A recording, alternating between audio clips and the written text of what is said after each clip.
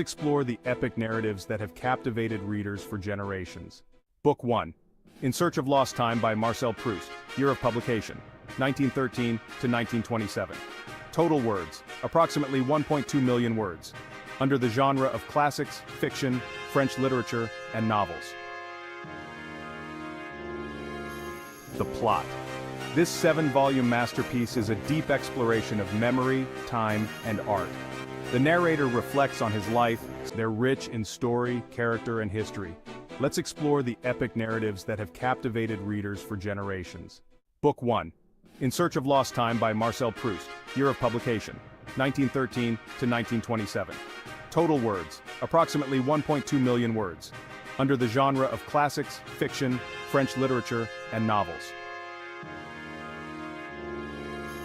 The plot. This 7-volume masterpiece is a deep exploration of memory, time, and art. The narrator reflects on his life, society, and the passage of time, creating a richly detailed world that captures the essence of human experience. Book 2, Artemine ou le Grand Cyrus by Madeleine de Scudéry. Year of publication: 1649 to 1653. Total words: approximately 2.1 million words. Under the genre of novels, romance. The plot. Set in the ancient world, this massive novel is a tale of adventure and romance, following the heroic exploits of Cyrus the Great. It weaves together love stories, political intrigue, and moral lessons across its sprawling narrative. Book 3, Mission Earth by L. Ron Hubbard. Year of publication: 1985 to 1987. Total words: approximately 1.2 million words. Under the genre of science fiction, fantasy, humor, space opera. The plot. This science fiction series is a satirical look at Earth through the eyes of aliens. Across 10 volumes it critiques modern society with humor and irony, while spinning a tale of intergalactic adventure. Book 4, Les Miserables by Victor Hugo. Year of publication: 1862. Total words: approximately 655,000 words. Under the genre: fiction, historical novels, French literature. The plot. Set in 19th century France, this epic novel follows the lives of several characters as they navigate love, loss, and revolution. Central to the story is Jean Valjean, an ex-convict seeking redemption, and his struggle against a society that refuses to let him forget his past. Book 5, War and Peace by Leo Tolstoy. Year of publication: 1869. Total words: approximately 587,000 words. Under the genre classics, fiction, Russian literature. The plot. Monumental novel examines the impact of the Napoleonic Wars on Russian society. Through the lives of its characters, Tolstoy explores themes of war, peace, love, and the search for meaning in a chaotic world. Book 6, Clarissa, or The History of a Young Lady by Samuel Richardson. Year of publication: 1748. Total words: approximately 970,000 words. Under the genre novel, epistolary novel, fiction. The plot. Defying her parents' desire for her to marry a loathsome man for his wealth, the virtuous Clarissa escapes into the dangerous arms of the charming rogue Lovelace, whose intentions are much less than honorable. The novel is an exploration of the moral and social pressures placed on women in the 18th century. Book 7, The Man Without Qualities by Robert Musil. Year of publication: 1930 to 1943, though it remained unfinished. Total words: approximately 1.7 million words. Under the genre fiction, classics, philosophy, German literature, novels. The plot. Set in Vienna. This great novel of ideas tells the story of Ulrich, ex-soldier and scientist, seducer and skeptic, who finds himself drafted into the grandiose plans for the 70th Jubilee of the Emperor Franz Joseph. Set in the Austro-Hungarian Empire on the eve of World War I, this modernist novel delves into the philosophical and cultural dilemmas of the time. Book 8, Saronia, Texas by Madison Cooper. Year of publication: 1952. Total words: approximately 1.1 million words. Under the genre novel literature. The plot. This novel offers a detailed portrait of life in a fictional Texas town, exploring the complexities of Southern society. It's a sweeping tale of love, power, and tradition in the American South. Cooper modeled some of his characters after real local people. This book has been well loved by countless readers over the years. Book 9, Zettel's Traum by Arno Schmidt, year of publication 1970, total words, approximately 1.3 million words, under the genre novel, fiction. The plot. This experimental German novel combines stream-of-consciousness narrative with extensive footnotes and commentary. It's a challenging work that explores themes of language, literature, and the unconscious mind. Book 10, A Dance to the Music of Time by Anthony Powell. Year of publication 1951 to 1975, total words over 1 million words. Under the genre novel, classics, historical fiction, British literature. The plot. This 12-volume series captures the changes in British society over several decades through the lives of its characters. It's a richly detailed social chronicle that explores themes of time, memory, and the human condition. And there you have it, Book Foxes, the longest books in the world, each a monumental achievement in its own right. Whether you're up for the challenge of reading them or just curious about their stories, these books offer a deep dive into the human experience. Thanks for joining us, Book Foxes. If you enjoyed this summary, give it a thumbs up, and hit that subscribe button so you never miss out on more books simplified for your busy life. Share this video with fellow book lovers, and let's keep the conversation going in the comments. See you next time. Hello, and welcome back to the Book Fox Summaries, bringing literature to life one summary at a time. Can't tackle that TBR pile? Don't have time to read? We've got you covered. So grab a cuppa, get comfy, and join us on this incredible journey through the world of literature. Today we're diving into a classic that's both chilling and thought-provoking. George Orwell's 1984 with a big question: is Big Brother still watching us today? Imagine a world where even your thoughts are not your own. This is the chilling reality of George Orwell's 1984. Published in 1949, this dystopian novel paints a stark picture of Oceania, a society ruled by Big Brother. Through the eyes of Winston Smith, a low-ranking party member, we are plunged into a world of perpetual surveillance and psychological manipulation. The party maintains its grip on power through an intricate web of surveillance, propaganda, and fear. Telescreens monitor citizens' every move, while thought police punish even a flicker of dissent. Language itself is weaponized with newspeak, designed to limit thought and make rebellion impossible. Winston dares to rebel, clinging to his humanity and seeking solace in a forbidden love affair with Julia. Their rebellion, though ultimately crushed, serves as a testament to the enduring human spirit. 1984 is a stark reminder of the fragility of freedom and the need for vigilance against tyranny. Power in 1984 is not a means to an end, it is the end itself. The party led by Big Brother seeks absolute control over every aspect of human existence. This power is wielded with an iron fist, crushing any form of dissent or individuality. Central to the party's grip on power is the systematic use of fear.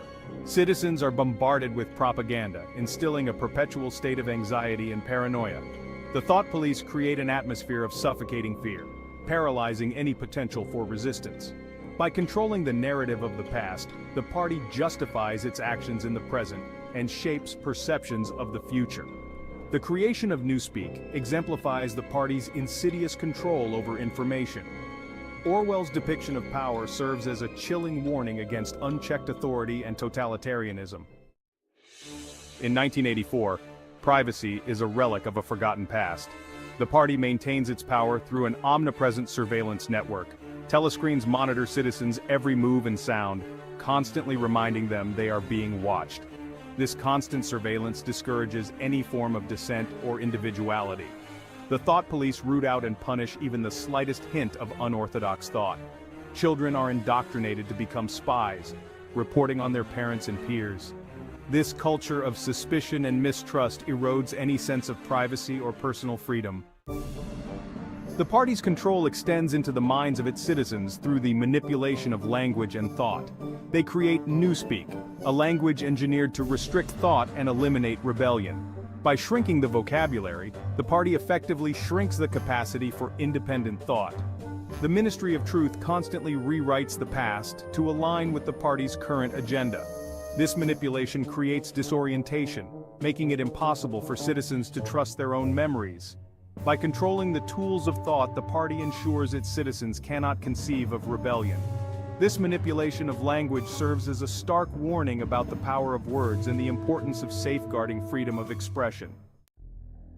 In Oceania, conformity is demanded. The party seeks to eliminate individuality, reducing citizens to faceless drones. The pressure to conform is relentless, enforced through surveillance, propaganda, and social pressure. Citizens are bombarded with messages reinforcing the party's ideology. Social interactions are controlled, with genuine human connection viewed with suspicion. The party promotes organizations like the Junior Anti-Sex League, discouraging love and relationships. The crushing weight of conformity serves as a chilling reminder of the importance of individuality and the dangers of unquestioning obedience. In 1984, freedom is meticulously redefined and controlled. The party creates an illusion of freedom, giving the appearance of choice while maintaining control. Citizens are granted limited freedoms within the confines of the party's ideology.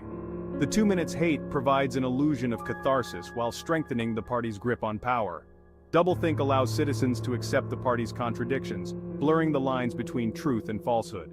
The illusion of freedom serves as a reminder that true freedom requires internal autonomy. Orwell's dystopia warns against complacency and the importance of critical thinking. Despite the fear and oppression in 1984, the human spirit flickers with rebellion.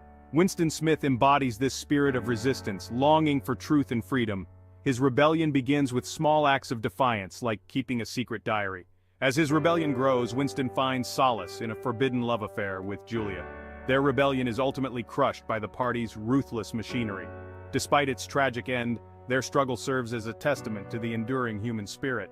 Their story reminds us that even in the darkest times, hope can flicker, and the fight for freedom is worth waging. Published in 1949, 1984 has become an eerily prescient commentary on the digital age. Orwell's depiction of a society grappling with surveillance and propaganda resonates with chilling familiarity today.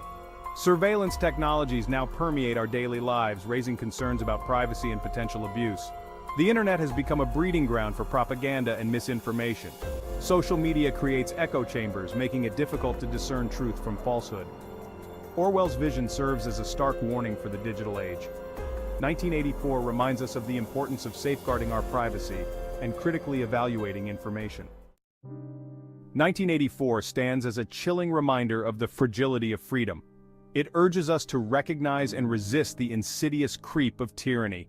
In an age of increasing surveillance, we must protect our privacy and digital rights. We must demand transparency and accountability from those who collect our data. Education and media literacy are crucial in the fight against manipulation. Safeguarding freedom requires active participation in the political process. 1984 is a call to action, urging us to remain vigilant and safeguard our freedoms. Before we go, we ask for your help. Please subscribe to our channel. With your subscription, you are encouraging us to create more summaries. Feel free for any comments or recommendations, they are welcome. Hit the like button, share with friends, and turn on notifications to stay in the loop. Hello, fantasy lovers, and welcome to another exciting episode. Ever wondered about a world where humans and fairies coexist but not in harmony? A world full of magic, danger, and romance? Today, we're uncovering the magic of A Court of Thorns and Roses by Sarah J. Maas. It's a tale of a daring huntress, a cursed fairy lord, and a love that could shatter the barriers between two worlds. So, are you ready to explore the enchanting world of Prythian? Stay tuned as we delve deeper. Welcome to Prythian, a world where magic is as common as the air we breathe. Here, the impossible becomes possible, and the extraordinary becomes ordinary. Picture a realm divided into 7 courts, each ruled by a High Lord possessing unique magical abilities. From the radiant Summer Court to the chilling Winter Court, each territory is a world within itself, brimming with enchantments, mysteries, and breathtaking landscapes. Now imagine living on the fringes of this magical world, in a mundane village where the only magic you know is the struggle for survival.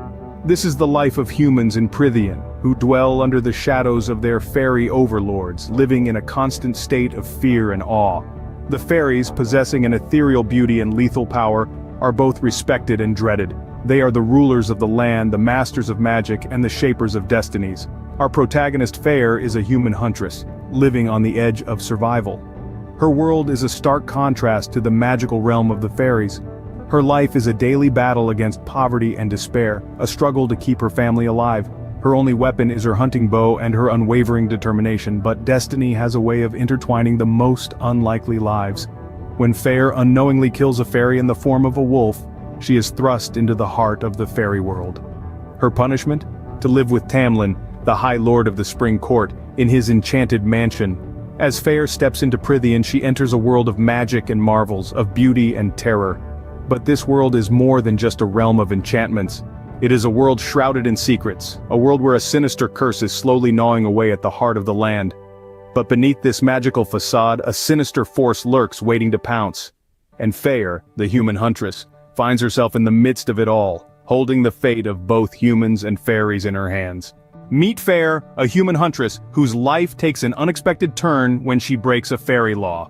In the world where humans live in fear and respect of the majestic fairies, Fair stands out as a beacon of resilience. She's not just a huntress, but also a provider, a protector, a survivor.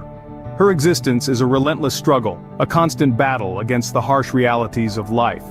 Her family's survival hinges on her ability to hunt in the Forbidden Lands. But one day her life takes a drastic turn when she unknowingly kills a wolf, a fairy in disguise, breaking a sacred fairy law. This act of survival throws her into a whirlwind of events she never could have anticipated. She's whisked away from her home, her family, her world, and is forced to live in Prythian, the land of the fairies. Her captor? Tamlin, a fairy lord whose charm is as potent as his power. But don't mistake this for a mere tale of a damsel in distress. Fair is far from helpless.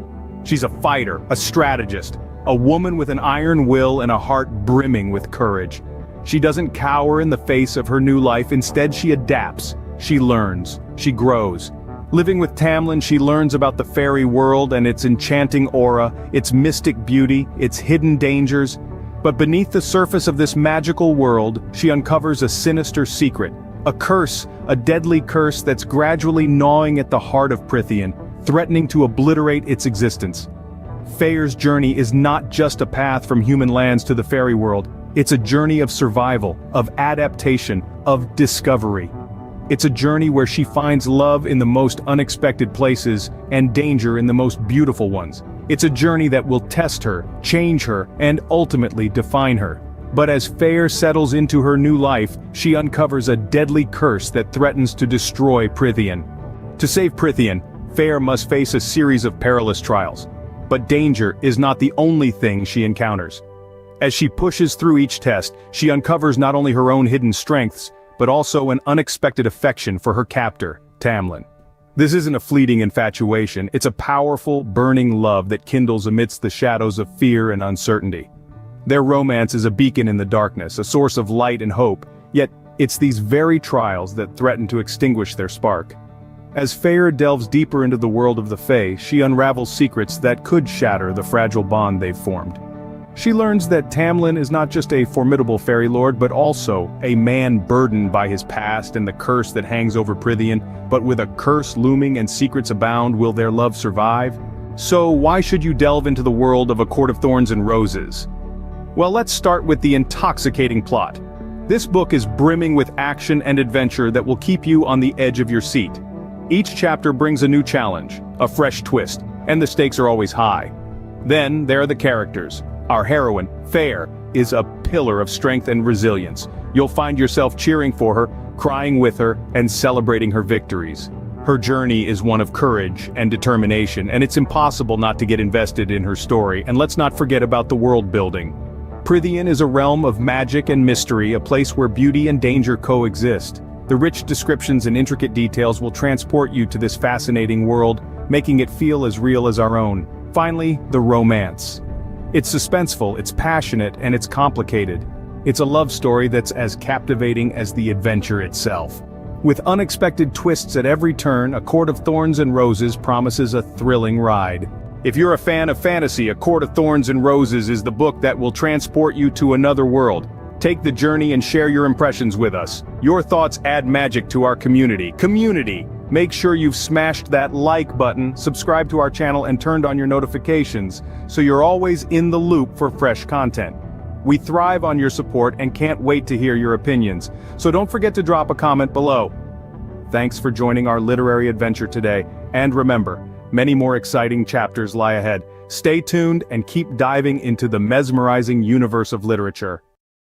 Do you know that once upon a time, there was no time? Have you ever gazed up at the night sky and wondered how our world came to be?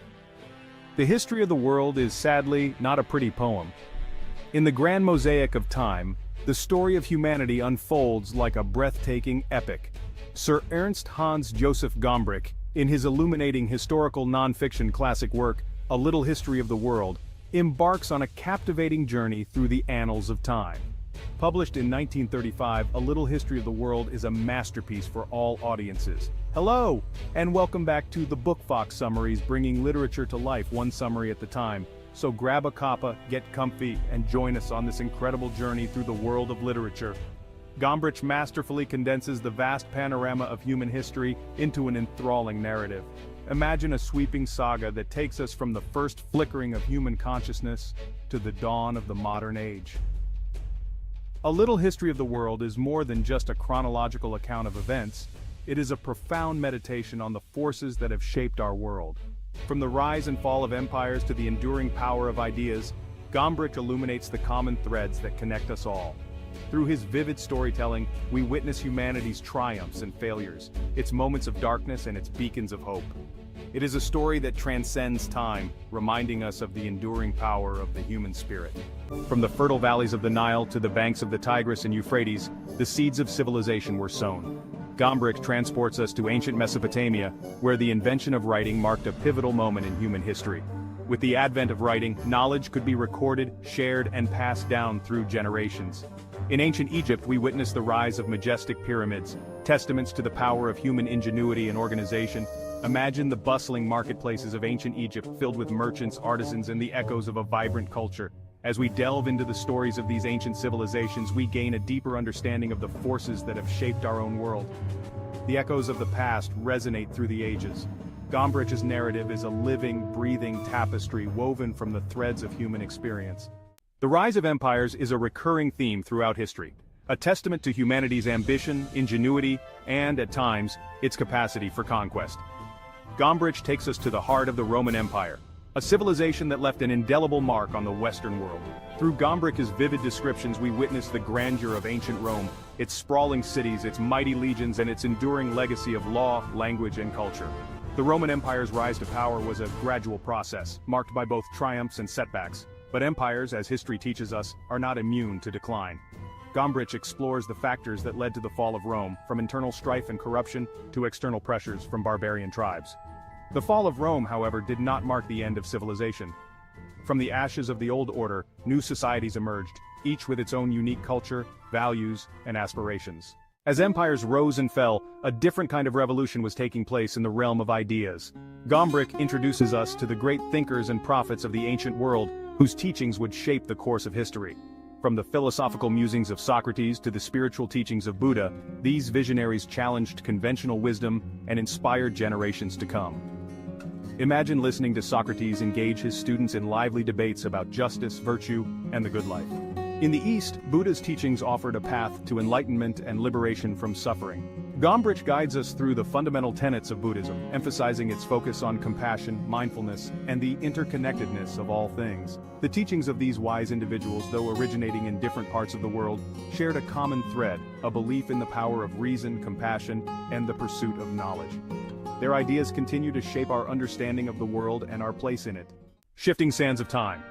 The medieval period, often misunderstood as a dark age, was a time of profound transformation and cultural flowering. Gombrich challenges this misconception, highlighting the architectural marvels, the rise of universities, and the enduring legacy of the Islamic Golden Age. Imagine stepping into a medieval cathedral, its soaring arches and stained glass windows testaments to the artistic and spiritual aspirations of the age. Gombrich introduces us to Charlemagne, a ruler who united much of Western Europe under his rule and laid the groundwork for the Holy Roman Empire. Charlemagne's reign was marked by a revival of learning and culture, known as the Carolingian Renaissance. In the East, the Islamic world experienced a golden age of scientific discovery, mathematical innovation, and philosophical inquiry. Gombrich highlights the contributions of Muslim scholars to astronomy, medicine, and mathematics, fields in which they made groundbreaking advancements. The medieval period was a time of cultural exchange, intellectual ferment, and the laying of foundations for the modern world. A sum of cultures. As the world entered the early modern period, a spirit of exploration and discovery took hold. Gombrich takes us on voyages with intrepid explorers like Christopher Columbus and Ferdinand Magellan, whose journeys expanded the European worldview. Imagine the sense of wonder and trepidation as European explorers set sail into uncharted waters, driven by a thirst for knowledge and riches. The Renaissance, a period of remarkable artistic, scientific, and intellectual creativity, ushered in a new era of human history. Gombrich introduces us to Leonardo da Vinci, Michelangelo, and Raphael, masters whose works continue to inspire awe and wonder. The invention of the printing press by Johannes Gutenberg revolutionized the dissemination of knowledge. The printing press democratized access to information and helped to break down barriers between people and ideas. The early modern period was a time of profound change, marked by exploration, innovation, and the clash of cultures. The March of Progress. The Enlightenment, a period of intellectual awakening, swept through Europe in the 18th century. Gombrich introduces us to John Locke, Isaac Newton, and other Enlightenment thinkers who championed reason, individual liberty, and the pursuit of knowledge. Imagine engaging in lively salon discussions with Enlightenment thinkers, debating the nature of government, the rights of individuals, and the power of reason. The Industrial Revolution, beginning in the late 18th century, transformed the world in unprecedented ways. Gombrich explores the social, economic, and technological changes brought about by industrialization. The rise of democracy, fueled by Enlightenment ideals, challenged traditional power structures. Gombrich discusses the American and French revolutions, pivotal events that reshaped the political landscape of the Western world. The 18th and 19th centuries witnessed a remarkable acceleration of human progress, but they also brought new challenges. A world connected. The 20th century, marked by 2 world wars and rapid technological advancements, was a time of both unprecedented progress and profound upheaval. Gombrich guides us through the complexities of this tumultuous era, highlighting the causes and consequences of global conflict. Imagine the world holding its breath as the Cold War unfolded, a nuclear standoff between superpowers. The post-World War II era witnessed the rise of globalization, connecting people and cultures in unprecedented ways. Gombrich explores the impact of globalization on trade, communication, and cultural exchange. The internet, a revolutionary technology, further accelerated these connections. The late 20th and early 21st centuries witnessed a surge in technological innovation, transforming the way we live, work, and interact with the world. A legacy for tomorrow. As we stand at the cusp of a new era, Gombrich's A Little History of the World serves as a powerful reminder of the enduring power of the human spirit. Throughout history, humanity has faced countless challenges, from wars and famines to natural disasters and pandemics. Yet, through it all we have persevered, innovated, and strived to create a better world for ourselves and future generations. Gombrich's work is a testament to the power of storytelling as a means of understanding who we are, where we come from, and where we might be headed. His book is not just a history of the world, it is a history of humanity, a story that belongs to all of us. The choices we make today will shape the world of tomorrow. Before we go, we ask for your help. Please subscribe to our channel. With your subscription, you are encouraged us to create more summaries. Any comments and recommendations are welcome. Hit the like button, share with friends, and turn on notifications to stay in the loop. See you next time. Hello, Book Foxes. Welcome back to At the Book Fox Summaries, keeping books simplified for your busy life, one summary at a time. Today we dive into one of the most acclaimed books from the Russian literature. Anna Karenina, first published in 1877, is a masterpiece by Russian author Leo Tolstoy. This novel has been hailed as one of the greatest works of literature, exploring the depth of human emotions and the consequences of following one's desires in a rigid society. Tolstoy presents a haunting question through Anna's story. What would you sacrifice for love? The answer, as we'll see, is far from simple. The novel follows 2 intertwined storylines. The first is the tragic love affair between Anna Karenina, a beautiful aristocrat, and Count Alexei Vronsky. Their passionate relationship leads Anna to abandon her husband, Alexei Karenin, and her son, a decision that alienates her from society and drives her toward despair. In stark contrast is the story of Konstantin Levin, a landowner seeking a meaningful life. Levin's pursuit of happiness through love, work, and family offers a counterbalance to Anna's turbulent life. Let's delve into the characters who make this novel unforgettable. Anna Karenina is a complex character torn between her desires and the expectations of society.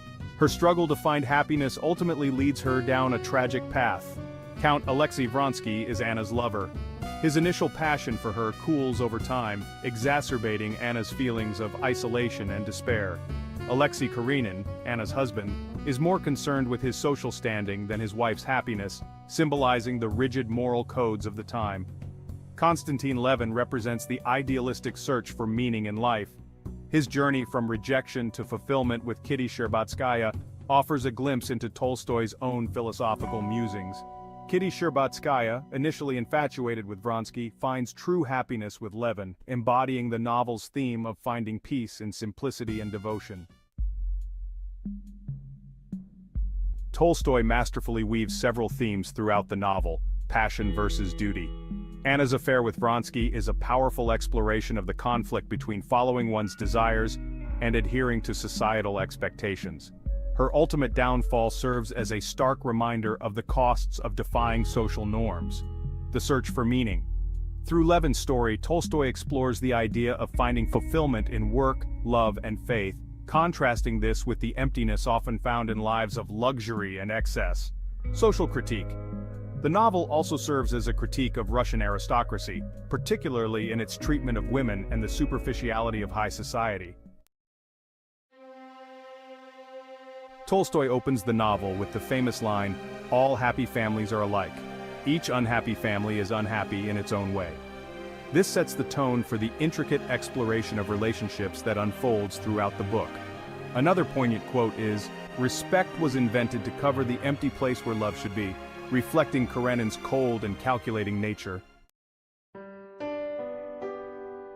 Reflecting on Anna Karenina, it's clear that Tolstoy presents a timeless story about the complexities of love, the consequences of our choices, and the pursuit of a meaningful life. While Anna's story ends in tragedy, Levin's journey offers a glimmer of hope, suggesting that true contentment lies in living authentically, aligned with one's values. In Anna Karenina, Tolstoy doesn't just tell a story. He dissects the human condition with a precision that resonates even today. Whether it's the painful consequences of a forbidden love, or the serene satisfaction found in family and work, Tolstoy's message is clear. Life is complex and the choices we make define us. Now it's your turn. What do you think of Anna's choices? Do you relate more to Levin's search for meaning? Let us know in the comments below. Thanks for joining us, Book Foxes. If you enjoyed this summary, give it a thumbs up, and hit that subscribe button so you never miss out on more books simplified for your busy life. Share this video with fellow book lovers, and let's keep the conversation going in the comments. See you next time. For countless high school students, encountering the Diary of Anne Frank is a rite of passage. This diary, penned by a young girl hiding in the heart of World War II, offers a perspective rarely found in our textbooks. Textbooks, by their very nature, provide a broad, generalized account of history. They present us with dates, events, and figures, painting a picture of the past with facts and statistics. Yet, these cold, impersonal narratives often fail to capture the human experience that shapes and is shaped by these historical events. This is where the Diary of Anne Frank diverges from the norm. It invites us into a world far removed from the sanitized accounts of history. Anne's words ferry us into the cramped, hidden space of the secret annex, where she and her family lived in constant fear of discovery. Her vivid descriptions allow us to experience the suffocating atmosphere, the gnawing hunger, the tension that permeated every moment of their existence. Unlike the detached narrative of textbooks, Anne's diary offers a raw, unfiltered account of the war. We see history not as an observer but as a participant, living each moment with Anne as she navigates the terrifying realities of her life. This personal perspective highlights the brutality of war in a way that no summary in a textbook can replicate. We journey with Anne through her daily struggles, experiencing the fear, the uncertainty, the hope, and the despair that characterized her life in hiding. Her diary becomes a window into a world that most of us can only imagine, a world where survival is uncertain and freedom is but a distant dream. This is the power of the Diary of Anne Frank. It breaks the barrier of impersonal historical narratives, providing a first-hand account of a time that reshaped the world. It gives a voice to the millions whose stories were silenced by the war, reminding us of the human cost of conflict. So, as we delve into the pages of Anne's diary, we are not merely reading a book. We are stepping into the shoes of a young girl living in the shadow of war, experiencing history through her eyes. It's a first-hand account of war's brutality, far more impactful than any textbook summary can ever be. While the setting is historical, the themes tackled by Anne are universal. Yes, Anne Frank's diary was penned in the midst of World War II, but she writes about experiences that every teenager can relate to. This makes her diary more than just a historical document. It's a mirror reflecting the timeless struggles of adolescence. Anne grapples with feelings of frustration, confusion, and longing that are all too familiar to high school students. She navigates complex family dynamics, often clashing with her mother and sister. These familial conflicts are a universal part of growing up, something that every teenager can relate to, regardless of the era they live in. Beyond family issues, Anne is also on a journey of self-discovery. She's exploring her identity, her place in the world, and her aspirations for the future.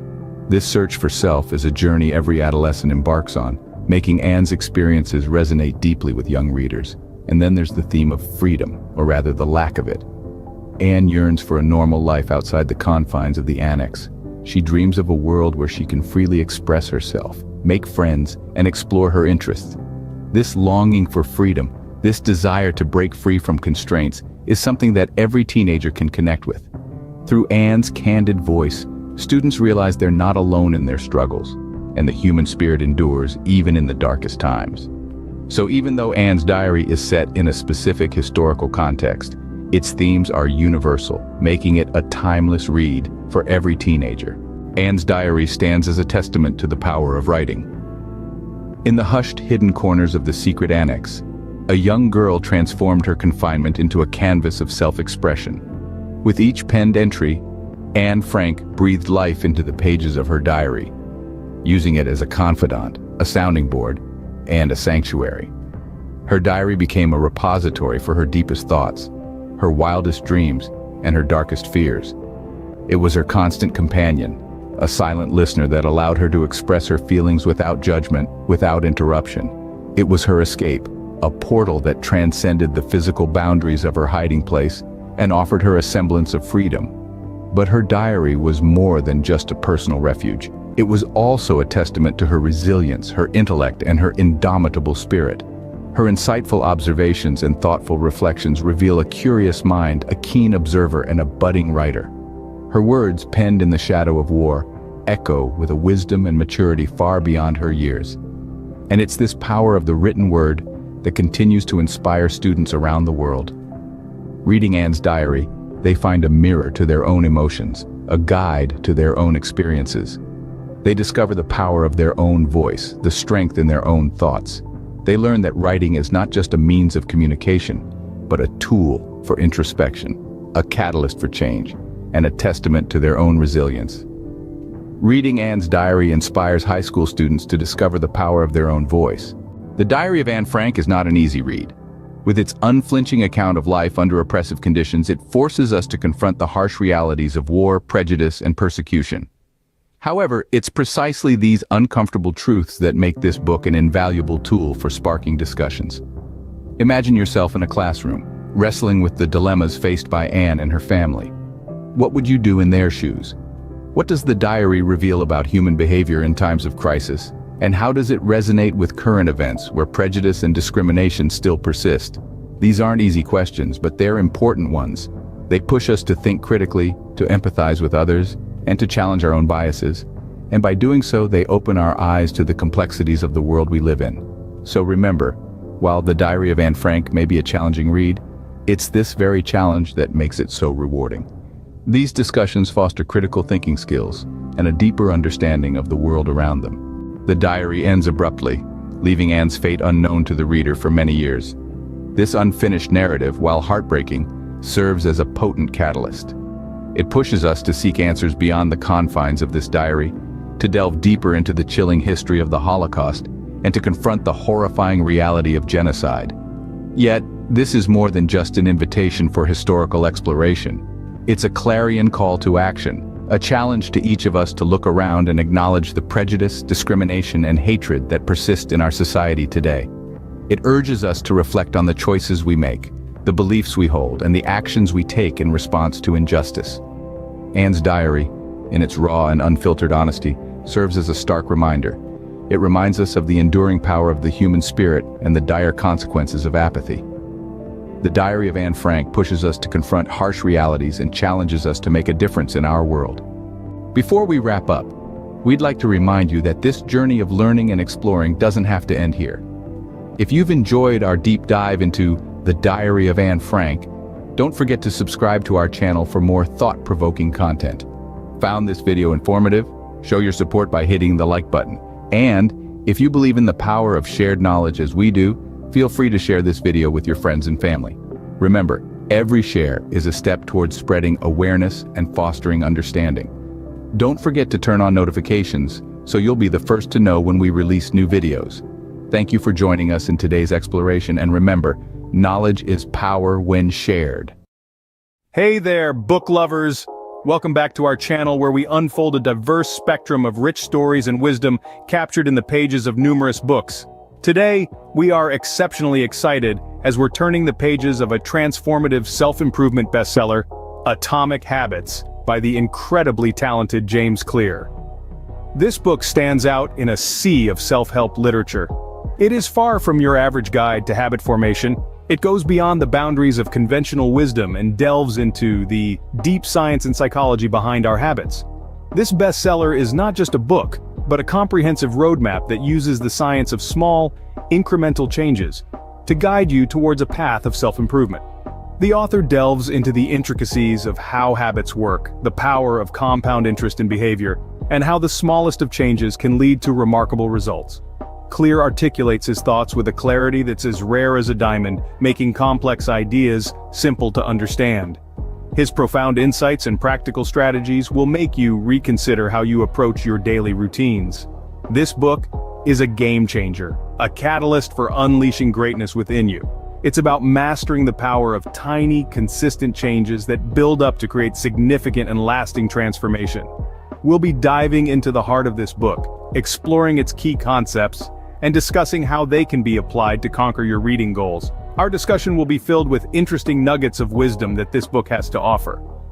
So, are you ready to unlock the power of tiny changes for an improved reading life? Dive in with us. Clear's Atomic Habits is based on a simple habit loop: cue, routine, reward.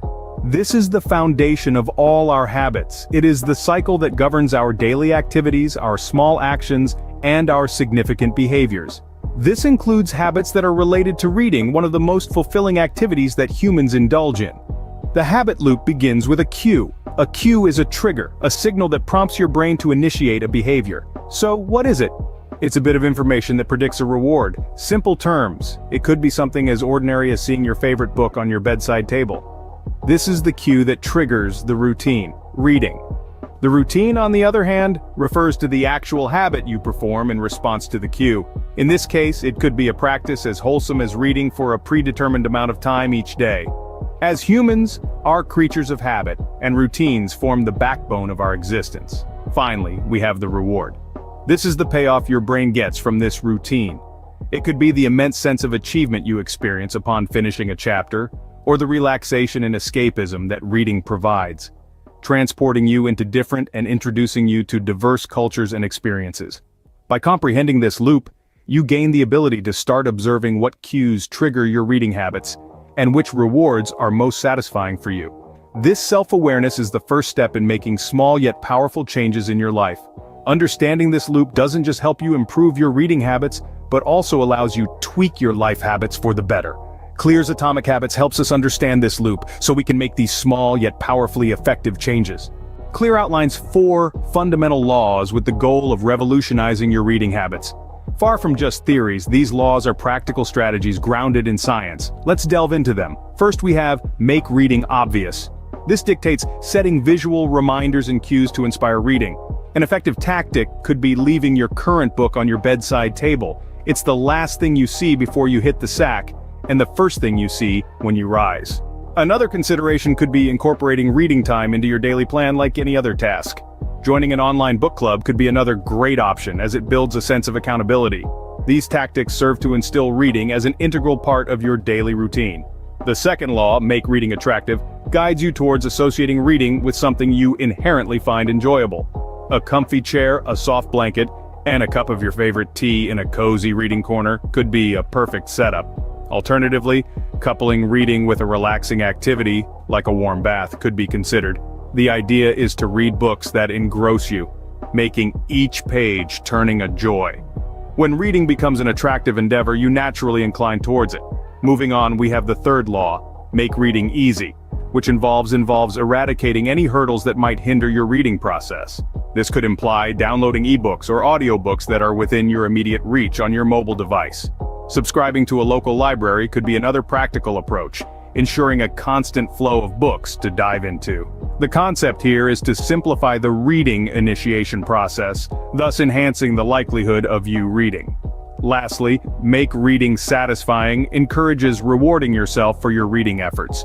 It could be as straightforward as maintaining a reading journal, jotting down your reflections, concepts, and memorable quotes from every book you assimilate. You could also pamper yourself with a fun recreation or a unique treat after each completed book. The aim is to make reading a gratifying experience, one that fills you with a sense of achievement and happiness. To sum up these 4 laws, make reading obvious, make reading attractive, make reading easy, and make reading satisfying, offer a robust strategy to augment your reading routine.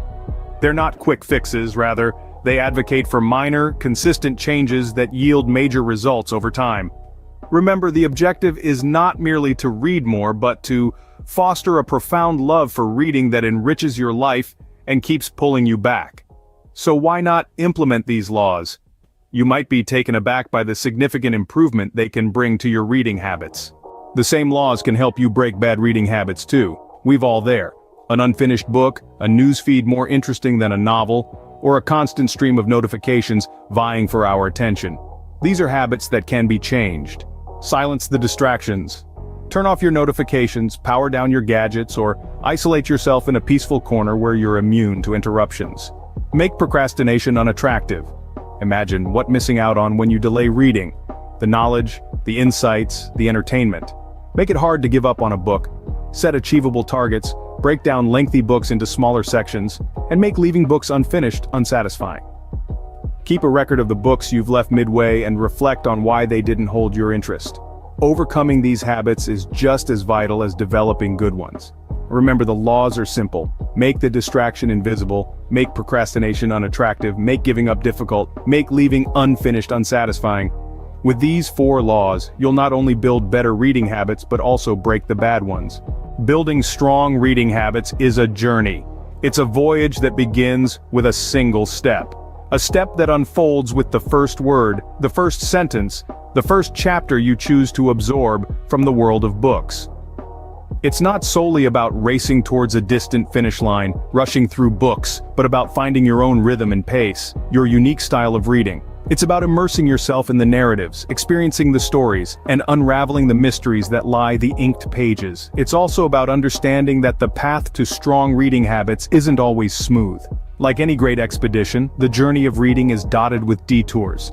There might be moments when you find a book that doesn't resonate or life throws roadblocks in your way, but these aren't setbacks, rather, they are experiences. They provide you with an opportunity to understand your preferences, build resilience, and learn to navigate through challenges. However, the key to this journey lies in consistency and patience. These aren't just virtuous qualities, they are your most loyal allies. They'll help you cultivate a reading habit that sticks. A habit that becomes an integral part of your daily life. They'll guide you through the valleys and the peaks, ensuring that you stay committed to the task at hand. Always remember that reading isn't just a habit, it's a celebration. It's about savoring each word, each sentence, each page. It's about acknowledging the beauty of language and the power of storytelling. It's about diving into different worlds, meeting new characters, and living different lives with every flip of the page. But most importantly, don't forget to relish each word, each sentence, each page, because at the end of the day, it's all about the joy of reading. Now that you have the tools, which reading habit will you begin first? Feel free to voice your plans in the comments. Your perspectives might inspire a fellow reader. If you found value in this video and crave more book suggestions and reading advice, don't forget to subscribe to our channel for more summaries about diverse topics. Hit the like button, share with your friends, and turn on notifications from our channel to stay in the loop. We're eager to learn about your progression as a reader. Happy reading until we meet again. Hello and welcome back to the Book Fox Summaries, bringing literature to life one summary at a time. Can't tackle that TBR pile? Don't have time to read? We've got you covered. So, grab a cuppa, get comfy, and join us on this incredible journey through the world of literature. Today in this video, we'll dive into Brian Tracy's time management bestseller, Eat That Frog. This powerful book breaks down a simple yet effective strategy to boost your productivity and conquer procrastination. Procrastination. We all know it, we all do it. It's that sneaky voice that whispers, "Do it later." It's the master of disguise, often appearing as harmless relaxation or necessary research. But beneath its alluring facade lies a productivity killer. Procrastination steals our time, our energy, and our sense of accomplishment. It leaves us feeling overwhelmed, stressed, and defeated. We know we should be doing something else, something important, but the allure of procrastination is strong. Why do we fall prey to this productivity vampire? The reasons are many and varied. Fear of failure, perfectionism, feeling overwhelmed, and lack of clarity are just a few of the culprits. We tell ourselves we work better under pressure, that we'll have more time tomorrow, that we need to be in the right mood. But these are just excuses, stories we tell ourselves to justify our inaction. The truth is, procrastination is a habit, and like any habit, it can be broken. But to break free from its grip, we need a plan, a strategy, a weapon against this insidious foe. We need a system that helps us prioritize, focus, and take action. We need a guide to help us navigate the treacherous waters of procrastination and reach the shores of productivity. Eat That Frog. What a strange title for a productivity book. But within this seemingly bizarre metaphor lies a powerful truth. The frog represents your most important task, the one you're most likely to procrastinate on. It's the task that holds the greatest potential for positive impact, but also the one that feels the most daunting. Tracy's message is simple. Tackle your frog first. Don't delay, don't delegate, don't distract yourself with smaller, less important tasks. Eat your frog first thing in the morning, and the rest of your day will feel like a cakewalk. This seemingly simple act has profound implications for your productivity. By tackling the hardest task first, you build momentum, gain a sense of accomplishment, and free your mind to focus on other tasks. Imagine this. You have a presentation to prepare for, a mountain of emails to answer, and a report to write. You feel overwhelmed, unsure where to start. Your instinct is to tackle the emails first.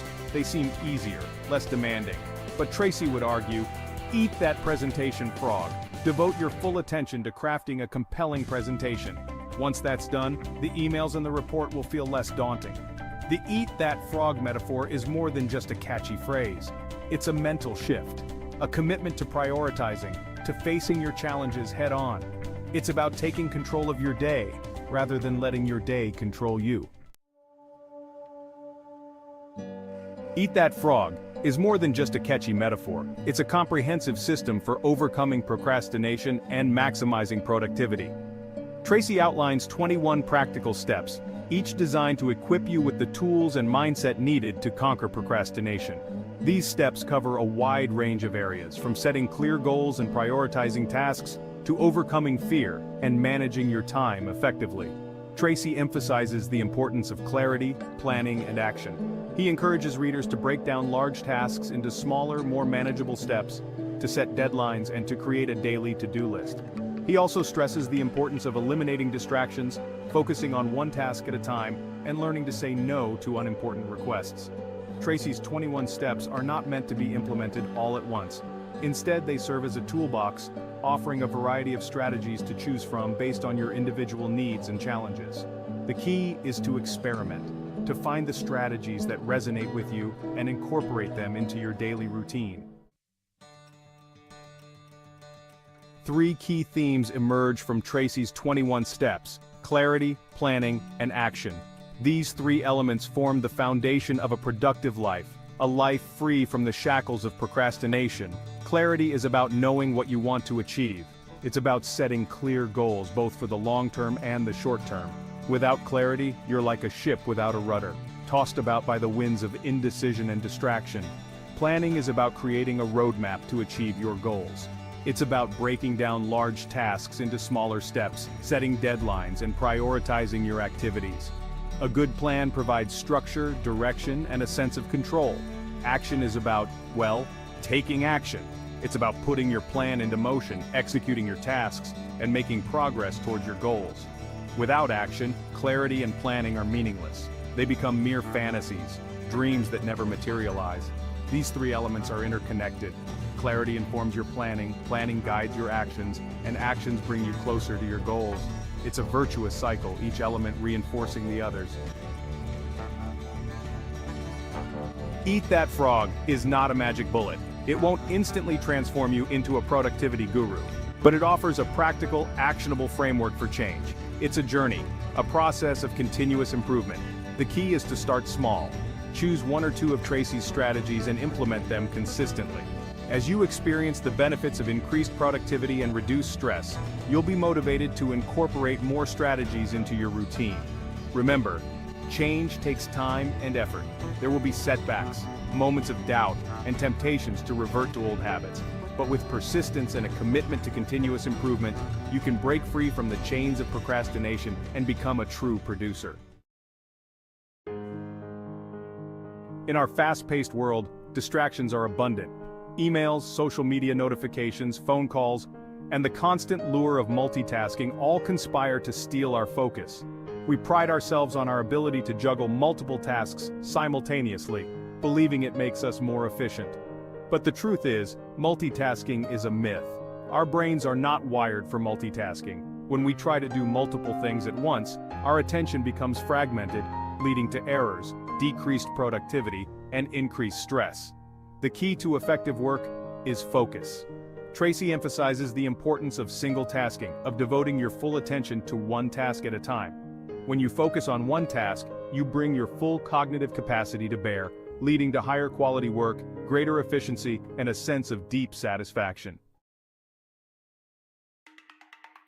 Time is our most precious resource. It's finite, non-renewable, and constantly slipping away. Yet we often treat it carelessly, squandering it on trivial pursuits and allowing others to dictate how we spend it. Mastering your time is essential for consistent productivity. Tracy provides several strategies for effective time management, including setting clear priorities, scheduling your day, and eliminating time-wasting activities. He also emphasizes the importance of delegation, of entrusting tasks to others who can handle them effectively, freeing up your time for more important activities. Effective time management is not about cramming more activities into your day. It's about making conscious choices about how you spend your time, ensuring that your actions align with your goals and values. The 80-20th rule, also known as the Pareto principle, states that roughly 80% of your results come from 20% of your efforts. This principle applies to many areas of life, including productivity. In the context of work, this means that a small number of tasks contribute the most to your overall success. The key is to identify these high-impact tasks and prioritize them. By focusing on the 20% that matters most, you can achieve significant results with less effort. This principle encourages us to be selective, to focus on the activities that generate the greatest return on our investment of time and energy. It's about working smarter, not harder. Saying no can be difficult.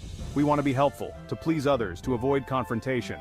But saying yes to every request, every invitation, every opportunity comes at a cost. It drains our time, our energy, and our focus. Learning to say no is essential for protecting your time and energy. It's about setting boundaries, prioritizing your own goals, and avoiding commitments that don't align with your values. Saying no allows you to focus on the things that truly matter, the things that move you closer to your goals. It's not about being selfish or uncooperative. It's about being assertive, about making conscious choices about how you spend your time and energy. It's about recognizing that your time is valuable and should be protected. Before we go, we ask for your help. Please subscribe to our channel. With your subscription, you help us create more summaries. Comments and recommendations are welcome. Hit the like button, share with friends, and turn on notifications to stay in the loop. See you next time. Hello, Book Foxes! Welcome back to At the Book Fox Summaries, your go-to channel for simplifying the greatest books of all time. Today, we're delving into Crime and Punishment by Fyodor Dostoevsky, a novel that explores the depths of human guilt, morality, and redemption. Published in 1866, this psychological thriller has captivated readers for over a century. Imagine being so consumed by a theory that you believe committing a murder is not only justified but necessary. This is the dangerous line that Raskolnikov, our protagonist, crosses. But can anyone truly escape the weight of their conscience? To truly understand the gravity of Raskolnikov's actions, we need to delve deeper into the key events that shape his journey. After the murder, Raskolnikov becomes a prisoner of his own mind. "I did not bow down to you. I bowed down to all the suffering of humanity," he says, reflecting the inner turmoil that haunts him. His interactions with other characters, like the compassionate Sonia, who herself suffers greatly, highlight his internal conflict. Sonia becomes a mirror to his soul, representing the innocence and morality he has lost. One of the most significant moments is when Raskolnikov confesses to Sonia, saying, "It was I killed the old pawnbroker woman and her sister Lizaveta with an axe and robbed them." This confession marks the beginning of his path to redemption, as he starts to confront the reality of his actions. Another pivotal event is his encounter with Porfiry, the astute investigator who suspects Raskolnikov but plays a psychological game with him. Porfiry's probing questions and keen observations push Raskolnikov closer to the edge, intensifying his paranoia and fear of being discovered. His journey from arrogance to despair, and eventually to a form of redemption, is a powerful exploration of the human psyche. As Dostoevsky writes, "Pain and suffering are always inevitable for a large intelligence and a deep heart." This quote encapsulates the essence of Raskolnikov's experience, a man caught between his intellectual arrogance and the inescapable weight of his conscience. Crime and Punishment follows Rodion Raskolnikov, a former student living in poverty in St. Petersburg. Convinced that he's an extraordinary man, Raskolnikov believes he has the right to eliminate those who are worthless to society. He sees himself as a person who can transcend the moral boundaries that govern ordinary people. He meticulously plans and commits the murder of a pawnbroker, Alyona Ivanovna, hoping to use her money to better his life and others. However, he also kills her half-sister Lizaveta, who unexpectedly walks in on the crime. But the crime doesn't go as planned, and Raskolnikov's mind begins to unravel under the immense pressure of guilt. His mental state deteriorates as he grapples with the moral implications of his actions, leading to a profound internal conflict. The central conflict of the novel is Raskolnikov's internal struggle. He is tormented by his guilt and paranoia, which only intensifies as the story progresses. This is further complicated by his interactions with Porfiry Petrovich, the clever investigator who suspects him of the crime, and Sofia, a woman who symbolizes compassion and redemption. We will explore additional themes and messages in Crime and Punishment, such as the exploration of morality, the nature of guilt, and the search for redemption. Dostoevsky delves into the human psyche, questioning the boundaries of right and wrong. He challenges the reader to consider whether a crime can ever be justified, even if committed for a perceived greater good. Through Raskolnikov's journey, we see the devastating effects of guilt and how it consumes him from within, leading to his eventual psychological breakdown. Raskolnikov's interactions with Sofia highlight the possibility of salvation and forgiveness. Sofia's unwavering faith and compassion offer a stark contrast to Raskolnikov's internal chaos, suggesting that redemption is possible. These themes are not just confined to the 19th century, but are incredibly relevant to contemporary society. The moral dilemmas faced by individuals today, the psychological burden of guilt, and the quest for personal redemption are universal experiences that transcend time. In this new segment, we will expand on the real-life relevance of Crime and Punishment by discussing how the book's themes and characters relate to modern-day issues. The moral dilemmas faced by Raskolnikov, for instance, are mirrored in today's ethical debates, such as the justification of certain actions for a perceived greater good, be it in politics, business, or personal decisions. In an age where mental health is increasingly becoming a focal point of public discourse, Raskolnikov's internal struggle serves as a poignant reminder of the destructive power of unresolved guilt and the importance of seeking psychological help and redemption. Whether it's through religion, therapy, or personal transformation, the quest for forgiveness and self-acceptance is a journey that many undertake today. Now let's take a closer look at the characters who bring these themes to life. In this section, we delve deeper into the complexities of each character, exploring their motivations, backgrounds, and the psychological underpinnings of their actions. Raskolnikov, for instance, is not merely a criminal but a man caught in the throes of a philosophical crisis. His belief in the extraordinary man theory drives him to test the limits of his own morality, leading to his eventual downfall. Sofia, or Sonia on the other hand, is a beacon of hope and moral clarity. Her unwavering faith and compassion serve as a stark contrast to Raskolnikov's turmoil, offering him a path to redemption that he struggles to accept. Porfiry Petrovich, the astute investigator, employs psychological manipulation rather than physical evidence to corner Raskolnikov. His methods reveal the mental chess game that ensues between the hunter and the hunted, adding layers of suspense and intellectual depth to the narrative. Dostoevsky uses these characters to reflect broader societal issues such as the clash between utilitarianism and traditional morality, the impact of poverty, and the quest for meaning in a seemingly indifferent world. Each character is a piece of a larger puzzle, contributing to a rich tapestry of human experience and existential inquiry. In this section, we will include more personal insights and reflections on the book. Fyodor Dostoevsky's Crime and Punishment is not just a story about crime, it's a profound exploration of the human psyche. Many readers have found themselves deeply moved by Raskolnikov's internal struggles, seeing reflections of their own moral dilemmas and existential questions. The character of Sonia has resonated with many as a symbol of unwavering faith and redemption, providing a beacon of hope in even the darkest times. Porfiry Petrovich's methodical approach to justice has captivated those who appreciate the subtleties of psychological manipulation and the intricacies of human behavior. His cat-and-mouse game with Raskolnikov adds a layer of intellectual thrill that keeps readers engaged and reflective. Dostoevsky's work has encouraged many to question their own beliefs and values, pushing them to confront the complexities of human nature and the moral fabric of society. These personal reflections and reader testimonials highlight the timeless relevance of Crime and Punishment, demonstrating how a 19th-century novel continues to shape and influence modern thought and personal growth. Crime and Punishment delves into several profound themes.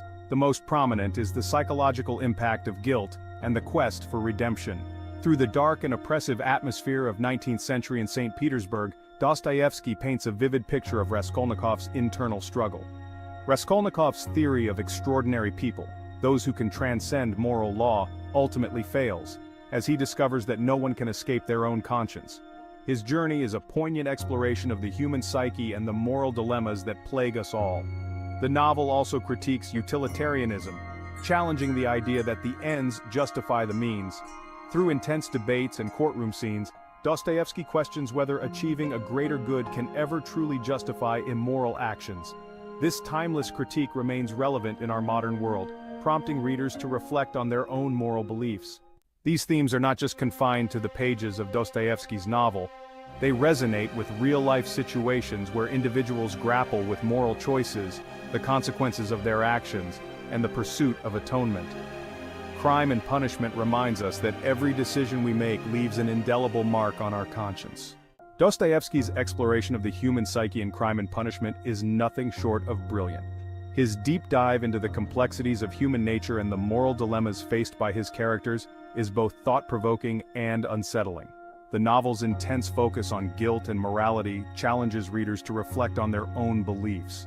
It forces us to confront our own inner conflicts and question the very essence of justice and redemption. It's a book that stays with you long after you've turned the final page, urging you to question the thin line between right and wrong. The haunting narrative and complex characters linger in your mind, making you ponder the true nature of crime and punishment. In summary, Crime and Punishment is a masterpiece that delves deep into the complexities of the human mind. It's a powerful narrative about crime, guilt, and the possibility of redemption. If you're a fan of psychological thrillers or classic literature, this is a must-read. Have you read Crime and Punishment? What are your thoughts on Raskolnikov's actions? Let's continue the conversation in the comments below. Before we go, we ask for your help. Please subscribe to our channel. Let us know in the comments what book you'd like us to cover next. Hit the like button, share with friends, and turn on notifications to stay in the loop. See you next time. The Louvre Museum, a treasure trove of art and history, becomes the backdrop for a thrilling mystery. Its grand halls, filled with masterpieces, now echo with whispers of a dark secret. Phrases like, "When a question has no correct answer, there is only one honest response. Silence." Or, The Bible did not arrive by facts from heaven. The Bible is the product of man, my dear, not of God. Let's go and decipher them. Today, we dive into the Da Vinci Code, by one of the 100 most influential people in the world in 2005, Dan Brown. This fiction mystery thriller, historical fiction and suspense published in 2003 has become one of the best-selling novels of all time. Hello, and welcome back to the Book Fox Summaries, bringing literature to life one summary at a time. So grab a cuppa, get comfy, and join us on this incredible journey through the world of literature. A murder rocks the hallowed halls, shattering the serene atmosphere of this iconic institution. The victim, the museum's esteemed curator Jacques Saunière, a man deeply connected to the art world. The late curator was involved in the Priory of Sion, a secret society whose members included Sir Isaac Newton, Victor Hugo, and Da Vinci, and he guarded a breathtaking historical secret. Before his death, he leaves behind cryptic clues, a trail of breadcrumbs leading to a hidden truth. Enter Sophie Neveu, a talented cryptologist with a sharp mind and a keen eye for detail. She is also the estranged granddaughter of the murdered curator, adding a personal stake to her quest. She partners with Robert Langdon, a renowned symbologist from Harvard, known for his expertise in symbols and ancient texts. Together, they embark on a perilous quest to unravel the secrets hidden within the museum's walls. The stakes are high and the clock is ticking, lives are at risk, and the truth they seek promises to be earth-shattering, a revelation that could change history as we know it. The murder of Jacques Saunière sets off a chain reaction of events, drawing them deeper into a web of intrigue. Sophie and Robert find themselves thrust into a world of ancient conspiracies and hidden knowledge where every discovery leads to more questions. The Louvre, with its vast collection of art and artifacts, becomes a hunting ground for secrets long buried. They must decipher the clues left behind, navigate the treacherous path ahead, and stay one step ahead of their relentless pursuers. Saunière, in a desperate attempt to preserve a secret, leaves behind a trail of clues. These clues are not just random, they are meticulously crafted to lead the right person to the truth. These clues are visible only to those who know where to look. They are hidden in plain sight, waiting to be discovered by those with the knowledge and insight to see them. He uses his final moments to point Sophie and Robert in the right direction. His dying act is a desperate plea for them to uncover the truth he has protected for so long. Symbols, codes, and riddles mark the path. Each one is a piece of a larger puzzle, intricately designed to test their intellect and resolve. Each clue they decipher brings them closer to the heart of the mystery. The journey takes them through ancient architecture and famous artworks, each holding a piece of the secret, and to a powerful secret society that will stop at nothing to protect it. This society has guarded the secret for centuries, and they are determined to keep it hidden. The curator's clues are ingenious and perplexing. They are designed to challenge the perception and intellect of anyone who dares to follow them. They challenge Sophie's cryptology skills and Robert's knowledge of symbology. Together they must use their unique skills to unravel the mysteries. Time is of the essence as they work together. Every second counts as they race against the clock to solve the puzzles. They must unravel the puzzles before the authorities catch up to them. The pressure is immense and the stakes are high, or worse, before the shadowy figures hunting them get there first. These pursuers are relentless, and failure is not an option for Sophie and Robert. The Priory of Sion, a clandestine organization shrouded in mystery, emerges as a key player. This secret society guards a truth that could shake the very foundations of Christianity. The Priory's existence is both revered and feared. Its members have protected its secrets for centuries. Sophie and Robert's investigation leads them deeper into the Priory's web of secrecy. They discover the organization's connection to the Knights Templar and the Holy Grail. The more they learn, the more they realize the magnitude of what they're dealing with. The truth, if revealed, could change the course of history. Leonardo da Vinci, the Renaissance genius, becomes an unlikely ally from beyond the grave. His art, particularly The Last Supper, holds secrets. These secrets have been hidden in plain sight for centuries. Da Vinci, a suspected member of the Priory of Sion, embedded clues within his masterpieces. These clues, when deciphered, reveal explosive truths about the true nature of Christianity.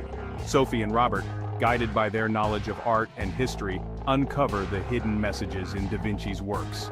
The paintings become maps, leading them closer to the Grail's location. they discover that Da Vinci's genius extended beyond art. He was a master of cryptography and symbolism, using his talents to safeguard a secret that had been hidden for centuries. Allies and enemies in the shadows. As Sophie and Robert delve deeper into the mystery, they encounter a cast of characters, each with their own secrets and agendas. Some become trusted allies, offering invaluable support and guidance, aiding them in their quest for the truth. Others, however, are formidable enemies lurking in the shadows, determined to stop them at any cost, using any means necessary. Sir Lee Teabing, a renowned Holy Grail expert, offers his extensive knowledge and resources, becoming a crucial part of their journey. But not everyone is who they seem. Hidden motives and secret agendas abound. Betrayal lurks around every corner, making it difficult to know who to trust. The line between friend and foe becomes increasingly blurred as Sophie and Robert navigate a dangerous game of cat and mouse, filled with deception and intrigue. They learn to trust their instincts, relying on their wits and each other to survive the escalating dangers.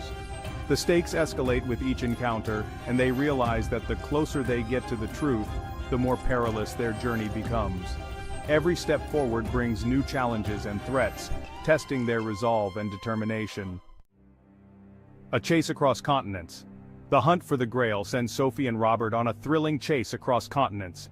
From the cobblestone streets of Paris to the grand cathedrals of England, they follow the trail of clues. Danger lurks at every turn. They are pursued relentlessly. Their pursuers are driven by fanaticism and a thirst for power. The chase is a test of endurance, intellect, and resourcefulness. Sophie and Robert must use all their skills to stay one step ahead of their pursuers. They navigate unfamiliar territories, decipher cryptic messages, and face constant threats. But their determination never wavers, fueled by their commitment to uncovering the truth. The Grail's true identity. The Grail, long shrouded in myth and legend, is revealed to be something entirely unexpected. It is not a physical object but a secret. This secret has been protected for centuries by the Priory of Sion.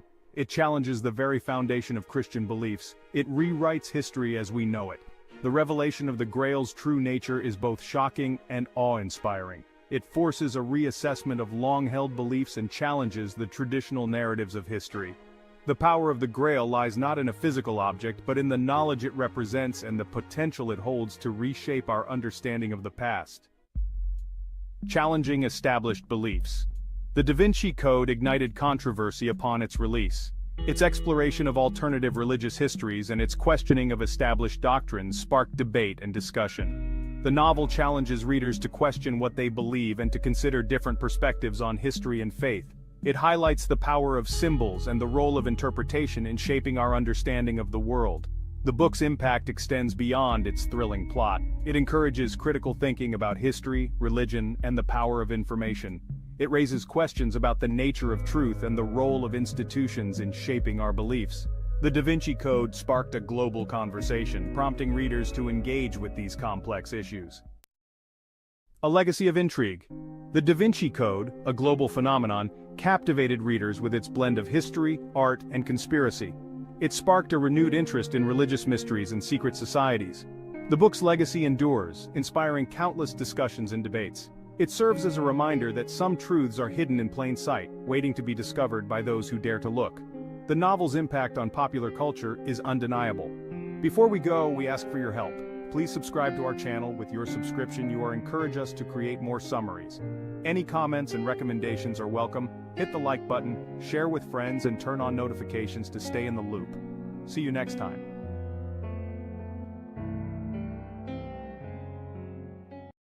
Instead of inquiring why the Roman Empire was destroyed, we should rather be surprised that it had subsisted so long. Phrases like, "Rome fell not because it lacked military might, but because it lacked moral fortitude," or "the most worthless of mankind are not afraid to condemn in others the same disorders which they allow in themselves," are in the heart of the fall of Rome. Edward Gibbon's The History of the Decline and Fall of the Roman Empire is a cornerstone of historical writing. This history, nonfiction classic Ancient History and Politics, published in 6 volumes between 1776 and 1789, it stands as a testament to the ambition and brilliance of its author. Gibbon meticulously chronicles over a millennium of Roman history, from the height of its power to its eventual collapse. Hello, and welcome back to the Book Fox Summaries, bringing literature to life one summary at a time. So, grab a cuppa, get comfy, and join us on this incredible journey through the world of literature. This book is more than just a dry recounting of dates and battles. Gibbon masterfully weaves together political intrigue, military campaigns, religious upheaval, and cultural shifts. He delves into the complex tapestry of factors that contributed to Rome's decline. With eloquent prose and a keen eye for detail, Gibbon paints a vivid portrait of a civilization in flux. He explores the internal weaknesses that gnawed at the empire's foundations. Gibbon's work remains a classic, offering valuable insights into the cyclical nature of power, the complexities of civilization, and the enduring legacy of ancient Rome. The Roman Empire, at its zenith, was a sight to behold. It stretched from the British Isles in the north to the Sahara Desert in the south, encompassing a vast swathe of Europe, North Africa, and the Middle East.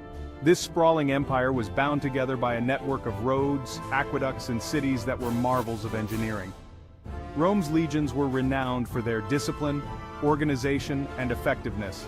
They were the backbone of the empire, enforcing Roman law and maintaining order across its vast territories. Roman law itself was a masterpiece of jurisprudence, forming the basis of legal systems in many parts of the world today.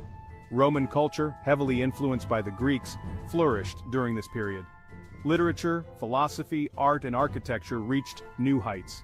The Romans excelled in engineering, constructing impressive buildings, roads, and aqueducts that still stand today as testaments to their ingenuity. At its peak, the Roman Empire represented the pinnacle of power, organization, and cultural achievement in the ancient world. It seemed as though this mighty empire would last forever. Despite its outward appearance of strength and grandeur, the Roman Empire was not invincible. Beneath the surface of its golden age lurked a host of problems that would eventually contribute to its downfall. One of the most significant internal issues was the growing disparity between the rich and the poor. As the empire expanded, wealth poured into Rome, but it was concentrated in the hands of a small elite. The gap between the wealthy ruling class and the impoverished masses widened, leading to social unrest and instability. This economic inequality was exacerbated by rampant corruption within the government. The Roman political system, once a model of efficiency, became increasingly corrupt and inefficient. Succession crises, political assassinations, and civil wars became commonplace, weakening the empire from within. Moral decay also set in, with emperors known for their extravagance, cruelty, and lack of concern for the common good. These internal problems, like termites gnawing at the foundations of a mighty structure, gradually weakened the empire from within. The Roman Empire, once a beacon of power and prosperity, was becoming increasingly vulnerable to both internal strife and external threats. As internal problems weakened the Roman Empire from within, external pressures mounted. Beyond the empire's borders, a new threat was emerging, the so-called barbarians. These were various Germanic, Gothic, and Hunnic tribes who lived on the fringes of Roman territory. The barbarian tribes, driven by a variety of factors including population pressures and the Huns' westward expansion, began to exert increasing pressure on the Roman frontiers. The Roman legions, once the undisputed masters of warfare, found themselves hard-pressed to contain these fierce warriors. The Roman military, weakened by years of internal strife and economic troubles, was no longer the formidable force it once was. The legions, increasingly reliant on foreign mercenaries, lacked the discipline and loyalty of their predecessors. Furthermore, the Roman government, plagued by corruption and instability, struggled to effectively respond to the growing threat. The barbarian invasions were not merely a military conflict, they represented a clash of cultures and ways of life. The Roman Empire, once seemingly invincible, was now facing an existential threat from these determined adversaries. A house divided, the split that sealed the Western Empire's fate. In 286 CE, Emperor Diocletian divided the Roman Empire into two halves. The Western Roman Empire, with its capital in Rome, governed the West. The Eastern Roman Empire, with its capital in Constantinople, ruled the East. Diocletian's division aimed to make the empire more manageable, but it also deepened existing divisions. The Eastern Empire thrived while the Western Empire struggled.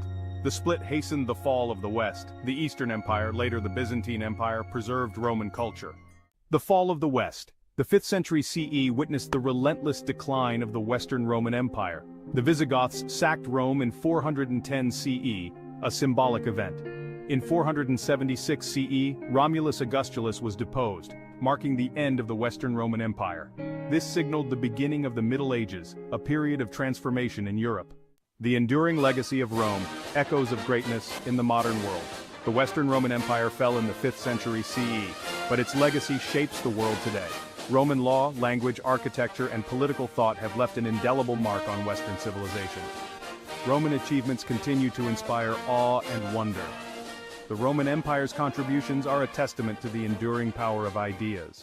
Edward Gibbon's The History of the Decline and Fall of the Roman Empire remains a monumental achievement in historical writing. Its enduring relevance stems from several factors. First, Gibbon's meticulous research and attention to detail set a new standard for historical scholarship. Second, his engaging narrative style, characterized by vivid descriptions, insightful analysis, and a touch of irony, makes his work accessible and compelling for readers even today. Third, Gibbon's exploration of the complex interplay of factors that contributed to Rome's decline offers valuable lessons for understanding the rise and fall of civilizations throughout history. Gibbon's work is not without its critics. Some have accused him of bias against Christianity, while others have questioned his interpretation of certain historical events. However, the history of the decline and fall of the Roman Empire remains an essential text for anyone seeking to understand the Roman Empire and its enduring legacy. Learning from the Fall, a timeless tale of power and decline. The story of the Roman Empire, from its humble beginnings to its eventual collapse, is a tale that continues to resonate with us today. It is a story of ambition, power, glory, but also of hubris, decay, and decline. Gibbon's masterpiece serves as a stark reminder that even the most powerful empires are not immune to the forces of history. By studying the factors that contributed to Rome's downfall, we can gain valuable insights into the challenges facing our own societies today. From economic inequality and political corruption, to the rise of extremism and the threats posed by climate change, the parallels between the Roman experience and our own time are striking. As we navigate the complexities of the 21st century, we would do well to heed the lessons of the past. The fall of the Roman Empire reminds us that no civilization, no matter how great, is invincible. By understanding the mistakes of the past, we can strive to build a more just, equitable, and sustainable future for all. Before we go, we ask for your help. Please subscribe to our channel. With your subscription, you are encourage us to create more summaries. Comments and recommendations are welcome. Hit the like button, share with friends, and turn on notifications to stay in the loop. See you next time.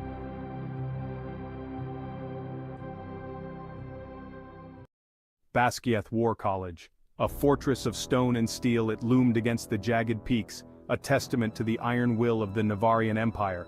Within its walls, echoes of clashing steel and roars of captive dragons painted a picture of relentless training. Only the best, the fiercest, survived. Can't tackle that TBR pile? Don't have time to read? We've got you covered. Welcome back to the Book Fox Summaries, bringing literature to life one summary at a time. So, grab a cuppa, get comfy, and join us on this incredible journey through the world of literature. Today we dive into one of the best fantasy romance fiction book of 2023, The Empyrean #1, Fourth Wing by Rebecca Yarros. Each year, a new batch of hopefuls walked through its imposing gates, dreams of glory burning bright in their eyes. But Basgiath devoured weakness, chewed it up, and spat it out. Here, under the ever-watchful gaze of the winged guardians, the elite dragon riders of Navarre, one learned to fight, to kill, to survive, or die trying. Violet Sorengale felt a tremor run through her as she crossed the threshold, the weight of her ancestors heavy on her slender shoulders. Her steps faltered, dwarfed by the sheer magnitude of the ancient archway. Above, a weathered inscription warned, "Enter and be judged." It wasn't glory that filled Violet's heart, but a gnawing fear. She was no warrior, no daughter of a legendary general like her peers. Her lineage held no tales of valor, her veins pulsed with the blood of scribes, not soldiers. Yet here she was, thrust into this crucible of war, a single fragile flame in the face of a raging inferno. The courtyard buzzed with activity, a cacophony of clanging armor and boisterous laughter. Towering youths, their bodies honed for battle, sparred with a ferocity that sent chills down Violet's spine. They moved with a confidence she could only dream of, their laughter echoing with the certainty of their place in this brutal hierarchy. Every clang of metal, every guttural roar, seemed to mock her small stature, her lack of martial prowess. Doubt gnawed at her. What hope did she have in this den of wolves, a lamb disguised in borrowed armor? As Violet made her way through the throng, her gaze was drawn to the sky. Above, a winged silhouette pirouetted against the azure canvas, its scales glinting like 1,000 jewels under the midday sun. A shiver, both of fear and awe, shot through her. The dragon dipped its wings, executing a breathtaking dive that sent the recruits scattering. It was a stark reminder, here, survival was not just about conquering your fellow man, but also taming a creature of legend, a beast of fire and fury. The dragon was a symbol of power, of untamed might, and Violet, armed with her books and her wits, felt hopelessly outmatched. The first few weeks were a blur of exhaustion and despair. Each day began before dawn and ended long after the stars had painted the night sky. The training was brutal, designed to weed out the weak, to forge the remaining few into weapons of war. Violet, hampered by her lack of physical prowess, found herself constantly lagging behind. Her muscles screamed in protest, her body bruised and battered, yet she refused to yield. She clung to her determination with the tenacity of a weed growing through cracks in the pavement. While others trained their bodies, Violet honed her mind. She devoured military strategy scrolls, her fingers tracing battle formations and siege tactics. She learned the language of war, not through brute force but through cunning and intellect. In the quiet hours when her peers were nursing their wounds, she pored over ancient texts, her mind a sponge, soaking up knowledge. She knew her limitations, knew she could never match their strength, but she could outsmart them. She could anticipate their moves, exploit their weaknesses. She would fight, not with brute force, but with the sharp edge of her intellect. And then there was the dragon lottery. The day when each first year was paired with a dragon, a bond forged in fire and blood. Violet watched with a mixture of envy and terror as her peers approached their destinies, some with bravado, others with barely concealed fear. She saw the arrogant sons of warlords brought to their knees by the sheer primal power of the beasts they sought to command. She saw the fear in their eyes as they realized that strength alone was not enough, and she knew, with a sinking heart, that her own encounter would be no different.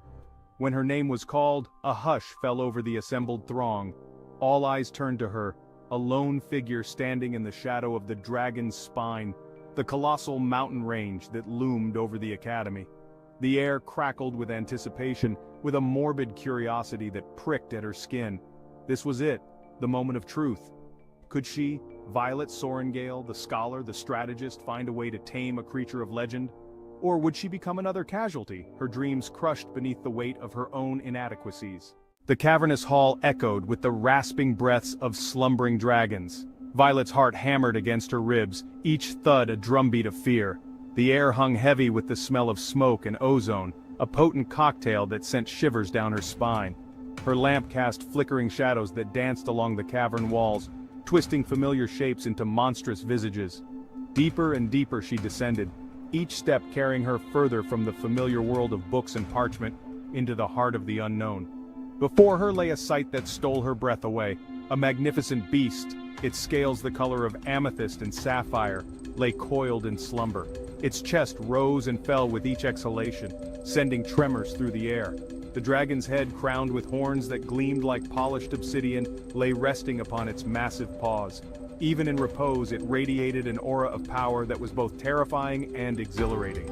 This was no mere beast, but a creature of ancient magic, a being of legend and lore. Then, it opened its eyes. Two orbs of molten gold met hers, pinning her in place with their intensity. Time seemed to stop. The air crackled with unspoken power, with the weight of millennia. In that instant, Violet knew. This creature, this magnificent, terrifying being, would be her salvation or her doom. There was no middle ground, no room for compromise. It was a bond forged in fire, a dance with death itself. As Violet stood there, dwarfed by the sheer immensity of the dragon before her, a strange calm washed over her. Fear, though still present, morphed into something else. A sense of exhilaration, of challenge accepted. She had never been one for brute force, for the clash of steel and the thrill of the kill. But perhaps, just perhaps, there was another path to victory. A path of cunning, of wit, of understanding. She had always been a quick study, a master strategist. Could those skills, honed in the quiet solitude of the library, translate to this primal dance between predator and prey? Only time would tell. Life at Basgiath was a whirlwind of brutal training and fierce competition. Yet, amidst the chaos, Violet found her place, not amongst the brash sons of warlords, but on the fringes, observing, learning, adapting. Her sharp mind became her shield, to exploit their weaknesses with a precision that left them bewildered and often enraged. Her bond with her dragon, whom she named Nightshade, deepened with each passing day. It wasn't the fiery, instinctive connection of the other riders, but something different, a bond built on mutual respect, on understanding. She spent hours studying dragon lore, poring over ancient texts. In turn, Nightshade seemed to recognize her efforts, responding to her commands with a grace and precision. As the weeks turned into months, whispers of Violet and her unorthodox methods began to spread through the academy.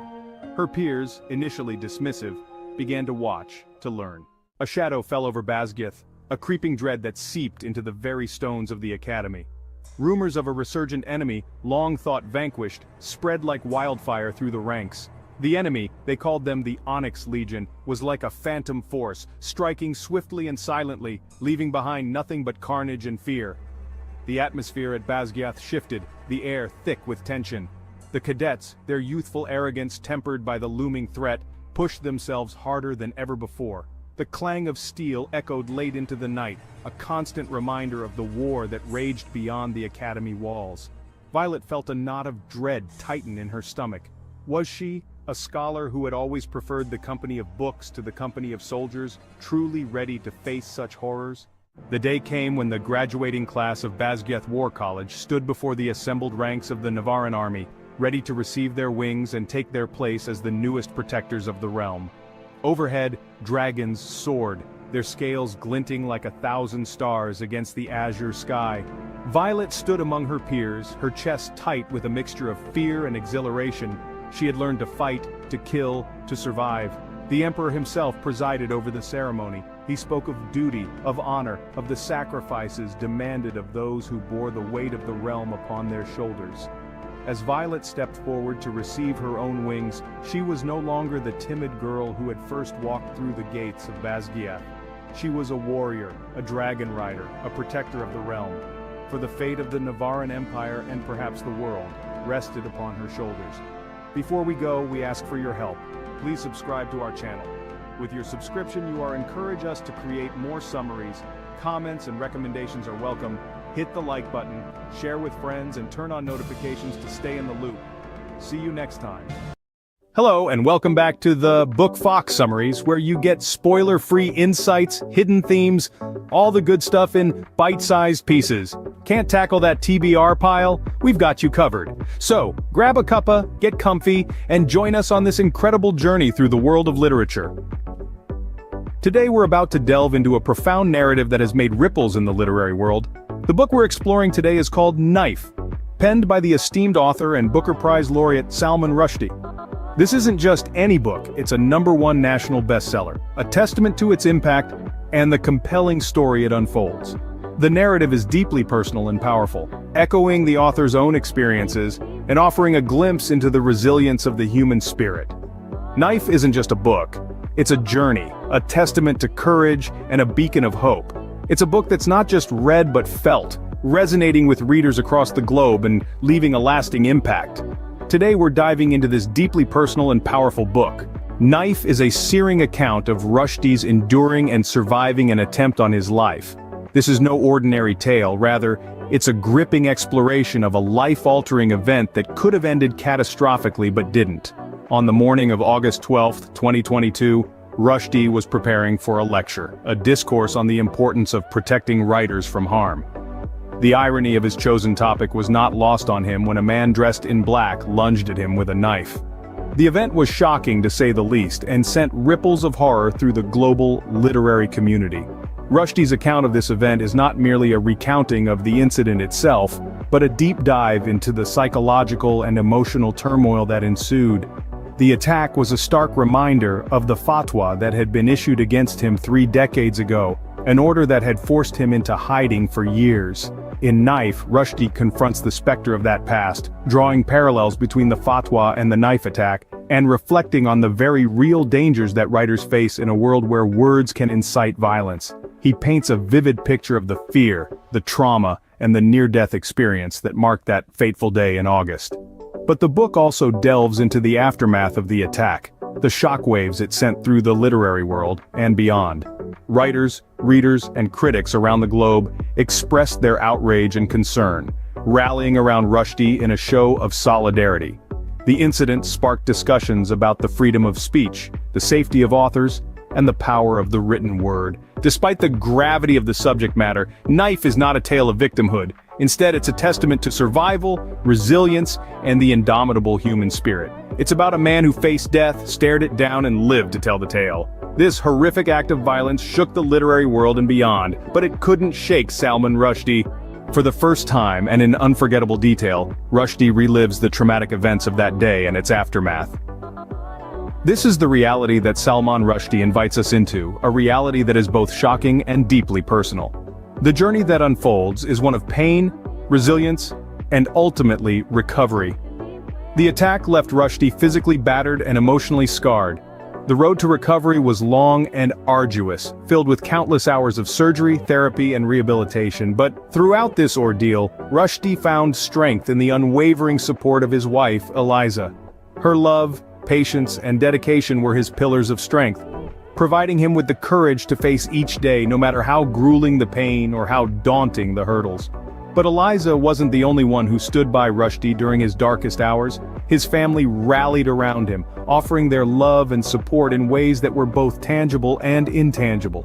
Their presence was a constant reminder that he was not alone in his struggle, that he had a network of loved ones who were rooting for him, ready to lend a helping hand whenever needed. And then there was his army of doctors and physical therapists. These unsung heroes worked tirelessly day in and day out to help Rushdie regain his strength and mobility. Their expertise, coupled with their compassion, was instrumental in Rushdie's healing journey.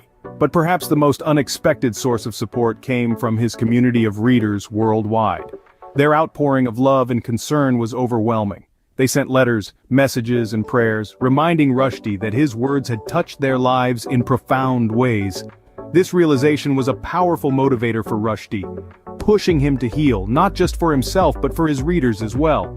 He shares his journey toward physical recovery and the healing that was made possible by the love and support of his wife, Eliza, his family, his army of doctors and physical therapists, and his community of readers worldwide. This journey, as detailed in Knife, is a testament to the human spirit's resilience, the power of love, and the strength of community. It is a story of survival and triumph, a story that continues to resonate with readers around the globe. Knife showcases Rushdie at the peak of his powers, writing with urgency, gravity, and unflinching honesty.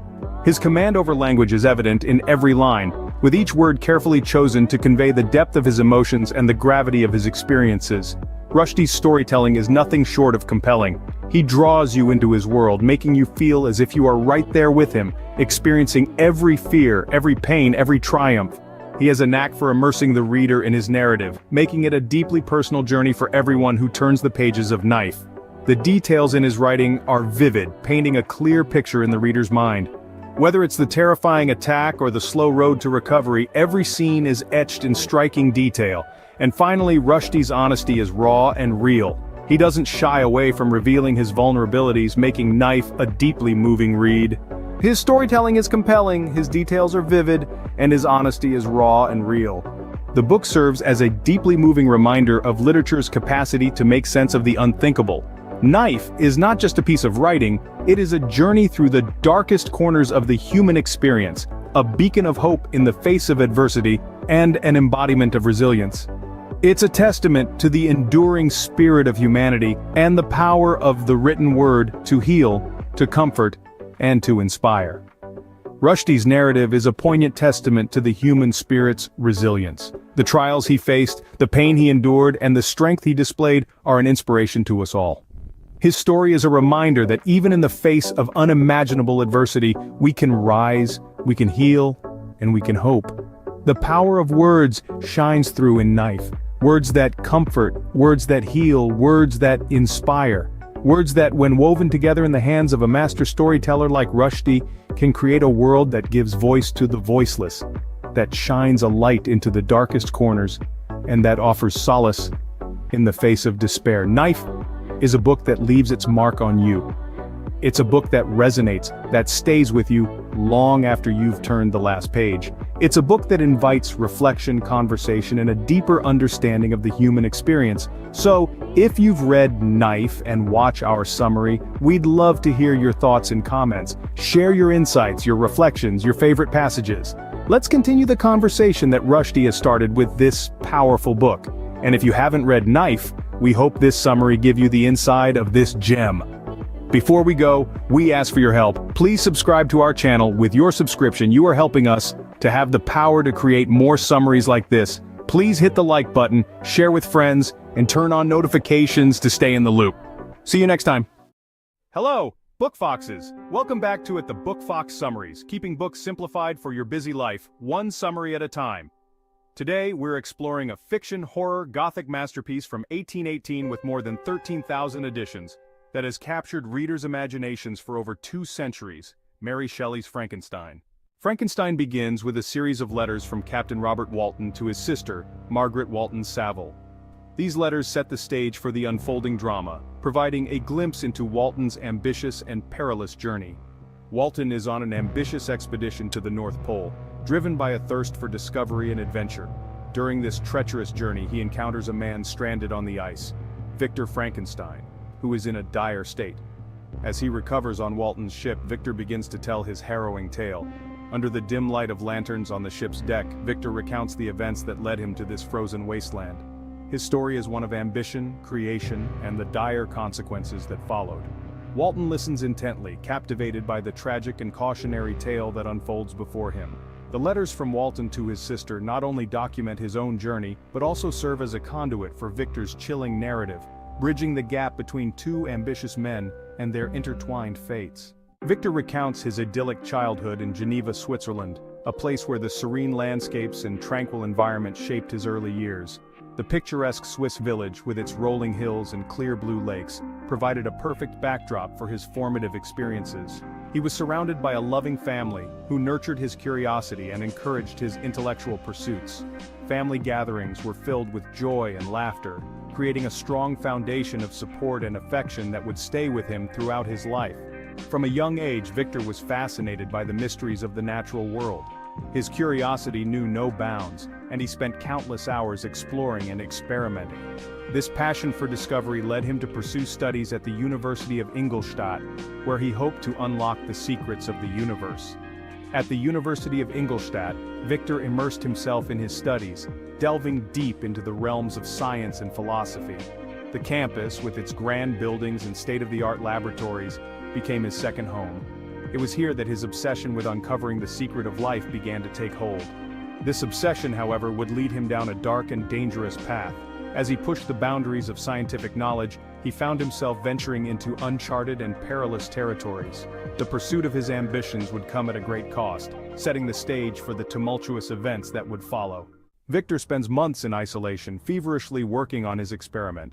One fateful night, he succeeds in bringing a creature to life. However, the moment the creature opens its eyes, Victor is horrified by its grotesque appearance and abandons it. Overcome with guilt and fear, Victor falls into a deep depression. The story then shifts to the creature's perspective. Abandoned and alone, it struggles to survive in a hostile world. The creature finds solace observing a family, the de Lacys, and learns to speak and read. Despite its intelligence and yearning for connection, the creature faces constant rejection and scorn. Desperate for companionship, the creature demands Victor create a female counterpart. Victor agrees, but fearing the consequences, destroys the unfinished creation. Enraged, the creature vows revenge, leading to a tragic series of events. It kills Victor's best friend, Henry Clerval, and on his wedding night, Victor's bride, Elizabeth. Grief-stricken and seeking retribution, Victor chases the creature to the Arctic. It is here that Walton and his crew find Victor. In Walton's letters, he describes Victor's death and the creature's final appearance on the ship. The creature mourns over Victor's body, expressing deep remorse for its actions. It reveals to Walton its intention to end its own life by setting itself on fire in the Arctic wilderness, ensuring that no one else will repeat Victor's tragic mistakes. Frankenstein is more than a tale of horror. It's a profound exploration of ambition, isolation, and the ethical responsibilities of creation. Mary Shelley's novel delves deep into the human psyche, examining the consequences of our actions and the moral dilemmas we face. The story is not just about a monster, but about the monstrous nature of unchecked ambition. Victor Frankenstein's relentless pursuit of knowledge and his desire to transcend human limitations lead him down a dark and dangerous path.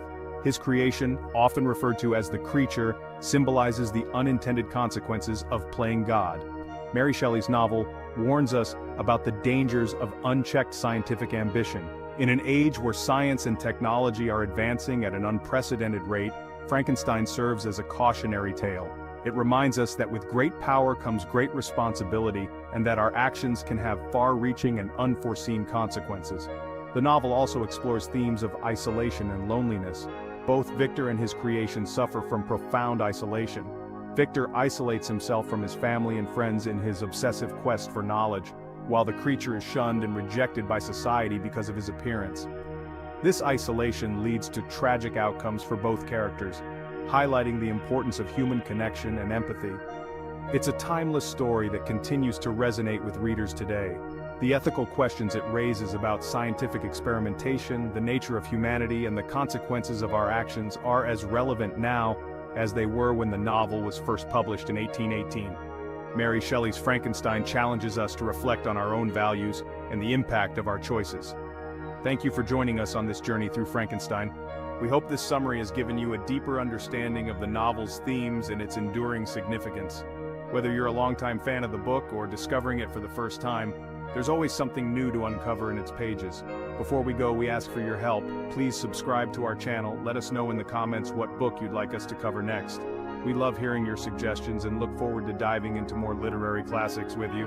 Hit the like button, share with friends, and turn on notifications to stay in the loop. See you next time.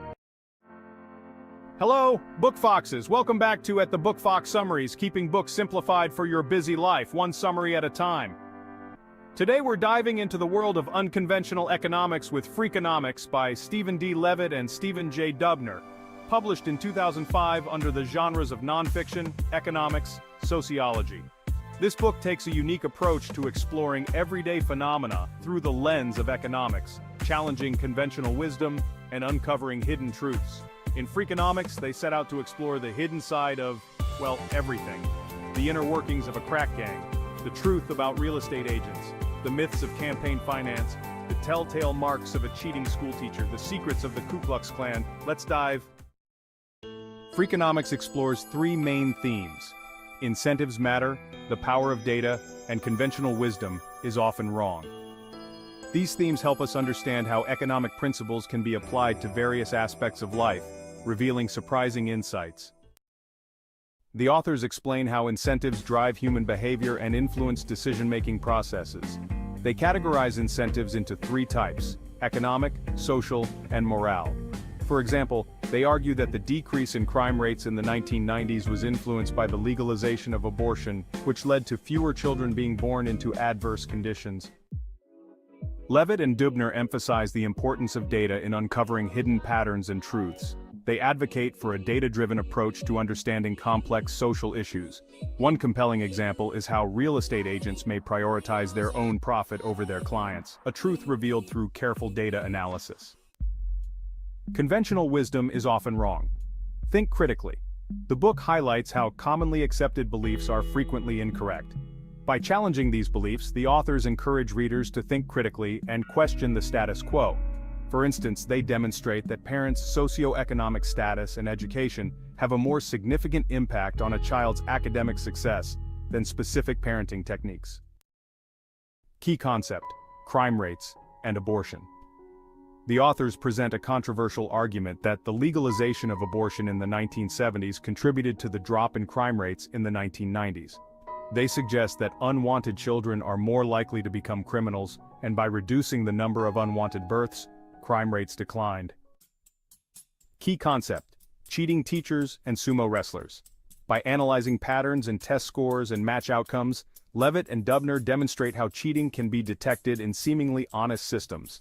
They find evidence of teachers altering students' test answers and sumo wrestlers fixing matches to benefit their standings.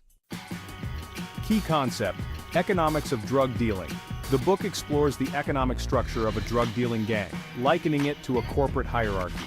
They reveal that most gang members earn low wages, while the leaders reap significant profits, challenging the stereotype of drug dealers living lavish lifestyles. Key concept: naming and socioeconomic status. Levitt and Dubner examine how the names parents give their children can reflect their socioeconomic status and potentially influence their future success. They find that names associated with higher socioeconomic status can lead to better outcomes for children. Key concept: understanding information. Asymmetry and power. The case of the KKK. Levitt and Dubner discuss the Ku Klux Klan (KKK) in the context of their analysis of information asymmetry and how information can be used as a tool of power. The KKK relied heavily on secrecy and symbols to maintain its power and instill fear. The organization's rituals, code words, and symbols were known only to its members, creating an aura of mystery and menace. Stetson Kennedy, a journalist and activist, infiltrated the Klan and exposed their secrets to the public. By sharing information about their rituals and code words, he aimed to demystify the organization and strip it of its power. The story of the KKK in Freakonomics illustrates how information asymmetry can be used to gain power and how exposing information can undermine that power. Application to life today. Hidden forces shape our world. Freakonomics encourages readers to look beyond the obvious and consider the hidden forces shaping our world. By applying the principles of incentives, data analysis, and critical thinking, we can better understand and navigate the complexities of modern life. Conclusion: think beyond the obvious. Freakonomics offers a fresh perspective on how we view the world, blending economics with everyday life to reveal surprising truths. It's a thought-provoking read that challenges us to question our assumptions and explore the hidden side of everything. Before we go, we ask for your help. Please subscribe to our channel, let us know in the comments what book you'd like us to cover next. If you found this summary intriguing, hit the like button, share with friends, and turn on notifications to stay in the loop. See you next time. Hello, and welcome back to the Book Fox Summaries, bringing literature to life one summary at a time. Can't tackle that TBR pile? Don't have time to read? We've got you covered, so grab a cuppa, get comfy, and join us on this incredible journey through the world of literature. Today, we're delving into the breakthrough strategies of David Allen's Getting Things Done, the Art of Stress-Free Productivity. Dive in with us as we explore the art of achieving more with less stress. David Allen proposes a simple premise.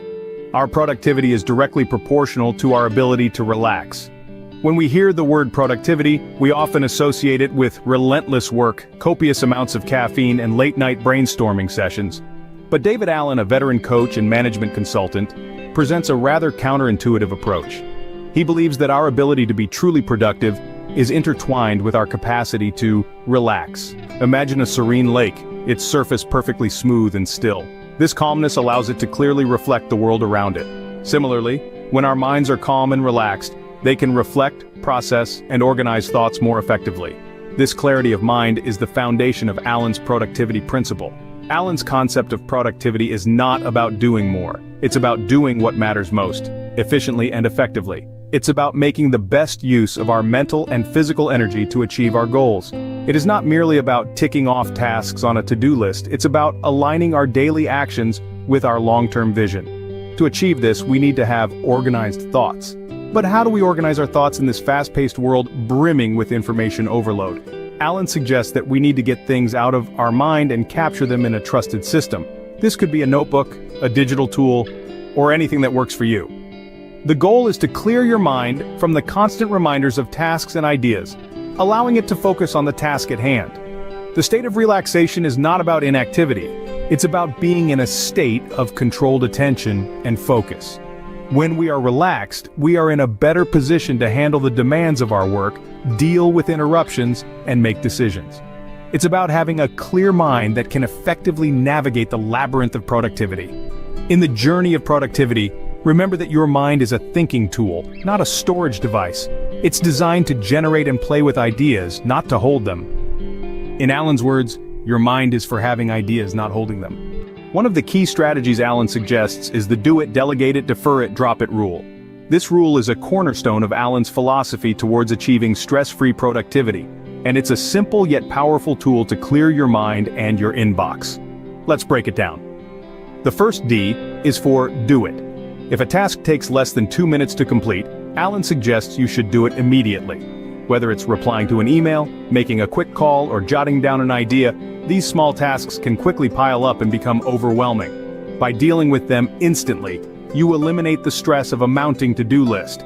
Next up is delegate it. If a task can be completed by someone else, hand it over. Delegating is not about shirking responsibility, but rather about recognizing where your time is best spent.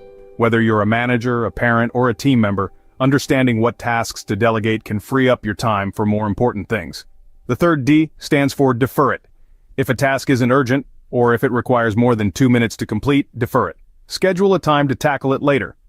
This allows you to focus on what's important now, without forgetting about what needs to be done in the future.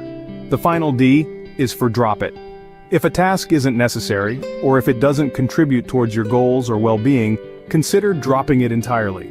Remember, it's okay to say no to tasks that don't serve you. By applying the rule of do it, delegate it, defer it, drop it, you're not only clearing your inbox but also your mind. You're making room for what really matters, allowing you to achieve effective productivity and unleash your creative potential. As Alan says, you can do anything but not everything. So why not give the rule of 4 Ds a try? It might just be the key to unlocking your stress-free productivity. Alan doesn't shy away from acknowledging the feelings of confusion, anxiety, and being overwhelmed that often accompany productivity. In the world of productivity, these mental roadblocks are not uncommon. They're the unwanted guests that show up uninvited, making every task feel like climbing a mountain.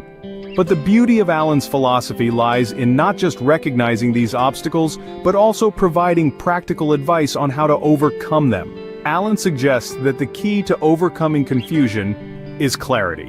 When we're clear about what we want and what steps we need to take to get there, confusion dissipates. It's like turning on a flashlight in a dark room. Suddenly, everything becomes visible, and the path forward becomes clear. As for anxiety, Alan argues that it often stems from feeling overwhelmed with too many tasks. His solution? Break them down. Instead of looking at a project as a mammoth task, he advises us to dissect it into manageable action steps. Each small step leads to another, and before you know it, you've scaled the mountain. Staying focused in changing situations, according to Alan, is all about reassessing and realigning your goals. It's about being flexible and adaptable, ready to pivot when necessary. It's not about rigidly sticking to a plan, but about adjusting the sails to move in the direction of your goals, no matter how the wind blows. And what about that overwhelming feeling of having too much to do? Alan's advice is to feel fine about what you're not doing. It's about understanding that you can't do everything at once, and accepting that some things will have to wait. It's about prioritizing and focusing on what's most important now. In the end, overcoming obstacles in productivity is not about eliminating them, but about learning how to navigate through them. It's about understanding that these feelings are part of the process and using Alan's advice to move forward one step at a time. Remember Alan's words, you don't actually do a project, you can only do action steps related to it.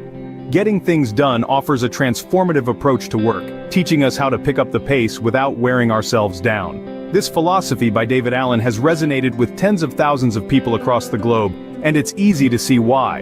In a world where yesterday's methods don't hold up, Allen's breakthrough techniques for stress-free performance offer a refreshing path. We've covered a lot in this video, from the premise of productivity to the rule of 4 Ds and overcoming obstacles. Allen's methods are not just about doing more, but about achieving more by doing less, and doing it stress-free. His rule of do it, delegate it, defer it, drop it is a game changer, turning overflowing inboxes into organized task lists. His strategies help us reassess our goals in changing situations, plan and unstuck projects, and overcome feelings of confusion, anxiety, and being overwhelmed. But perhaps most importantly, Allen teaches us how to feel fine about what we're not doing. Because productivity isn't about doing everything, it's about doing the right things at the right time in the right way. And when we can do that, we don't just get things done, we get them done without the stress. This book is more than just a guide, it's a transformational toolbox for anyone who wants to work smarter, not harder. And it's a reminder that the key to productivity lies not in doing more, but in doing less with more focus. Before we go, we ask for your help. Please subscribe to our channel. With your subscription, you are helping us to have the power to create more summaries. Comments and recommendations are welcome. Hit the like button, share with friends, and turn on notifications to stay in the loop. Remember, as David Allen said, much of the stress that people feel doesn't come from having too much to do. It comes from not finishing what they've started. So start by hitting that subscribe button. See you next time. Hello, Book Foxes. Welcome back to the Book Fox Summaries, where we keep books simplified for your busy life, one summary at a time. Today we're diving into Angela Duckworth's bestseller, Grit: The Power of Passion and Perseverance. Published in 2016, this book falls under the self-help and psychology genres. Angela Duckworth is a psychologist and professor at the University of Pennsylvania. Duckworth defines, grit is passion and perseverance for very long-term goals. Grit is having stamina. According to Duckworth, while talent is important, effort counts twice. She illustrates this with the formula, talent times effort equals skill. Skill times effort equals achievement. Passion is about maintaining consistent interest over years. Duckworth explains, enthusiasm is common, endurance is rare. Developing passion involves exploring interests, engaging in daily practice, finding purpose, and maintaining hope. Perseverance is about resilience and the capacity to keep going despite difficulties. Duckworth emphasizes, our potential is one thing. What we do with it is quite another. Consistency over intensity is key. Significant achievements require sustained effort over time. Research and findings. Duckworth developed the grit scale to measure an individual's grit, which includes questions about perseverance and consistency of interests. High scores on the grit scale correlate with success in challenging environments, such as military academies and competitive spelling bees. Case studies and interviews. Duckworth interviews high achievers in various fields like athletes and business leaders. She discovers that a deep passion for their work and relentless perseverance are common traits. For example, at West Point Military Academy, cadets with higher grit scores were more likely to complete the rigorous training. Building grit, cultivating passion. So, how can we cultivate grit? Well, first, by developing passion. Duckworth advises to follow your passion by exploring interests, engaging in deliberate practice, and connecting interests to a larger purpose. She says, the passion for stretching yourself and sticking to it, even, or especially, when it's not going well, is the hallmark of the growth mindset. Building grit, developing perseverance. Second, by developing perseverance. Adopt a growth mindset, believing abilities can be developed through hard work. Overcome adversity by viewing challenges as opportunities to learn. Establish daily habits that align with your long-term goals. Now that we've immersed ourselves in the essence of grit, you might be wondering how to weave these principles into your daily life. Let's explore some practical steps to make grit a part of your everyday routine. First, start each day by setting clear, actionable goals. These should be aligned with your long-term passions and aspirations. Remember, it's not just about having a to-do list, it's about having a purpose-driven to-do list. Next, embrace the power of micro-habits. Small, consistent actions can lead to significant changes over time. Whether it's dedicating just 10 minutes a day to a skill you're passionate about or taking a brief moment to reflect on your progress, these tiny habits can accumulate into substantial growth. Another crucial aspect is to cultivate a growth mindset. When faced with challenges, view them as opportunities to learn and improve, rather than insurmountable obstacles. This shift in perspective can dramatically enhance your perseverance. Additionally, surround yourself with a supportive community. Engage with people who share your passions and can offer encouragement and constructive feedback. Their support can be invaluable in maintaining your commitment during tough times. Lastly, practice self-compassion.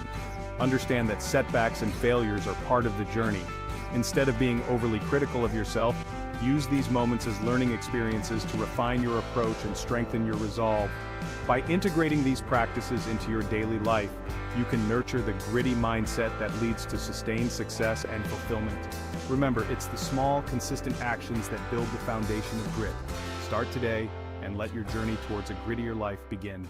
Before we part ways, let's reflect on some powerful quotes from Angela Duckworth's book, Grit. These words can serve as daily reminders to fuel your journey. The secret to outstanding achievement is not talent, but a special blend of passion and persistence. Enthusiasm is common, endurance is rare. One way to develop grit is to keep your goals in mind. You must want to achieve something so deeply that it becomes a part of your identity. Success is never final, failure is never fatal. It's the courage to continue that counts. Remember, grit isn't just about working hard, it's about finding joy in the process and staying committed to your long-term goals. In Grit, Duckworth provides a compelling argument that passion and perseverance are critical to success. By combining personal stories, research, and practical advice, she shows that anyone can develop grit and unlock their potential. Duckworth concludes, grit is not just about working incredibly hard, it's about working on something you care about so much that you're willing to stay loyal to it. Before we go, we ask for your help. Please subscribe to our channel. Let us know in the comments what book you'd like us to cover next. Hit the like button, share with friends, and turn on notifications to stay in the loop. See you next time. Hello and welcome back to the Book Fox Summaries, bringing literature to life one summary at a time. Spoiler-free insights, hidden themes, all the good stuff in bite-sized pieces. Can't tackle that TBR pile? Don't have time? We've got you covered. So grab a cuppa, get comfy, and join us on this incredible journey through the world of literature. Today, we're diving into a book that's been making everyone smile. Happy Place by Emily Henry. This delightful rom-com adventure takes us on a roller coaster of laughter, love, and friendship. As we navigate through the intricacies of a fake dating scheme, we discover that sometimes the most unexpected experiences can lead us back to our happy place. So, buckle up and get ready for a hilarious fake dating escapade with a side of deep emotional connection. First up, we have Harriet. She's a headstrong pediatric dentist who loves crafting the perfect itinerary. Known for her meticulous planning and unwavering determination, Harriet has always been the one to keep her life in order. Then there's Win. He's a laid-back, free-spirited documentary filmmaker who lives life as it comes. With his go-with-the-flow attitude and spontaneous charm, Win is the perfect counterbalance to Harriet's structured lifestyle. They met in college and their chemistry was undeniable. Harriet's orderliness meshed well with Win's laissez-faire approach and they became the best of friends. Eventually, their friendship evolved into a relationship, making them the perfect couple in the eyes of their friends. But 6 months ago, a mysterious breakup turned their relationship upside down. Now they're left navigating their complex feelings for each other while maintaining their friendship. They used to be the perfect couple, but a mysterious breakup 6 months ago has left things complicated. Every year, Harriet, Win, and their close friends reunite for a week-long vacation in a charming Maine cottage. It's a tradition. A chance to unwind, reconnect, and escape the real world. But this year, the atmosphere is different. A palpable tension hangs in the air as Harriet and Win, once a couple, now just friends, try to keep the peace. They laugh, they reminisce, they pretend everything's normal. But beneath the laughter and shared memories, a secret simmers. Except their secret is about to explode. Disaster strikes when Harriet discovers her ex is bringing his new girlfriend on the trip. Now, imagine being trapped in a picturesque Maine cottage, surrounded by your closest friends, with your ex and his new flame. Sounds like a recipe for disaster, right? But wait, Harriet isn't going to let this ruin her vacation. In a bold move, she decides to introduce a plot twist of her own. Enter the fake dating scheme, a plan as wild as the Maine wilderness itself. She decides to rope in Win, her best friend and ex-boyfriend, to play the role of her current beau.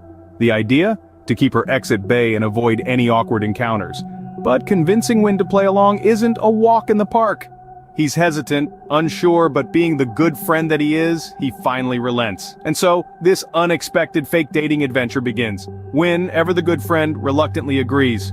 Hilarity ensues as Harriet and Win navigate the charade. As they attempt to recapture their old couple dynamics for the sake of the act, we find ourselves laughing out loud at their antics. From over-the-top public displays of affection to bickering over the smallest of things, they keep us on our toes, providing plenty of comic relief. But what's a rom-com without a few hiccups? There's a lobster cooking contest gone wrong, a disastrous kayak trip, and let's not forget the impromptu karaoke session where Win, who's tone-deaf, takes the microphone. Each situation is funnier than the last, making the main retreat feel like a comedy show. However, beneath the laughter, there's a growing tension. As they play-act their way through the vacation, memories of their past relationship keep surfacing. Long-forgotten arguments, shared jokes, tender moments, they all come rushing back, reminding them of what they once had. And then, there are the quiet moments, the stolen glances, the lingering touches, the conversations that last until dawn. They are reminders of the deep bond they share, a bond that hasn't been broken despite the breakup. But amidst this mayhem, something else is happening, something neither of them expected. As they pretend to be a couple, real emotions start to resurface. Old wounds begin to heal, and unresolved feelings bubble to the surface. Could this fake dating scheme lead to something real? Stick around to find out. As the week progresses, the line between fake and real starts to blur. Harriet and Wynne find themselves in a whirlpool of nostalgia and longing, their hearts pulsing to a rhythm they thought was long forgotten. The cozy cottage, the salty sea breeze, the laughter echoing through the halls, all these serve as a backdrop to their unfolding love story. They're reminded of why they fell for each other in the first place. Their shared laughter, their love for adventure, their unspoken understanding. It's all still there. But they also confront the bitter truth of their past, the unresolved issues that led to their painful separation. Harriet and Wynne are given a second chance, an opportunity to right their wrongs. They learn that love isn't just about the happy moments, but also about navigating the stormy seas together. As the week nears its end, one question looms large. Will this forced proximity rekindle their flame, or will their happy place remain a memory? But Happy Place isn't just about romance, it's a beautifully woven tapestry of relationships, exploring the depths of friendship in all its glory. Our protagonists, Harriet and Wynne, aren't just lovers, but they're also friends. Friends who have seen each other through thick and thin, through laughter and tears, through college exams and career leaps. Their camaraderie is the backbone of this story, offering a refreshing perspective on love. Similarly, the book also underscores the power of forgiveness. It's about acknowledging past mistakes, extending the olive branch, and building bridges instead of walls. Harriet and Wynne's journey is a testament to this. Their breakup wasn't pretty, but their willingness to forgive, to understand, and to communicate, that's where the beauty lies. In essence, Happy Place serves as a gentle reminder that friendship and forgiveness are two of the most potent ingredients in the recipe of love. We see how forgiveness and open communication can heal even the deepest wounds. Of course, secrets can't stay buried forever. As the sun sets on yet another day of Maine escapades, the truth about Harriet and Wynne's charade comes to light. The revelation sends a ripple of shock through their close-knit group of friends. Feelings of betrayal, confusion, and even amusement clash in the once peaceful cottage. The unveiling of the faked romance, initially a ploy to avoid awkwardness, now serves as the catalyst for a whirlwind of raw emotions and some very uncomfortable breakfast encounters. Will their friends, feeling deceived, turn their backs on the duo? Or will they rally around Harriet and Wynne, helping them navigate the choppy waters that lie ahead? The stakes are high, as Harriet and Wynne face the consequences of their well-intended deception. But the real question remains. More importantly, can Harriet and Wynne rebuild trust and navigate a potential future together? I won't spoil the ending, but let's just say Happy Place delivers a satisfying and heartwarming conclusion. As Harriet and Wynne navigate their tangled emotions and face their truths, they find that sometimes the journey is just as important as the destination. Their story is a testament to the power of love, friendship, and second chances. Emily Henry masterfully blends humor, romance, and emotional depth, leaving you with a smile on your face and a renewed belief in second chances. So, if you're looking for a fun and heartwarming read that will make you laugh out loud, Happy Place is definitely for you. It's a perfect summer beach read or a cozy escape for any time of year. Before we go, we ask for your help. Please subscribe to our channel. With your subscription, you are helping us to have the power to create more summaries like this. Comments, recommendations, extremely welcome. Hit the like button, share with friends, and turn on notifications to stay in the loop. See you next time. Hello, and welcome back to the Book Fox Summaries, bringing literature to life one summary at a time. Spoiler-free insights, hidden themes, all the good stuff in bite-sized pieces. Wrestling with a towering TBR pile? Don't have the time? Don't worry, we've got you covered. So grab a cuppa, get comfy, and join us on this incredible journey through the world of literature. Today, we're setting sail on the royal road to a person's heart, delving into a timeless classic, How to Win Friends and Influence People by Dale Carnegie. This groundbreaking book packed with wisdom has made life sweeter and more endearing for millions of lives worldwide since its debut in the 30s. If you're walking onto the scene of action with us for the first time, the only way to make quality, lasting friends is to hit the subscribe button and turn on notifications so you never miss our insightful book summaries. Dale Carnegie's How to Win Friends and Influence People is a game-changing masterpiece on relationship management, as pertinent today as when it was first penned in 1936. This profound script is an overflowing trove of wisdom, created to assist you in mastering social cues and strategies. It's your roadmap to metamorphosing into a successful salesperson, adeptly managing complaints, skirting arguments, and even shape you into a charismatic leader. The book is carefully segregated into 4 essential parts. The first phase, Techniques in Handling People, which instills in you the ability to sail through social scenarios with poise and diplomacy. It peels back the curtain on the power of not criticizing, condemning, or complaining, and showcases the profound impact of honest and sincere appreciation. The second section, 6 Ways to Make People Like You, unravels the magic of making a positive impression and cultivating a lasting rapport. It reveals how becoming genuinely interested in other people and being a good listener can make you a magnet to others. The third part, How to Win People to Your Way of Thinking, is a masterclass on persuading and positively influencing others. It's not about manipulation, but about the art of asking questions instead of giving direct orders, and allows you to discover the power of dramatizing your ideas. The fourth and conclusive section, Be a Leader. How to Change People Without Giving Offense or Arousing Resentment, provides us with keys to inspire change while preserving harmony and respect.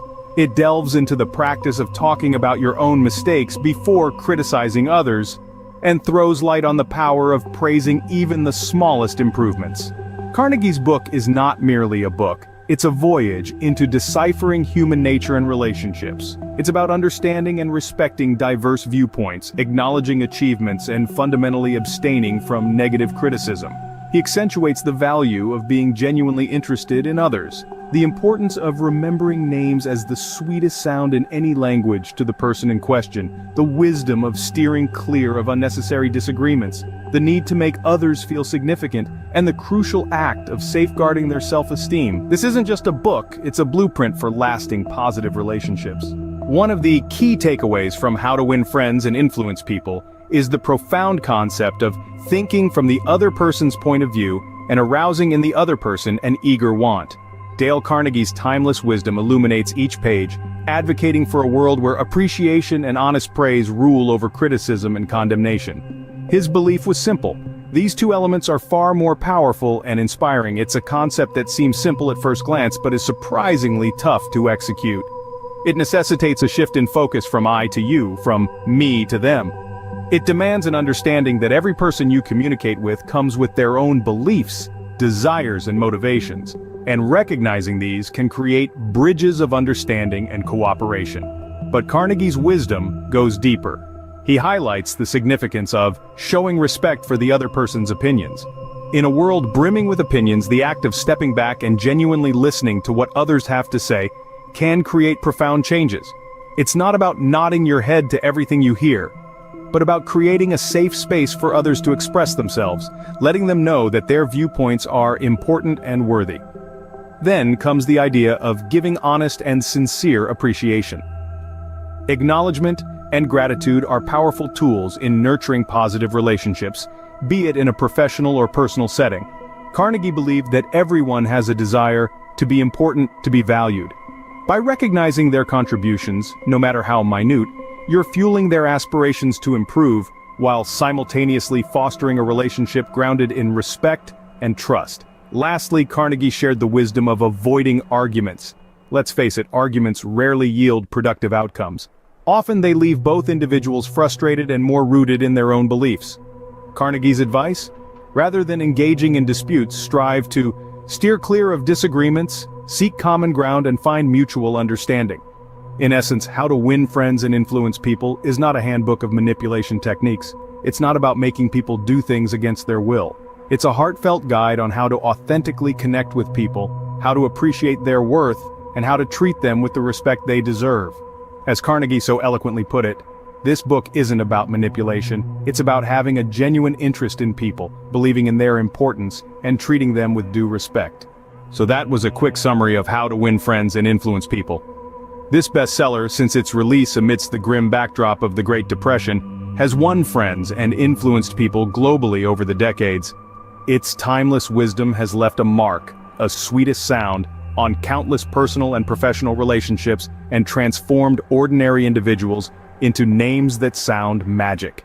The principles Dale Carnegie laid out in this book are as fresh and applicable today as they were nearly a century ago, underscoring the universal essence of how to make people like you.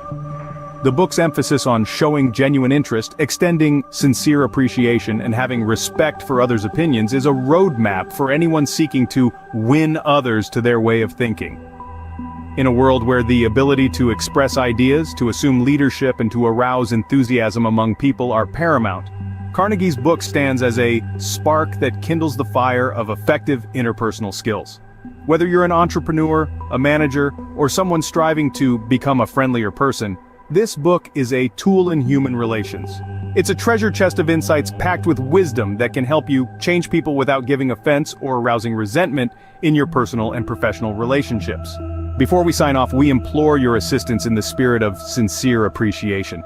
Please subscribe to our channel. Your subscription mirrors the principle of becoming genuinely interested in our content, thus motivating us to craft more summaries in this fashion.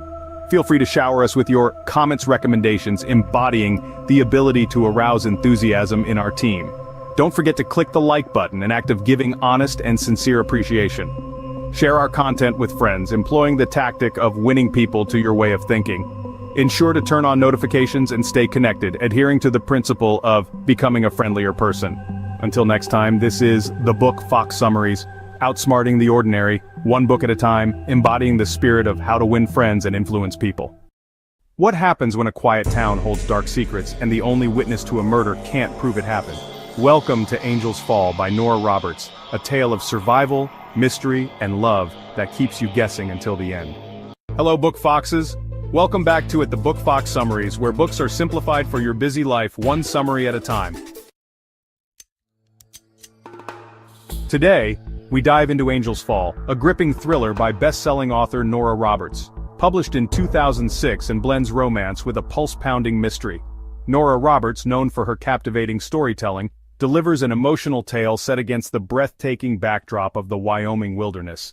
This novel is perfect for fans of suspense and strong heroines.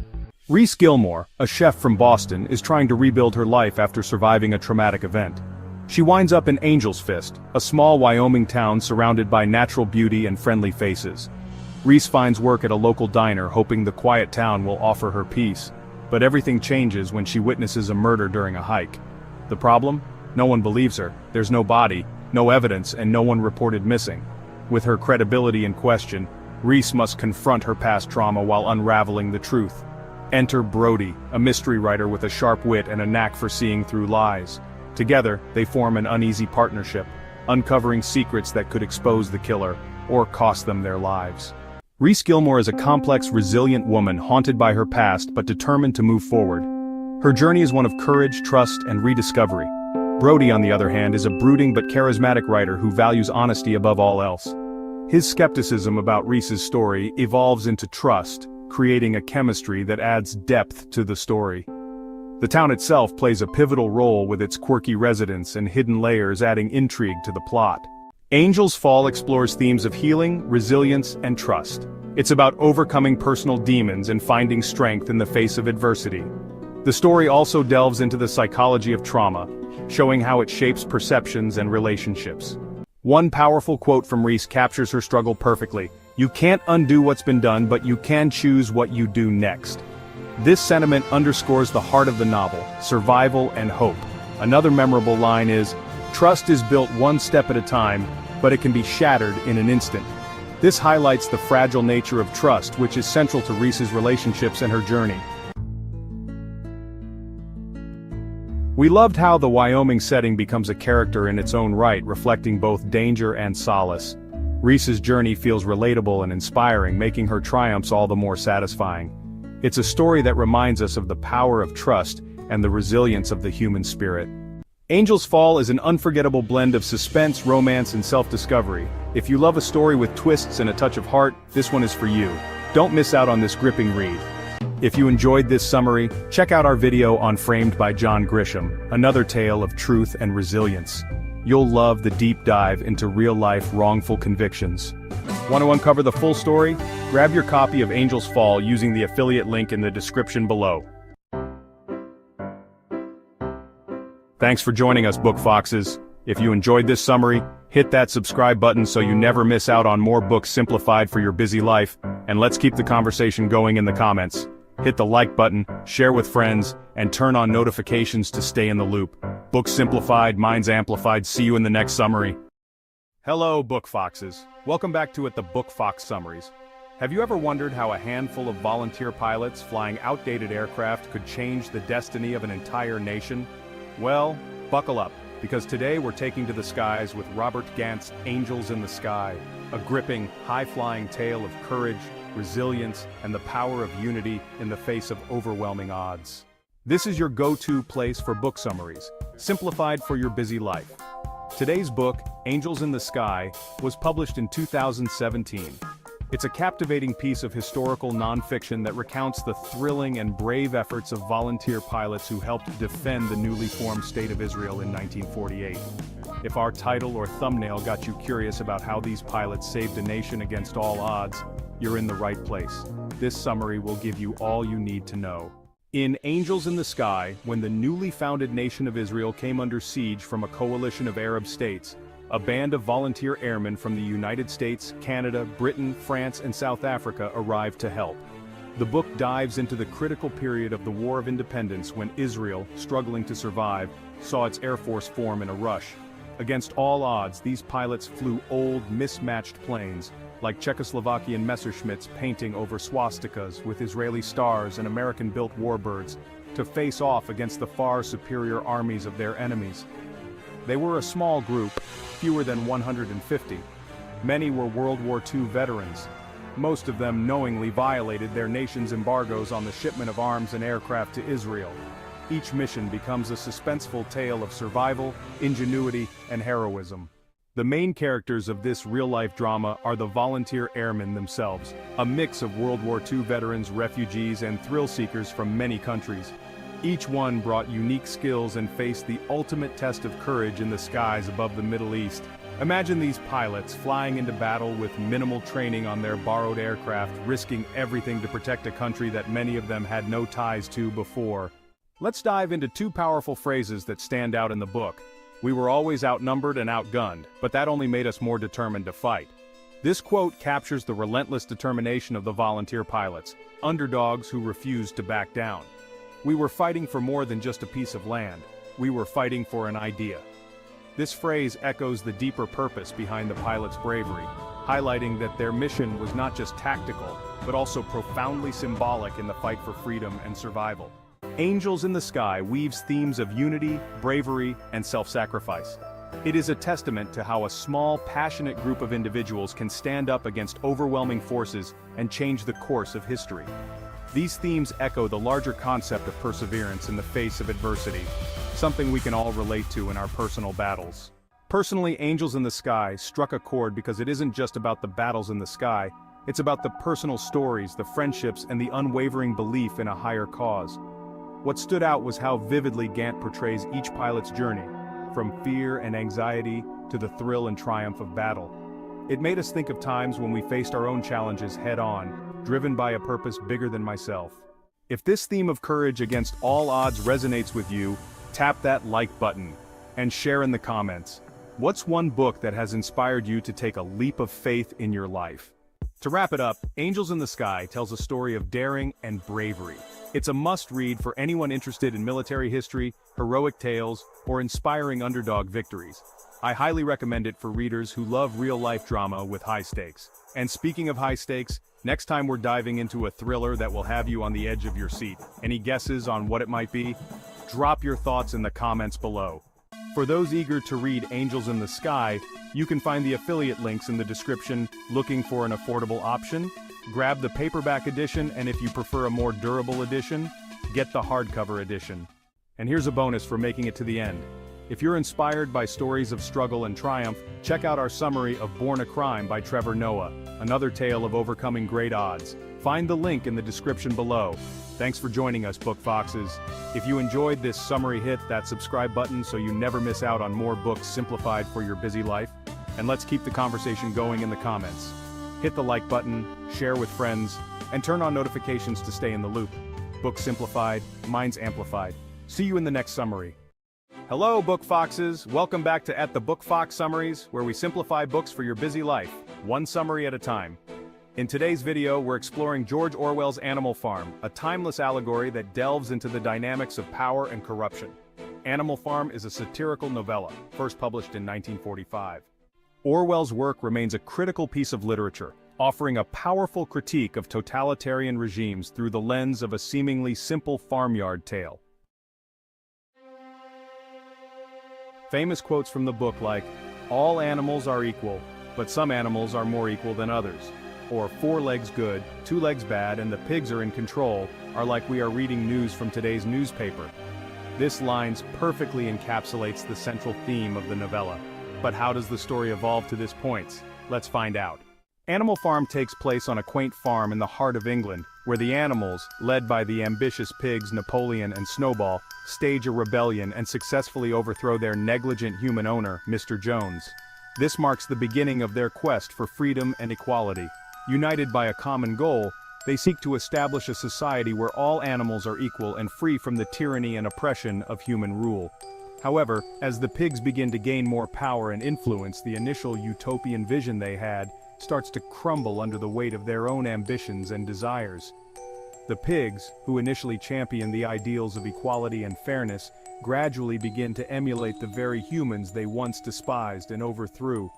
They adopt human behaviors and customs, blurring the lines between oppressor and oppressed. Napoleon, the primary leader, becomes increasingly authoritarian, using propaganda and fear tactics to consolidate his power.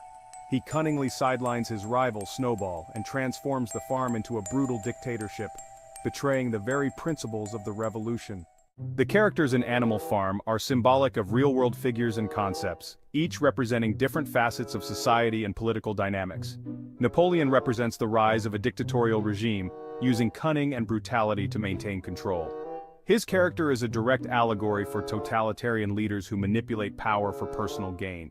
Snowball symbolizes the intellectual and idealistic side of the revolution, ultimately betrayed by the power-hungry Napoleon. His vision for a better society is crushed under the weight of tyranny. The hard-working horse, Boxer, embodies the exploited working class, whose loyalty and strength are ultimately used against him. His tragic fate highlights the betrayal of the proletariat by those in power. Squealer, Napoleon's propagandist, manipulates language and truth to keep the animals subdued and obedient. His role is crucial in maintaining the illusion of the regime's legitimacy and control. Animal Farm explores several deep themes, the most prominent being the corrupting influence of power. Orwell shows how ideals can be twisted by those who seek to maintain control, leading to betrayal and oppression. The novella also delves into the manipulation of truth and the dangers of a complacent and uneducated populace. Animal Farm serves as a stark reminder of how easily power can corrupt even the noblest of intentions. George Orwell masterfully illustrates this through the rise and fall of the farm, showing how ideals can be twisted by those in power. Orwell's work remains incredibly relevant today as it reflects the cyclical nature of power and the importance of vigilance in the face of authority. In our modern world, where information is abundant yet often manipulated, the lessons from Animal Farm are more crucial than ever. What stands out is the novella's ability to portray complex political dynamics through simple yet profound storytelling. The characters, though animals, mirror real human behaviors and societal structures, making the story both accessible and deeply impactful. However, the inevitable downfall of the farm can be quite disheartening, serving as a cautionary tale for all who seek change. It reminds us that without constant vigilance and integrity, even the most well-intentioned movements can falter and fail. To sum up, Animal Farm is not just a story about animals on a farm, it's a powerful allegory about the corrupting nature of power and the betrayal of revolutionary ideals. Orwell's message is clear. Without accountability and education, any society, no matter how idealistic, can fall into tyranny. Do you see any parallels with modern society? Let's discuss in the comments below. Before we go, we ask for your help. Please subscribe to our channel. Let us know in the comments what book you'd like us to cover next. Hit the like button, share with friends, and turn on notifications to stay in the loop. See you next time. How do you become who you truly are? How do you navigate life's complexities while staying true to yourself? Hello, and welcome to the Book Fox Summaries, where we simplify books for your busy life, one summary at a time. Today we're summarizing Becoming by Michelle Obama.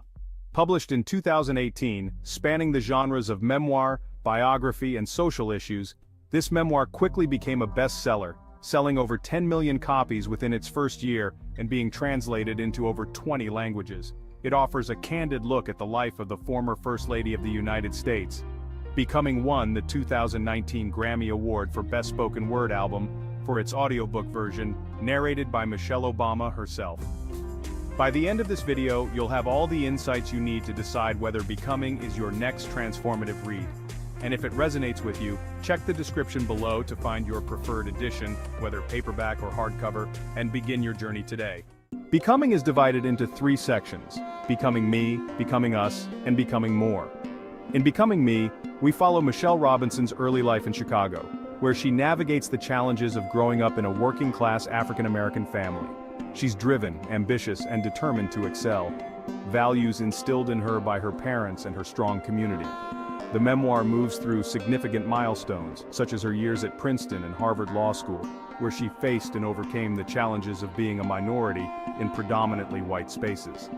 The story shifts in Becoming Us, focusing on her marriage to Barack Obama, their partnership, and the sacrifices made for each other's careers, especially as Barack's political path begins to take shape. In Becoming More, we delve into Michelle's life as First Lady, balancing motherhood, her own career, and public expectations. The book's main theme is growth, both personal and communal, and the journey of becoming the truest version of oneself. Michelle Obama is portrayed as resilient, empathetic, and fiercely driven. Her journey reveals a constant pursuit of purpose, identity, and balance as she transitions through roles as a daughter, lawyer, wife, mother, and First Lady. Barack Obama plays a significant role as Michelle's partner, whose passion for public service and vision for change deeply influenced their family's life.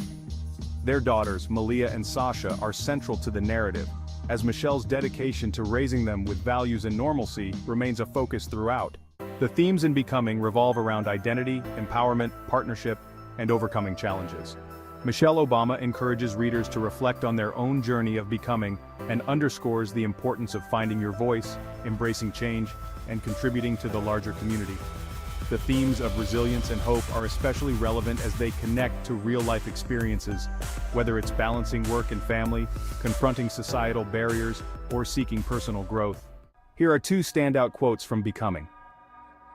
First, your story is what you have, what you will always have.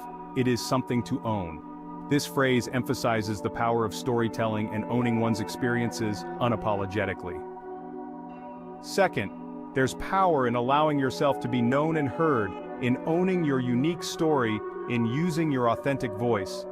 A reflection on self-expression and authenticity, this quote serves as a reminder to speak your truth and embrace your personal journey. Becoming is more than just a memoir, it's an empowering story of growth, balance, and courage. Michelle Obama's candid storytelling, filled with humor and wisdom, offers an intimate look into her life, making the reader reflect on their own path of self-discovery and becoming. Her transparency and humility in sharing the struggles and triumphs of life in the public eye create a powerful, relatable narrative that resonates deeply. Let's recap. Becoming takes us on a journey through Michelle Obama's life, exploring themes of identity, partnership, and leadership. It inspires readers to own their stories and grow through every phase of life. As promised, you now have all the key insights to decide if this book is your next great read. If it aligns with your interests, you can find the links in the description below to grab your copy in paperback or hardcover. As a bonus tip for those who made it to the end, if you're looking for another inspiring journey of personal growth and achievement, check out our summary of Wings of Fire by APJ Abdul Kalam. You can find the link to purchase your own copy of both books in the description below. Take the next step on your literary journey today. Thanks for joining us, Book Foxes. If you enjoyed this summary, hit that subscribe button so you never miss out on more books simplified for your busy life. Let's keep the conversation going in the comments. Hit the like button, share with friends, and turn on notifications to stay in the loop. Books simplified, minds amplified. See you in the next summary. What would drive someone to silence after a brutal crime? Let's uncover the mystery behind the silent patient. Hello, Book Foxes! Welcome back to the Book Fox Summaries, keeping books simplified for your busy life, one summary at a time. The Silent Patient was written by Alex Michaelides and published in 2019. It quickly became a bestseller and received acclaim for its unique psychological depth and shocking twist. With more than 6.5 million copies sold worldwide, it won the Goodreads Choice Award for Best Mystery and Thriller of 2019. The Silent Patient opens with Alicia Berenson, a talented painter who seemingly has it all, a beautiful home in London and a loving marriage to Gabriel, her husband. But one evening, everything changes. Gabriel is found dead in their home, shot multiple times, and Alicia is standing nearby, covered in blood, holding the gun. After this horrifying event, Alicia stops speaking entirely, refusing to explain herself to anyone. Her silence shocks everyone, leaving her family, friends, and the public baffled. Despite mounting evidence pointing to her guilt, Alicia remains silent and is admitted to the Grove, a psychiatric institution. Alicia's only response to the world is through a single haunting self-portrait titled Alcestis, referencing a Greek myth about a woman who sacrifices herself into silence. Her silence becomes both a mystery and an obsession, attracting the attention of Theo Faber, a forensic psychotherapist with a deep interest in her case. Theo believes he can unlock Alicia's silence, convinced that understanding her trauma will reveal what really happened. But as he dives into Alicia's life and begins his investigation, he discovers secrets that lead him down a path far darker than he ever anticipated. Alicia Berenson is at the center of this story. She's both the accused and the silent mystery, making us wonder if she's guilty or hiding something deeper. Theo Faber, a forensic psychotherapist, is drawn to her case. His own past leads him to Alicia, and he believes he can unlock the truth behind her silence.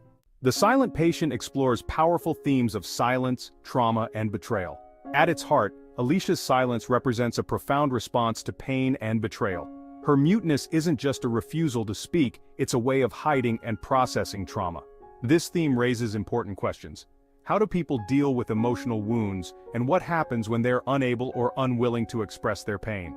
Then, there's the theme of trust and betrayal. Alicia's relationship with Gabriel, once idealized, shows cracks that hint at hidden complexities. The novel explores how fragile trust can be and how betrayal, especially from someone close, can silence us in unexpected ways. This is something many readers can relate to, as relationships often involve vulnerabilities that can be deeply painful if broken. Theo's journey introduces themes of obsession and personal struggle. His fascination with Alicia isn't just professional, it reflects his own need to confront his unresolved issues. The book suggests that in trying to understand someone else, we often confront our own deepest fears and insecurities. Personally, I found Alicia's silence to be a powerful metaphor for how trauma can impact us. Theo's journey also raises questions about whether we're ever truly able to help others if we haven't faced our own past. While the twist caught me off guard, I enjoyed the way it made me rethink every detail of the story. Here's a striking quote. "Sometimes it takes facing the darkness in others to see the light within ourselves." This line captures the novel's essence, showing how our own struggles can reveal hidden strengths. Another striking quote, "We are made up of everyone we've ever met. The pieces of others within us shape who we are." This powerful line emphasizes how relationships and experiences leave lasting marks on our identity, a theme seen in both Alicia's and Theo's journeys. Ultimately, The Silent Patient speaks to the consequences of unaddressed trauma and the lengths we go to in order to hide our pain. It challenges readers to consider how much of our true selves we reveal to others, and the masks we wear, even to those we love most. In the end, The Silent Patient is a story that keeps us questioning. It's a must-read for those who enjoy a psychological thrill with a twist. If you found the psychological insights in The Silent Patient intriguing, check out the 5 a.m. Club for powerful habits to transform your life. Head over to our summary to learn more. If The Silent Patient sounds like your kind of book, find the link in the description to grab a copy today. Thanks for the support. Thanks for joining us, Book Foxes. If you enjoyed this summary, hit subscribe, like, and turn on notifications to keep up with more books simplified for your busy life. Let's chat in the comments about your thoughts on this twisty thriller. Hit the like button, share with friends, and turn on notifications to stay in the loop. Books simplified, minds amplified. See you in the next summary. Imagine a world where happiness is mandatory and individuality is forbidden. Would you conform or rebel? Hello, Book Foxes. Welcome to the Book Fox Summaries, keeping books simplified for your busy life, one summary at a time. Today we're diving into a classic dystopian novel that forces us to question the very essence of freedom, happiness, and individuality. Brave New World by Aldous Huxley. First published in 1932, this novel has sold millions of copies and continues to resonate with readers around the globe.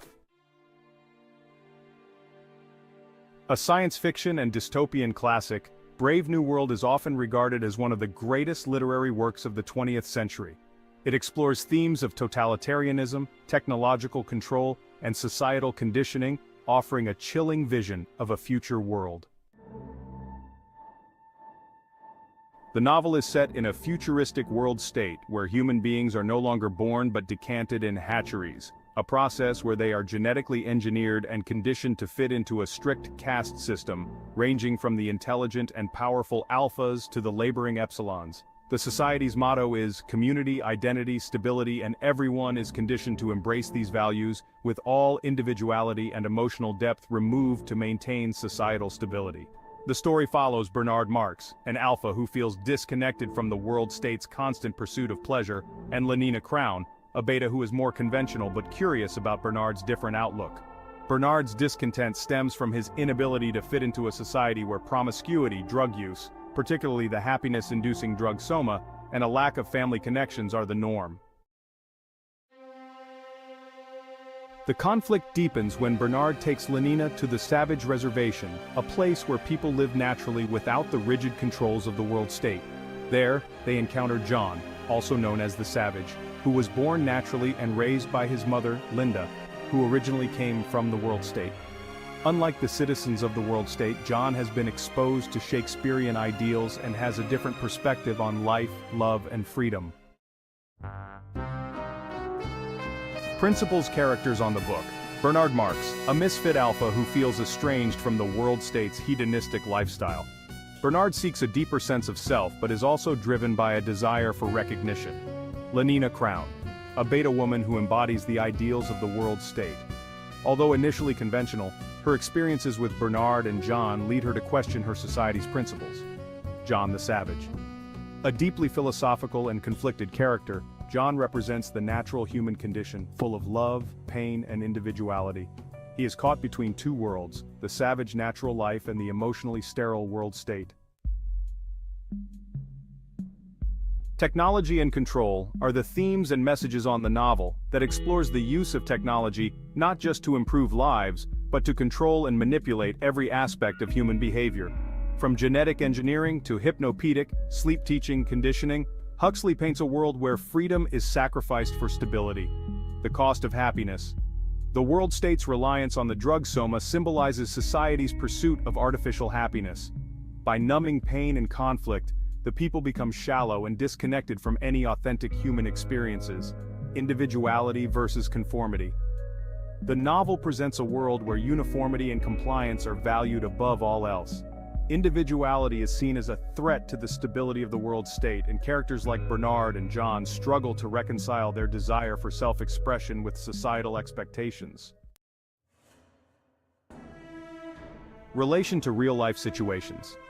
In Brave New World, Huxley foresaw many issues still relevant today: the dangers of consumerism, the over-reliance on technology, and the loss of meaningful connections. The themes reflect contemporary issues like social media's impact on mental health, the quest for instant gratification, and debates about bioethics and genetic engineering. Brave New World challenges readers to reflect on their values, questioning the balance between comfort and authenticity. Its critique of a society obsessed with pleasure, devoid of emotional depth, pushes us to ponder what truly makes us human. The book is a thought-provoking warning against sacrificing personal freedom and critical thinking for superficial comfort. A must-read for fans of dystopian literature, Brave New World offers a haunting look at a future where humanity's deepest desires are satisfied at the expense of individuality and freedom. If you're intrigued by themes of technology's impact on society and the moral dilemmas of human conditioning, this book is for you. If this book aligns with your interests, you can easily grab your copy through the links in the description. Looking for an affordable option? Grab the paperback edition on the description. Prefer a more durable edition?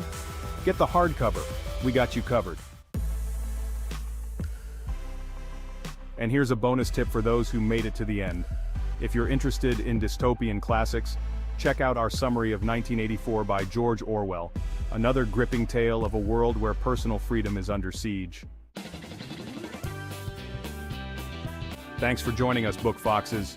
If you enjoyed this summary, hit that subscribe button so you never miss out on more books simplified for your busy life, and let's keep the conversation going in the comments. Hit the like button, share with friends, and turn on notifications to stay in the loop. Books simplified, minds amplified. See you in the next summary.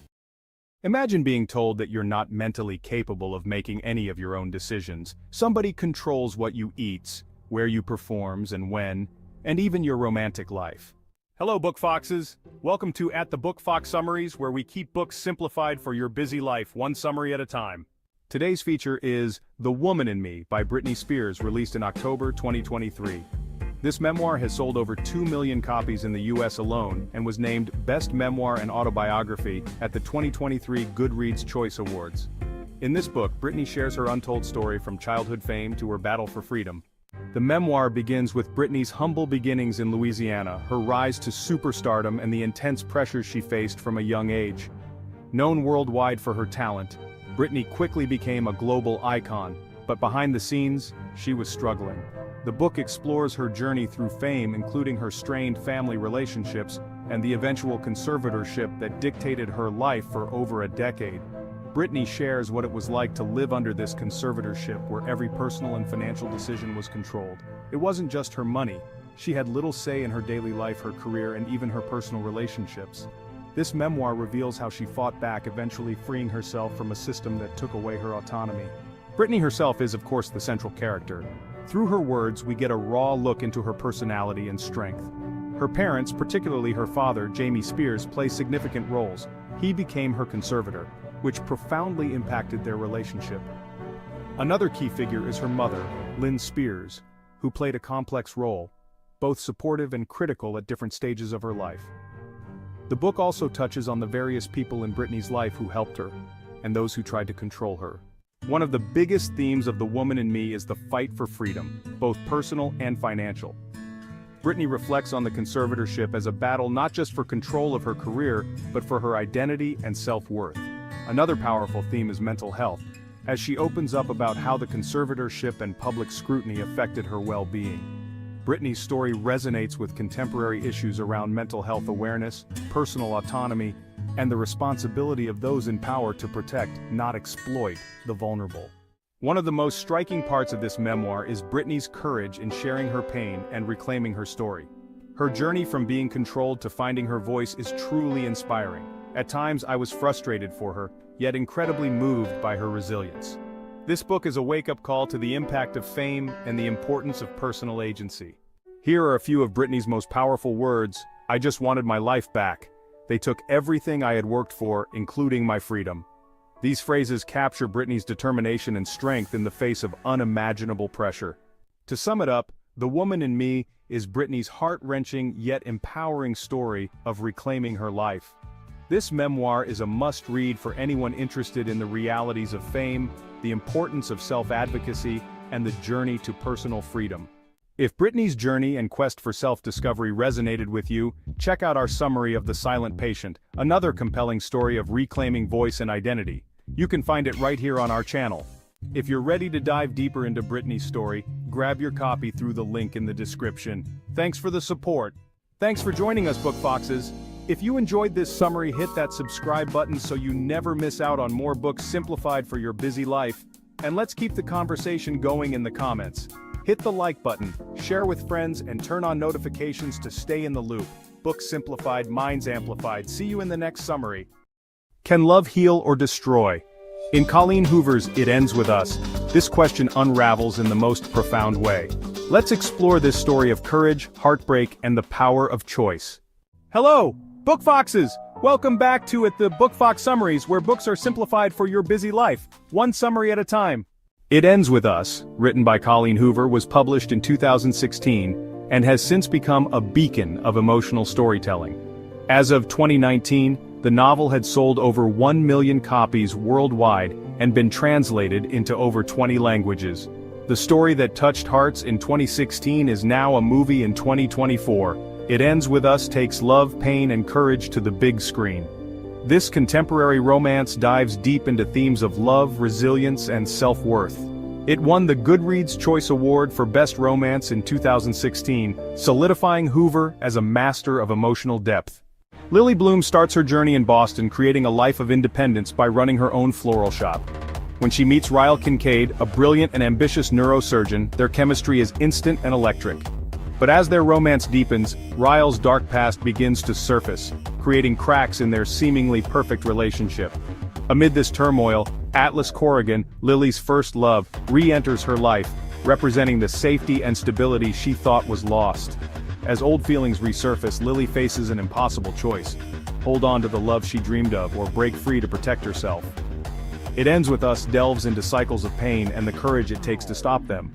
How would you handle such a situation? Share your thoughts in the comments. Lily Bloom. A determined and resilient woman, Lily dreams of breaking free from her past to create a life of beauty and independence. Ryle Kincaid, a charismatic neurosurgeon with a troubled past. While he's passionate and loving, his inner demons threaten the very foundation of their relationship. Atlas Corrigan, Lily's first love. Atlas is a symbol of safety and unwavering support. His reappearance challenges Lily to rethink what she deserves in love and life. Which character resonates most with you? Let us know in the comments. At its core, It Ends With Us is about love's complexity, the scars of abuse, and the courage to end cycles of pain. It's a reminder that sometimes love isn't enough, and prioritizing self-worth and safety is the ultimate act of strength. One of the most impactful lines reads, "It stops here. With me and you, it ends with us." This moment marks Lily's decision to break free, showcasing her unwavering strength. Another impactful line is, "In the future, if by some miracle you ever find yourself in the position to fall in love again, fall in love with me." This line reflects the deep and enduring connection between Lily and Atlas, encapsulating the vulnerability and hope that define their relationship. What struck us most about this story is its raw depiction of resilience. Lily's journey reminds us that breaking free from toxic cycles requires not only courage, but immense self-love. Additionally, the book highlights how our past shapes us, but doesn't have to define our future. This balance between heartbreak and hope resonates deeply, making the story unforgettable. In conclusion, this summary only scratches the surface. To fully experience the emotional depth and transformative power of It Ends With Us, reading the book is a must. If you enjoyed this genre, we recommend The Silent Patient by Alex Michaelides. It explores themes of trauma and emotional resilience in a gripping narrative. The link is in the description.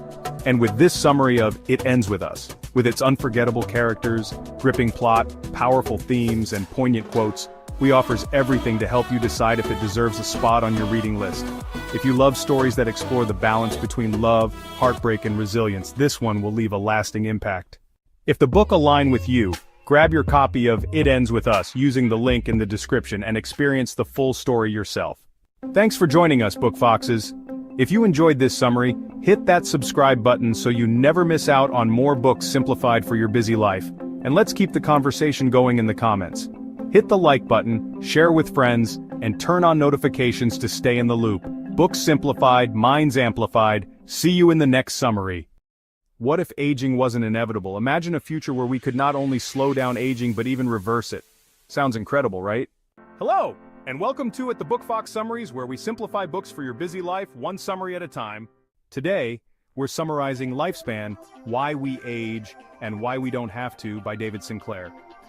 Published in 2019, this book quickly became a bestseller and has sparked global discussions on the future of aging and longevity.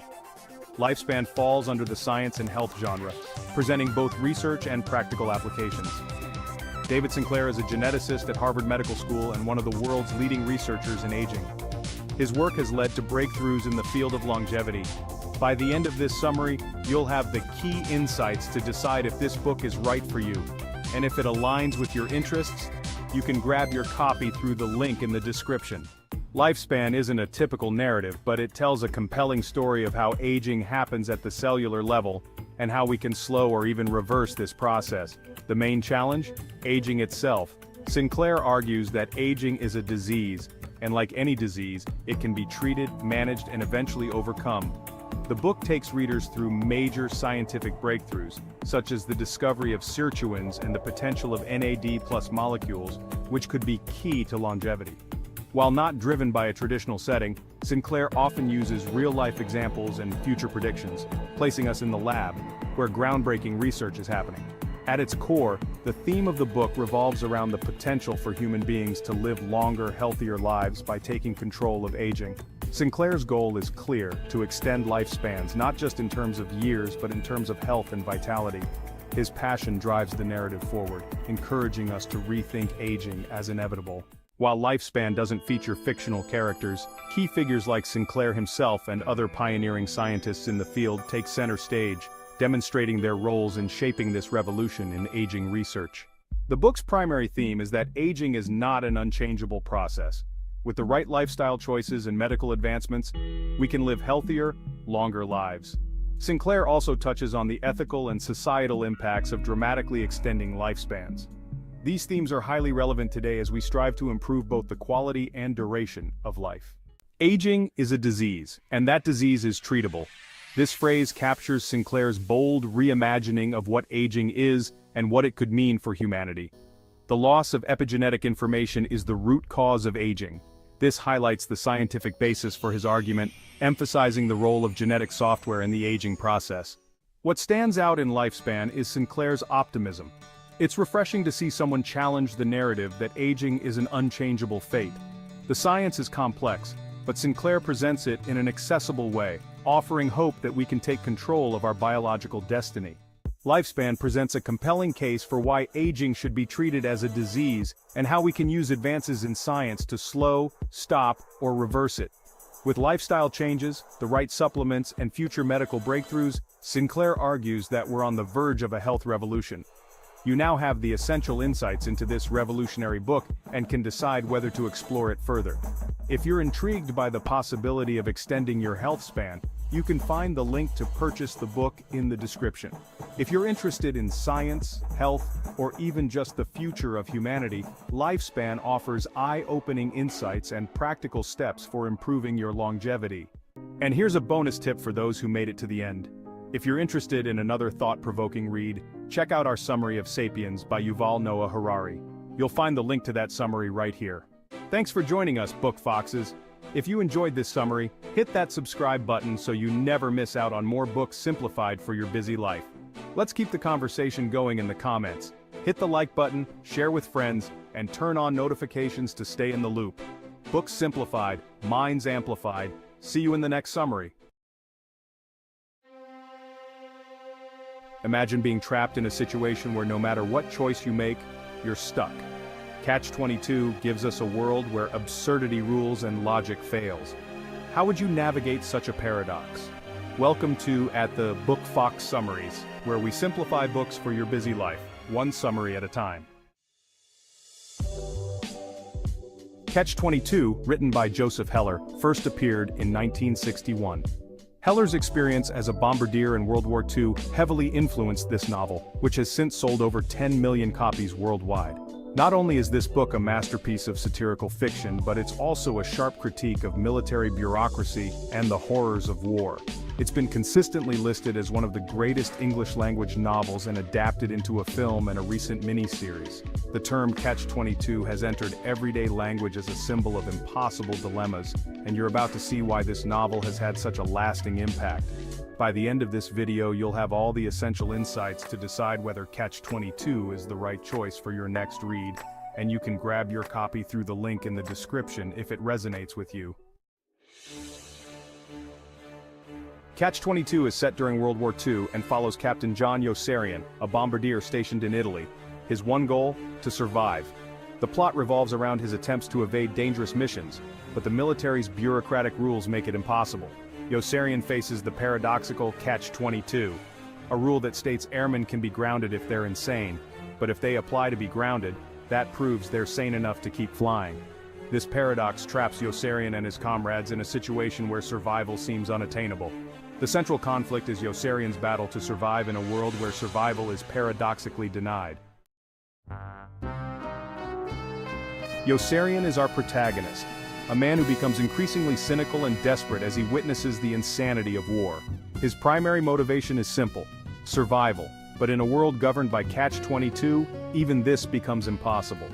Milo Minderbinder, the squadron's mess officer, represents greed and the corrupting power of capitalism. He turns war into a business, selling goods to both friend and enemy alike. Colonel Cathcart is Yossarian's commanding officer, always raising the number of missions required to go home. His obsession with being promoted blinds him to the lives he's risking. Each character in Catch-22 embodies different aspects of the absurd system. Yossarian's growing disillusionment highlights the human cost of war, while Milo's profiteering shows how war can be exploited for personal gain. Colonel Cathcart represents the clueless leadership that prioritizes career advancement over human life. Together, these characters form a rich tapestry of satire. Yossarian's character evolves from a soldier trying to fulfill his duties to a man willing to take drastic measures to protect his own life. By the end of the novel, his decision to desert reflects his total rejection of the system. His moral journey contrasts with the stagnant or selfish motivations of the characters around him, making him the book's moral compass, even in a world devoid of clear morality. At its core, Catch-22 is about the absurdity of war and the dehumanizing effects of bureaucracy.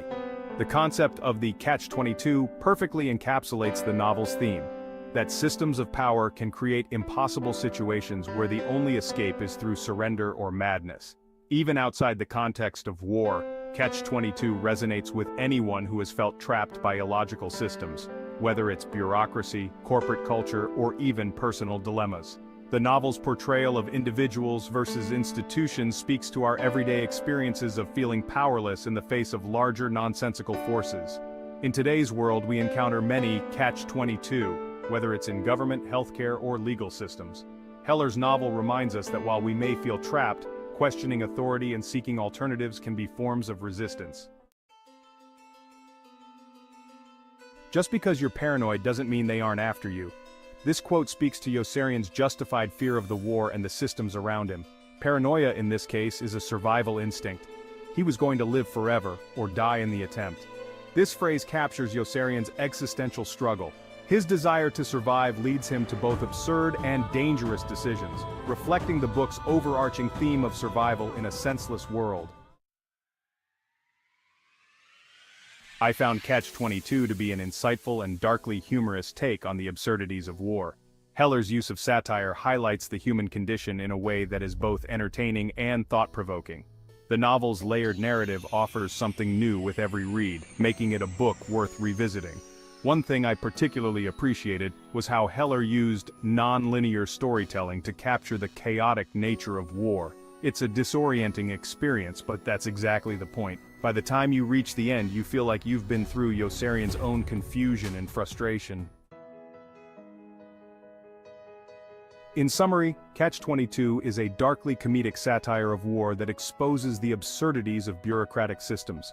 Through its richly developed characters and biting critique of military life, it has become a classic that continues to resonate today.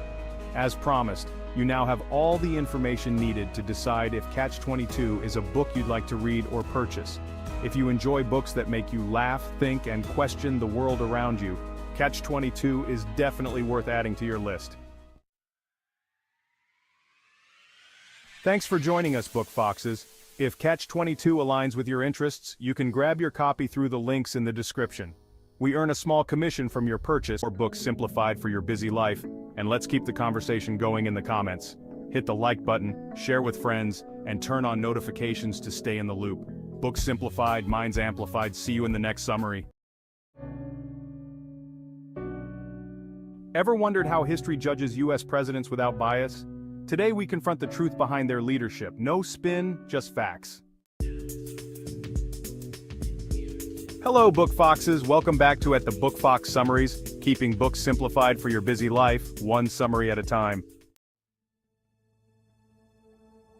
Confronting the Presidents by Bill O'Reilly, published in September 2024, just get hot off the press, offers an unfiltered analysis of the U.S. presidents, from George Washington to Joe Biden.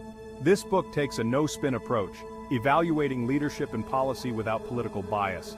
It's a bestseller, and its honest critiques have garnered widespread attention.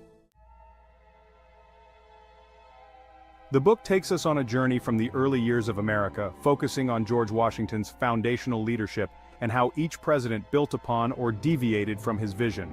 We see how presidents like Abraham Lincoln and Franklin D. Roosevelt handled the most challenging moments in U.S. history, from the Civil War to the Great Depression and World War II. In more recent history, the book analyzes the presidencies of Barack Obama, Donald Trump, and Joe Biden, critiquing their responses to economic crises, social movements, and global issues. Each president is examined for their successes, failures, and the long-term impacts of their decisions. Let's dive into some key figures. George Washington, the nation's first leader who set the precedent for all future presidents. Abraham Lincoln, whose leadership during the Civil War and abolition of slavery redefined America. Franklin D. Roosevelt, who guided the U.S. through the Great Depression and World War II with the New Deal and strong wartime strategies. Barack Obama, whose presidency brought healthcare reform and a focus on global diplomacy. Donald Trump, a controversial figure whose presidency shook the political landscape with his unconventional approach to governance, economic policies, and handling of global relations. One of the primary themes in confronting the presidents is how each leader navigated times of crisis. Whether facing war, economic disaster, or social upheaval, their decisions shaped the nation's direction. The book also highlights the increasing power of the presidency, particularly in modern times, and how presidents like Trump redefined the relationship between the executive office and the American public. What stood out to me most was the comparison between traditional leaders like Washington and modern disruptors like Trump. The contrast between presidential styles through history is eye-opening, and the book does a great job of showcasing how the role of president has evolved over time. Here are a few key quotes from the book. From Lincoln, "A house divided against itself cannot stand." Lincoln's words encapsulate the challenge of preserving a united nation in the face of deep division. From Franklin D. Roosevelt, "The only thing we have to fear is fear itself." This quote reflects Roosevelt's steady leadership during the Great Depression. From Donald Trump, "Make America Great Again." Trump's slogan sparked both fierce loyalty and opposition, symbolizing his populist approach to politics and the divide in public opinion. Confronting the Presidents offers a clear-eyed look at the strengths and flaws of America's leaders, providing valuable insights into the evolution of the presidency. If you're interested in history or political leadership, this book is a must-read. And here's a bonus tip for those who made it to the end. If you're fascinated by U.S. history, check out our summary of Team of Rivals, an in-depth look at Lincoln's leadership during the Civil War. If this book aligns with your interests, grab your copy through the link in the description. Your support helps us bring you more book summaries. Thanks for joining us, Book Foxes. If you enjoyed this summary, hit that subscribe button so you never miss out on more books simplified for your busy life, and let's keep the conversation going in the comments. Hit the like button, share with friends, and turn on notifications to stay in the loop. Books simplified, minds amplified. See you in the next summary. Struggling to lose weight despite all the effort, you're not alone. It's a common tale, counting calories, hitting the gym, yet the scale barely budges. Many of us have been there, stuck in this frustrating cycle. Enter The Obesity Code by Dr. Jason Fung, a game changer in the weight loss arena. This physician, specializing in obesity and kidney disease, challenges the conventional wisdom of weight loss. But what if the weight loss advice we've been given is wrong? You've probably heard calories in, calories out, right? But what if that's not the full story? It's time to debunk the calorie myth. The old school of thought that all you need to do is burn more calories than you consume to lose weight is an oversimplification of a complex process. Our bodies are not simple machines. They are intricate systems that regulate weight through a network of hormones. Central to this network is a hormone you've likely heard of, insulin. Picture insulin as a sort of traffic cop, directing where energy goes in our bodies. When we eat, insulin levels rise, signaling our cells to take in glucose from our bloodstream. Any excess glucose is then stored as fat. Now here's the kicker. Not all calories are created equal. 100 calories of broccoli affects insulin levels differently than 100 calories of soda. The broccoli, being fiber-rich and low in sugar, causes a mild insulin response. The soda, however, being loaded with sugar triggers a surge of insulin. This insulin surge tells your body to store fat, and the more frequently these surges occur, the more our cells become resistant to insulin. This resistance means our bodies need to produce even more insulin to get the same effect, leading to a vicious cycle of fat storage. So, it's not just about calories. It's about what those calories do in our bodies. The calorie myth has been debunked. The real secret to weight loss lies not just in counting calories but understanding how different foods affect our hormones. Let's talk about insulin. It's not just for diabetics. You see, this hormone plays a starring role in our weight loss story, but how does it do that? Well, one of the main characters in this plot are those sneaky, refined carbohydrates and sugary drinks we often find ourselves reaching for. They might taste great, but they're like villains in disguise. When we consume these foods, our body's insulin levels shoot up. It's like a roller coaster ride, but not the fun kind. More like the kind that leaves you feeling dizzy and disoriented. And there's more to this ride. High insulin levels have a bit of a domino effect. They keep us feeling hungry, even after we've just eaten. It's like our body's saying, hey, I need more fuel. But what it's actually doing is creating an endless cycle of hunger and eating. But that's not all. High insulin levels also play a sneaky trick on us. They hinder our body's ability to burn fat. Instead of using up the fat stores for energy, our bodies continue to hoard it, like a squirrel stashing away nuts for winter. This is because insulin is essentially a storage hormone. It signals our bodies to store energy, primarily as fat. So, what's the takeaway from all this? Insulin levels matter. They tell our bodies whether to store fat or burn it. It's time to pay attention to insulin and break free from the roller coaster ride of high insulin levels. So if it's not just about calories, what should we focus on? The answer lies in the quality of the food we consume. Processed foods, sugary drinks, and unhealthy fats are the real culprits behind weight gain. They're like Trojan horses, appearing harmless on the outside but wreaking havoc on the inside. Let's talk about processed foods first. They're often packed with hidden sugars, unhealthy fats, and artificial additives. These ingredients can cause our insulin levels to skyrocket, leading to more fat storage. The same goes for sugary drinks. Even the ones labeled as diet or zero can confuse our body's natural hunger and fullness cues, leading to overeating. And then there's the matter of unhealthy fats. These include trans fats and certain saturated fats, which can increase inflammation and insulin resistance. This is not to demonize all fats though. Remember, healthy fats like those found in avocados, nuts, and fish are essential for our body's functionality. Now let's discuss insulin resistance. Over time, when our bodies are continually exposed to high levels of insulin, they start to become less responsive to it. This is known as insulin resistance, a key player in weight gain and even diabetes. But here's the good news. Insulin resistance is reversible. And the reversal process begins with making smarter food choices. Remember, it's not just about eating less, it's about eating right. With the right foods, we can reset our body's natural weight regulation system, conquer insulin resistance, and unlock the secret to sustainable weight loss. So stay tuned as we delve into the solution in our next scene.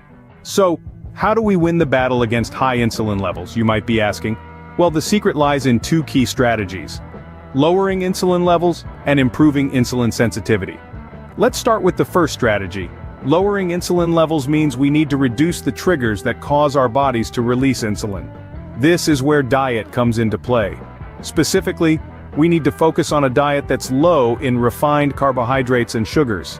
These are the culprits that cause our insulin levels to spike. Instead, we should be filling our plates with foods that are rich in healthy fats, protein, and low-carb vegetables. But what exactly does this look like? Picture a plate filled with a generous portion of leafy green vegetables, a piece of grilled chicken or fish, and a side of avocado or a handful of nuts. This combination is not only delicious but also keeps your insulin levels in check. Now let's move on to the second strategy, which is improving insulin sensitivity. This is where physical activity and intermittent fasting come into the picture. Regular exercise, especially strength training and high-intensity interval training, can significantly improve your body's sensitivity to insulin. And what about intermittent fasting? It's a dietary pattern that cycles between periods of eating and fasting. It might sound intimidating, but it could be as simple as skipping breakfast. This gives your body a break from producing insulin, allowing your insulin levels to naturally decrease. These strategies might sound challenging at first, but remember, Rome wasn't built in a day. Start small, make one change at a time, and gradually build up. And don't forget, you're not alone in this journey. Reach out to a healthcare professional or a support group if you need help. Lastly, keep in mind that this is not about following a strict diet or a quick-fix weight loss plan. It's about making long-term, sustainable changes to your lifestyle. It's about understanding how your body works and making choices that support your health and well-being. It's not about a diet, it's about a lifestyle change. Remember, the key to unlocking the secrets of weight loss lies in understanding and managing your insulin levels. It's time to crack the obesity code and embark on a journey towards a healthier, happier you. Remember, this isn't a quick fix, it's a long-term game. While fad diets might promise quick results, they often lead to rebound weight gain.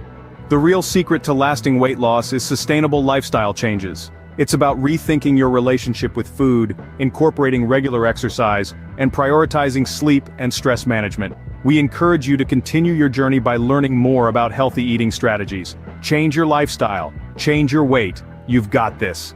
Thanks for tuning in, folks. We're so pleased to have you with us today. We're going to venture into the rich, enlightening world of The Obesity Code, a revolutionary book that could be your key to unlocking a healthier, happier future.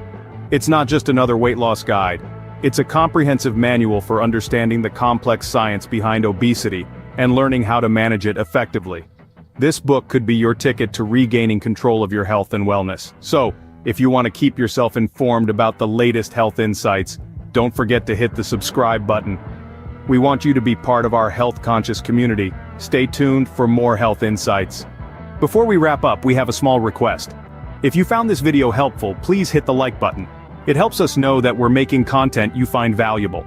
Share it with your friends who might also benefit from it. Let's spread the knowledge and create a healthier world together. Don't forget to subscribe to our channel for more videos like this one.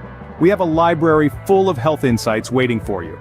And make sure to turn on notifications so you never miss our latest updates. We're constantly researching and sharing the latest health and wellness science. Thanks for watching, and we'll see you in the next video. Hello, Book Foxes. Welcome back to At the Book Fox Summaries, keeping books simplified for your busy life, one summary at a time. If you love thrilling stories packed with suspense, science, and political drama, you're in for a treat today. Let's dive into Deception Point by Dan Brown. Alright, let's get into the main content, the summary of Deception Point. Rachel Sexton, a White House intelligence analyst, is known for her sharp mind and keen analytical skills. She has spent years working behind the scenes, providing crucial insights and intelligence reports that have shaped national security policies. One day she receives an urgent call that will take her far from the familiar confines of her office.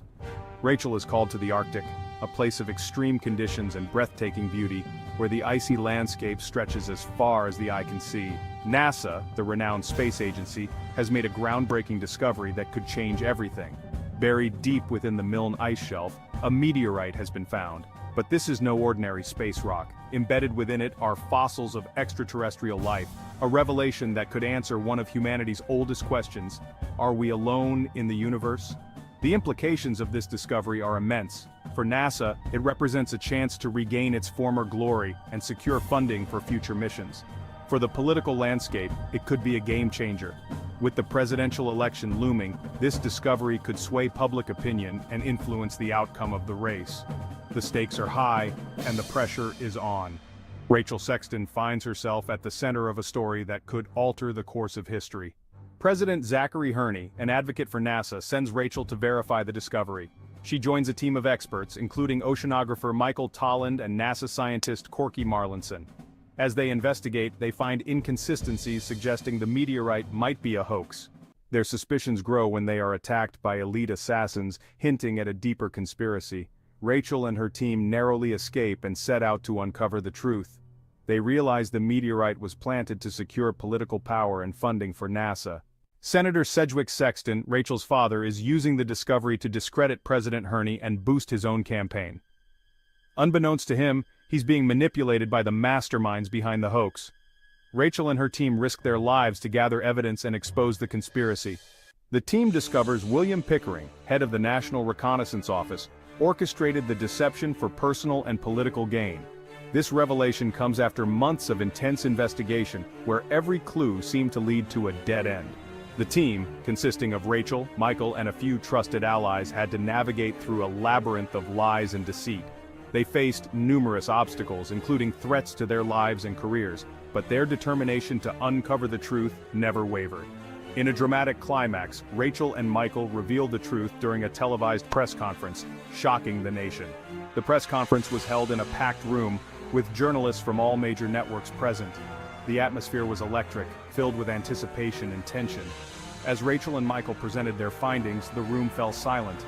The evidence was irrefutable, and the nation watched in disbelief as the depth of the conspiracy was unveiled. The broadcast reached millions, and the impact was immediate. The conspirators are brought down, and integrity is restored in the government. The arrests were swift and decisive, with law enforcement agencies working around the clock to ensure that justice was served. The public's faith in the government, which had been severely shaken, began to be restored. Symbolic imagery of justice and integrity filled the media, reinforcing the message that truth and righteousness had prevailed. The nation breathed a collective sigh of relief, knowing that the dark chapter had come to an end, and a new era of transparency and accountability had begun. Deception Point explores themes of deception and truth, power and corruption, and the intersection of science and politics. It's a thought-provoking thriller that keeps readers on the edge of their seats. Dan Brown masterfully blends scientific intrigue with political drama in Deception Point. It's a fast-paced, suspenseful novel that you won't be able to put down. If you enjoyed this summary, we have plenty more where that came from. Before we go, we ask for your help. Please subscribe to our channel. We love hearing from our community. Leave a comment below and let us know what book you'd like us to summarize next. Your suggestions help us tailor our content to your interests. Hit the like button, share with friends, and turn on notifications to stay in the loop. Thanks for watching. See you next time.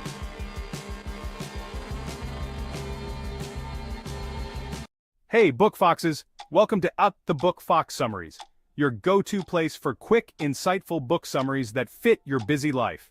Ready to dive into another great read? Let's get started.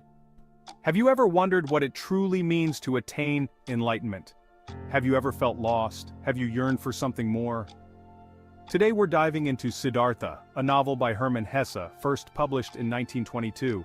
This profound spiritual journey has inspired readers worldwide with its exploration of the quest for enlightenment and is classified as a philosophical novel. The novel follows the journey of Siddhartha, a young man in ancient India who embarks on a quest to find spiritual enlightenment. Born into a wealthy Brahmin family, Siddhartha is expected to follow in his father's footsteps, but he feels that the traditional religious teachings do not fulfill him. It is a philosophical exploration of the human condition that resonates with readers across generations. It explores themes of identity, purpose, and the pursuit of truth. Hesse's lyrical prose and thought-provoking insights make this a truly captivating read.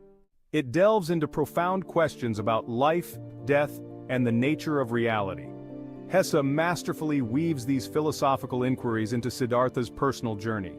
This blend of storytelling and philosophical exploration is what makes Siddhartha a timeless classic. The novel has been translated into countless languages. It has sold millions of copies worldwide. Its enduring popularity speaks to the universality of its themes. Siddhartha continues to resonate with readers. It offers guidance and inspiration on their own journeys of self-discovery. Hesse's writing is replete with memorable phrases that linger in the mind. "The opposite of every truth is just as true," exclaims Siddhartha at one point. This statement captures the novel's exploration of duality and the limitations of rigid thinking. Another powerful quote is, "Within you, there is a stillness and a sanctuary to which you can retreat at any time and be yourself." This speaks to the importance of inner peace and self-acceptance. These profound insights are scattered throughout the novel. They invite readers to contemplate the deeper meaning of life. Hesse's words have the power to spark introspection and inspire personal growth. Siddhartha is a treasure trove of wisdom that continues to resonate with readers today. A legacy of enlightenment. Siddhartha has had a profound impact on literature and beyond. Its exploration of Eastern philosophy and spirituality introduced many Western readers to new ways of thinking. The novel's themes of self-discovery, mindfulness, and the interconnectedness of all things continue to influence contemporary thought. The novel's legacy extends beyond its literary merit.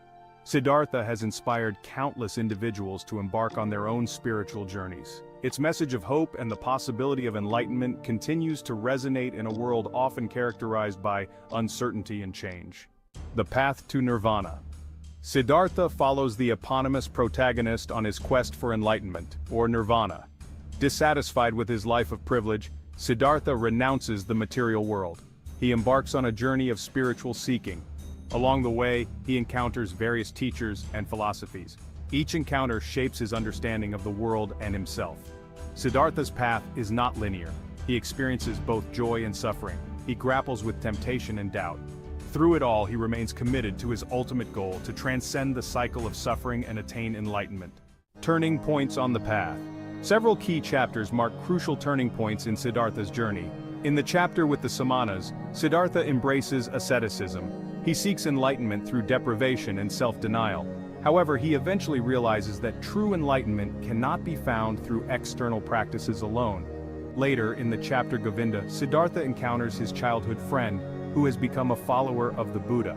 Their reunion highlights the diversity of spiritual paths and the importance of finding one's own way. These pivotal moments in the novel illustrate the complexities of the spiritual journey. Siddhartha in our world. Siddhartha's themes of self-discovery, the search for meaning, and the importance of living in the present moment are as relevant today as they were a century ago.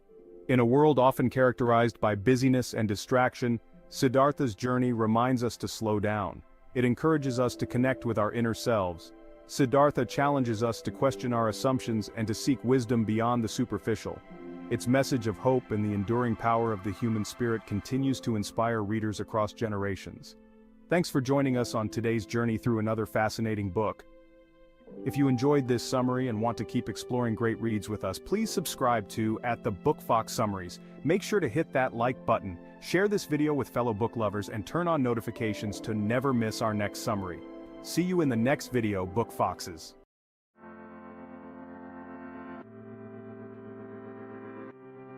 Hello, Book Foxes! Welcome back to the Book Fox Summaries, where we keep books simplified for your busy life, one summary at a time.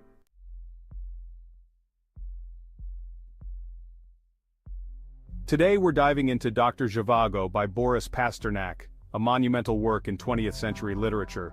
Published in 1957, this epic novel is set against the backdrop of the Russian Revolution and the subsequent Civil War. Although it was banned in the Soviet Union for its anti-Soviet sentiments, the book gained international acclaim and even won Pasternak the Nobel Prize in Literature in 1958. Dr. Zhivago is a historical novel, blending romance, philosophy, and political commentary, making it a timeless classic. You might have been drawn here by our intriguing title and thumbnail. Let's confirm the promise right away by delving into the complexities of love and revolution that define this masterpiece. Imagine being torn between love and loyalty, between your passion and the harsh realities of a world in upheaval. This is the central conflict of Dr. Zhivago, a story where personal lives are intertwined with the tides of history. The novel follows Yuri Zhivago, a poet and physician, as he navigates the turbulent years of the Russian Revolution and Civil War. Yuri's life is a reflection of the chaos and contradictions of his time. He is caught between his love for two women, his wife Tanya and his muse Lara, while also grappling with his duty as a doctor and his identity as a poet. Yuri's struggle is emblematic of the broader conflict between personal desires and societal demands. His poetry, which serves as an escape and expression of his inner self, is constantly at odds with the brutal realities around him. Let's dive deeper into the characters who drive this narrative forward. Our protagonist, Yuri Zhivago, whose inner turmoil and philosophical reflections are central to the novel. His journey is one of both external and internal conflict. Lara Antipova, a complex character who embodies both strength and vulnerability. She is Yuri's great love and serves as his muse. Tanya Gromyko, Yuri's devoted wife, who represents stability and tradition in contrast to Lara's passion and unpredictability. Pasha Antipov, also known as Strelnikov, is Lara's husband, a revolutionary leader who becomes increasingly radical and estranged from his earlier ideals. Each of these characters reflects the broader societal changes happening in Russia, making their personal struggles feel both intimate and epic. Dr. Zhivago explores several themes, including love and sacrifice. The novel delves into the complexities of love in a time of war where personal happiness often comes at a great cost. Another key theme is the individual versus society. Yuri's struggle to maintain his individuality and moral compass in a society that demands conformity is a central aspect of the story. Then, there's the power of art.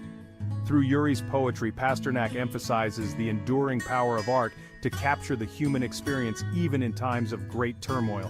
These themes resonate with modern readers, reminding us that love, individuality, and artistic expression remain crucial even in the most challenging circumstances. Pasternak's portrayal of Yuri as a flawed yet deeply human character resonates with readers, reminding us that even in the darkest times, the human spirit can endure. I particularly appreciated Pasternak's poetic language and philosophical depth, which add layers of meaning to the novel. However, the dense political backdrop might be challenging for some readers. In summary, Dr. Zhivago is more than just a love story. It's a meditation on life, art, and the enduring power of the human spirit. Pasternak's masterful storytelling captures the essence of a tumultuous era while reminding us of the timeless nature of love and individuality. I highly recommend this novel to those who appreciate historical fiction with a deep philosophical undertone. It's a challenging but rewarding read. What are your thoughts on Dr. Zhivago? Do you think Yuri made the right choices? Let me know in the comments below. Thanks for joining us, Book Foxes. If you enjoyed this summary, give it a thumbs up, and hit that subscribe button so you never miss out on more books simplified for your busy life. Share this video with fellow book lovers, and let's keep the conversation going in the comments. See you next time. Have you ever wondered about the profound wisdom hidden in children's books? Today we're stepping into the magical universe of The Little Prince, by Antoine de Saint-Exupéry.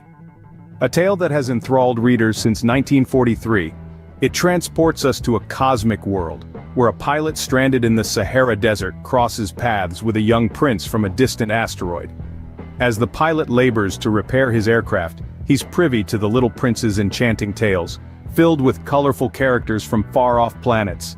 These characters and their interactions with the little prince are not just whimsical adventures, they're profound lessons about love, friendship, and the very essence of human existence. This spellbinding tale weaves together fantasy and philosophy, inviting us to look beyond the ordinary and explore the extraordinary. So, are you ready to embark on this journey? Join us as we delve deeper into the captivating world of The Little Prince. At the heart of The Little Prince lies the theme of love and friendship. The story beautifully elucidates this through the relationships the little prince forges with his beloved Rose and the wise fox. The rose, with her thorns and demanding nature, teaches the prince about love's complexities, its trials, and its rewards. The fox, on the other hand, imparts wisdom about friendship. He teaches the prince that taming, or creating bonds, requires patience, understanding, and mutual respect. These relationships aren't without their challenges, but they shine a light on the invaluable lessons that love and friendship bring. They emphasize the importance of nurturing connections, cherishing loved ones, and understanding that it's the time and effort we invest in others that makes them so important to us. So, in the end, it's not about possession or vanity, but about the invisible ties that bind us to one another. As the little prince learns, it is the time and effort we invest in others that makes them so important to us. The innocence of the little prince provides a stark contrast to the world of adults. This innocent perspective, untainted by cynicism, brings forth a sense of wonder and imagination that is often lost as we age. The little prince's curiosity about the universe, his unabashed questions, and his ability to find joy in the simplest things serve as a reminder of the boundless creativity and imagination of childhood. In the world of The Little Prince, a rose is not just a rose. It's a companion to be cherished, a mystery to be deciphered, a universe unto itself. Similarly, a sunset is not just the end of a day, but a spectacle to be savored and celebrated. These imaginative interpretations of the world around us urge us to look beyond the surface, to question, to wonder, and to appreciate the magic in the mundane. As The Little Prince reminds us, only with the heart can one see rightly. What is essential is invisible to the eye. Despite his interstellar travels, the little prince experiences profound loneliness. This solitary journey across the cosmos, filled with encounters that are often fleeting and transient, underscores a poignant theme of loneliness and longing in The Little Prince. It's a theme that resonates deeply, a universal echo of the human condition. The little prince, though he meets a variety of characters on his travels, often finds himself alone, yearning for companionship and understanding. His loneliness isn't just a product of physical solitude, it's also a reflection of emotional isolation, a longing for someone who can truly understand his perspective and share in his experiences. This longing leads him to form profound connections, like his bond with the fox, who teaches him that one sees clearly only with the heart. What is essential is invisible to the eye. Through the Little Prince's journey, we're reminded of the importance of seeking and treasuring genuine connections. Grown-ups never understand anything by themselves, and it is tiresome for children to be always and forever explaining things to them. Our journey through The Little Prince brings us to a theme that resonates with readers of all ages: the absurdity of adult behavior. As the Little Prince embarks on his interplanetary travels, he encounters a host of adult characters, each more absurd than the last. There's the king who rules over nothing, the vanity-driven conceited man, the drunkard who drinks to forget his shame of drinking, the businessman who counts stars as his own, and the lamplighter who follows orders without questioning their relevance. Each of these characters, stuck in their own narrow-mindedness, embodies the follies and absurdities of grown-up behavior. These characters are so engrossed in their roles that they become blind to the broader aspects of life, the wonders of the universe, and the simple pleasures that bring true joy. The king, for instance, is obsessed with power but has no one to command. The businessman, on the other hand, is consumed by his materialistic pursuit, counting stars he claims to own, but never truly appreciating their beauty. The Little Prince's encounters with these characters offer an incisive critique of adult behavior, particularly our tendencies towards materialism, self-importance, and narrow-mindedness. It's a stark reminder of how we, as adults, often lose sight of what truly matters in life. We get so caught up in our routines, our ambitions, our self-imposed rules, that we forget to appreciate the world around us, to foster genuine connections, and to nurture our sense of wonder and curiosity. The absurdity of these adult characters is not just a critique but also a call to action. It urges us to question our behaviors, our priorities, and our understanding of the world. It implores us to embrace the innocence, curiosity, and openness of a child, to see beyond the surface, and to value what truly matters. The Little Prince's interactions with these characters serve as a poignant reminder to question our own behaviors and priorities. Ultimately, The Little Prince is a tale of self-discovery.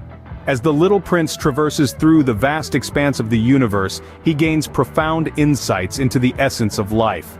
His adventures unravel the complexities of existence, stripping them down to their barest form. It's through his heart, not his eyes, that he sees the world, an approach that we too can adopt to discover the true magic of life. The Little Prince's journey is not just about exploring different planets, but about internal exploration, experiencing the simple joys of existence. It's in these moments of simplicity, like watching a sunset or tending to a rose, that he finds the most profound happiness. His journey, a metaphorical mirror, reflects our own paths of self-discovery. As we journey with the Little Prince, we too are invited to reflect upon our own understanding of love, friendship, and the essence of life. The timeless tale of The Little Prince continues to resonate with readers of all ages. Penned by Antoine de Saint-Exupéry, this gem of a book, published over 7 decades ago, has been translated into more than 300 languages and dialects. Its universality and immortal charm are undeniably fascinating. From its inception to date, The Little Prince has sold millions of copies worldwide and continues to captivate the hearts of readers regardless of their age or background. This narrative, as enchanting as it is profound, escorts us on an odyssey of and introspection. The brilliance lies in the simplicity of the storyline, and yet the depth it contains is astounding. We've delved into the intricate themes of love and friendship, the purity of innocence, the wild realm of imagination, the deep-seated feelings of loneliness and longing, the often bizarre and illogical behavior exhibited by adults, and the extraordinary journey of self-discovery. The story transcends the conventional boundaries of a children's tale and carries wisdom that transcends age and time. The protagonist, the Little Prince himself, symbolizes the purity and innocence of childhood. His planet-hopping odyssey brings him face to face with the absurdities of the adult world, showcasing the profound critique of adult pretensions and societal norms. The book throws light on the importance of cherishing relationships and maintaining an unadulterated sense of wonder, curiosity, and imagination, qualities that are often lost as we transition from childhood to adulthood. It challenges us to reevaluate our perspectives, to question our established notions, and to rediscover the world through the innocent eyes of a child.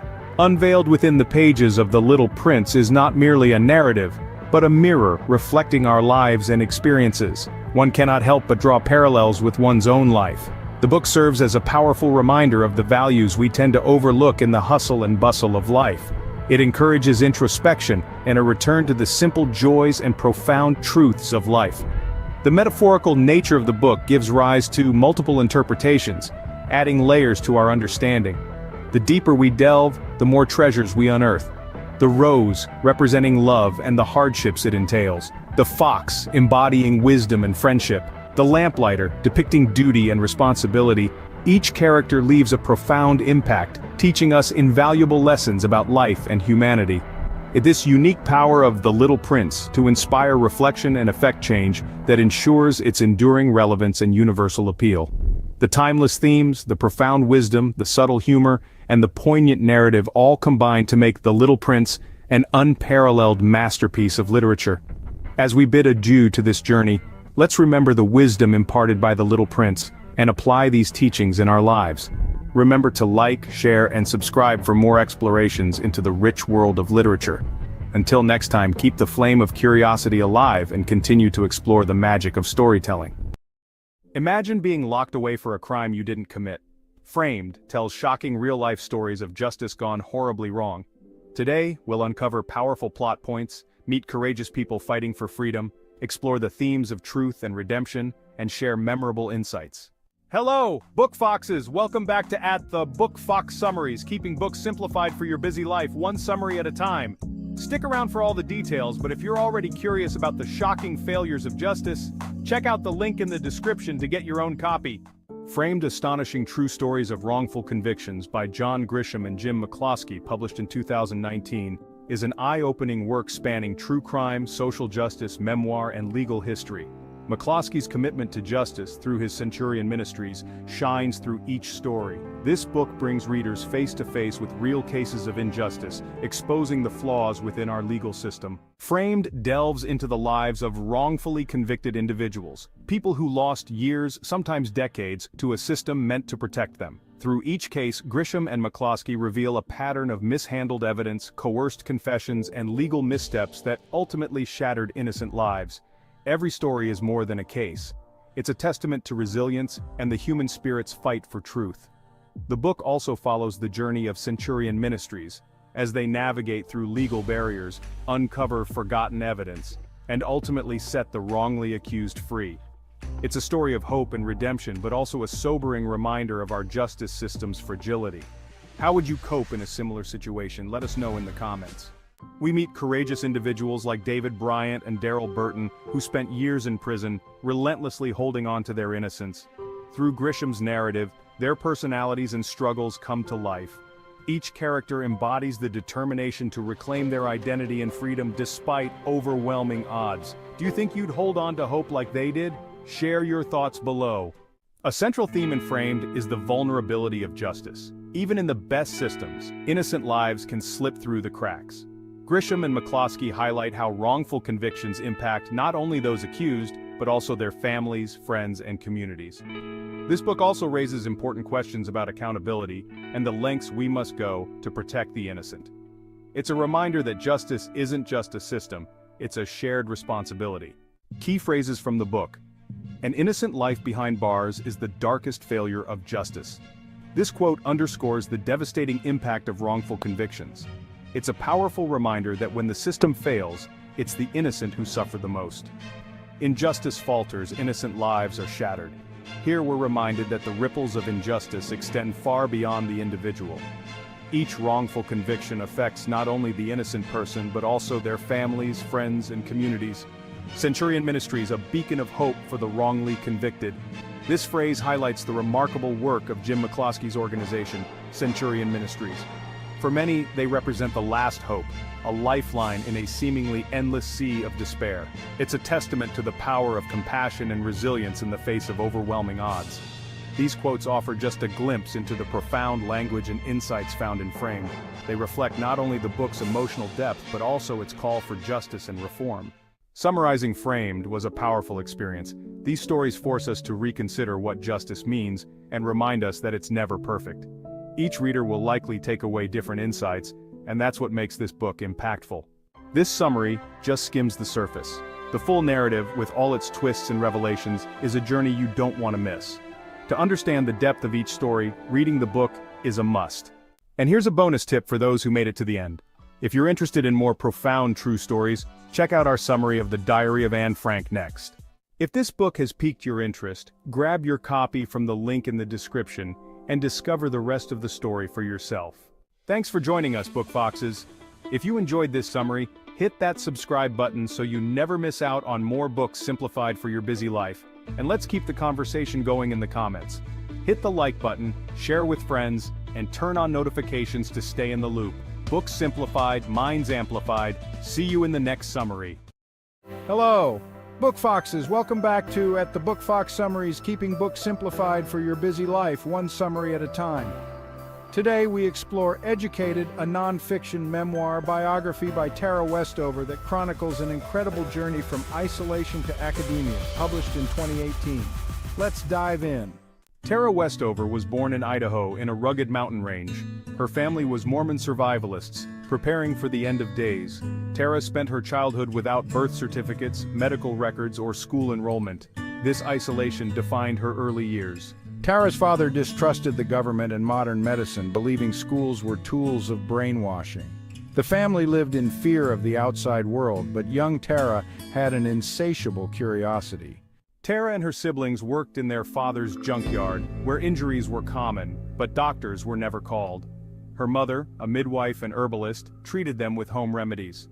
Despite the dangers and harshness, Tara found solace in the mountains and her family. Yet even in this harsh environment, a spark of curiosity ignited within Tara.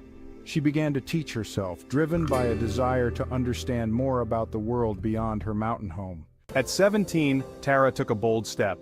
With no formal education, she studied on her own and managed to pass the ACT. This was her ticket to Brigham Young University, where she encountered a formal education for the first time.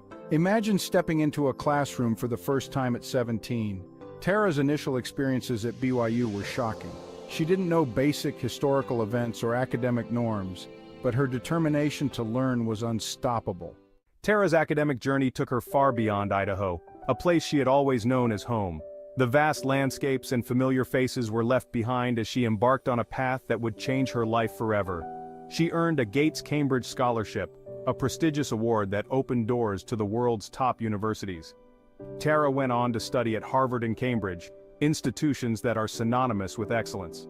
Her dedication and hard work culminated in earning a PhD in history, a testament to her relentless pursuit of knowledge. This journey was transformative, but also painful. The path to self-discovery often is. Tara faced numerous challenges, both academically and personally. The weight of her past and the expectations of her future created a complex emotional landscape. Through education, Tara gained new perspectives but also began to see her upbringing in a different light. The knowledge she acquired allowed her to question and critically analyze the beliefs she had grown up with. This newfound awareness was both enlightening and unsettling. Her academic success created a rift with her family, who viewed her pursuit of knowledge as a betrayal. The very education that empowered her also distanced her from those she loved. The tension between her old life and new identity was palpable, leading to difficult decisions and strained relationships. Tara Westover said, "The decisions I made after that moment were not the ones she would have made." This realization marked a turning point in her life. She understood that her choices were now driven by her own values and beliefs, not those imposed by her past. They were the choices of a changed person, a new self. Tara's journey was not just about academic achievement, it was about personal transformation. She emerged from her experiences with a stronger sense of self and a clearer vision of her future. The crossroads she faced were daunting, but they led her to a place of empowerment and self-acceptance. There are some pivotal moments of Tara Westover's life where she begins to question the world she was raised in and the beliefs that were instilled in her from a young age. Tara's relationship with her family became strained as she confronted the realities of her past. The arguments and tension at home grew as she started to see the cracks in the foundation of her upbringing. The once unbreakable bond with her family began to fray as she sought the truth.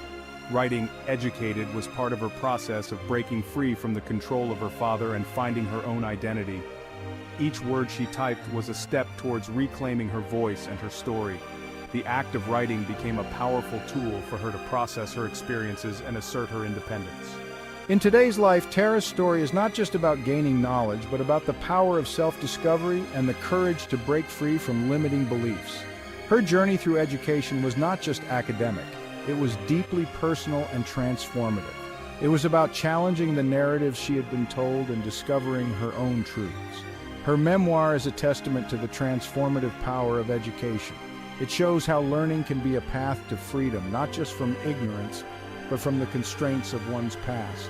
Tara's graduation was more than a ceremony. It was a symbol of her newfound freedom and the endless possibilities that lay ahead. Tara Westover. You can love someone and still choose to say goodbye to them. This poignant realization underscores the complexity of her journey. It is a reminder that sometimes breaking free means making difficult choices. But those choices are essential for personal growth and self-fulfillment. Educated is more than a memoir. It is a profound exploration of the transformative power of education and the resilience of the human spirit. Tara Westover's story is a testament to the strength it takes to break free from the constraints of one's upbringing and to seek knowledge against all odds.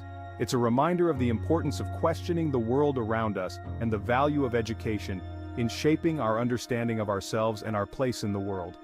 Through her journey, we see how education can be a tool for personal growth and societal change.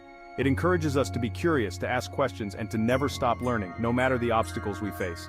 No matter where you start, the pursuit of knowledge can empower you to change your life.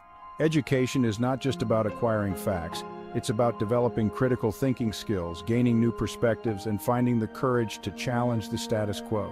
Tara's story inspires us to believe in the power of education to transform lives and communities.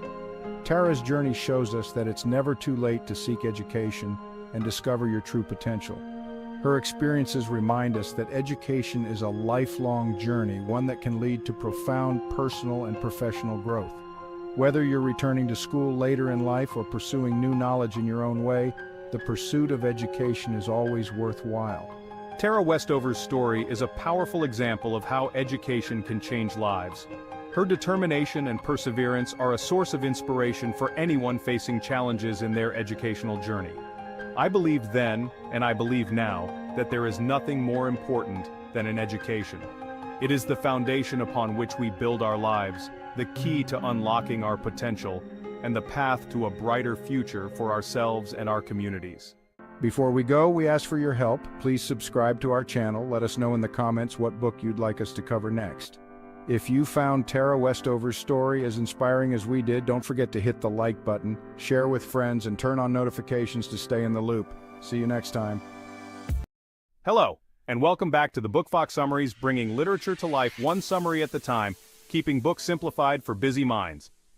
Today, we dive into J.D. Vance's powerful memoir, Hillbilly Elegy, a memoir of a family and culture in crisis. This book has captivated readers worldwide with its raw and honest portrayal of life in the Appalachian region. Let's explore the challenges, triumphs, and cultural insights of Vance's journey. From his tumultuous childhood to his rise as a successful author and venture capitalist, Vance's story is one of resilience and determination. We'll delve into the socioeconomic struggles faced by his family and community and how these experiences shaped his worldview. Through a series of personal anecdotes and reflections, Vance paints a vivid picture of the complexities of family dynamics and cultural identity. His narrative offers a unique perspective on the American dream and the obstacles that can hinder its pursuit. We'll also look at Vance's insights on education, work ethic, and the importance of community support.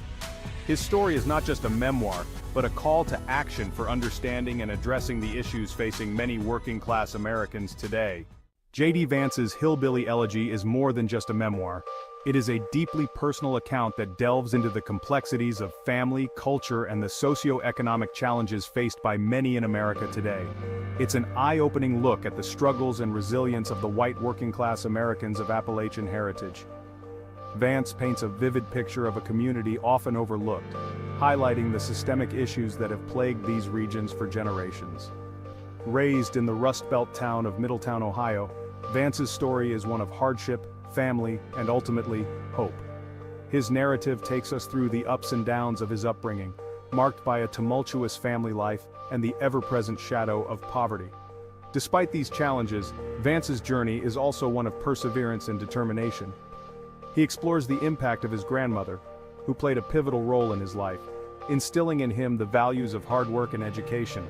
Through his experiences, Vance sheds light on the broader issues of economic decline, addiction, and the loss of the American dream for many in the Rust Belt. Hillbilly Elegy is not just a personal story but a reflection on the broader socioeconomic landscape of America, offering insights into the struggles and triumphs of a community fighting to survive and thrive against the odds. Vance's childhood was marked by instability. His mother, Bev, struggled with addiction, leading to a chaotic home environment. However, his grandparents, Mama and Papa, provided a semblance of stability. They played a crucial role in shaping his values and guiding him through the turmoil. Mama, in particular, was a fierce, no-nonsense woman who believed in tough love. Her influence was pivotal in Vance's upbringing. Despite their own flaws and struggles, Mama and Papa instilled in him the importance of hard work and education. Vance paints a vivid picture of the economic decline in his community. The loss of manufacturing jobs hit hard, leading to widespread unemployment and a sense of hopelessness. This economic downturn had a profound impact on the social fabric of the community. Against all odds, Vance managed to escape this cycle of poverty. Born into a family that struggled to make ends meet, Vance's early life was marked by hardship and uncertainty. His community was plagued by economic instability, and opportunities seemed scarce. Yet Vance was determined to break free from the constraints that held so many back. After high school, he enlisted in the Marine Corps. This decision was not made lightly. It was a pivotal moment that would shape his future. The Marine Corps offered him a chance to leave his troubled past behind and start anew. The rigorous training and the camaraderie he found there instilled in him a sense of purpose and belonging. The discipline and structure of military life provided him with a new perspective and the tools he needed to succeed. The values of honor, courage, and commitment became the foundation upon which he built his new life. He learned the importance of perseverance, teamwork, and leadership, skills that would prove invaluable in the years to come. He went on to graduate from Ohio State University and Yale Law School, a journey that seemed almost impossible given his background. His academic achievements were a testament to his resilience and determination. At Ohio State, he excelled in his studies, earning the respect of his peers and professors. His acceptance into Yale Law School was a dream come true, opening doors to opportunities he had never imagined. Vance's story is a powerful reminder that with hard work, dedication, and the right support, it is possible to overcome even the most daunting obstacles and achieve greatness. Vance's story highlights both personal and systemic challenges. While he acknowledges the broader economic issues, he also emphasizes personal responsibility.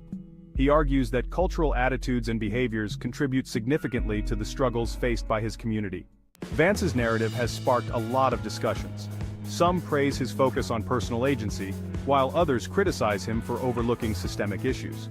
Regardless, Hillbilly Elegy has brought much-needed attention to the plight of the white working class.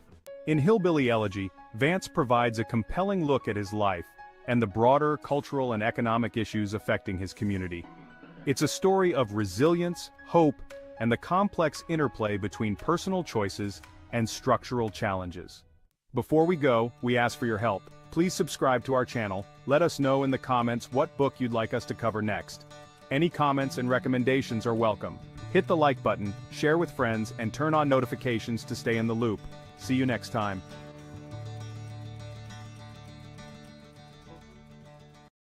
What if one tragic event in 1983 sparked a chain of decisions that forever changed the global landscape of terrorism? Let's uncover the roots of the War on Terror. Hello, Book Foxes!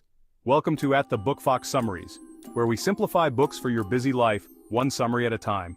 Today, we dive into Targeted Beirut by Fred Burton, and Samuel Katz focuses on the tragic 1983 Marine barracks bombing in Beirut, and how this event shaped modern counterterrorism strategies. The morning of October 23, 1983, would leave a permanent scar on history, a moment that reshaped how nations approach terrorism.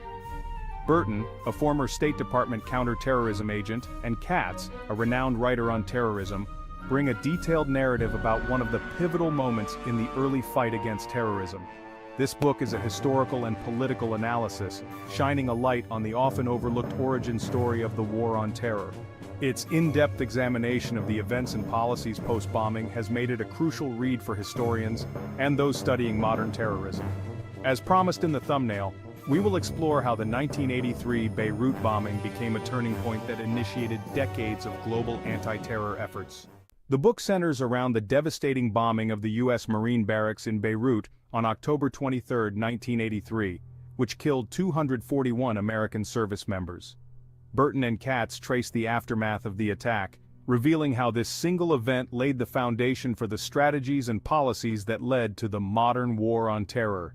The authors delve into the intelligence failures, the response of U.S. leadership, and how this attack marked a turning point in America's approach to Middle Eastern conflict. The core conflict in the book revolves around the inability of the U.S. to anticipate the rise of non-state terror actors like Hezbollah, and how this failure led to a global, decades-long counterterrorism campaign. The book reveals how this tragic attack shifted U.S. foreign policy toward a more aggressive stance on terrorism. The key figures include U.S. military leaders and political officials grappling with the fallout of the attack, notably President Ronald Reagan and his administration, Hezbollah and terrorists. The authors also provide insight into the early days of Hezbollah and the radical factions involved in the attack. Character development. The focus is on the changing mindset of U.S. leadership as they begin to realize the scale and nature of the terrorist threat, leading to the development of modern counterterrorism doctrines. In response to the attacks, Ronald Reagan signed National Security Decision Directive, NSDD, 138, which shifted the U.S. policy on terrorism from reactive to offensive. The book explores the themes of unpreparedness, intelligence failures, and the tragic consequences of underestimating new forms of terrorism. It also highlights the cost of these failures and how they reshaped U.S. foreign policy and military strategy. Relation to real-life situations. The 1983 bombing was one of the first instances of large-scale terror attacks against U.S. forces abroad. The book draws clear parallels between this event and later tragedies such as 9/11, showing how these events are interconnected in the global fight against terror. Key phrases. The price of inaction in the face of terror is paid in lives. This phrase encapsulates the key message of the book, how the failure to take decisive action against the growing threat of terrorism led to preventable loss of life. In Beirut, the birth of modern terrorism was written in blood. This phrase underscores how the Beirut bombing became the turning point for terrorism's global rise, marking the start of a new, violent chapter in world history. Targeted. Beirut brings a sobering perspective on the complexities of terrorism and how one event in 1983 could have such lasting effects. It serves as a powerful reminder of how critical it is to recognize and address emerging threats before they escalate. The book's detailed analysis of intelligence failures is both its strength and weakness. In summary, Targeted Beirut is a profound exploration of the events that led to the 1983 Marine barracks bombing and how this tragic moment shaped modern counterterrorism efforts. It highlights the birth of Hezbollah, the changes in U.S. policy, and the untold origin of the war on terror. Personal recommendation. If you're interested in understanding the roots of today's terrorism and the historical events that triggered it, this book is a must-read. What are your thoughts on the War on Terror's origins? Have you read other books on this topic? Let's continue the conversation in the comments. If this book aligns with your interests, grab your copy through the link in the description. Your support helps us bring you more book summaries. And here's a bonus tip for those who made it to the end. If you're interested in the early days of terrorism, check out our summary of Angels in the Sky, How a Band of Volunteer Airmen Saved the New State of Israel by Robert Gant. Thanks for joining us, Book Foxes. If you enjoyed this summary, hit that subscribe button so you never miss out on more books simplified for your busy life. Hit the like button, share with friends, and turn on notifications to stay in the loop. Books simplified, minds amplified. See you in the next summary. What if the person who brought you into this world was also the one causing your greatest emotional pain? Welcome to At the Book Fox Summaries, where we simplify books for your busy life, one summary at a time. Today, we're diving into I'm Glad My Mom Died by Jeanette McCurdy. Published in 2022, this memoir quickly became a bestseller, selling over 1 million copies within its first year, resonating with readers for its raw and honest portrayal of childhood trauma. This is a deeply personal memoir that has made waves in the nonfiction world, shedding light on toxic parental relationships. Jeanette McCurdy is best known for her role in iCarly, but her personal life behind the scenes was far from glamorous. By the end of this video, you'll have all the insights you need to decide whether this memoir is your next great read. And if it resonates with you, check the description below to find your preferred edition, whether paperback or hardcover, and begin your journey today. The memoir follows Jeanette's journey from childhood to adulthood, focusing on her tumultuous relationship with her overbearing mother, Deborah. From the moment Jeanette entered showbiz as a child star, she was living her mother's dream, not her own.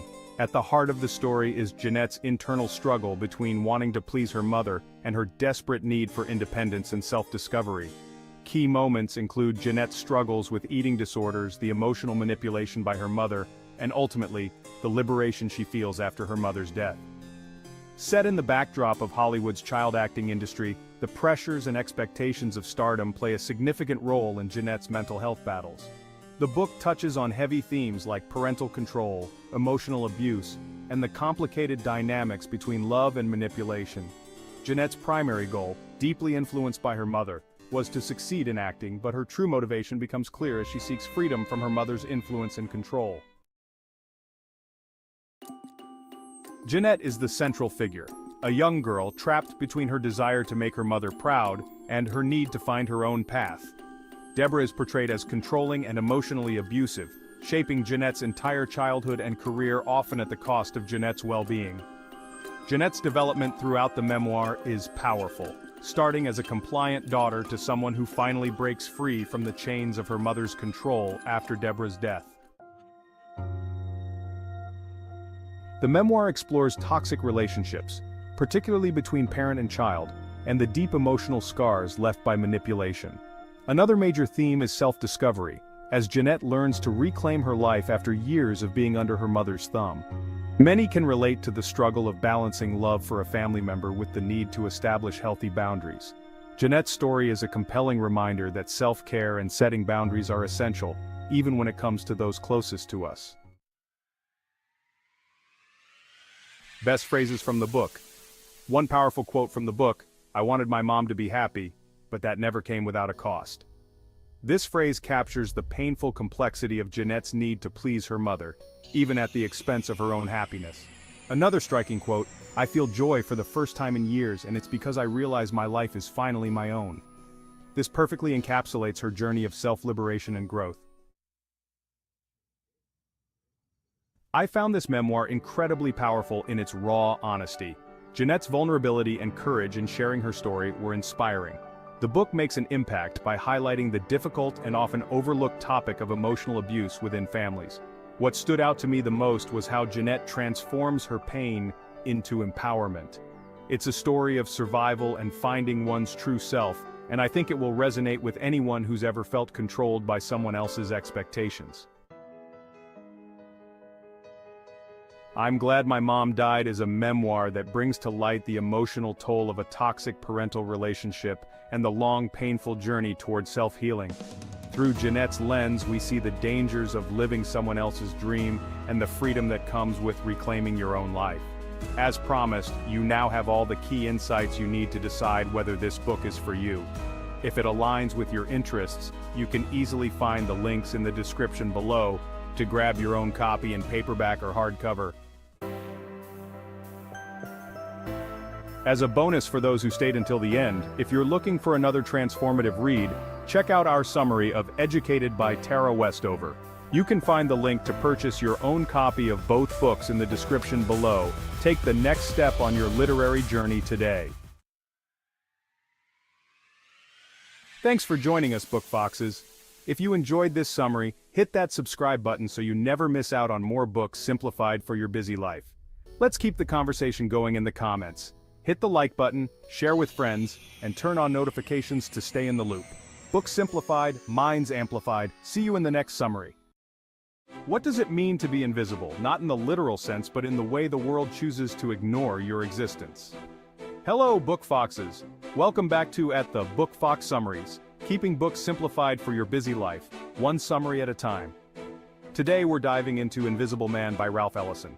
Published in 1952 and won the National Book Award in 1953, marking Ellison as a key voice in American literature. Invisible Man is one of the most influential American novels of the 20th century, and carries themes that remain just as relevant today. Its exploration of race, identity, and invisibility is both a personal and collective story, shedding light on the African American experience. The novel falls under the genres of social commentary, African American literature, and political fiction. It's widely regarded as a cornerstone of American literary history and has inspired countless readers and scholars alike. The story follows an unnamed African American narrator who describes himself as invisible because society refuses to see him. His journey begins in the rural South, where he's an ambitious student at a black college. After an incident with a white trustee, he's expelled and heads to Harlem, New York, hoping for a fresh start. The central conflict revolves around the narrator's struggle to find his identity in a world that denies him visibility. His experiences in Harlem, particularly with the Brotherhood, a political organization that promises social change, push him to question not only society, but also his own self-worth. The Brotherhood initially provides him with a sense of purpose, but soon he realizes they, too, are using him as a tool for their own agenda. Betrayed by those he trusted, the narrator withdraws from society, retreating to a basement where he reflects on his life and the concept of invisibility. The narrator is never named, symbolizing the loss of individual identity in the face of societal pressure. His transformation from a hopeful young man to a disillusioned individual forms the core of the novel.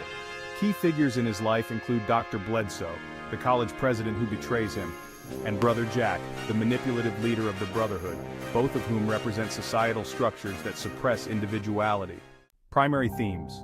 The most prominent theme is invisibility, not just as the world's refusal to acknowledge the narrator's existence, but also as a metaphor for the erasure of black identity in American society. Another key theme is racism. The novel powerfully critiques the systemic racism that pervades both personal and political life in America. Ellison also explores disillusionment and betrayal, as the narrator's faith in various institutions, education, politics, and community, is shattered repeatedly. Real-life relevance.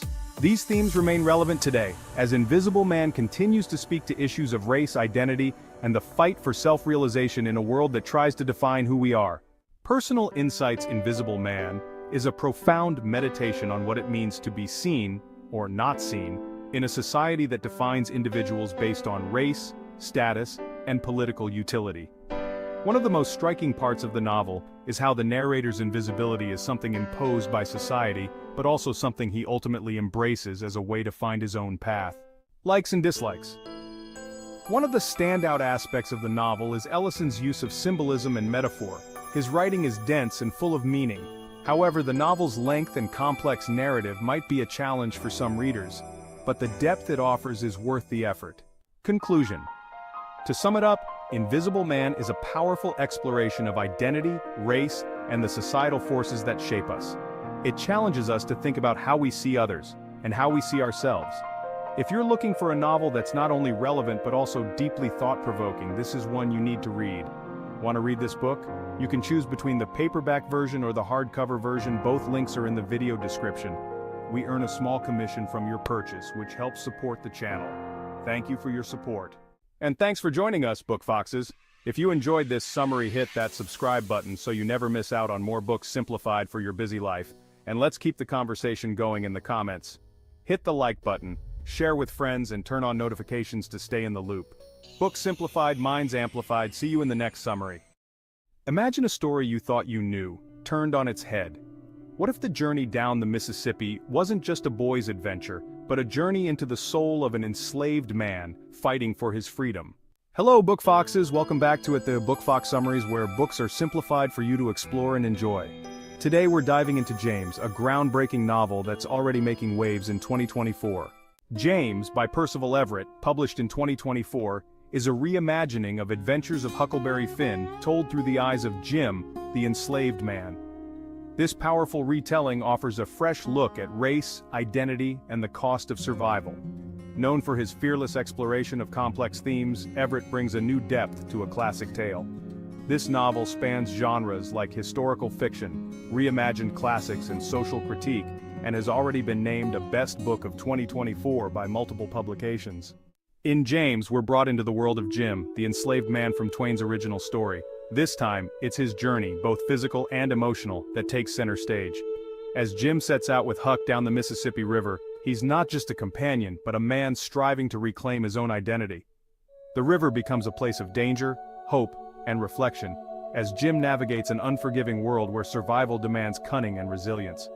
As they encounter people and obstacles along the way, Jim's perspective reveals a side of the antebellum South often left unspoken. This isn't just an escape story, it's a journey of self-discovery. Everett skillfully keeps us questioning, how much does one have to lose before they're finally free? Jim is the heart of this story, courageous, wise, and deeply aware of his precarious position. He's intelligent and observant, a man who has had to mask his true self to survive. Through his eyes, we see the world's brutality and kindness, in ways both familiar and fresh. Huck, though central to Twain's original, takes on a different role here. He's still a boy shaped by his environment, but Jim's perspective highlights the power dynamics that even friendship cannot erase. A primary theme in James is the struggle for identity under oppression. Jim's journey is about more than escaping physical chains, it's about reclaiming his humanity. Another key theme is the illusion of freedom. For Jim, freedom means more than running away. It's an emotional journey of self-acceptance and dignity. Everett doesn't just retell a story, he encourages us to reflect on who we consider heroes and how perspective shapes our understanding of history. Here are some powerful phrases from James that reveal the depth of Jim's journey. To be free is not just to shed chains but to find peace within oneself. For Jim, true freedom isn't just physical, it's an internal peace he's seeking, beyond simply escaping slavery. I am a man, not a shadow in someone else's tale. Jim's declaration shows his need to be seen as fully human, with his own story and worth, not just as a background character in Huck's life.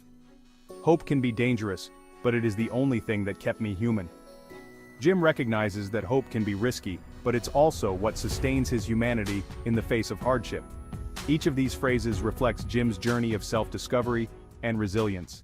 For me, James was an eye-opener, a reminder that stories we think we know can reveal new truths. Everett's reimagining shows how perspective changes everything, and the depth he brings to Jim's character is unforgettable. Every reader may find unique insights here that go beyond the page. James just skims the surface of what Jim endures and overcomes. This summary covers the main ideas, but the true depth and beauty of Everett's writing can only be felt by reading the book yourself. To experience Jim's full story, I highly recommend diving into the book. Here's a bonus for those who stayed till the end. If stories of resilience and justice interest you, check out our summary of framed, astonishing true stories of wrongful convictions. It's a powerful look at real lives impacted by injustice and the courage to seek truth. If James has piqued your interest, grab your copy through the link in the description and experience this remarkable story firsthand. Thanks for joining us, Book Foxes. If you enjoyed this summary, hit that subscribe button so you never miss out on more books simplified for your busy life, and let's keep the conversation going in the comments. Hit the like button, share with friends, and turn on notifications to stay in the loop. Books simplified, minds amplified. See you in the next summary. What if I told you that the secret to understanding a revolution lies in the life of one man, Martin Luther King Jr.? Welcome to the Book Fox Summaries, where we simplify books for your busy life, one summary at a time. King: A Life by Jonathan Egg, first published in 2023, has quickly become a definitive biography of Dr. Martin Luther King Jr. This biography falls under historical nonfiction and is the winner of the 2024 Pulitzer Prize in Biography. Drawing from newly uncovered FBI files and personal interviews, this book reveals the complexities of King's public and private life. By the end of this video, you'll have all the essential insights to decide whether King: A Life is the right read for you. If it resonates with you, you can grab your copy through the link in the description. The book chronicles Martin Luther King Jr.'s life, from his early years in the segregated South to his pivotal role in the civil rights movement. It delves into key events like the Montgomery bus boycott, the March on Washington, and his powerful speeches that shaped a generation. As his public influence grew, King also faced personal challenges, such as FBI surveillance, threats to his life, and internal conflicts within the movement. The central theme is King's struggle for racial justice and equality, and his commitment to nonviolence despite immense opposition. It also highlights his personal battles, including doubts and family challenges. The key figures include Martin Luther King Jr. himself, his wife Coretta Scott King, and his fellow activists, like Ralph Abernathy. The book also features antagonists like J. Edgar Hoover, whose FBI constantly monitored and attempted to undermine King. As the story progresses, we witness King evolve, not just as a leader but as a man facing immense pressure, questioning his path, and seeking solutions for deeper societal problems like poverty and economic injustice. The importance of justice, equality, and the power of nonviolent protest are central to the book. It also shows the cost of leadership and the human vulnerabilities of King as a man under tremendous pressure. King's message of nonviolence and equality is still relevant today, as we continue to face issues of racial injustice and social inequality. His life serves as a guide for modern-day activists and anyone striving for a more just society. Best phrases from the book. First phrase. Injustice anywhere is a threat to justice everywhere. This quote from King sums up his vision of interconnectedness in the fight for justice, meaning that we can't ignore oppression in one part of the world without it affecting others. Second phrase. Our lives begin to end the day we become silent about things that matter. This phrase encapsulates King's call to action, reminding us that silence in the face of injustice is a form of complicity. I love the depth and humanity in this biography. Egg paints a vivid picture of King's strengths, struggles, and growth. It's a balanced portrait that doesn't shy away from his flaws, making King more relatable and human.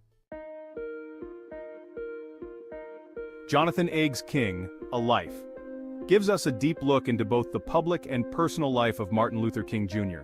It highlights his leadership, the challenges he faced, and the lasting legacy of his fight for justice.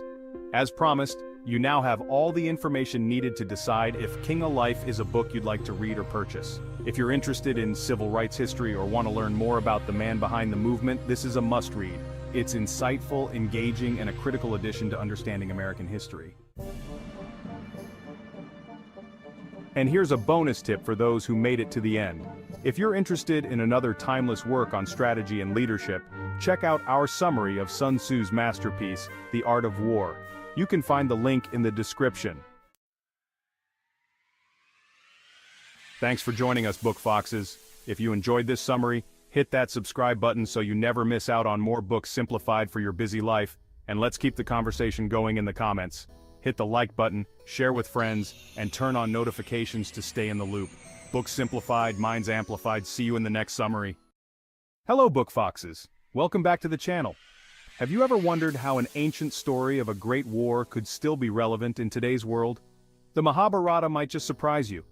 Welcome to the Book Fox Summaries, where we simplify books for your busy life, one summary at a time. Today we're diving into the epic saga of the Mahabharata, an ancient Sanskrit epic traditionally attributed to the sage Vyasa, story that has shaped the spiritual and cultural landscape of India for millennia. It was composed over 5,000 years ago, making it one of the oldest and longest epic poems in the world, with over 100,000 shlokas or couplets. This epic falls within the genres of mythology, ancient literature, and religious scripture. It's not just a story, but a text that has influenced countless aspects of Indian philosophy, culture, and art. As the title and thumbnail promise, by the end of this video, you'll grasp the key insights of the Mahabharata and understand why it continues to be a cornerstone of Indian literature. Also, you'll have all the essential insights to decide whether the Mahabharata is the right choice for your next read, purchase, or exploration.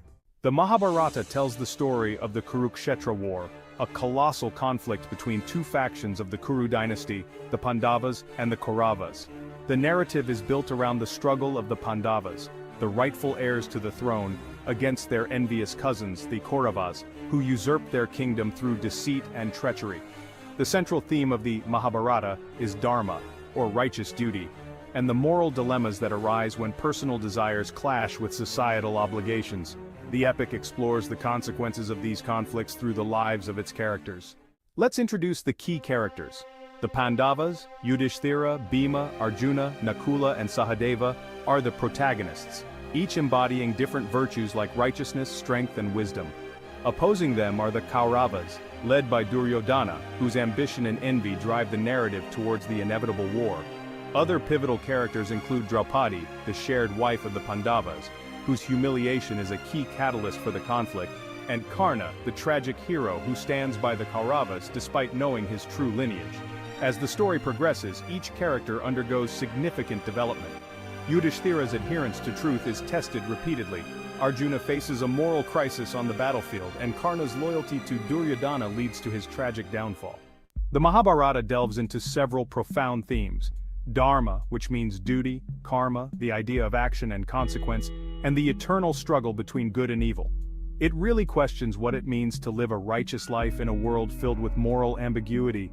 These themes are not just confined to the ancient world, they resonate with the ethical dilemmas we face in our daily lives. For example, Arjuna's hesitation to fight against his kin reflects our own struggles with making difficult decisions when faced with conflicting duties. Two of the most memorable phrases from the Mahabharata are, "Yada yada hi dharmasya glanir bhavati bharata." This phrase, spoken by Krishna in the Bhagavad Gita, means, "Whenever there is a decline in righteousness, O Bharata, and a rise in unrighteousness, then I manifest myself on earth." And then there's Dharma eva hato hanti dharmo rakshati rakshita, which translates to Dharma, when destroyed, destroys. Dharma, when protected, protects. The first phrase highlights the concept of divine intervention in the battle between good and evil, a key theme in the Mahabharata. The second phrase underscores the importance of adhering to one's duty, as failing to do so leads to self-destruction. What I find most fascinating about the Mahabharata is its relevance to modern life. The epic doesn't shy away from exploring the gray areas of morality, making it a timeless reflection on the human condition. In today's world, where we often face conflicts between our personal desires and our duties to others, the Mahabharata offers valuable lessons on how to navigate these challenges with wisdom and integrity. In summary, the Mahabharata is much more than just a story of war. It's a profound exploration of life's greatest questions: duty, morality, and the consequences of our actions. Whether you're interested in philosophy, spirituality, or just a compelling narrative, this epic has something for everyone. As promised, you now have all the information needed to decide if the Mahabharata is a book you'd like to explore further or add to your reading list. If you're someone who enjoys deep, thought-provoking literature, the Mahabharata is definitely worth your time. Even if you don't read the entire epic, understanding its key themes and messages can greatly enrich your perspective on life. And here's a bonus tip for those who make it to the end. If you're interested in exploring more of Voices of India, a journey through Indian literature, then The White Tiger is another must-read that delves into similar themes with equal intensity. Thanks for joining us, Book Foxes. If you enjoyed this summary, give it a thumbs up and hit that subscribe button so you never miss out on more books simplified for your busy life. Share this video with fellow book lovers, and let's keep the conversation going in the comments. Hit the like button, share with friends, and turn on notifications to stay in the loop. Books simplified, minds amplified. See you in the next summary. Hello, Book Foxes! Welcome back to the Book Fox Summaries, keeping books simplified for your busy life, one summary at a time.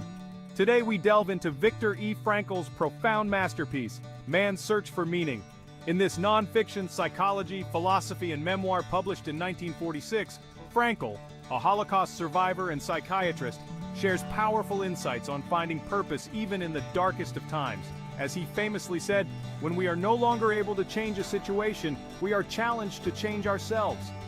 Let's explore how meaning can be found in suffering and how our attitudes can transform our lives. Everything can be taken from a man but one thing, the last of the human freedoms: to choose one's attitude in any given set of circumstances, to choose one's own way. This powerful quote from Viktor Frankl encapsulates the essence of man's search for meaning. In this book, Frankl shares his harrowing experiences in Nazi concentration camps and introduces his groundbreaking psychotherapeutic method, logotherapy. Frankl begins by describing life in the concentration camps, focusing on Auschwitz. The camp was a place of unimaginable horror, where the daily struggle for survival was a constant battle. Prisoners were stripped of their identities, reduced to mere numbers, and subjected to inhumane conditions. The conditions were brutal, and prisoners faced constant threats of death. Starvation, disease, and the ever-present fear of execution loomed over them. The barracks were overcrowded, and the lack of sanitation led to rampant illness. Frankl identifies 3 psychological phases experienced by prisoners: shock, apathy, and reactions to liberation. Initially, prisoners were in shock, unable to comprehend the reality of their situation. This was followed by a phase of apathy, where emotional numbness set in as a defense mechanism against the constant trauma. When we are no longer able to change a situation, we are challenged to change ourselves. This profound insight highlights the human capacity for adaptation and resilience in the face of extreme adversity. Despite the extreme suffering, Frankl observed that those who found meaning in their lives were more resilient. They were able to endure the hardships by focusing on something greater than themselves. They survived by holding on to a purpose, whether it was a loved one waiting for them, a future goal, or a sense of duty. The thought of reuniting with family or fulfilling a personal mission provided a glimmer of hope, a task they needed to complete, or a responsibility they felt compelled to fulfill.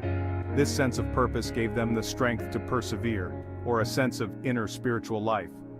Many prisoners turned to their faith or spiritual beliefs as a source of comfort and strength. This inner life provided a sanctuary from the external horrors, allowing them to maintain a sense of dignity and humanity. This book, with extremely updated concepts, focus in the logotherapy, derived from the Greek word logos meaning reason or meaning, is a form of existential analysis and is applicable to everyone's life in any situation. Frankl's theory is based on the premise that the primary human drive is the pursuit of meaning. Life is never made unbearable by circumstances, but only by lack of meaning and purpose. According to Frankl, there are 3 main avenues to meaning: creating work or doing a deed, experiencing something or encountering someone, and the attitude we take toward unavoidable suffering. The existential vacuum and the will to meaning. Frankl describes the existential vacuum, a sense of emptiness and meaninglessness that many people experience. This condition can lead to boredom, apathy, and depression. Logotherapy helps individuals find purpose and direction in their lives. Those who have a why to live can bear with almost any how. Frankl emphasizes that the will to meaning is the fundamental human motivation. People strive to find meaning in their experiences, and this search is crucial for mental health and well-being. Logotherapy can be applied in various settings, from clinical practice to everyday life. It is a versatile approach that helps individuals find meaning and purpose, whether they are dealing with mental health issues or simply seeking a more fulfilling life. Techniques like dereflection and paradoxical intention are particularly effective. Dereflection helps individuals shift their focus away from their problems and towards meaningful goals, while paradoxical intention encourages them to face their fears head-on, often reducing the power those fears hold over them. Between stimulus and response, there is a space. This space is a critical moment where we have the opportunity to choose how we will respond to any given situation. In that space is our power to choose our response. This choice is fundamental to our personal growth and development. In our response lies our growth and our freedom. By making conscious choices, we can steer our lives in a direction that aligns with our values and aspirations. Here are some key takeaways from Man's Search for Meaning by Viktor Frankl. This seminal work offers profound insights into the human condition and the quest for meaning. Every individual can find meaning in life, regardless of circumstances. This is a central tenet of logotherapy, which posits that life has meaning under all conditions, even the most miserable ones. Our response to suffering is crucial in finding meaning. Suffering, when faced with the right attitude, can be a source of growth and personal development.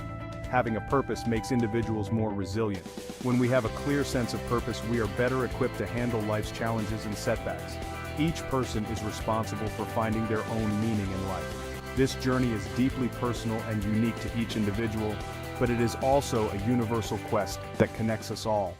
As we wrap up our exploration of Viktor Frankl's profound work, Man's Search for Meaning, it's essential to reflect on the key takeaways and how they can be applied to our own lives. Man's Search for Meaning is a powerful testament to the human spirit's resilience and the importance of finding purpose. Frankel's experiences in the concentration camps and his development of logotherapy offer invaluable insights into how we can endure and thrive even in the most challenging circumstances. Immersing yourself in his narrative, you will gain a greater appreciation for the strength of the human spirit and the significance of having a purpose in life. Thank you for watching. Before we go, we ask for your help. Please subscribe to our channel. Let us know in the comments what book you'd like us to cover next. Your support helps us continue to bring you detailed and thoughtful summaries of impactful books. Hit the like button and share with friends. Don't forget to hit the notification bell so you never miss an update. This way, you'll be the first to know when we release new content, ensuring you never miss out on our latest book summaries.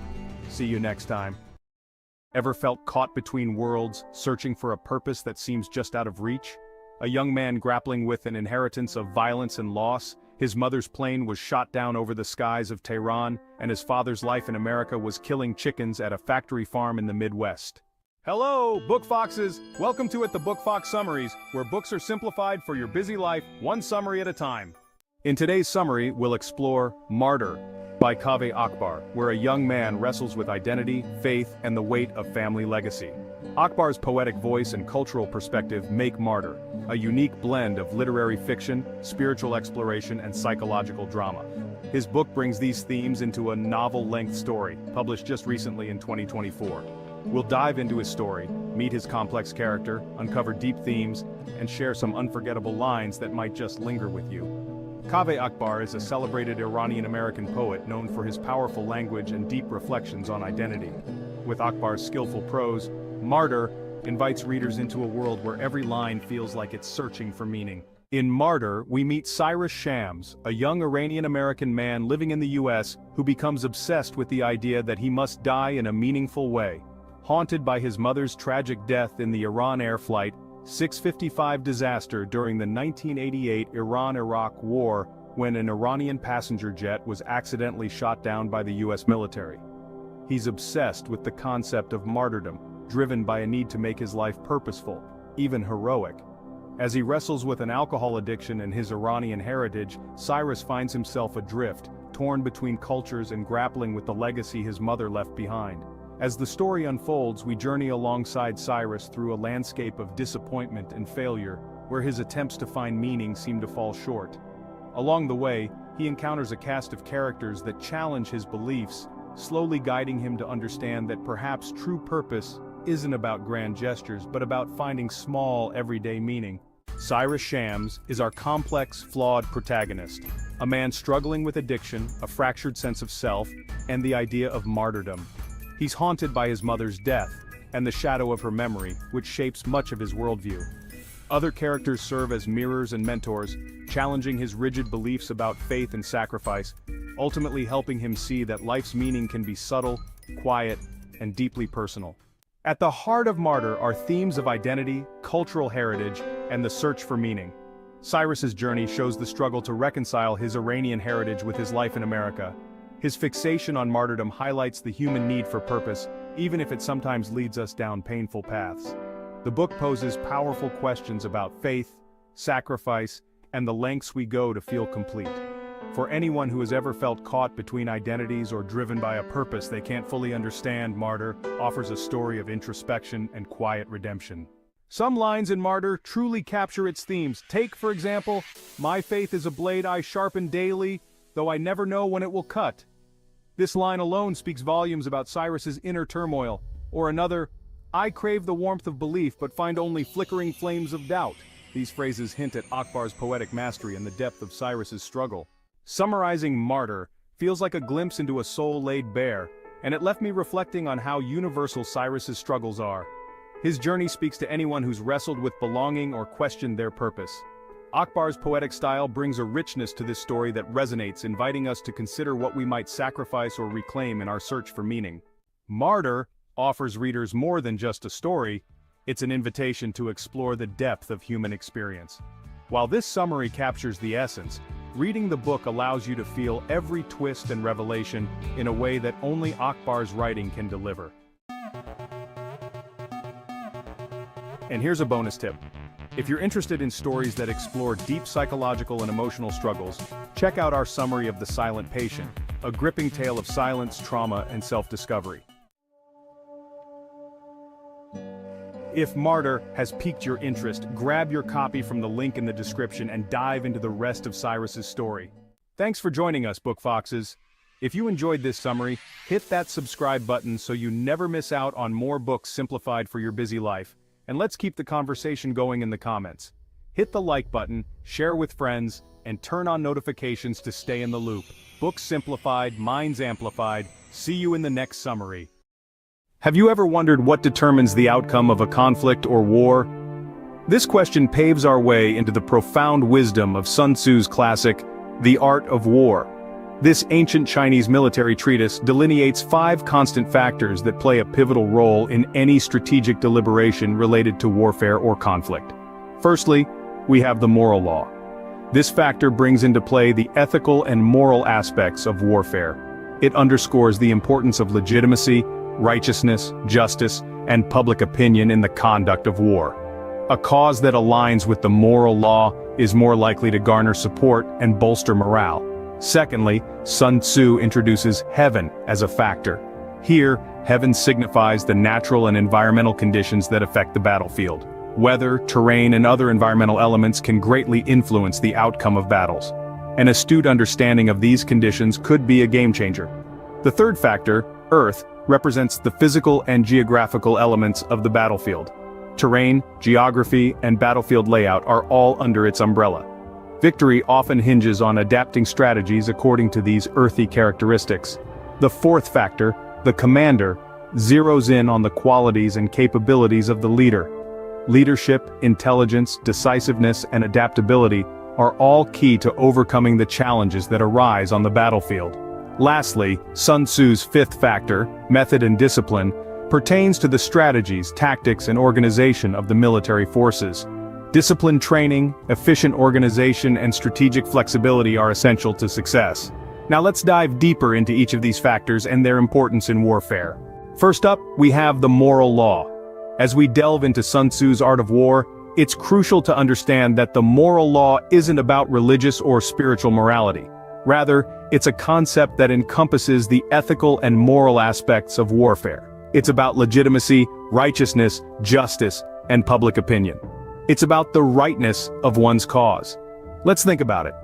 When people believe in the cause they're fighting for, they're more likely to fight passionately, aren't they? That's exactly what the moral law is about. It's about ensuring that the cause is just, the conduct is ethical, and the public opinion is favorable. This isn't just an abstract concept. It can directly impact the morale of the troops and the support from allies and the public. So the moral law isn't about convenience or expediency. It's about righteousness and legitimacy. The moral law is about doing what's right, not just about what's expedient. Next, we explore the influence of heaven and earth. Let's start with heaven. In Sun Tzu's context, heaven doesn't refer to a divine realm, but the natural environment that shapes the battlefield. It's about understanding the rhythm of seasons, the capriciousness of weather, and the pattern of day and night. It's about knowing when the winter's chill will freeze the rivers, or when the summer's heat will turn the plains into dust bowls. It's about predicting a foggy morning that could cloak an attack or a stormy night that could disrupt enemy lines. These environmental elements, as unpredictable as they may be, can be harnessed to one's advantage, turning nature into an ally. Now let's dive into Earth. In the art of war, Earth doesn't represent our planet as a whole, but the physical and geographical features of the battlefield. It's about knowing the lay of the land, the undulating hills, the treacherous cliffs, the dense forests, and the wide rivers. It's about understanding the strategic significance of high grounds, the potential ambush points in narrow passes, or the advantages of a fortified position. The Earth, with its diverse terrain, can either be a formidable barrier or an advantageous vantage point, depending on how well it is understood and utilized. For instance, imagine a force attempting to cross a mountain range. Without understanding the heaven, they might choose a day with heavy snowfall, making the passage nearly impossible. Without understanding the Earth, they might select a route fraught with perilous cliffs and rock slides, but with a keen understanding of both factors, they could choose a clear day and a safe pass, ensuring a successful crossing. So you see, these two factors, heaven and earth, are not just about understanding the environment, They're about turning that understanding into strategic advantage. They're about making informed decisions that can mean the difference between victory and defeat, between survival and annihilation. A keen understanding of heaven and earth can turn the tide of war. Now let's take a look at the role of the commander. Sun Tzu placed immense importance on the qualities and capabilities of the individual leading the military operations. He believed that the qualities of leadership, intelligence, decisiveness, and adaptability were crucial in a commander. A leader with these qualities can inspire troops, exploit opportunities, and overcome challenges on the battlefield. Imagine a commander who is intelligent and decisive. They can quickly assess the situation, make informed decisions, and act swiftly. This can be the difference between victory and defeat. A commander who is adaptable can adjust strategies and tactics based on changing circumstances. They can turn unfavorable conditions into opportunities for success. And let's not forget about inspiring leadership. A commander who can motivate and inspire their troops can boost morale, improve performance, and build a cohesive and dedicated force. Such a leader can harness the collective strength of their troops to achieve victory. In the heat of battle, the commander's qualities can make all the difference. Finally, we delve into method and discipline. Now these are not just buzzwords Sun Tzu threw around, they are the backbone of an effective military force. Let's start with discipline training. Sun Tzu believed that every soldier, from the lowest rank to the highest, should be well trained and disciplined. This goes beyond just knowing how to hold a sword or shoot an arrow. It's about understanding the chain of command, knowing how to respond in different situations, and being ready to adapt at a moment's notice. It's about transforming an individual into a piece of a larger, cohesive unit. Now, onto efficient organization. This is where the commander's role comes into sharper focus. A well-organized army can move swiftly, respond effectively, and maintain morale even in the face of adversity. It's about ensuring that every cog in the military machine is well-oiled and functioning optimally. Last, but certainly not least, we have strategic flexibility. This is the ability to switch tactics, change plans, and adapt to the ever-changing conditions on the battlefield. It's about not being rigid or bound by a single plan. Remember, in war, the only constant is change. So whether it's a well-trained soldier, a well-oiled army, or a flexible strategy, it all boils down to one thing: method and discipline. It's the glue that holds everything together, the keystone of any successful military operation. Discipline and method, when used effectively, can pave the way to victory. So we've journeyed through the 5 constant factors of warfare. We dove deep into Sun Tzu's wisdom, starting with the moral law, which underscores the ethical and moral aspects of warfare, emphasizing the importance of righteousness and public support. Then, we explored heaven, the natural and environmental conditions that influence the battlefield, and earth, the physical and geographical elements that can dictate the course of conflict. We also examined the role of the commander, whose qualities and capabilities are paramount. Intelligence, decisiveness, and adaptability in a leader can inspire troops and turn the tide of battle. Lastly, we touched upon method and discipline, highlighting the significance of strategic flexibility, disciplined training, and efficient organization. These 5 factors, when balanced and considered carefully, equip commanders with the tools to make informed decisions and craft effective strategies. Remember, victory in battle is not just about force, it's about strategy. For more insights into the art of war, follow our channel, click like, and turn on notifications. Stay tuned for more. Hello, and welcome back to the Book Fox Summaries, bringing literature to life one summary at a time, keeping books simplified for busy minds. Today we're exploring the epic tale of obsession and revenge in Herman Melville's classic novel, Moby Dick. Published in 1851, Moby Dick is a profound narrative that takes us on a perilous journey with Captain Ahab and his crew aboard the whaling ship, Pequod. This timeless story is filled with rich symbolism, complex characters, and thrilling adventures. Our story begins with the famous line, "Call me Ishmael." Ishmael is our guide through this epic tale. He joins the Pequod's diverse crew, including Queequeg, a tattooed harpooner from Polynesia, Starbuck, the devout Quaker first mate, Stubb, the easygoing second mate, and Flask, the fiery third mate. At the heart of the story is the enigmatic Captain Ahab, a man whose presence commands attention. Ahab is a figure shrouded in mystery and intensity. His very name evokes a sense of foreboding and determination. With one leg made of whalebone, Ahab is driven by a singular obsession: to hunt down and kill Moby Dick, the great white whale that left him crippled. This obsession consumes him, defining his every action and thought. The whalebone leg is not just a physical reminder of his encounter with the beast, but a symbol of his relentless pursuit and the personal vendetta he harbors. Ahab's pursuit of the whale symbolizes his struggle against the evils he perceives in the world. To him, Moby Dick is not just a whale, but the embodiment of all that is wrong and unjust. His journey is not merely a physical one across the vast and treacherous seas, but a profound and existential quest. Ahab's struggle is a reflection of the human condition, a battle against the unseen forces that shape our lives. His story is a testament to the lengths one will go to confront their demons and the sacrifices made in the name of vengeance and justice. Captain Ahab, driven by an unrelenting obsession, nails a gold doubloon to the mast of the Pequod, promising it as a reward to the first man who sights the elusive white whale, Moby Dick. This act ignites a fervor among the crew, and they set sail with a singular purpose. The journey takes them through treacherous waters, where they face the wrath of nature and the unpredictability of the sea. Along the way, they encounter various ships and whaling crews, each with their own tales of the legendary white whale. These encounters only fuel Ahab's obsession and the crew's determination.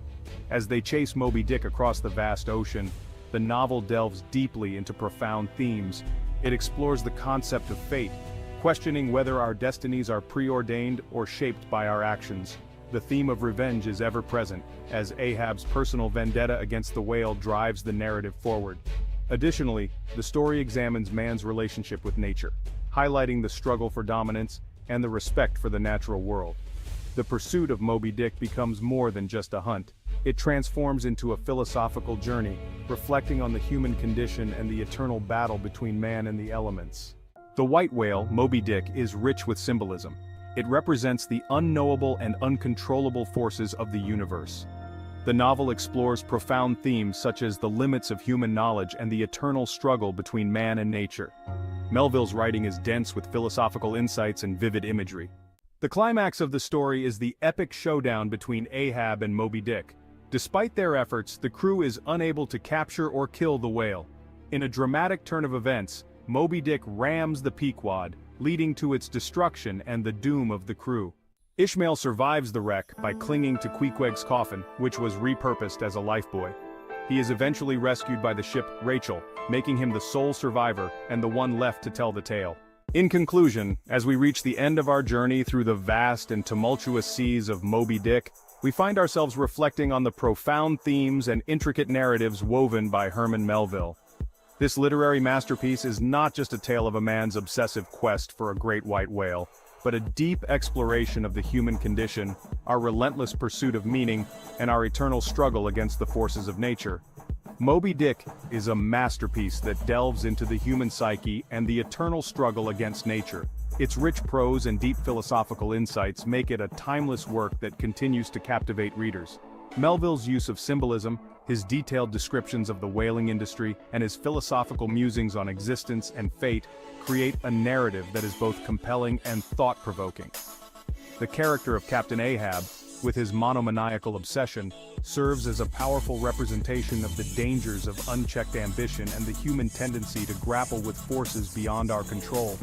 The novel's exploration of themes such as revenge, fate, and the sublime power of nature resonates with readers even today, reminding us of our own vulnerabilities and the limits of human knowledge. The rich tapestry of characters, from the enigmatic Queequeg to the philosophical Ishmael, adds depth and complexity to the story, making Moby Dick a work that invites multiple readings and interpretations. Before we go, we ask for your help. Please subscribe to our channel. We hope to continue bringing you insightful and engaging content that deepens your appreciation for literature and sparks your curiosity for more literary adventures. Hit the like button, share with friends, and turn on notifications to stay in the loop. Thanks for watching. See you next time.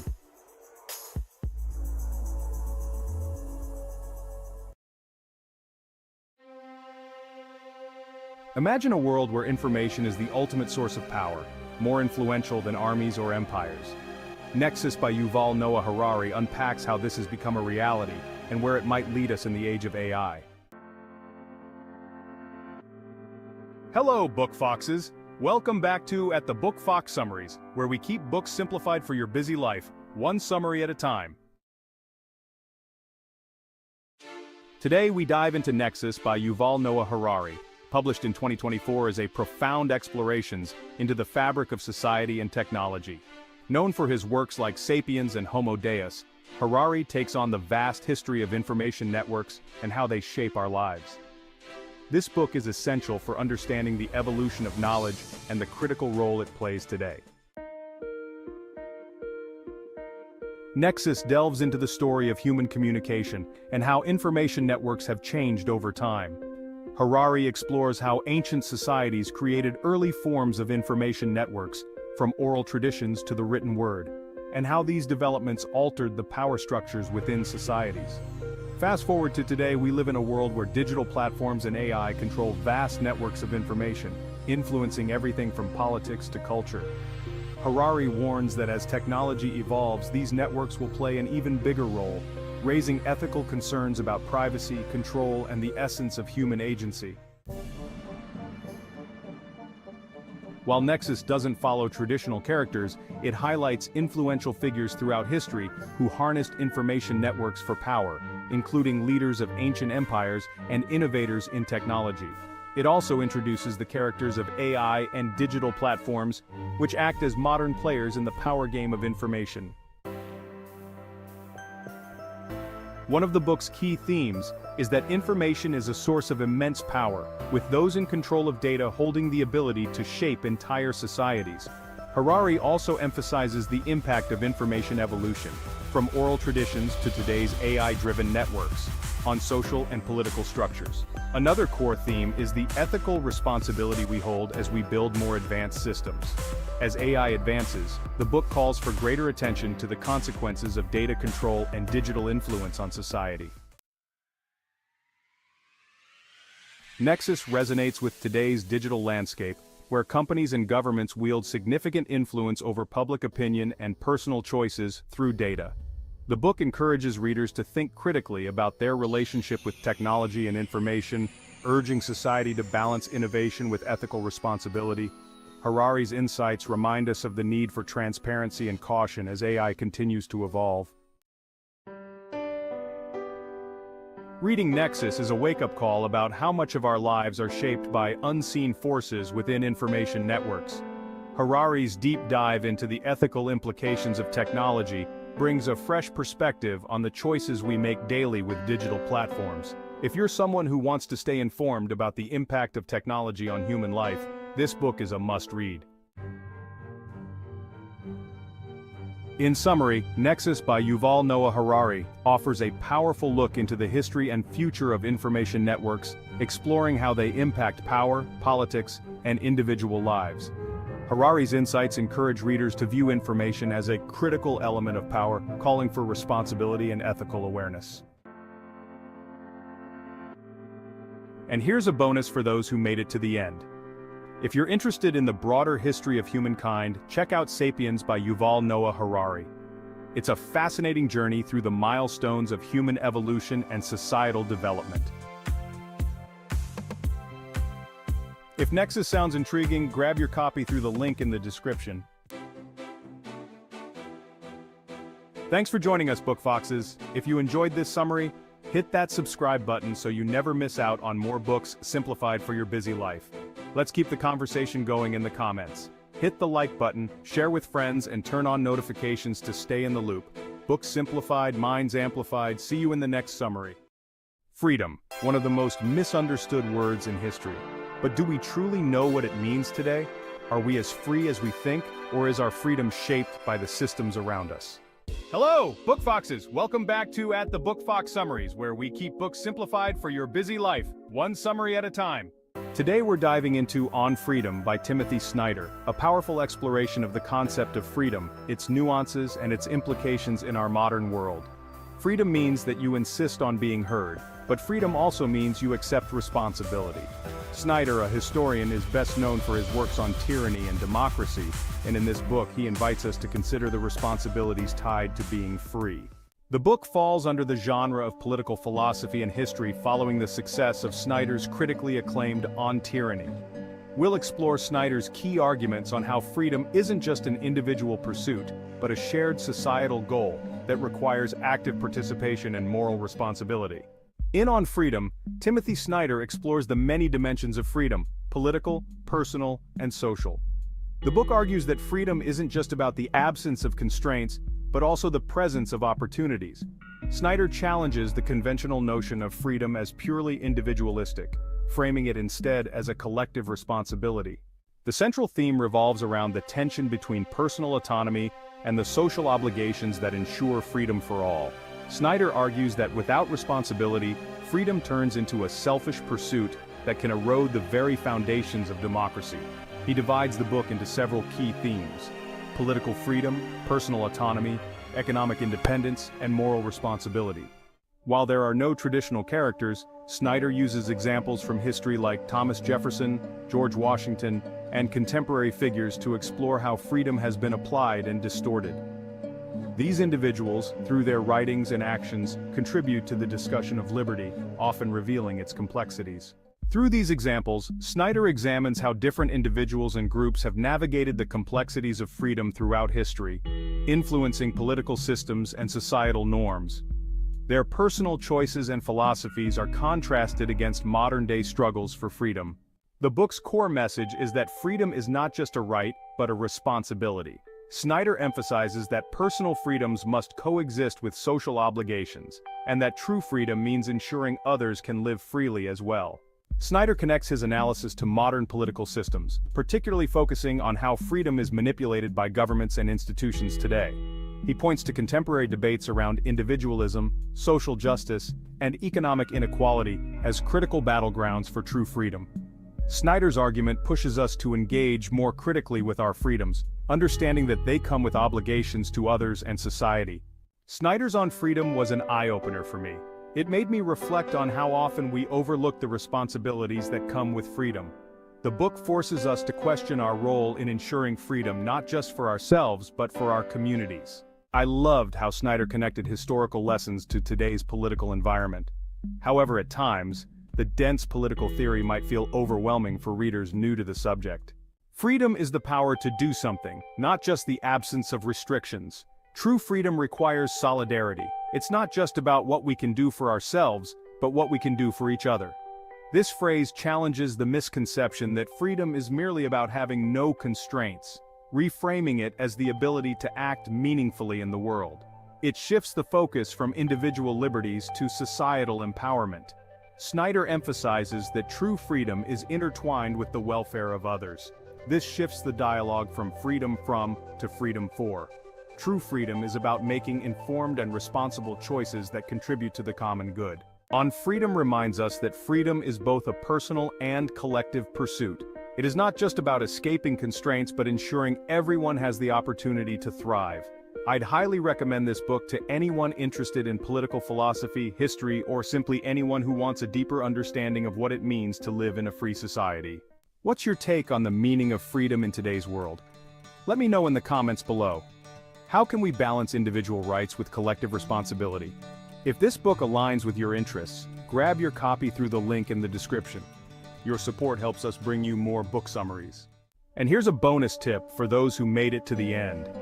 If you're intrigued by Snyder's take on freedom, check out our summary of Animal Farm, The Warning That Went Unheard, for more on democracy and freedom. You can find the link in the description. Thanks for joining us, Book Foxes. If you enjoyed this summary, hit that subscribe button so you never miss out on more books simplified for your busy life. And let's keep the conversation going in the comments. Hit the like button, share with friends, and turn on notifications to stay in the loop. Books simplified, minds amplified. See you in the next summary. Welcome to a world of wit, elegance, and romantic misunderstandings. It's Pride and Prejudice time. Picture this, the Regency era where society's rules govern hearts and minds. Enter the Bennet family with 5 daughters to marry off and a flurry of wealthy bachelors in town. Love, laughter, and societal snafus ensue, entangling our protagonists in a dance of Pride and Prejudice. Intrigued? You should be. So are you ready? Now, meet the Bennet family, 5 daughters under the watchful eye of a marriage-obsessed mother. Mrs. Bennet is a woman on a mission, desperate to see her daughters married off to respectable suitors. As for the daughters, they are as diverse as they are delightful. Jane, the eldest, is a picture of beauty and kindness. She's the perfect Regency-era lady, gracious and gentle. Then there's Elizabeth, or Lizzie, our witty, intelligent, and fiercely independent protagonist. Mary, the middle child, is bookish and somewhat introverted, preferring her piano and studies to society's frivolities. The two youngest, Kitty and Lydia, are frivolous, flirtatious, and obsessed with officers in red coats. This lively family is soon thrown into a whirlwind when Mr. Bingley, a wealthy, charming bachelor, moves into the neighborhood, bringing along his friend, the proud and seemingly aloof Mr. Darcy. Bingley's affable nature is a hit with the locals, while Darcy's reserved demeanor isn't quite as well received. This is the stage on which our tale is set, a world of balls and bonnets, letters and love, where social status is everything, and a good marriage is the ultimate goal. Life in this society is a delicate dance, and the Bennets are about to step onto the floor. With the stage set, let's see how their lives intertwine in a dance of pride and prejudice. As the social season begins, sparks fly and rumors swirl. In the Regency era, a ball wasn't just a party, it was the social media of its day. A stage for public display and private intrigue, a place where reputations were made or broken. Enter our protagonists, Elizabeth Bennet and Mr. Darcy. Their first encounter? Not so promising. Darcy, with his lofty demeanor, comes off as aloof and arrogant. His cold indifference is a stark contrast to the lively and vivacious Elizabeth. Her sharp wit and spirited nature, though charming to some, are deemed barely tolerable by the high and mighty Mr. Darcy. Then there's the charming Mr. Bingley and the sweet-natured Jane Bennet. Sparks fly immediately between these two, painting a stark contrast to the tension between Lizzie and Darcy. Yet beneath the surface of these initial encounters, the seeds of attraction are sown. Darcy finds himself intrigued by Elizabeth's audacious spirit, and Elizabeth, despite her best efforts, is drawn to Darcy's enigmatic persona. But the road to love isn't straightforward. As whispers of Darcy's supposed arrogance reach Elizabeth's ears, her initial distaste for him deepens into a firm dislike. But as the saying goes, first impressions can be deceiving. As we dive deeper into the story, we'll see how pride, prejudice, and misunderstanding can complicate matters of the heart. As revelations surface, our heroine's prejudice deepens, and the pride of our hero is put to the test. Let's delve into the heart of Pride and Prejudice, where our characters' true colors emerge. Our story takes a drastic turn when shocking news about Mr. Darcy's past actions reach Elizabeth. An unexpected confession of love from Darcy only serves to fuel the fire, with his apparent arrogance and pride falling harshly on Elizabeth's ears. Our protagonist, with her sharp wit and independent spirit, is not one to take such a confession lightly.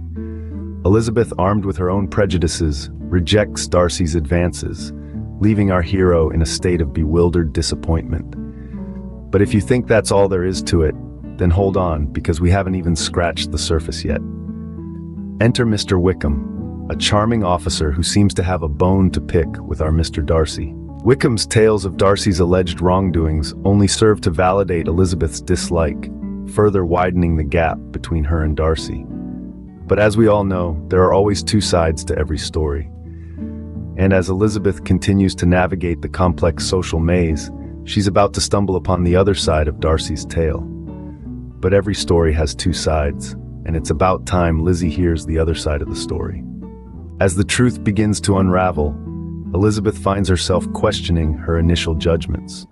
A revelation comes in the form of a letter from Mr. Darcy, shedding light on his actions and the deceit of Mr. Wickham. Our heroine's perspective begins to shift as she grapples with the reality that her prejudice may have clouded her judgment.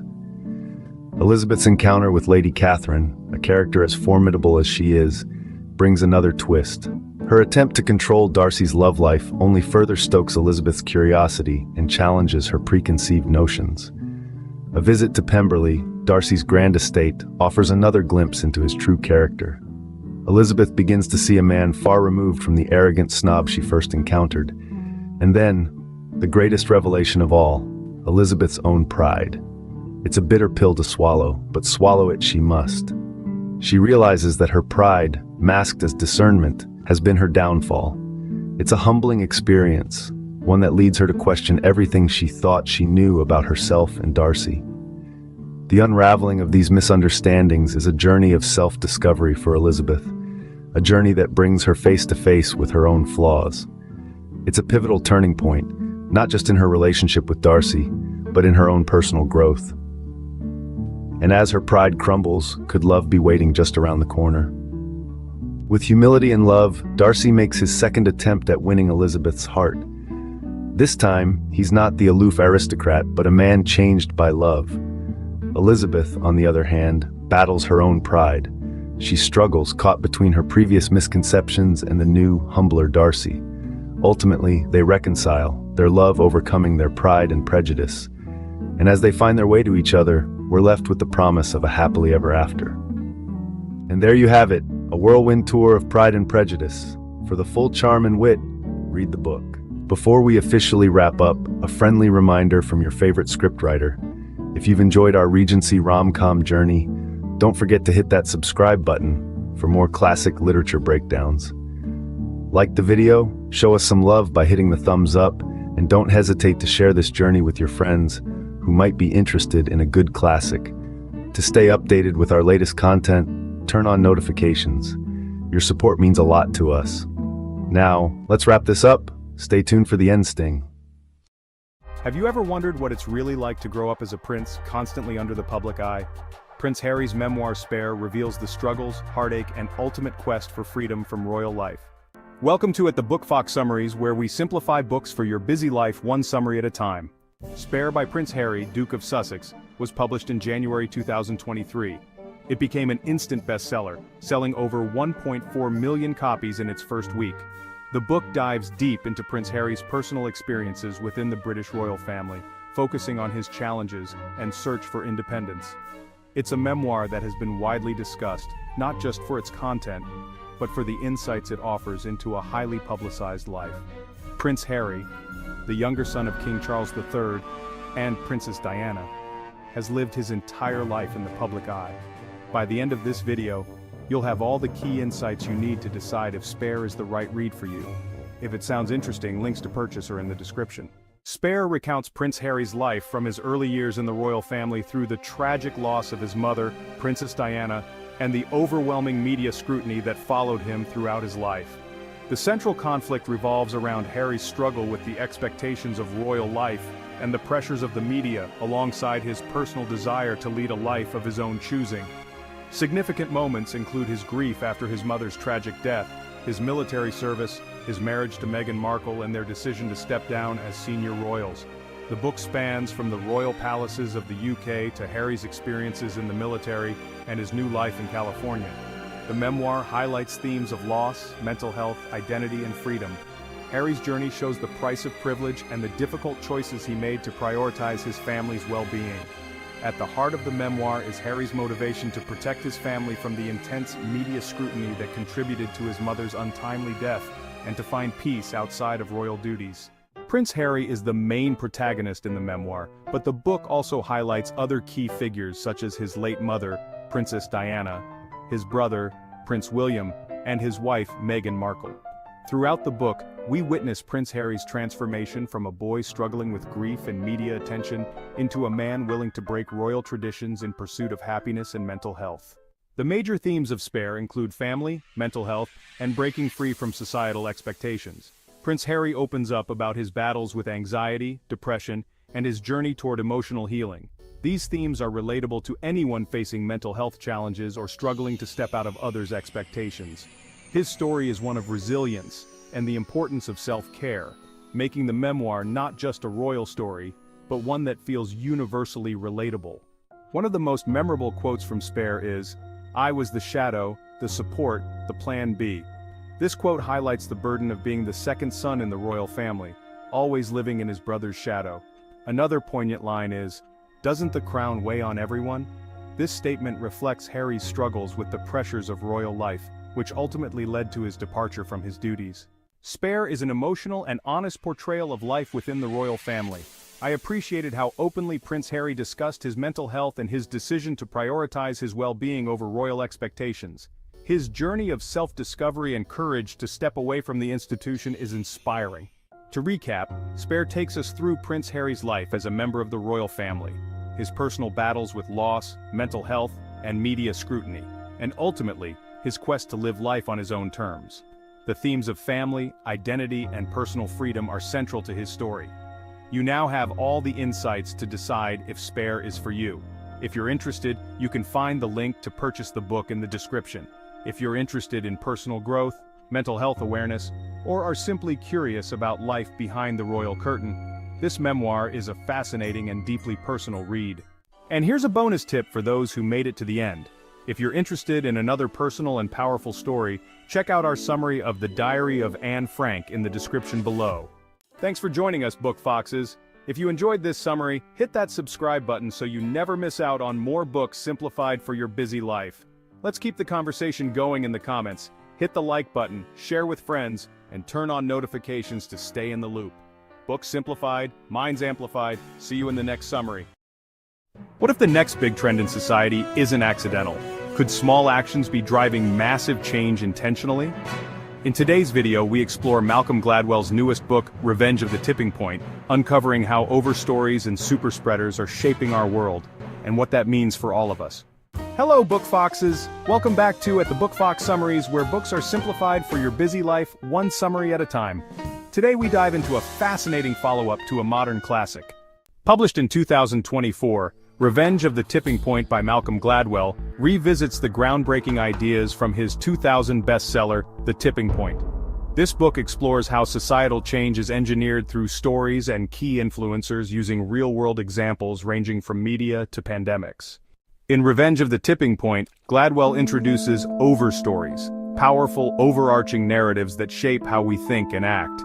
He uses real-world examples, such as how media narratives about the Holocaust in the 1970s reframed historical awareness and public consciousness. He also delves into the super spreaders, people or entities that act as catalysts for rapid societal shifts. One fascinating case study involves Medicare fraud in Miami, which started with a few small loopholes but spiraled into a massive systemic issue when exploited by just a handful of influential players.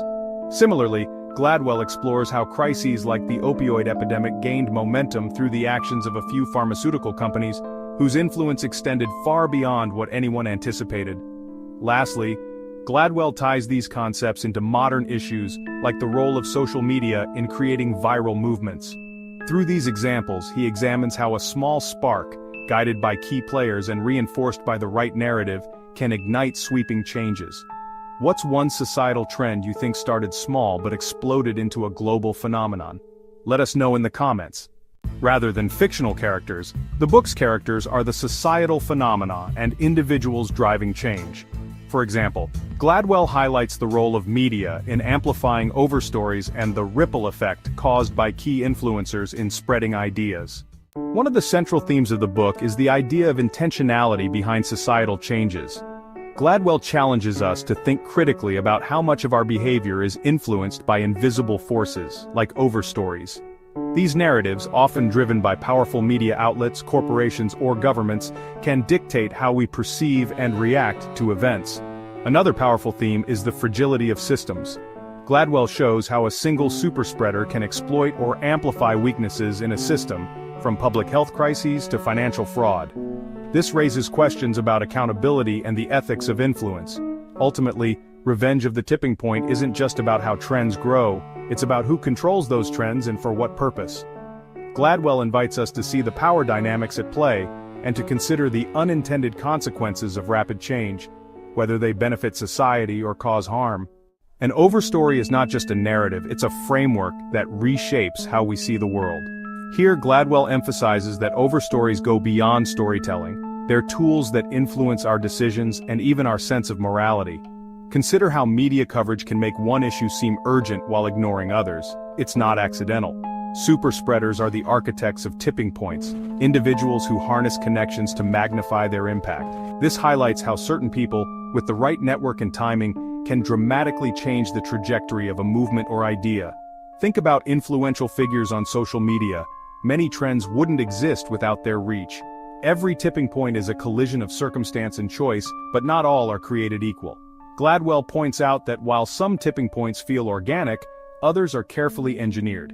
This challenges the idea that societal shifts happen naturally and asks us to consider the hidden agendas behind them. We found Gladwell's exploration of overstories fascinating. It made us wonder, how much of our behavior is influenced by narratives we don't even realize are there? This book was a wake-up call to question the forces shaping our world. If you loved The Tipping Point, this book offers a deeper, thought-provoking look at how change happens, and the hidden forces driving it. It's a must-read for anyone curious about the intersection of psychology, sociology, and current events. Interested in how small actions can lead to significant change? Check out our summary of Deep Work by Cal Newport, which explores the power of focused effort in a world full of distractions. It's a perfect complement to Gladwell's ideas. Curious to dive into the full story?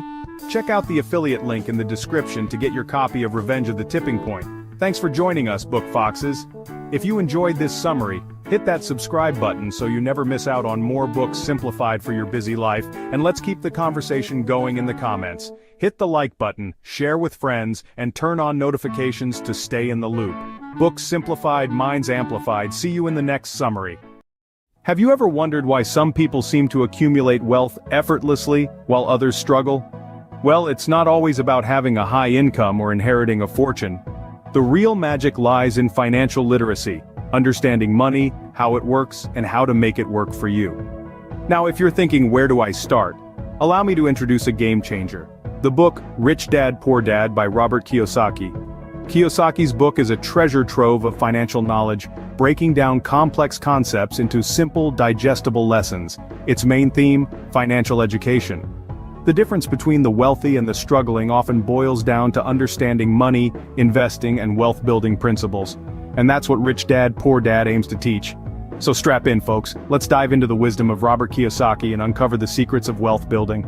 The tale of two dads, one rich and one poor, sets the stage for this financial saga. In this tale, each dad's unique philosophy and attitude towards money and wealth form the bedrock of their financial decision-making. Let's delve into these contrasting perspectives. First, we have the poor dad, a man of traditional thought and modest means. He believes in the classic mantra of study hard, get good grades, and find a secure job. His approach to money is rooted in fear and ignorance. He views money as a stressor, a necessary evil that must be managed. His financial decisions are often reactionary, driven by immediate needs rather than long-term growth. For him, wealth is a distant dream, a luxury that is often out of reach. On the other hand, the rich dad marches to a different beat. He sees money not as a burden, but as a tool. His philosophy is characterized by a deep understanding of financial literacy. He knows the importance of investing in assets, taking calculated risks, and generating passive income. He doesn't shy away from money, he embraces it, using it strategically to accumulate wealth. These contrasting philosophies aren't just about money, they reflect broader attitudes towards life. The poor dad, bound by fear and uncertainty, is stuck in a cycle of financial struggle. The rich dad, guided by knowledge and courage, propels himself towards financial freedom. The outcomes of their financial decisions are just as contrasting. The poor dad, despite his hard work, remains trapped in the rat race, paycheck to paycheck. The rich dad, with his entrepreneurial spirit and savvy investments, continues to grow his wealth, living a life of abundance and freedom. This tale of two dads isn't just a story, it's a lesson. It teaches us that our mindset towards money and our financial education can significantly influence our financial destiny. It shows us that wealth isn't just about making money, it's about understanding how money works and using it to our advantage. The difference is clear. Mindset and education play a crucial role in wealth accumulation. In the world of finance, understanding assets and liabilities can make or break your wealth. This is a principle that author Robert Kiyosaki emphasizes in his renowned book, Rich Dad, Poor Dad. Let's break it down. First, what are assets and liabilities? Kiyosaki defines an asset as something that puts money in your pocket. This could be a rental property, stocks, bonds, or a part of a business that generates income. On the other hand, a liability is something that takes money out of your pocket. This could be a car payment, a mortgage, or credit card debt. Now, you might be thinking, wait a minute, isn't my house an asset? Well, in traditional finance, yes, a house is considered an asset. However, Kiyosaki offers a different perspective. He suggests that if your house is taking money out of your pocket every month in mortgage payments, property taxes, and maintenance costs, then it's acting more like a liability. So why does this matter? The key to wealth creation, according to Kiyosaki, is to build assets and reduce liabilities. By accumulating assets, you create streams of income that work for you, even when you're not working. This is what Kiyosaki refers to as making your money work for you, rather than you working for your money. On the flip side, by minimizing liabilities, you reduce the outflow of your hard-earned cash. This doesn't mean you should never take on liabilities. Some liabilities, like a mortgage for a rental property, can lead to an increase in assets. The trick is to understand the difference and to manage them wisely. The concept may seem simple, but its impact is profound. By focusing on building assets and reducing liabilities, you can fundamentally shift your financial trajectory. This shift can lead to financial freedom, a state where your assets generate enough income to cover your expenses. Remember, it's not about how much you earn, it's about how much you keep and grow. This statement embodies the essence of Kiyosaki's philosophy. So, start today.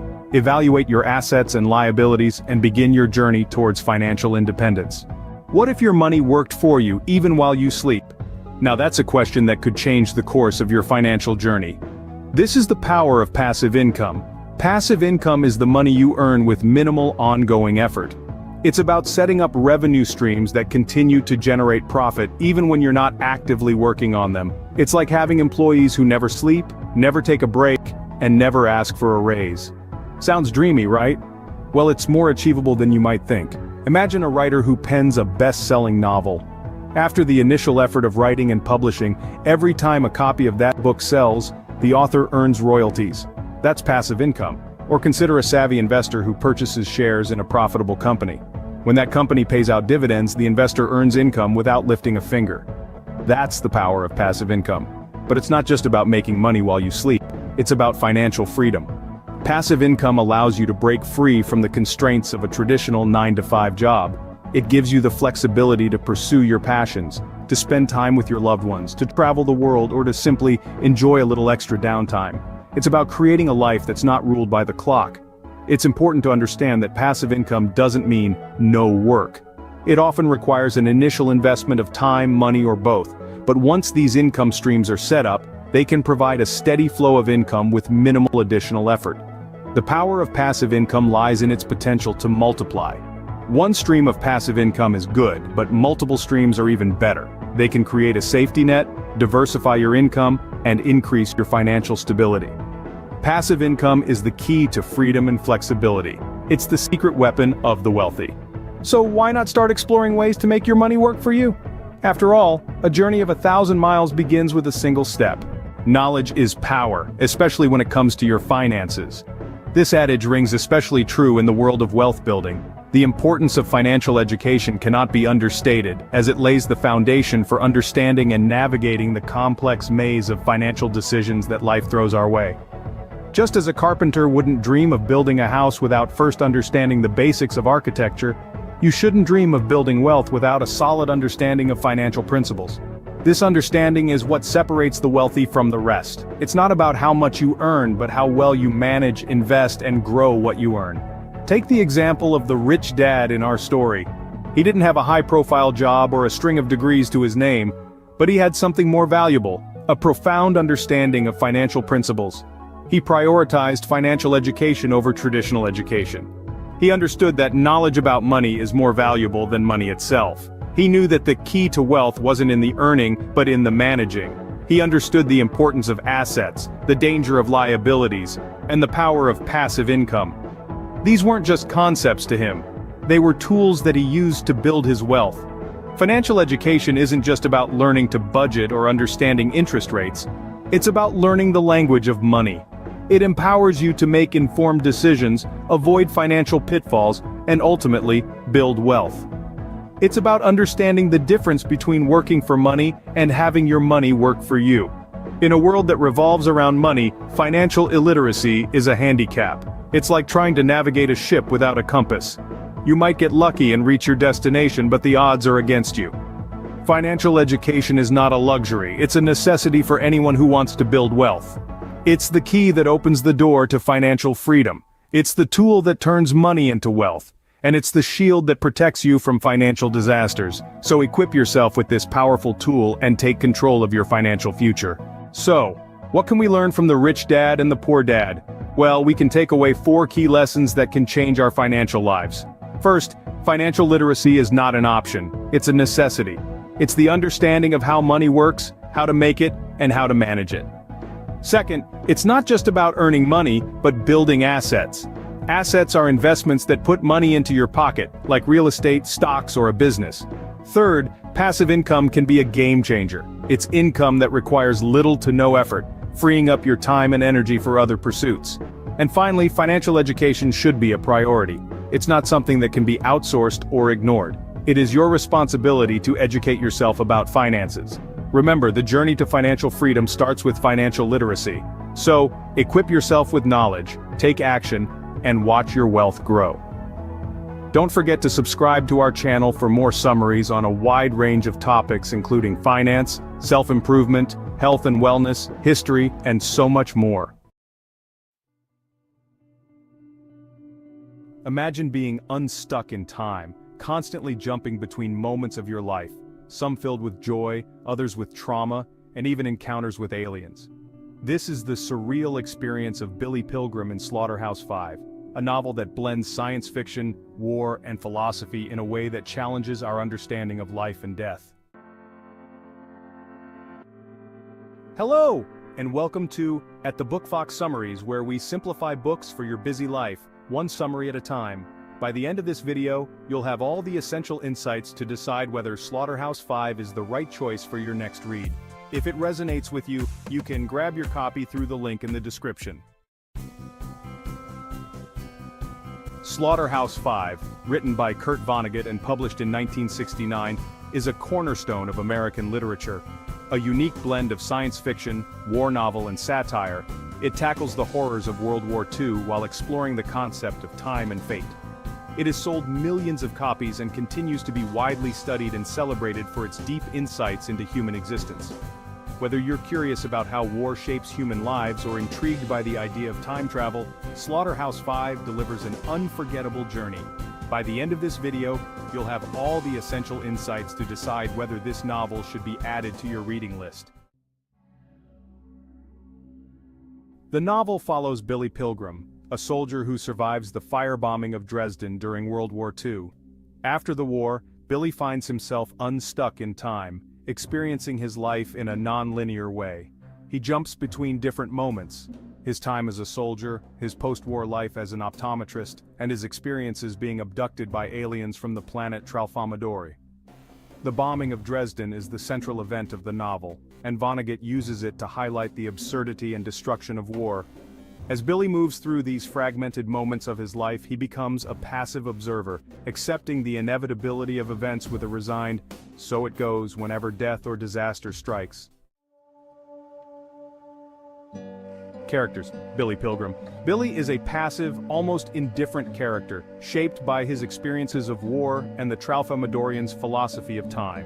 His journey through time reflects the trauma and confusion of those who have experienced war.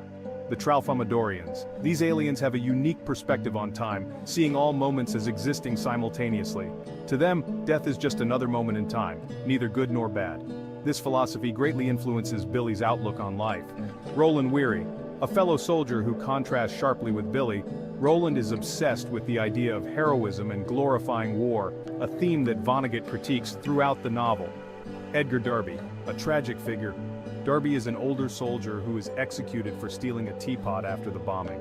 His unnecessary death highlights the absurdity and senselessness of war. Themes and messages: the horrors of war.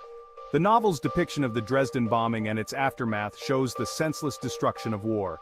Through Billy's eyes, Vonnegut critiques the glorification of war and its devastating impact on human lives. Time and free will. The concept of being unstuck in time serves as a metaphor for the lack of control humans have over their own lives. The Tralfamadorians' philosophy teaches that all events, good or bad, are inevitable, leading Billy to adopt a detached, fatalistic view of life, mortality, and the inevitability of death. The phrase "so it goes" is used every time death is mentioned, reflecting the inevitability of death in the face of a chaotic and indifferent universe. It's a reminder that life goes on, despite tragedy. Best phrases from the book. "So it goes." This phrase appears throughout the novel, following every mention of death or destruction. It captures the novel's fatalistic tone and reflects the Tralfamadorian belief in the inevitability of all events. And everything was beautiful and nothing hurt. This line, both poignant and ironic, speaks to the fleeting nature of peace and happiness in a world filled with suffering. It encapsulates a longing for simpler, more peaceful times amidst the chaos of war.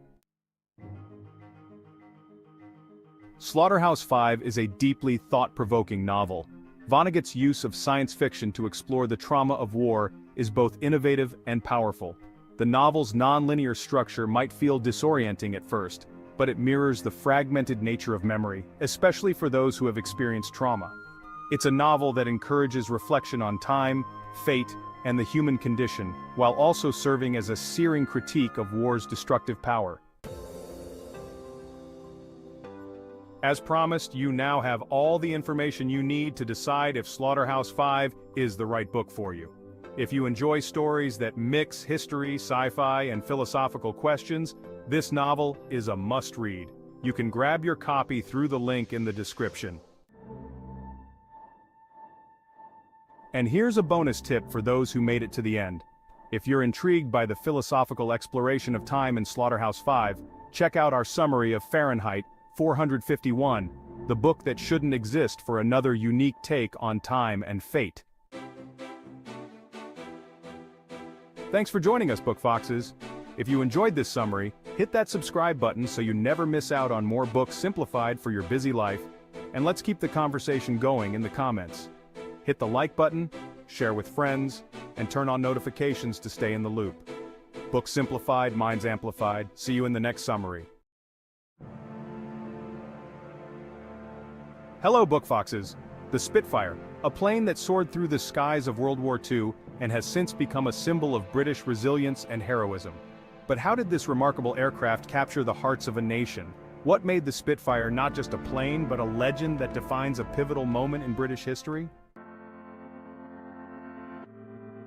Welcome back to At the Book Fox Summaries, keeping books simplified for your busy life, one summary at a time. Today we dive into Spitfire, a very British love story by John Nichol. First published in 2018, this book is an in-depth look at a plane that not only dominated the skies but also uplifted the spirits of a nation.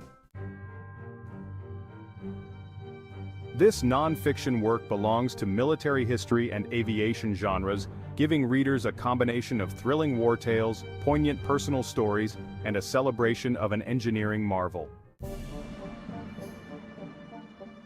Spitfire chronicles the creation, development, and iconic legacy of the Spitfire aircraft during World War II.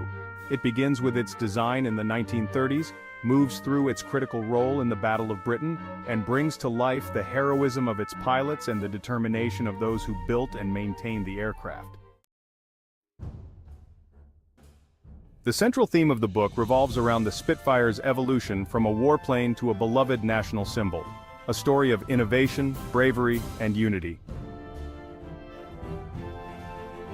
While not a novel, Spitfire introduces key figures, like the pilots who flew the Spitfires in dogfights, engineers who designed the plane, and ground crews who ensured they were ready for battle.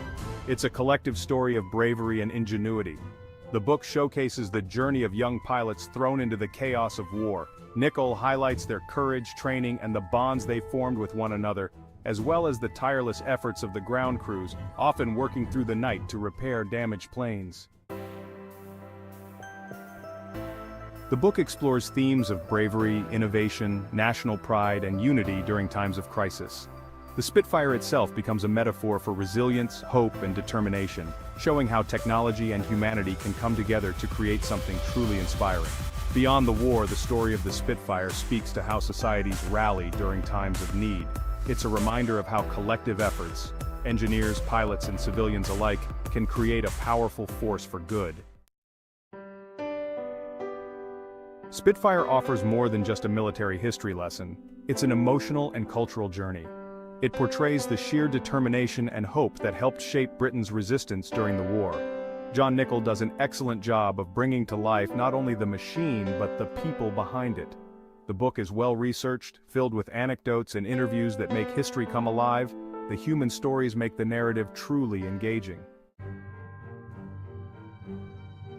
To sum up, Spitfire, a very British love story, is a celebration of courage and engineering brilliance, showcasing how a single plane could encapsulate a nation's hopes and struggles during World War II. If you have an interest in war history, aviation, or inspiring tales of heroism and unity, this book is a great read. It brings a balance of gripping war stories and touching human narratives. If this book aligns with your interests, you can easily grab your copy through the link in the description. And here's a bonus tip for those who made it to the end. If you're interested in more historical wartime reads, check out our summary of The Diary of a Young Girl by Anne Frank. You can find it linked in the description. If you enjoyed this summary, hit that subscribe button so you never miss out on more books simplified for your busy life. And let's keep the conversation going in the comments. Hit the like button, share with friends, and turn on notifications to stay in the loop. Thanks for joining us, Book Foxes. Books simplified, minds amplified. See you in the next summary. How did one man redefine our interaction with technology and inspire creativity across the globe?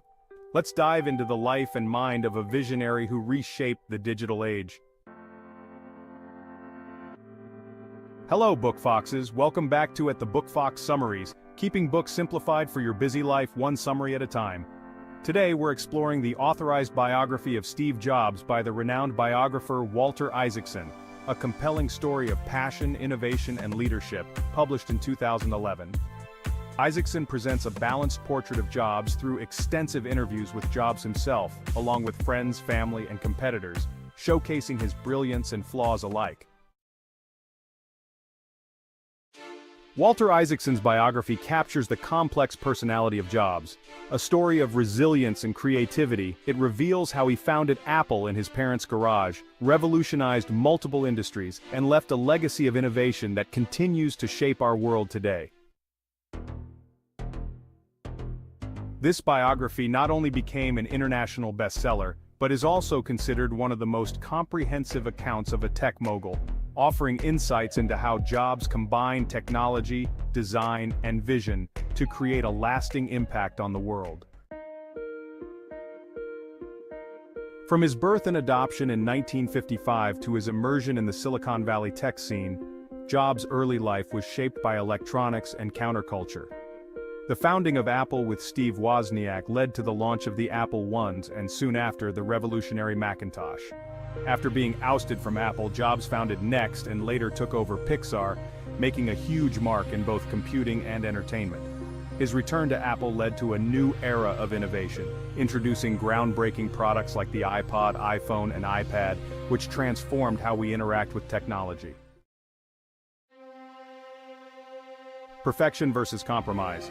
Jobs' quest for perfection often clashed with practicality. This theme is evident in his insistence on perfect design and seamless user experience, which drove his team to constantly push boundaries. Innovation as a way of life. Jobs didn't just want to create products, he wanted to change the world. The reality distortion field, as those close to him called it, was his ability to inspire and push others to achieve the impossible. Leadership and vision. Jobs' leadership style was intense and sometimes difficult. However, it was this intensity that allowed him to create a company that combined cutting-edge technology with a strong focus on user experience. Steve Jobs, a visionary leader with a relentless drive for excellence. Jobs' passion for design and innovation defined him, but so did his uncompromising and demanding nature. Steve Wozniak, the technical wizard and co-founder of Apple, Wozniak's brilliance in electronics complemented Jobs' vision, creating a partnership that led to Apple's early success. Other influencers. The book also explores Jobs' relationships with tech icons, his rivalry with Bill Gates, and his mentorship from innovators, showing how each shaped his worldview. Jobs' life serves as a guide for creativity and vision, emphasizing the importance of simplicity in design, merging technology with the humanities, and thinking differently. His story teaches that passion, vision, and the willingness to defy conventional norms can lead to world-changing innovations. Isaacson's portrayal of Jobs is nuanced, revealing both his brilliance and flaws. Jobs' relentless pursuit of excellence often came at the cost of relationships, yet it also produced products that revolutionized industries. His story is a lesson in resilience and reinvention, showing that failure and setbacks can lead to growth and breakthrough success. Walter Isaacson's Steve Jobs is more than just a biography. It's an exploration of how passion, vision, and creativity can build empires. For entrepreneurs, innovators, and anyone looking to understand the intersection of technology and design, this book is a must-read. If you're inspired by stories of creativity, leadership, and innovation, this biography will provide insight into one of the greatest visionaries of our time. If this book aligns with your interests, you can easily grab your copy through the link in the description. And here's a bonus tip for those who made it to the end. If you're interested in more on innovation and leadership, check out our summary of Think Like a Monk by Jay Shetty. Link to video or to grab your copy in the description. Thanks for joining us, Book Foxes. If you enjoyed this summary, hit that subscribe button so you never miss out on more books simplified for your busy life. Let's keep the conversation going in the comments. What do you think is the most inspiring aspect of Jobs' journey? Hit the like button, share with friends, and turn on notifications to stay in the loop. Books simplified, minds amplified. See you in the next summary. Hello, Book Foxes. Welcome to the Book Fox Summaries, where we simplify books for your busy life, one summary at a time. Today, we're diving into Team of Rivals by Doris Kearns Goodwin. This Pulitzer Prize-winning book takes us deep into the political genius of Abraham Lincoln and his ability to unite a team of strong-minded rivals during one of America's most challenging periods. In 1860, America was on the brink of civil war, and Lincoln, a lesser-known politician at the time, emerged as the Republican candidate. The story unfolds in a divided America, a country grappling with the contentious issue of slavery and on the brink of civil war. Lincoln, coming from modest beginnings, faces off against more established politicians like William H. Seward, Salmon P. Chase, and Edward Bates, all of whom were contenders for the Republican presidential nomination. Surprisingly, rather than sidelining these men when he secured the presidency, Lincoln invited them into his cabinet, creating a team of rivals who initially doubted his leadership but later came to admire and support his vision for a united nation. This decision wasn't just bold, it was transformative. The book explores how Lincoln used his empathy, wisdom, and humility to bring these ambitious leaders together, creating a cohesive team that would steer the country through the Civil War. Each rival had their own personality and agenda, main characters around. Abraham Lincoln, not just a masterful orator but a strategic politician who recognized the strength in diversity and dissent.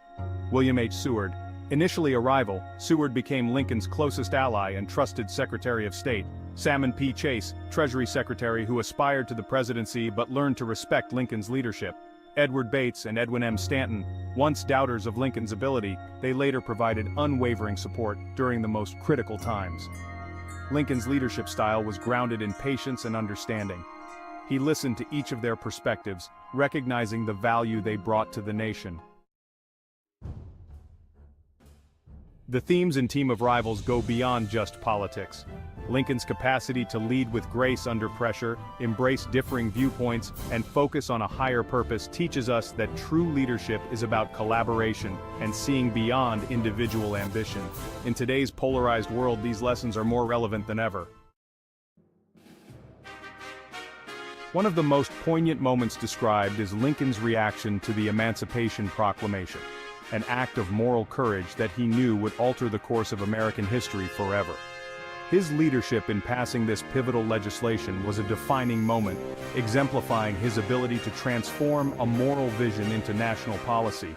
One of Lincoln's key quotes that captures his determination is, "If slavery is not wrong, nothing is wrong." This showcases his deep moral conviction and willingness to fight for what was right. Another memorable quote from his second inaugural address is, "With malice toward none, with charity for all." a call for national unity and healing after the Civil War. Goodwin's portrayal of Lincoln reveals a man who balanced firmness and empathy, pragmatism and idealism. It's a reminder that even in moments of great crisis, leaders who listen, understand, and unite can achieve profound change. So, if you're looking to understand what makes a great leader or just love a well-told history, Team of Rivals is a must-read. Doris Kearns. Goodwin's meticulous research and storytelling make this book both insightful and inspirational. Interested in diving deeper into Lincoln's leadership journey? Grab your copy through the links in the description, either the paperback or the hardcover edition.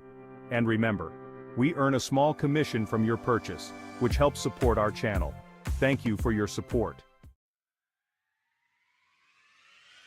And here's a bonus tip for those who made it to the end. If you're interested in other books exploring leadership and adversity, check out our summary of The Grapes of Wrath. Thanks for joining us, Book Foxes. If you enjoyed this summary, hit that subscribe button so you never miss out on more books simplified for your busy life. And let's keep the conversation going in the comments. Hit the like button, share with friends, and turn on notifications to stay in the loop. Books simplified, minds amplified. See you in the next summary. What if I told you that the secret to success lies in waking up at 5 a.m. every day? Welcome to the Book Fox Summaries, where we simplify books for your busy life, one summary at a time. The 5 a.m. Club by Robin Sharma, first published in 2018, has sold over 15 million copies worldwide. This self-help book falls into the personal development genre and has sparked a movement of early risers looking to improve their lives. By the end of this video, you'll have all the essential insights to decide whether the 5 a.m. Club is the right choice for your next read, and you can grab your copy through the link in the description if it resonates with you. The story centers around two struggling individuals, an entrepreneur and an artist, who are disillusioned with their lives and careers. They attend a seminar led by a renowned speaker known as the Spellbinder, who captivates the audience with the idea of mastering their mornings to transform their lives. After the seminar, they meet a quirky billionaire who claims to have mastered this 5 a.m. morning routine, and he takes them on a life-changing journey across various locations to teach them the secrets of success, productivity, and personal growth.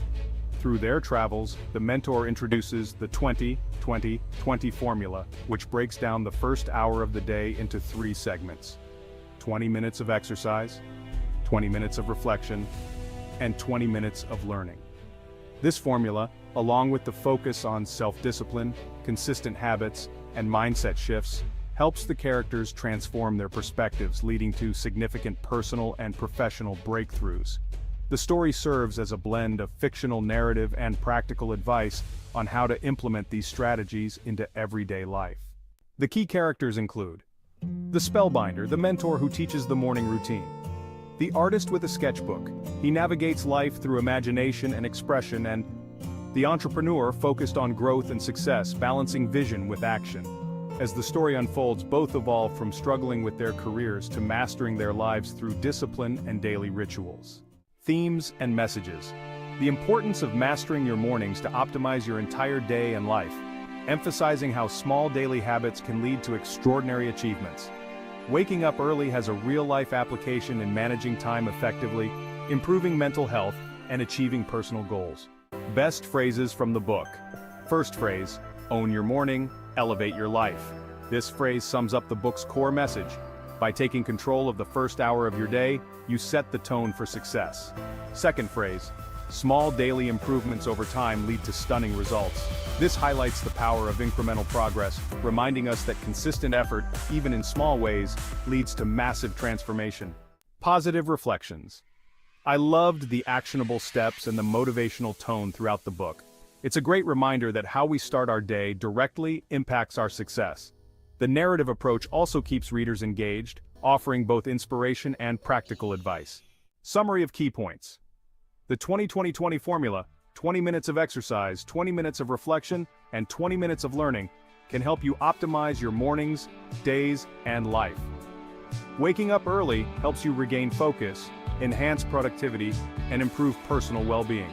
As promised, you now have all the information needed to decide if the 5 a.m. Club is a book you'd like to read or purchase. Personal recommendation. If you're ready to transform your mornings and boost your personal growth, this book is worth adding to your reading list. Bonus tip. And here's a bonus tip for those who made it to the end. If you're interested in another life-changing book, check out our Summary of Atomic Habits by James Clear. Thanks for joining us, Book Foxes. If you enjoyed this summary, hit that subscribe button so you never miss out on more books simplified for your busy life. And let's keep the conversation going in the comments. Hit the like button, share with friends, and turn on notifications to stay in the loop. Books simplified, minds amplified. See you in the next summary. Why is anxiety rising so sharply in young people? What's causing this mental health crisis? If you've ever wondered why today's youth seem more anxious than ever, you're about to find out. Hello, Book Foxes. Welcome back to at the Book Fox Summaries, where we simplify books for your busy life, one summary at a time. Today we're tackling a topic that's more relevant than ever: youth anxiety, with Jonathan Haidt's insightful book, The Anxious Generation.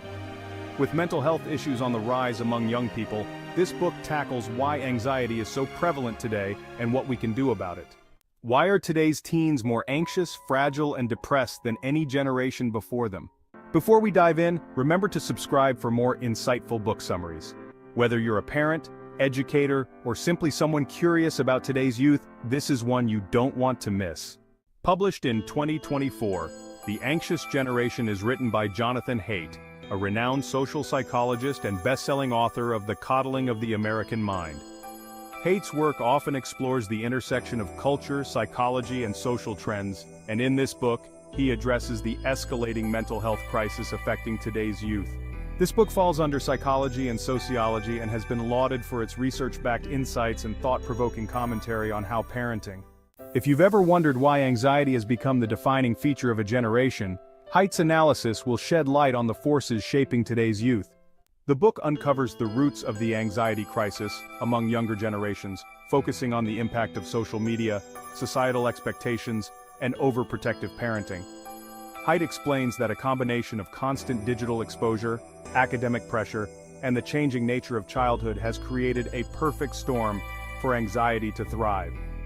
He offers a deep dive into the psychological impacts of these influences, particularly highlighting how the rise of smartphones and social media in the 2010s fundamentally altered the way young people engage with the world, leaving them more isolated, overwhelmed, and vulnerable to mental health struggles.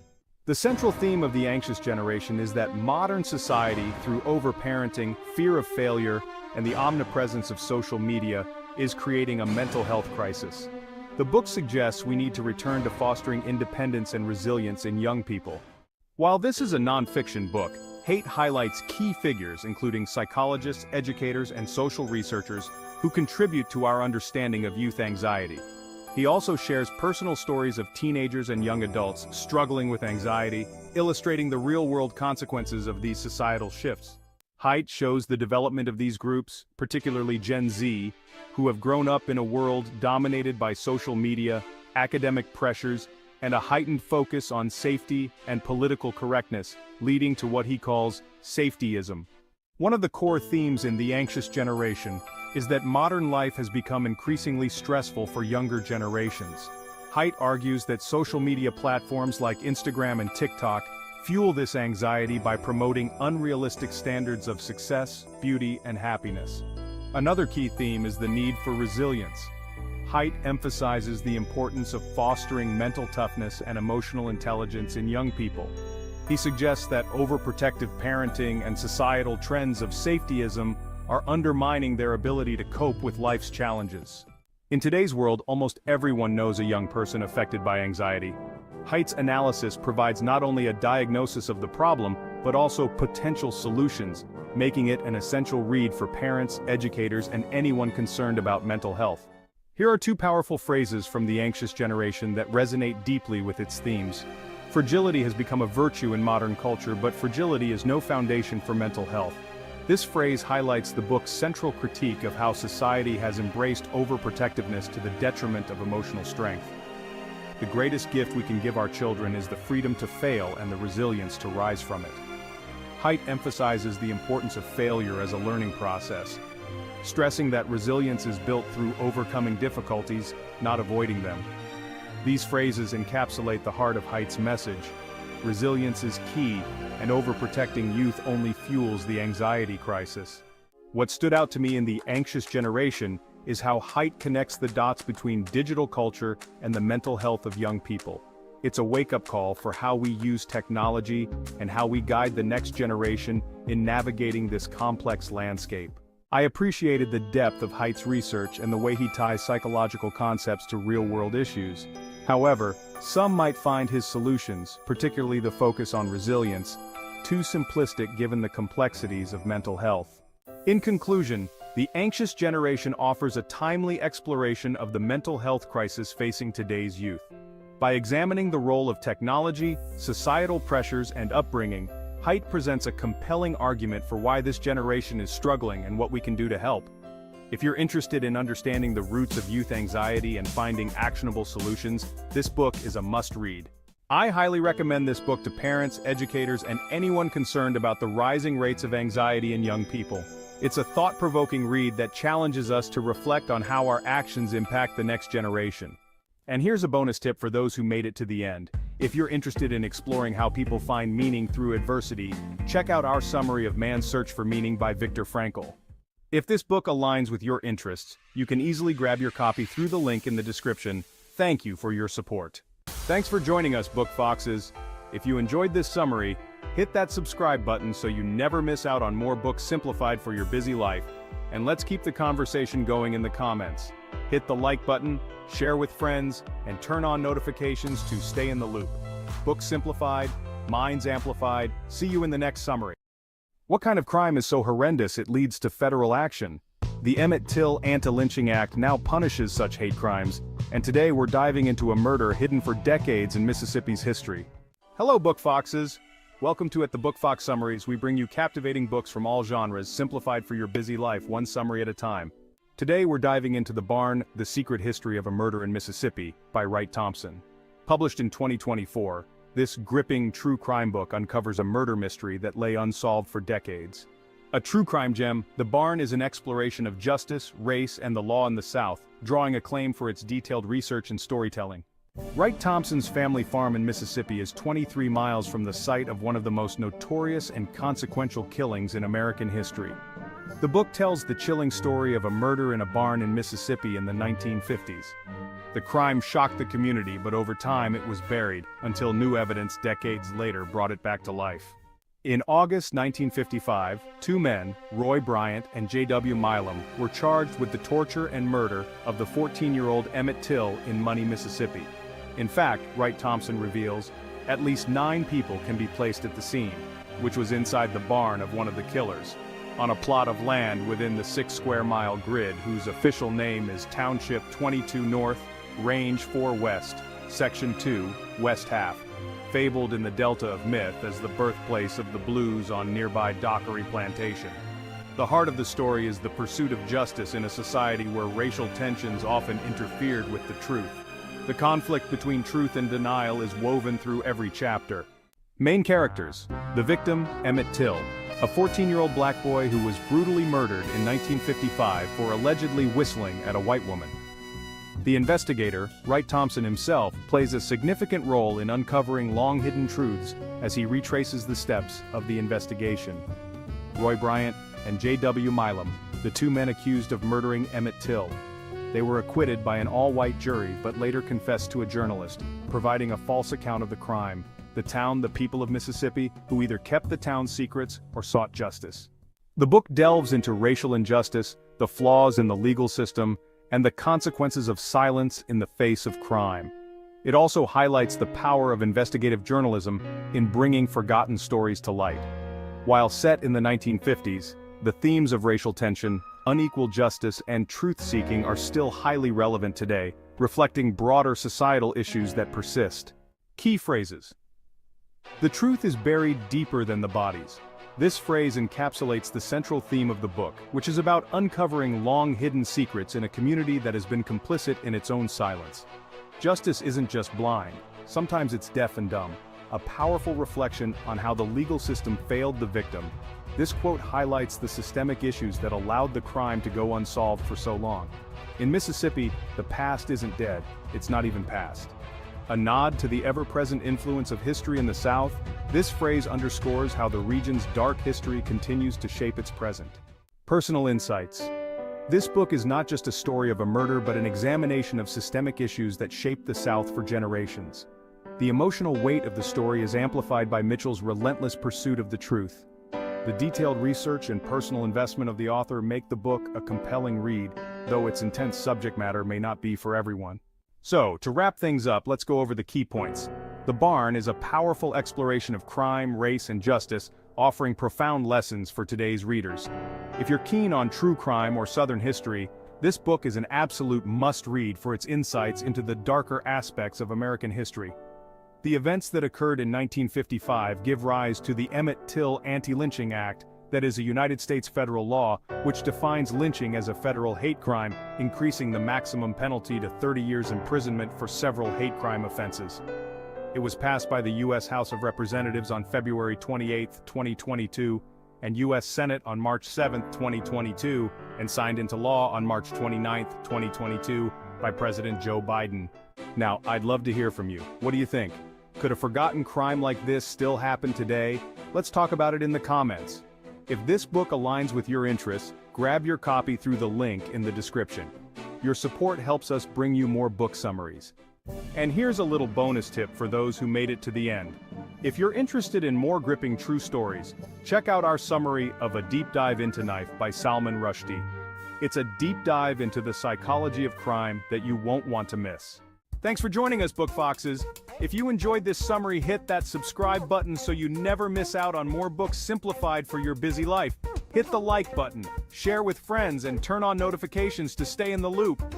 Books simplified, minds amplified. See you in the next summary. Hello, Book Foxes. Welcome to the Book Fox Summaries, keeping books simplified for your busy life, one summary at a time. Today we'll be diving into the thrilling biography of the Blonde Knight of Germany, written by Raymond F. Tolliver and Trevor J. Constable. Erich Hartmann, known as the Blonde Knight, was a German Luftwaffe pilot and the highest-scoring ace of World War II. With an astonishing 352 confirmed kills, Hartmann's achievements in aerial combat remain unmatched. The book covers not only his war exploits but also the personal and moral challenges he faced. Let's find out what made him such a legend in the skies during World War II. Before we begin, don't forget to subscribe and turn on notifications so you never miss a summary. The Blonde Knight of Germany was published in 1970 and has since become a staple in aviation history books. If you're fascinated by war stories or aviation legends, this book is a must-read. The book takes us through Hartmann's life, beginning with his early passion for flying, which he inherited from his mother, an experienced glider pilot. Hartmann joined the Luftwaffe as a young man, and after initial struggles he mastered the art of aerial combat. He flew most of his missions on the Eastern Front against Soviet pilots and became famous for his tactical precision. Hartmann's strategy was to get as close to enemy planes as possible before firing, ensuring maximum effectiveness. This daring approach helped him build his record of 352 confirmed kills. Beyond just combat, the book delves into Hartmann's inner struggles. Despite being celebrated in Nazi Germany, Hartmann was known to be apolitical, focusing solely on his duty as a pilot, rather than supporting the regime's ideologies. His moral conflicts regarding the war and the regime make for an interesting layer in the story. Erich Hartmann is the central character, of course, but his comrades also play important roles in shaping the narrative. His interactions with other German pilots, his respect for their skills, and his leadership in dangerous missions bring a human element to the tale. Hartmann grows from an eager young pilot into a seasoned and strategic ace. He faces numerous challenges, both in combat and in his personal life. After the war, Hartmann was captured by Soviet forces and endured harsh conditions in Soviet POW camps for nearly 10 years. Upon his release, he returned to Germany and joined the newly formed Bundesluftwaffe, West German Air Force. One of the key themes is duty versus morality. Hartmann's story is not just about aerial victories, but also about the moral ambiguity faced by many German soldiers. Hartmann believed in his duty as a soldier but did not necessarily support the Nazi cause. Another powerful theme is endurance. His survival through hundreds of missions, the war, and imprisonment shows resilience not only in battle, but in life. Hartman's story resonates even today, especially in discussions around personal responsibility during war. Can soldiers remain neutral, or does their service inevitably tie them to the politics of the conflict? Hartman's life challenges us to think about this question. One thing that stood out to me was how Hartman's precision and discipline helped him become the best. He didn't rely solely on instinct, he studied and perfected his tactics. That's a reminder for all of us. No matter our field, discipline and practice are key to success. In summary, The Blonde Knight of Germany is both a thrilling war biography and a complex character study of a man who remains a legend in military aviation history. If you're fascinated by war history or aviation, this book is a must-read. What did you think of Eric Hartman's story? Let me know in the comments. And here's a bonus tip for those who made it to the end. If you're interested in aviation stories, check out our summary of Wings of Fire by APJ Abdul Kalam. You can find the link in the description. Thanks for joining us, Book Foxes. If you enjoyed this summary, hit that subscribe button so you never miss out on more books simplified for your busy life. And let's keep the conversation going in the comments. Hit the like button, share with friends, and turn on notifications to stay in the loop. Books simplified, minds amplified. See you in the next summary. Welcome, everyone. Today we embark on a journey through one of the greatest novels ever written. Imagine a world where the struggle between faith and doubt, love and hate, good and evil, plays out within a single family. Today, we're diving into a literary masterpiece that does just that. Fyodor Dostoevsky's The Brothers Karamazov. Hello, Book Foxes. Welcome back to At the Book Fox Summaries, where we keep books simplified for your busy life, one summary at a time.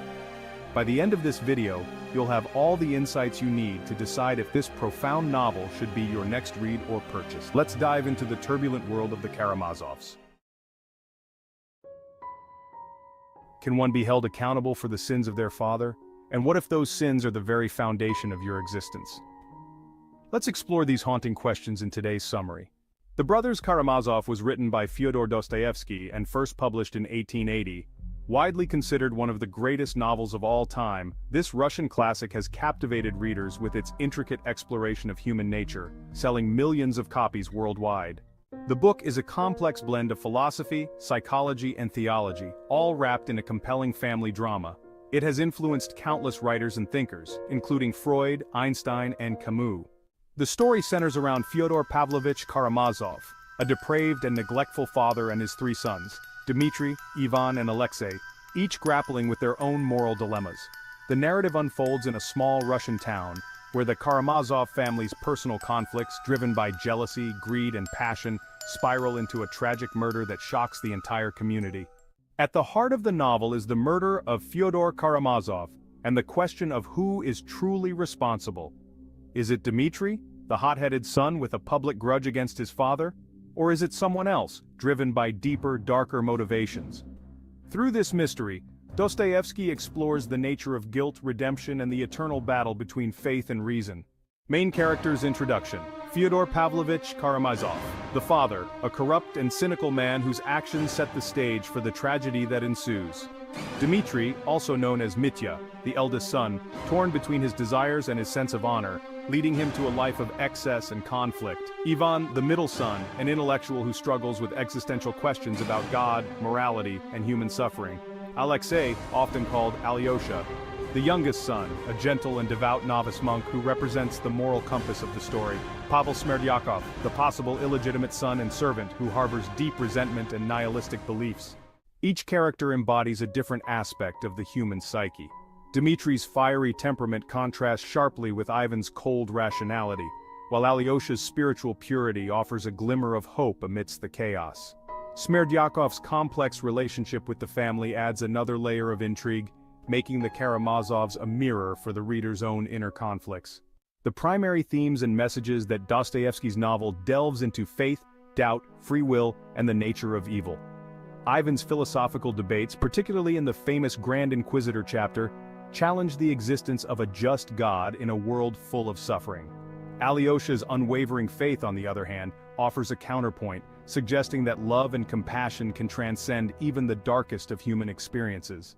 These themes are not just theoretical, they resonate with real-life struggles.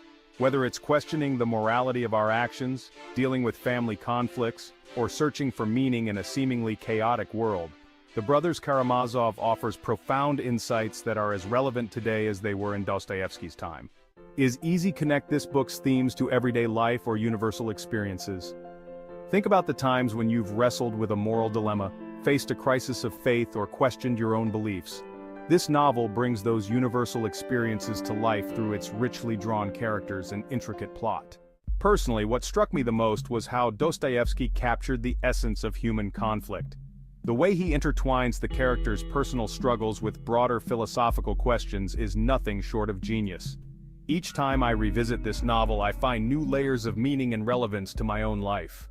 Likes and dislikes. I admire Dostoevsky's ability to delve into the darkest corners of the human soul, while still offering a message of hope through characters like Alyosha. However, the dense philosophical discussions may be challenging for some readers, but they are ultimately rewarding if you're willing to engage with them. In summary, The Brothers Karamazov is a rich and multifaceted novel that explores the depths of the human condition.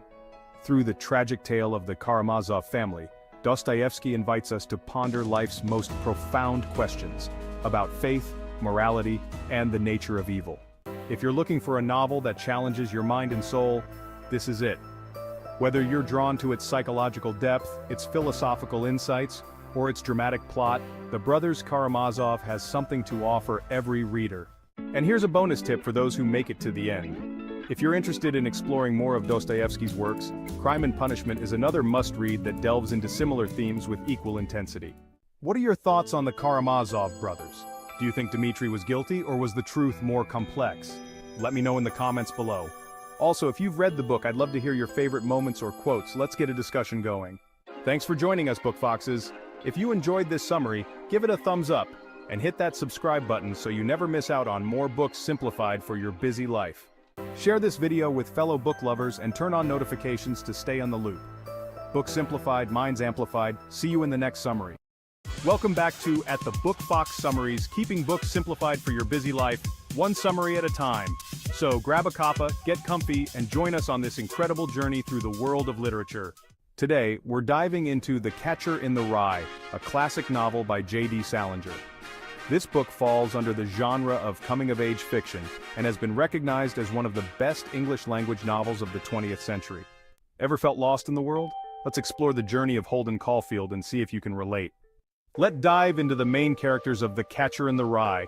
We will explore their personalities, roles, and significance in the story.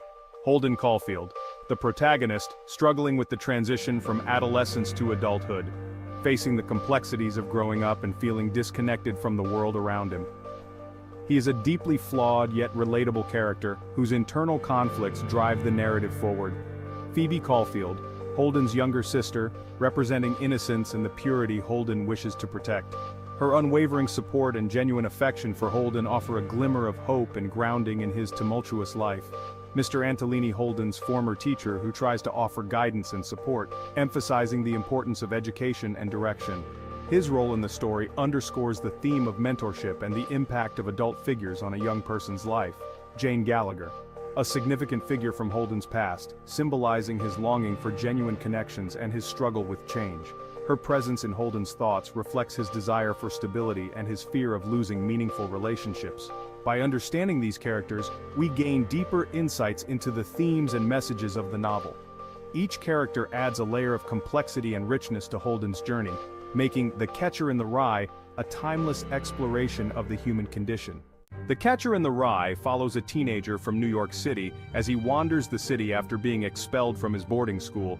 Through his journey, he struggles with themes of innocence, identity, belonging, and loss. The central conflict revolves around Holden's struggle to find his place in a world he feels disconnected from. Let's explore the chapters summarized. Chapter 1 and 2. Holden Caulfield narrates from a rest home, explaining his expulsion from Pensy Prep and his visit to his history teacher, Mr. Spencer. Mr. Spencer tries to advise Holden, but Holden dismisses him, revealing his disdain for adult hypocrisy. Chapter 3 to 7. Holden's interactions with his dorm mates, Ackley and Stradlater, reveal his feelings of alienation. Ackley is an unpopular student who annoys Holden, while Stradlater is a popular but shallow roommate. After a fight with Stradlater over a date with Jane Gallagher, Holden decides to leave Pensy early. Chapter 8 to 11. On his way to New York City, Holden meets Mrs. Morrow, the mother of a Pensy student, and fabricates a story about her son. He reflects on his past, especially his connection with Jane Gallagher, a girl he deeply cares for, but feels he has lost touch with. Chapter 12 to 15. Holden's night out in New York highlights his loneliness. He interacts with various people, including 3 women at a nightclub and a prostitute named Sunny, but fails to connect meaningfully with anyone. He buys a record for his sister Phoebe, whom he dearly loves and admires for her innocence. Chapter 16 to 20. Holden goes on a disastrous date with Sally Hayes where he proposes they run away together. When Sally refuses, Holden becomes angry and leaves. He then meets an old friend, Carl Luce, who advises him to see a psychoanalyst. Holden ends up drunk and wandering the city, feeling more lost than ever. Chapter 21 to 24. Holden sneaks home to see Phoebe, who confronts him about his expulsion. Their conversation is heartfelt, showing Holden's genuine care for his sister. He then stays at Mr. Antolini's, his former English teacher, who gives him advice on finding direction in life. However, Holden feels uncomfortable and leaves abruptly. Chapter 25 to 26. Holden plans to leave New York but decides to stay after seeing Phoebe on a carousel. The moment symbolizes hope and the possibility of preserving innocence. He ends his story by mentioning he's in a rest home, preparing for a new school. The book explores themes of any teen of any generation: angst, alienation, and the pain of growing up. Many readers relate to Holden's feelings of being lost and misunderstood, making the book timeless. The Catcher in the Rye offers a raw and honest portrayal of teenage struggles. Holden's authenticity is compelling, though his negativity can be overwhelming at times. To sum up, The Catcher in the Rye is a profound exploration of adolescence and identity. If you haven't read it yet, this classic is definitely worth your time. What did you think of Holden's journey? Share your thoughts in the comments below. Before we go, we ask for your help. Please subscribe to our channel, let us know in the comments what book you'd like us to cover next. Hit the like button, share with friends, and turn on notifications to stay in the loop. See you next time. Hello everyone, welcome back to our channel. We're exploring The Diet-Free Revolution by Alexis Connisson today, a dynamic book that's shifting our food, nutrition, and body perspectives. This isn't just another diet, it's a radical rethink of our food relationship. It acknowledges our bodies as allies, not adversaries, on our wellness journey. It promotes body compassion, rather than defining our worth by a scale. Connisson, a clinical psychologist specializing in eating disorders, urges us to forsake diet culture and adopt a holistic, compassionate approach. This book urges us to nurture self-love and healing instead of resorting to denial and self-punishment. Connisson's revolutionary tome redefines not just our diet but our entire perspective of health, encouraging us to embrace self-love, healing, and foster compassion for our bodies. This isn't just a weight loss book. It's a guide to self-love, healing, and body compassion. This book is not just about weight loss, it's about self-love, healing, and cultivating compassion for our bodies. One of the key messages in this book is that diets don't work, and it's not your fault. So says Alexis Connisson in The Diet-Free Revolution, a bold exploration of the fallacies surrounding weight loss and dieting. A key idea she disputes is the widespread misconception that weight loss automatically signifies health. Connisson strongly asserts that health is more than a number on a scale. Instead, it is a multifaceted concept that includes physical fitness and mental well-being. She also sheds light on the belief that willpower solely determines weight. Connisson underscores that weight is influenced by numerous factors, many of which are outside our capabilities to control. These include genetic makeup and the environment we live in. This, she suggests, is why weight issues is misguided and unhelpful. Furthermore, Connisson dismisses the idea that deprivation leads to sustainable weight loss. She presents evidence that restrictive diets often initiate a vicious cycle of yo-yo dieting, detrimental to both physical and mental health. This is an important point that challenges the prevailing narrative around dieting and self-discipline. We're often told that if we just lose the weight, try a little harder, or deprive ourselves for a little bit longer, we'll be happier, healthier, and more confident. But that's not true. With The Diet-Free Revolution, Connisson aims to shift this narrative, advocating for a holistic, compassionate approach to health and well-being. Connisson offers a 10-step program that helps us radically shift our relationship to food and our bodies. This deviates from your standard diet plan, presenting instead a meaningful exploration of our routines, convictions, and emotional responses towards food and body image. The initial part of the program is about challenging perceptions about weight and health. We've been conditioned to equate thinness to health and obesity to unhealthiness.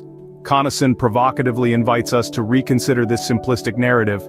She posits that health is not so black and white, but rather, it is a nuanced interplay of physical, mental, and emotional aspects. The second stage of the program delves into the concept of emotional eating. Food, Connaughton tells us, is more than fuel for our bodies. It's closely tied to our emotions, celebrations, and sometimes even our grief. Recognizing the connection we have to food is a critical part of the program.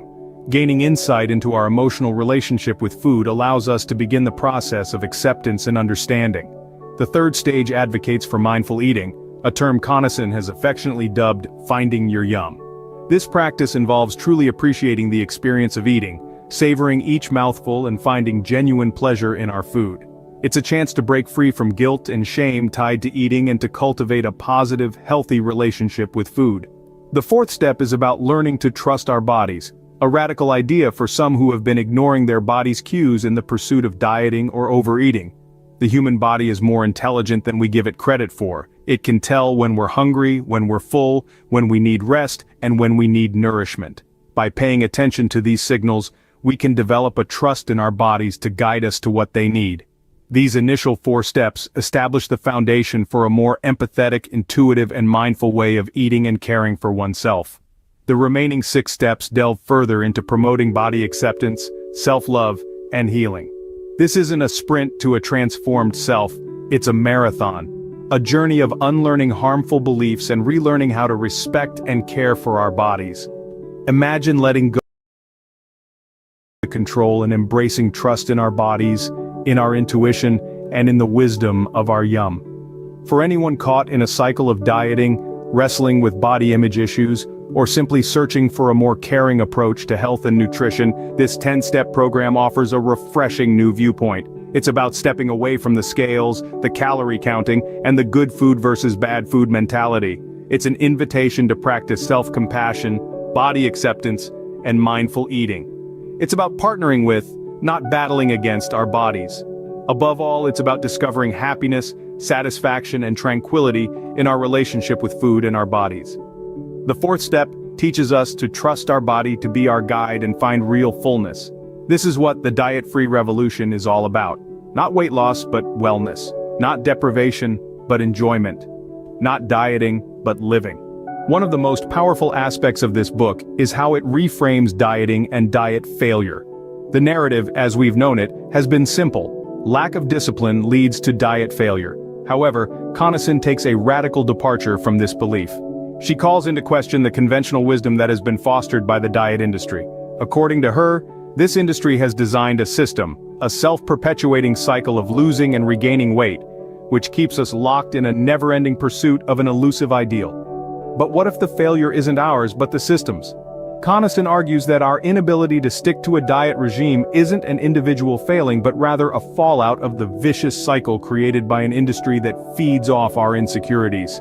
She encourages us to stop blaming ourselves for the so-called failures and instead question the viability of these diets. She wants us to ask, can I sustain this diet? Is it nourishing my body adequately? Is it making me happy? If our answers lean towards no, then she believes it isn't us who have failed, but the diet. She challenges us to view these instances not as personal shortfalls, as a byproduct of an exploitative culture. Instead of seeing these as individual failures, Connaughton presents them as pervasive aspects of our culture. The diet-free revolution offers a roadmap to healing, self-acceptance, and radical new ways of relating to and loving our bodies. In this video, we've delved into Alexis Connaughton's pioneering busting the dangerous myth that diets equate to happiness and health. Instead, we found that diets often perpetuate a vicious cycle of deprivation, overeating, and remorse. Connaughton's 10-step program is a transformative journey. It starts with questioning prevalent assumptions about weight and health, takes us through understanding our emotions, encourages mindful eating, and teaches body trust. This enriching program includes case studies, practical meditations, and engaging activities. Additionally, we've highlighted the importance of contesting diet culture. We've learned to see diet failure not as a personal flaw, but as an indication of a society that pushes detrimental body ideals. The diet-free revolution is more than a book. It's a paradigm shift in thinking and lifestyle. It invites us to abandon the damaging diet culture and adopt a kinder, more understanding approach to food, nutrition, and our bodies. You're worn out from constant dieting, unsustainable meal plans, and quick fixes that result in pain and negative health outcomes. Consider the diet-free revolution. It could be the lifeline you've been seeking. That's all for today's video. Before we wrap up, we have a small request. If this video sparked a thought, kindly hit like and share it. Your support fuels our content against the status quo. If the diet-free revolution intrigued you, consider subscribing for more insightful content. Thank you for your support. Until next time, keep reading, stay healthy, and remember, it's not about the weight you lose, it's about the life you gain. Hello, and welcome back to the Book Fox Summaries, bringing literature to life one summary at a time, keeping books simplified for busy minds. Today we're diving into a timeless classic, The Great Gatsby, by F. Scott Fitzgerald. Let's uncover the glitz, glamour, and tragedy of the Roaring Twenties. This novel, set in the summer of 1922, paints a vivid picture of the American dream and its complexities. Through the eyes of Nick Carraway, we explore the lives of the wealthy and mysterious Jay Gatsby, his unrequited love for Daisy Buchanan, and the moral decay hidden beneath the surface of wealth and opulence. So, grab a cuppa, sit back, and join us as we journey through this masterpiece, exploring its themes, characters, and the era that inspired it. Published in 1925, The Great Gatsby is set in the Jazz Age, a period of great economic prosperity and cultural change in America. The Jazz Age was marked by the rise of jazz music, flappers, and speakeasies, reflecting a society in the midst of transformation. F. Scott Fitzgerald captured this era with vivid detail and insight. The novel is a critical look at the American dream and the moral decay behind the glittering facade of wealth. Through the story of Jay Gatsby, Fitzgerald explores themes of ambition, love, and betrayal. The green light symbolizes Gatsby's hopes and dreams, as well as the elusive nature of the American dream. Ultimately, The Great Gatsby remains a timeless classic, offering a poignant critique of the American experience. Let's meet the main characters. First, we have Nick Carraway, the story's narrator, a Yale graduate and World War I veteran who moves to West Egg, Long Island to learn about the bond business. Nick is an honest and tolerant man who finds himself drawn into the world of the wealthy and mysterious. Next is Jay Gatsby, a mysterious millionaire known for his lavish parties, which are the talk of the town. Gatsby is a self-made man, having amassed his fortune through questionable means, and he is driven by his love for Daisy Buchanan. Gatsby is deeply in love with Daisy Buchanan, Nick's cousin. Daisy is a beautiful and enchanting woman who represents the ideal of perfection to Gatsby. However, she is also shallow and materialistic, torn between her love for Gatsby and her loyalty to her husband. Daisy is married to Tom Buchanan, a wealthy but arrogant man with old money. Tom is a former Yale football star who is aggressive and domineering. He has a sense of entitlement and is unfaithful to Daisy, having an affair with Myrtle Wilson. The love triangle between Gatsby, Daisy, and Tom forms the crux of the novel. This complex relationship is fraught with tension and drama, as Gatsby's dream of rekindling his romance with Daisy clashes with the reality of her marriage to Tom. The novel explores themes of love, wealth, and the American dream, as the characters navigate their desires and the consequences of their actions. The novel begins with Nick Carraway, a young man from Minnesota moving to West Egg, Long Island, next door to the mysterious and wealthy Jay Gatsby's mansion. Nick is fascinated by Gatsby's opulent lifestyle and the grandeur of his mansion. Gatsby throws extravagant parties every weekend, hoping Daisy Buchanan, his long-lost love, will attend one. These parties are the talk of the town, filled with music, dancing, and an air of mystery surrounding the host. When Gatsby finally reunites with Daisy, they rekindle their romance. Their affair is filled with passion and longing as Gatsby tries to recreate the past and win Daisy's heart completely. However, Daisy's husband, Tom Buchanan, becomes suspicious of their relationship. Tom confronts Gatsby, leading to a heated and dramatic confrontation. The climax of the story occurs in a suite at the Plaza Hotel, where Tom exposes Gatsby's criminal background, including his involvement in bootlegging and other illegal activities. This revelation shatters Daisy's romanticized image of Gatsby, leaving her torn between her love for him and her loyalty to Tom. As the story unfolds, tragedy strikes when Daisy, driving Gatsby's car, accidentally kills Tom's mistress, Myrtle Wilson. the accident sets off a chain of events that lead to devastating consequences for all involved. Gatsby takes the blame for the accident to protect Daisy. In a tragic turn of events, Myrtle's husband George Wilson, believing Gatsby to be responsible for his wife's death, kills Gatsby before taking his own life. The story ends with Nick reflecting on the moral decay and the unattainable American dream as he returns to the Midwest, disillusioned by the events he witnessed. The Great Gatsby is applicable to today's lifestyle, showing several themes, including the illusion of the American dream, the divide between old money and new money, and the corruption of wealth. Gatsby's tragic end serves as a critique of the unattainable nature of the American dream. The novel also delves into the theme of love and obsession, particularly Gatsby's infatuation with Daisy Buchanan. This obsession ultimately leads to his downfall, highlighting the destructive power of unrequited love. Additionally, the novel examines the moral decay hidden beneath the surface of the glamorous lifestyle. Through these themes, The Great Gatsby offers a poignant critique of the American society in the 1920s, making it a timeless classic. In conclusion, The Great Gatsby remains a powerful reflection on the American dream and the complexities of love and ambition. It's a must-read for anyone interested in understanding the darker side of the Roaring Twenties. The novel's portrayal of the Jazz Age, with its opulence and excess, offers a stark contrast to the underlying themes of disillusionment and moral decay. Fitzgerald's masterful storytelling and rich character development make The Great Gatsby a timeless piece of literature. The intricate narrative structure and symbolic elements invite readers to delve deeper into the text, uncovering new layers of meaning with each read. The green light at the end of Daisy's dock, for instance, serves as a powerful symbol of Gatsby's unattainable dreams and the broader theme of the American dream. Time and memory play crucial roles in the novel, highlighting the characters' struggles with their pasts and the inevitable passage of time. Before we go, we ask for your help. Please subscribe to our channel. Let us know in the comments what book you'd like us to cover next. Hit the like button, share with friends, and turn on notifications to stay in the loop. See you next time.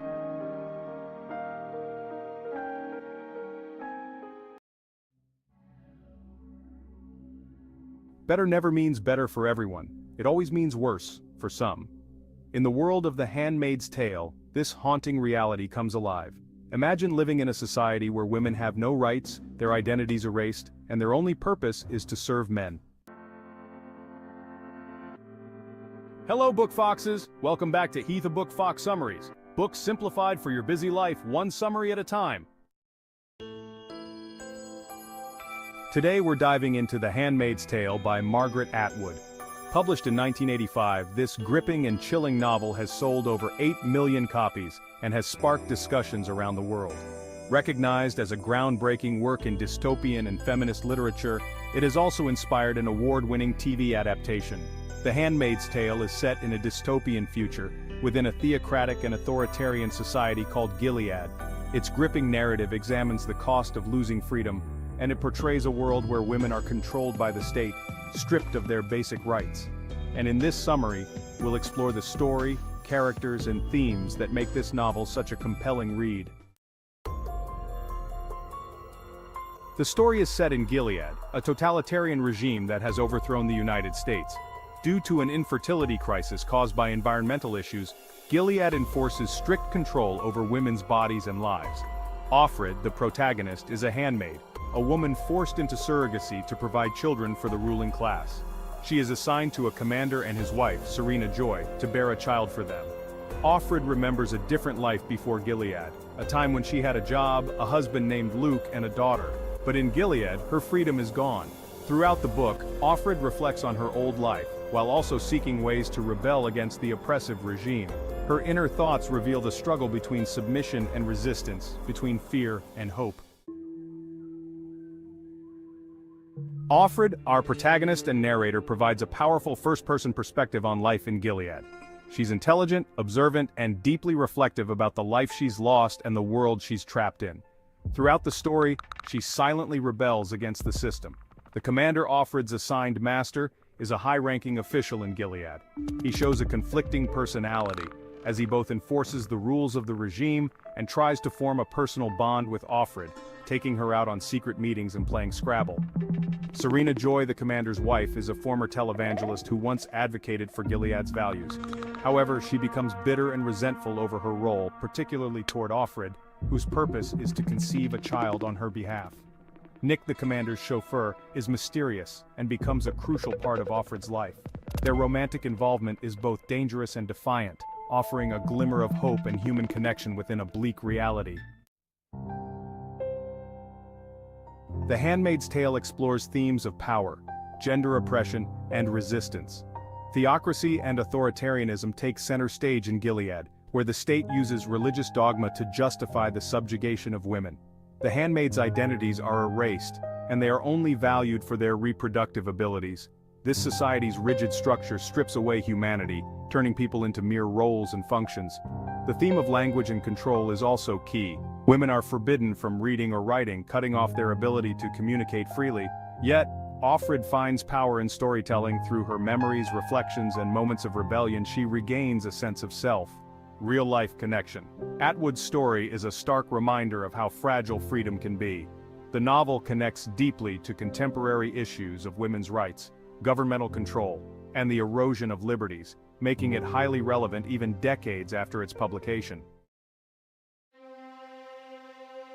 The Handmaid's Tale is haunting, thought-provoking, and eerily possible. Atwood's prose is rich with symbolism, and her storytelling evokes a range of emotions from anger to empathy to hope. One memorable quote from the book is, "We were the people who were not in the papers. We lived in the blank white spaces at the edges of print. It gave us more freedom. We lived in the gaps between the stories." This reflects how Offred and other handmaids survive under the radar, quietly resisting in the spaces the regime fails to see. The character depth and powerful themes make The Handmaid's Tale a story not just of despair, but of resilience and survival. It's a book that challenges you to reflect on the power of choice and the cost of losing your voice. To wrap it all up, The Handmaid's Tale is a novel that lingers with you long after the final page.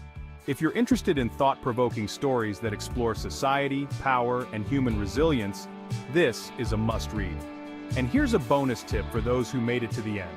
If you're intrigued by dystopian tales, check out our summary of Fahrenheit 451, the book that shouldn't exist. Both books dive into the consequences of totalitarian rule and how it shapes human lives. Interested in reading The Handmaid's Tale? Grab your copy through the links in the description. Your purchase helps support our channel, and we appreciate your support. Thanks for joining us, Book Foxes. If you enjoyed this summary, hit that subscribe button so you never miss out on more books simplified for your busy life, and let's keep the conversation going in the comments. Hit the like button, share with friends, and turn on notifications to stay in the loop. Books simplified, minds amplified. See you in the next summary. Imagine taking a job where everything seems perfect. But what if the family you work for harbors dark, twisted secrets? Welcome to The Housemaid, a psychological thriller where nothing is as it seems. Stay tuned as we uncover the chilling layers of this gripping bestseller. Hello, Book Foxes! Welcome back to the Book Fox Summaries, where books are simplified for your busy life, one summary at a time. If you're a fan of psychological thrillers with shocking twists, you're in for a treat. The Housemaid, written by Frida McFadden, was published in August 2022. It's a psychological thriller that has captured readers worldwide, selling over 1 million copies. Known for her fast-paced and twisty storytelling, McFadden delivers a tale packed with suspense and surprises. The story follows Millie, a young woman with a troubled past who's desperate for a fresh start. She lands a job as a live-in housemaid for the wealthy Winchester family. At first, the job seems ideal, free lodging in a beautiful home and a generous paycheck. But as Millie settles in, she notices strange behaviors from Nina, her employer. The house starts to feel less like a refuge and more like a trap, and the attic room where Millie sleeps, locked from the outside at night. As she uncovers the truth, Millie finds herself caught in a terrifying game of power and deception. What would you do if you discovered dark secrets about the people you work for? Share your thoughts in the comments. Let's meet the fascinating characters of The Housemaid, each playing a pivotal role in this psychological thriller. First, there's Millie, the protagonist. She's a young woman with a difficult past, eager to turn her life around. Resourceful and determined, Millie tries to stay optimistic despite her troubling circumstances. But as the story unfolds, we see her quick thinking and resilience put to the ultimate test. Next, we have Nina Winchester, the lady of the house. Nina is outwardly glamorous and sophisticated, the epitome of a perfect wife. However, her erratic behavior, sharp mood swings, and cryptic comments suggest something much darker lurking beneath her polished exterior. She keeps Millie constantly on edge. Then there's Andrew Winchester, Nina's husband. Andrew comes across as charming and composed, the grounding force in the household. But there's a quiet intensity about him. His overly polite demeanor hides a man who might not be as trustworthy as he seems. Finally, Cecilia, the young daughter of the Winchesters, adds another layer of tension. While she may seem innocent, her interactions with Millie and her parents hint at the deep dysfunction within the family. Together, these characters create a web of mystery, power struggles, and manipulation, making you question who to trust and what's really going on in the Winchester household. The housemaid delves deep into the theme of appearances versus reality. At its core, the book challenges the trust we place in what we see and hear. The Winchester family's glamorous facade masks a sinister truth, reminding readers how easily charm and wealth can hide darkness. It raises the question, how much of what we perceive about others is shaped by what they want us to see? The book also explores power dynamics and survival. Millie's struggle to navigate her precarious position in the household highlights themes of control and manipulation. Her resilience under pressure and her ability to adapt show the lengths people will go to protect themselves when trapped in dire situations. These themes make the story not only suspenseful, but also thought-provoking, with parallels to real-life dynamics in power-imbalanced relationships. The housemaid is full of chilling and thought-provoking lines, but two quotes stood out the most. "Every lock has a key, every secret has a price." This line perfectly encapsulates the atmosphere of the book. It's a reminder that no matter how well hidden a secret might seem, it will eventually come to light, often at a cost. For Millie, this truth becomes her reality as she navigates the Winchester household's dark corners. Sometimes the most dangerous lies are the ones we tell ourselves. This profound quote delves into the psychology of denial and self-deception.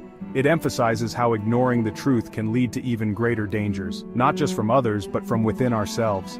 These phrases not only highlight the suspenseful tone of the book, but also hint at the deeper psychological layers, making it a story that lingers with you long after you've turned the final page. What I loved about The Housemaid is how it keeps you guessing till the very end. The twists are genuinely surprising, and it's one of those books you'll want to discuss immediately after finishing. If you're a fan of unpredictable thrillers with compelling characters, The Housemaid is a must-read. It's a roller coaster of emotions you won't want to miss.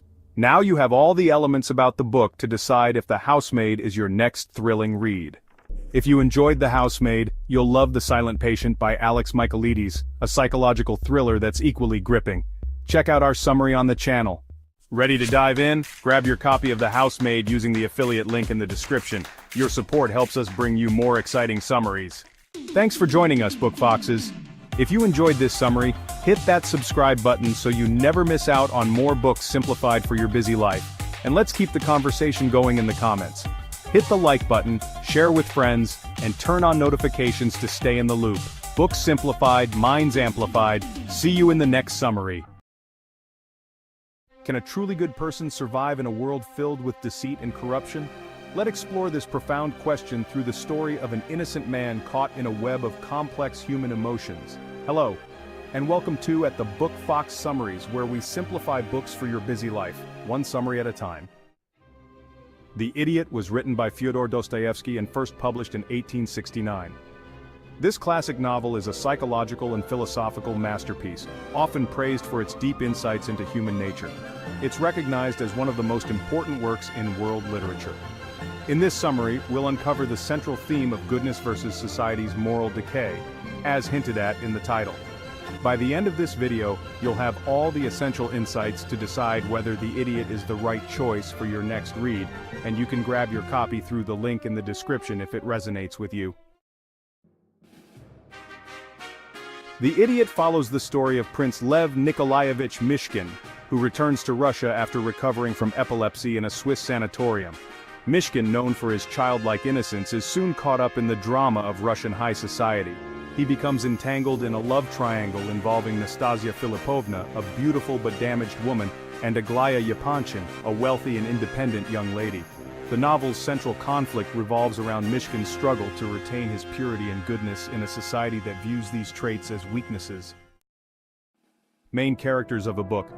Prince Mishkin, the embodiment of innocence, often considered a Christ-like figure. His genuine empathy and kindness set him apart from the corrupt world around him.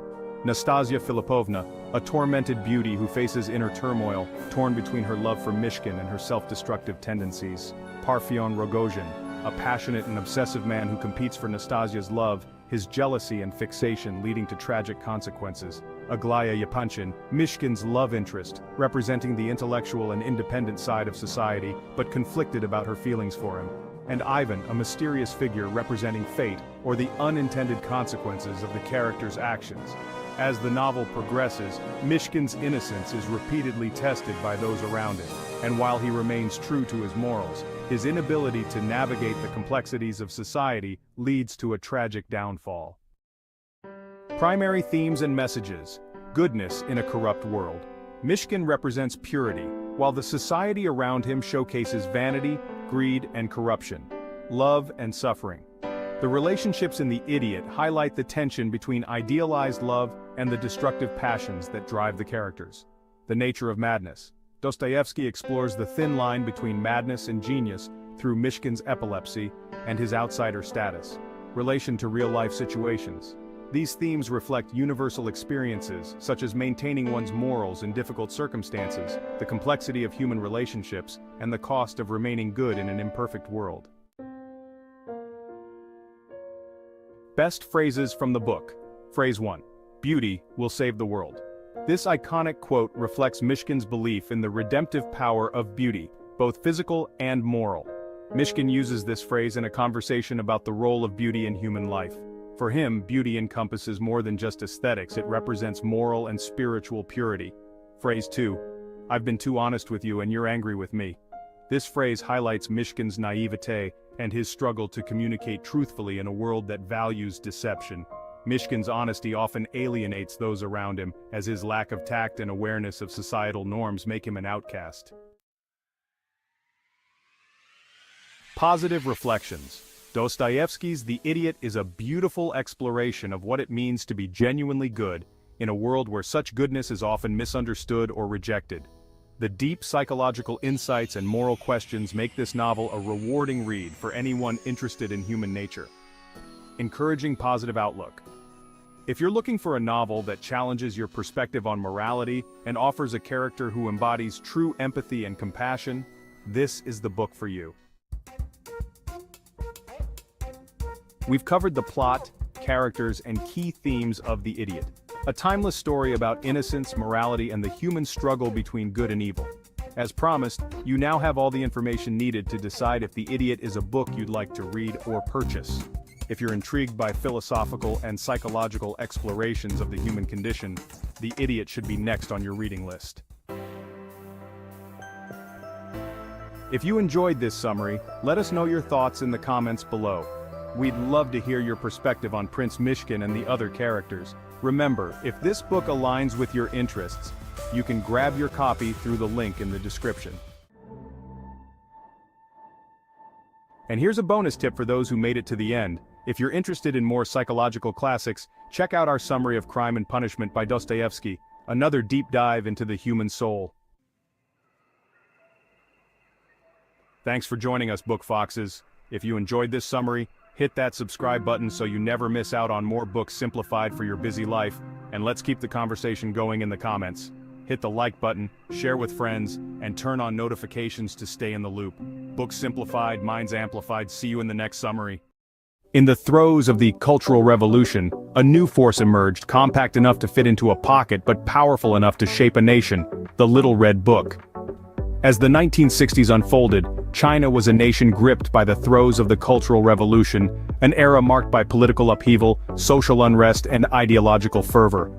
Amidst this tumultuous backdrop, the Little Red Book, officially known as Quotations from Chairman Mao Zedong, made its debut. This was no ordinary book. It was a potent symbol of authority, a manual of ideology, and a tool of political indoctrination. The creation of the Little Red Book was a meticulously executed endeavor. It was a compilation of quotes from Mao Zedong, the founding father of the People's Republic of China. These were not random selections. Each quote was carefully chosen to embody Mao's revolutionary thoughts on a variety of subjects. From politics and military strategy to class struggle and ideology, Mao's words were presented as guiding principles, a beacon of wisdom for the Chinese Communist Party, the People's Liberation Army, and the general populace. In the hands of the masses, the Little Red Book became more than just a collection of Mao's quotations. It was a symbol of loyalty to Mao and adherence to the ideals of the Communist Party. Possessing and quoting from the book was not just encouraged, it was mandatory. Schools, workplaces, and households were all expected to study and internalize its contents. It was a means of fostering revolutionary fervor and ideological unity among the people. The Little Red Book was more than a conduit for Mao's ideology. It was a powerful tool of propaganda and political control. It was a testament to Mao's authority and influence, and a reflection of the times that shaped its creation. Thus, a seemingly small book was set to cast a long and influential shadow over China. From the hands of the intellectuals to the grasp of the common man, the Little Red Book was soon to become a ubiquitous presence in Chinese society. The rise of the Little Red Book was nothing short of meteoric. As the Cultural Revolution took hold, this pocket-sized compendium of Mao Zedong's quotations became a must-have accessory for every Chinese citizen. Imagine a book so influential that it was almost mandatory to carry it around. The Little Red Book was more than just a collection of quotes. It was a symbol of allegiance to Mao and the Communist Party, a badge of ideological purity. To quote from it was to affirm your loyalty, to show that you were a true believer in the cause. The Chinese government undertook a massive distribution campaign. From bustling cities to remote rural villages, copies of the Little Red Book flooded the country. It was as if a red tide had swept across China, leaving in its wake a society steeped in Mao's thoughts. Schools, factories, farms, even family homes, no place was untouched by this tide. Reading sessions were organized where people would gather to study and discuss the wisdom encapsulated within those red covers. But the book's influence didn't stop at the Chinese borders. It transcended national boundaries, finding its way into the hands of revolutionaries, intellectuals, and curious minds across the globe. It became a global phenomenon, a symbol of China's revolutionary spirit, and its aspiration to be a beacon of socialism in the world. Quoting from the book became a common practice, not just in political discussions, but in everyday life as well. It was not uncommon to hear Mao's teachings being invoked in conversations, speeches, and even casual chats. The words of Chairman Mao had become a part of the national dialogue, shaping the way people thought, spoke, and acted. The Little Red Book had successfully permeated into every corner of Chinese life, serving as a constant reminder of Mao's teachings. It was more than just a book. It was an embodiment of an era, a testament to a revolution, a symbol of a society in the throes of radical transformation. The Little Red Book was more than just a collection of quotes. It was a cultural phenomenon that shaped public discourse and instilled a sense of revolutionary zeal. A book, you might wonder, how could such a simple object wield such power? The answer lies in the context of the time and the content of the book. In a society where information was strictly controlled, the Little Red Book became a primary source of knowledge, ideology, and guidance. It was not just a book, but a symbol of loyalty and adherence to the ideals of the Communist Party. The quotations within its pages were treated as indisputable truths, shaping public opinion and influencing cultural practices. From the bustling streets of Beijing to the rural farmlands of Sichuan, the Little Red Book was a ubiquitous presence. It was read aloud in schools, discussed in workplaces, and quoted at family dinners. It fostered a sense of unity among the Chinese people as everyone, regardless of their status or background, was encouraged to study and internalize its contents. This was not just a matter of intellectual curiosity but a matter of survival. Being well versed in Mao's quotations was a mark of ideological purity, and could protect individuals from accusations of disloyalty or counter-revolutionary behavior. It was a tool of self-preservation in a society marked by political upheaval and uncertainty. But the influence of the Little Red Book extended beyond China's borders. It was translated into dozens of languages and disseminated worldwide, becoming a symbol of China's revolutionary spirit and Mao's ideological influence. It shaped the world's perception of China, portraying it as a country united under the banner of Maoist thought. The Little Red Book, therefore, was not merely a book. It was an instrument of political control, a vehicle for ideological indoctrination, and an emblem of revolutionary fervor. It shaped public discourse, influenced cultural practices, and instilled a sense of revolutionary zeal among the masses. The Little Red Book was, therefore, not merely a book, but a vehicle for ideological unity and fervor. As time passed and China began to shift its focus towards economic development, the influence of the Little Red Book began to wane. The demise of Mao Zedong in September 1976 marked the beginning of the end for the Little Red Book's pervasive influence. The new leadership, spearheaded by Deng Xiaoping, was eager to steer China away from the tumultuous legacy of the Cultural Revolution and Mao's ideological stronghold. The country was on the brink of unprecedented economic reforms, opening its doors to foreign investment and embracing market-oriented policies. In this new era, the Little Red Book's omnipresence began to fade. It was no longer mandatory reading, and its once ubiquitous red covers gradually disappeared from public view. The quotations that had been recited daily in schools, workplaces, and homes were no longer part of the popular discourse.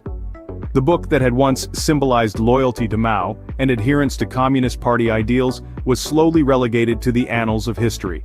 Yet the story of the Little Red Book does not end with its decline. To this day, it remains a potent symbol of a significant period in China's history. The book continues to be studied, not just as a tool of propaganda and political control during Mao's era, but as a reflection of the ideological fervor that swept the nation. While its prominence may have diminished, the Little Red Book remains a symbol of a significant period in China's history. The story of the Little Red Book is a testament to the power of words and ideas, and their ability to shape a society. Understanding history like this helps us to decipher the present and anticipate the future. Our channel is a treasure trove of such intriguing historical narratives waiting to be explored. To delve deeper into the fascinating world of history, subscribe to our channel, hit the like button, and turn on notifications to stay updated with our latest content. Hello, Book Foxes! Welcome back to the Book Fox Summaries, where we keep books simplified for your busy life, one summary at a time. Today we're exploring the magical world of The Master and Margarita, a literary masterpiece by Mikhail Bulgakov.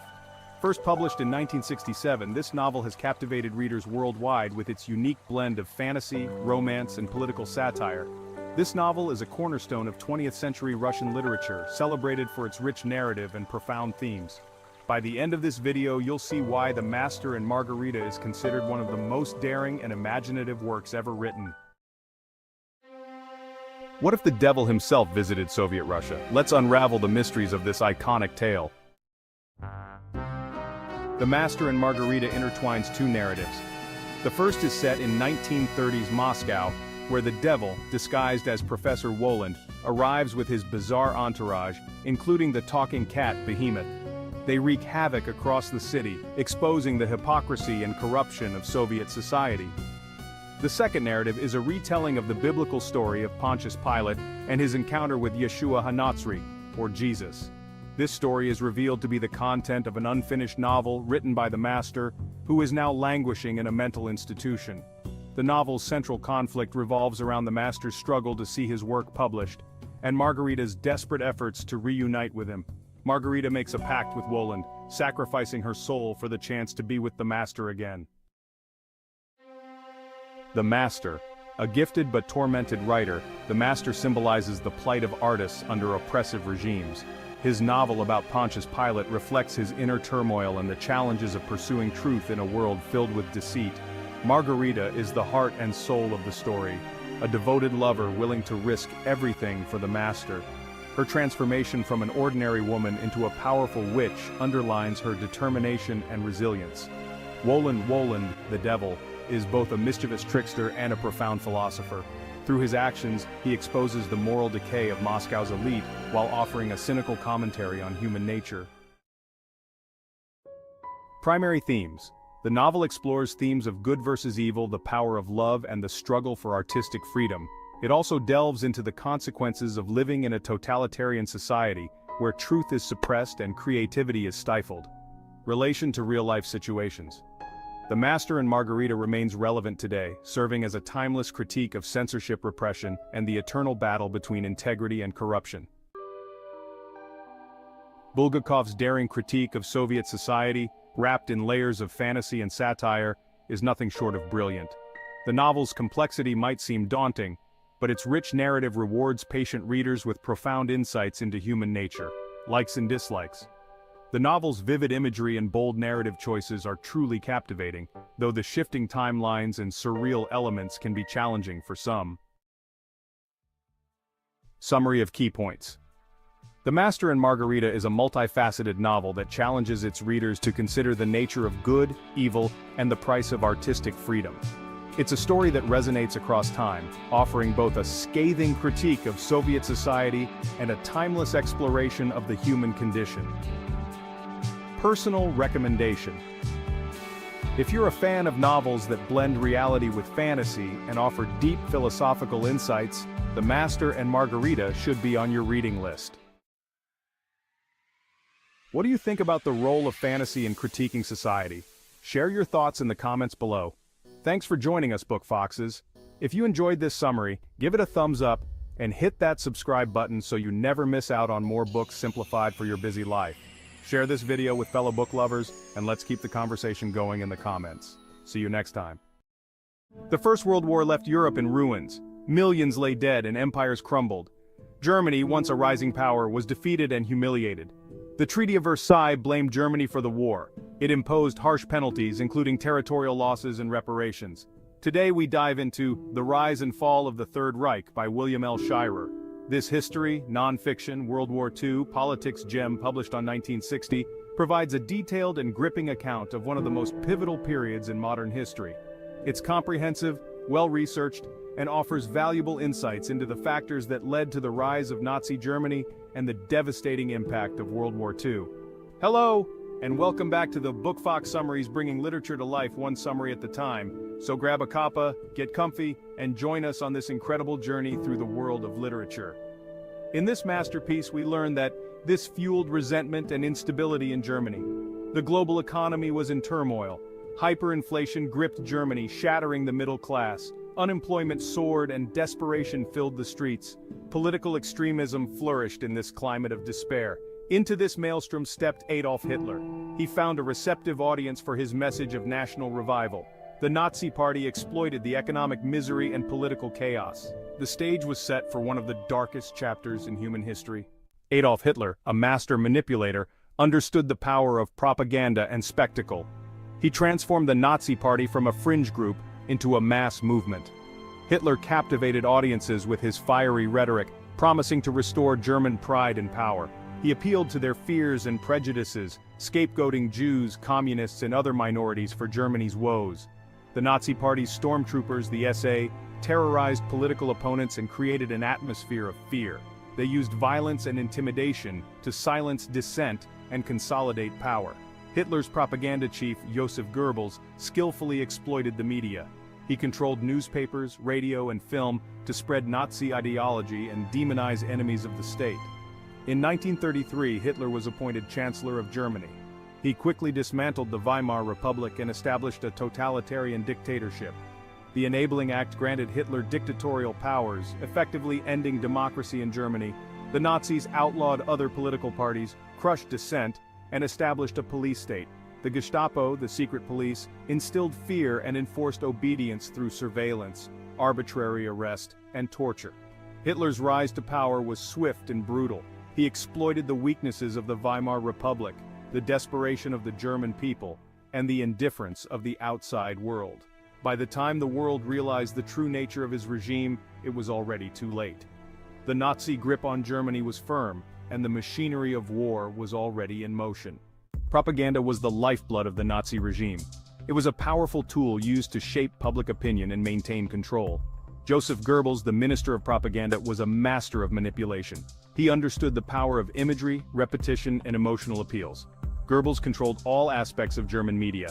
Nazi propaganda promoted Aryan supremacy and portrayed Jews as a threat. It glorified Hitler as a messianic leader. The Nazis used rallies and spectacles to create unity and adulation. The Nuremberg rallies were displays of Nazi power and ideology. Through education, the Nazis indoctrinated German youth. Children were enrolled in the Hitler Youth and subjected to intense training. The Nazi propaganda machine was ruthlessly effective. Millions were swept up in the Nazi ideology, blinded by its promises and hate. A reign of terror, persecution, and genocide in Nazi Germany. The Nazi regime targeted anyone deemed different or undesirable. Jews, however, were singled out for systematic persecution and ultimately genocide. Hitler's fanatical hatred of Jews was rooted in centuries of anti-Semitism, fueled by conspiracy theories and economic resentment. He blamed Jews for Germany's defeat in World War I and its economic woes. The persecution of Jews began with discrimination and escalated to violence and mass murder. The Nuremberg Laws, enacted in 1935, stripped Jews of their citizenship and fundamental rights. They were barred from public service, intermarriage with Aryans, and owning businesses. The Nazis encouraged boycotts of Jewish businesses and subjected Jews to public humiliation and violence. On Kristallnacht, the Night of Broken Glass, in November 1938, Nazi mobs across Germany and Austria attacked Jewish homes, businesses, and synagogues. Synagogues were burned, businesses looted, and thousands of Jews were arrested and sent to concentration camps. This marked a terrifying escalation in the Nazi persecution of Jews, signaling the beginning of the Holocaust. The Nazis established a vast network of concentration camps and extermination camps designed to imprison and murder Jews, political opponents, and other minorities. The horrors of the Holocaust, the systematic bureaucratic annihilation of 6 million Jews, stand as a chilling testament to the dangers of unchecked hatred and totalitarian rule. The shadow of war. From expansion to global conflict. Driven by a lust for power and a twisted ideology of racial superiority, Hitler embarked on a campaign of territorial expansion. He believed that Germany, as a master race, deserved Lebensraum, or living space, in the East. Hitler's foreign policy was a calculated gamble, testing the resolve of the Western powers while preparing for war. In 1938, Germany annexed Austria, a move met with little resistance from the international community. Emboldened, Hitler then set his sights on Czechoslovakia, demanding the Sudetenland, a region with a large German population. The Munich Agreement, signed by Germany, Britain, France, and Italy, ceded the Sudetenland to Germany in a futile attempt to appease Hitler and avoid war. On September 1, 1939, Germany invaded Poland, shattering the fragile peace. Britain and France, honoring their treaty obligations to Poland, declared war on Germany. World War II had begun. The Nazi war machine, fueled by a potent mix of ideology and military might, swept across Europe. Poland fell quickly, followed by Denmark, Norway, the Netherlands, Belgium, and France. The speed and brutality of the German Blitzkrieg, or Lightning War, stunned the world. By 1941, Nazi Germany controlled most of continental Europe. Hitler's dreams of a thousand-year Reich seemed within reach. The world held its breath, bracing for a long and bloody conflict. The tide turns, from Stalingrad to D-Day. The tide of World War II began to turn with Germany's invasion of the Soviet Union in June 1941. Operation Barbarossa, as it was codenamed, was a colossal miscalculation on Hitler's part. The vastness of Russia, the tenacity of the Soviet people, and the harshness of the Russian winter all conspired against the German army. The Battle of Stalingrad, fought from August 1942 to February 1943, marked a turning point in the war. The German Sixth Army, considered invincible, was encircled and destroyed in a brutal house-to-house battle that exemplified the ferocity of the Eastern Front. Stalingrad was a crushing defeat for Germany, both militarily and psychologically. It shattered the myth of German invincibility and sapped German morale. On June 6, 1944, Allied forces launched Operation Overlord, the largest amphibious invasion in history. D-Day, as it became known, marked the beginning of the liberation of Western Europe from Nazi tyranny. American, British, and Canadian troops stormed the beaches of Normandy, France, facing fierce resistance from the German defenders. The D-Day landings were a pivotal moment in the war. They established a crucial second front in Europe, relieving pressure on the Soviet Union in the east, and ultimately leading to the liberation of France and the advance towards Germany. The war was far from over, but the momentum had shifted decisively in favor of the Allies. Before we go, we ask for your help. Please subscribe to our channel. With your subscription, you are encouraged us to create more summaries. Any comments and recommendations are welcome. Hit the like button, share with friends, and turn on notifications to stay in the loop. See you next time.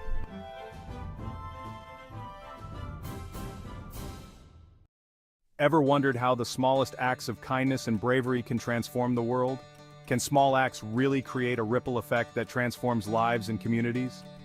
Let's dive into this powerful book and find out. Hello, Book Foxes! Welcome to the Book Fox Summaries, keeping books simplified for your busy life, one summary at a time. Today we dive into The Small and the Mighty, published in 2024, is the debut book by America's favorite government teacher, Sharon McMahon. With her trademark clarity and candor, she tells the inspiring stories of 12 Americans, ordinary people whose extraordinary heroism shaped the character of our country. From the daughter of formerly enslaved parents who reformed black education to a Japanese immigrant who became a senator, these stories celebrate the unsung heroes of the American dream. This book blends motivational nonfiction with history and politics, providing life lessons through stories of bravery, kindness, and resilience. In this summary, we'll discover just how much power small actions and individuals can wield, just as the title suggests. In The Small and the Mighty, McMahon introduces us to Americans with human flaws, yet their resilience in the face of immense challenges helped shape America's core values. From an electrician who saved her husband's life to a senator who survived combat, these stories restore our faith in the American dream and remind us of our common humanity. The overarching theme is that true power doesn't come from size, status, or fame. It comes from heart, determination, and the courage to stand up for what's right even in small ways. The book showcases a variety of everyday heroes, whose stories illustrate how even the smallest deeds can have huge consequences.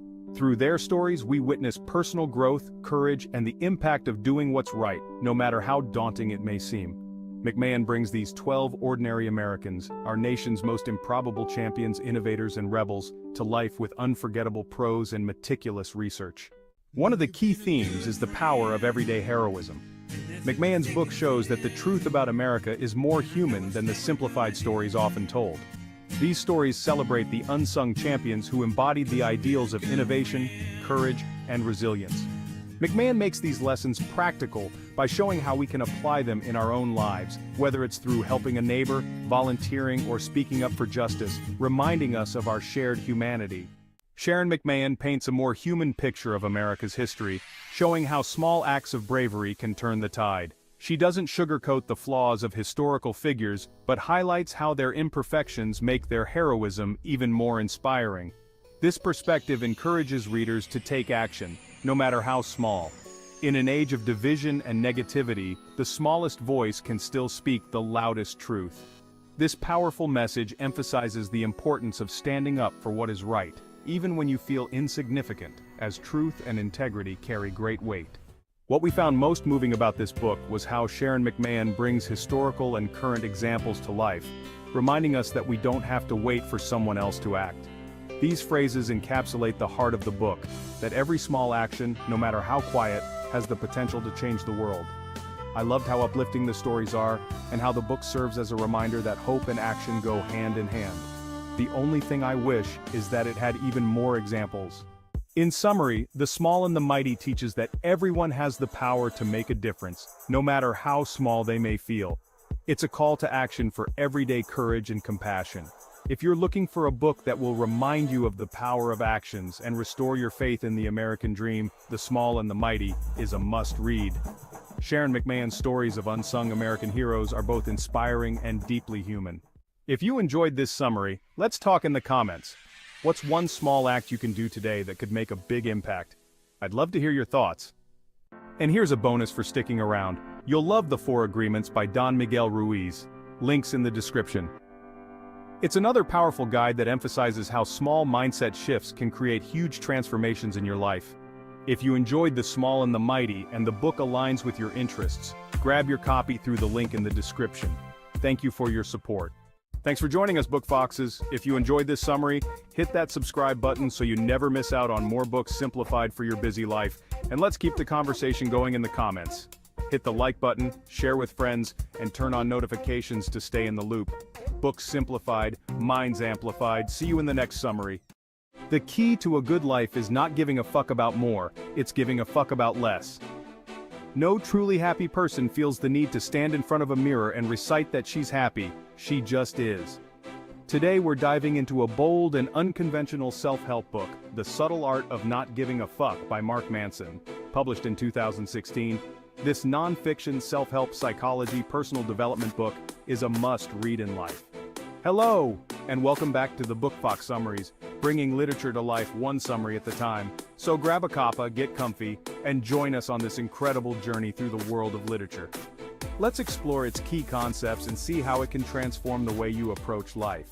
Mark Manson's The Subtle Art of Not Giving a Fuck falls under the self-help genre, but it's far from the typical motivational guide. Instead of focusing on positivity and success, Manson offers a refreshing perspective on embracing our flaws and limitations. The book encourages us to choose our values wisely and focus on what truly matters. Let's dive into the key concepts. The value of not giving a fuck. Manson starts by emphasizing the importance of not caring about everything.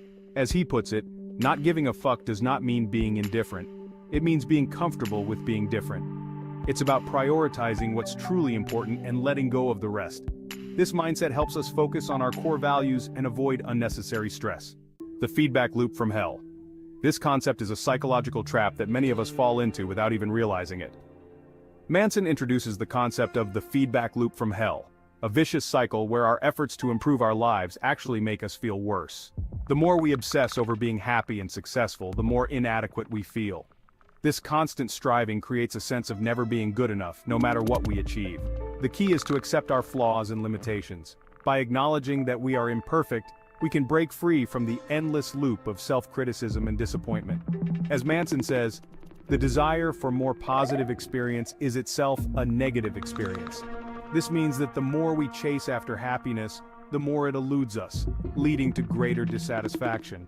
And paradoxically, the acceptance of one's negative experience is itself a positive experience. By embracing our struggles and imperfections, we can find a deeper sense of peace and contentment. This acceptance allows us to live more authentically and to appreciate the present moment rather than constantly striving for an unattainable ideal. In the end, breaking free from the feedback loop from hell is about finding balance and understanding that it's okay to be imperfect. It's about connecting with others and sharing our true selves. The importance of struggles. Life is about choosing your struggles. Instead of avoiding problems, Manson suggests embracing them and finding the ones worth fighting for. Who you are is defined by what you're willing to struggle for, Manson writes. This perspective helps us find purpose in our challenges. The backwards law.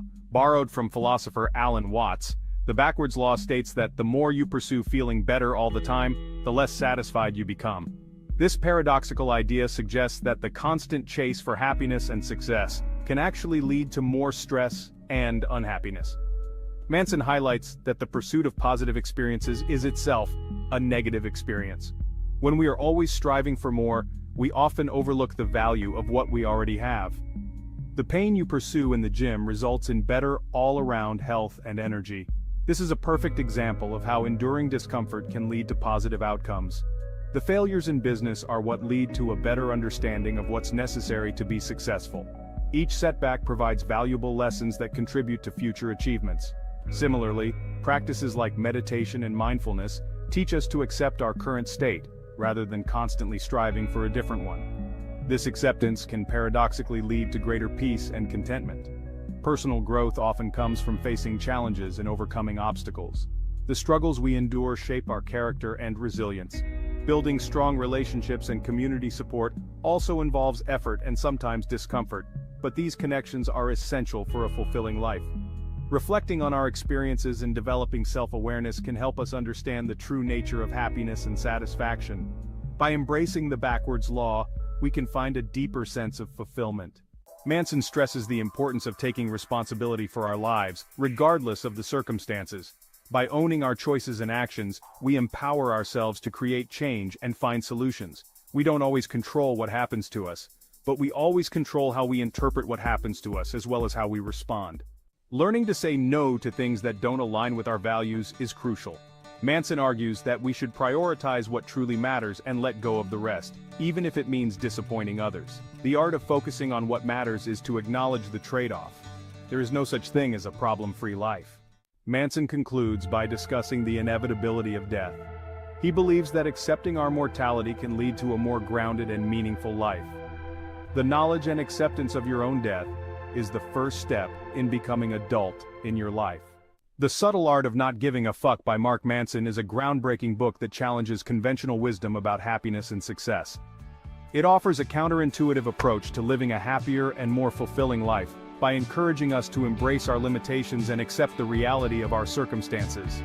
By focusing on what truly matters, embracing our struggles and understanding that pain and discomfort are inevitable parts of life, we can take responsibility for our actions and make more meaningful choices.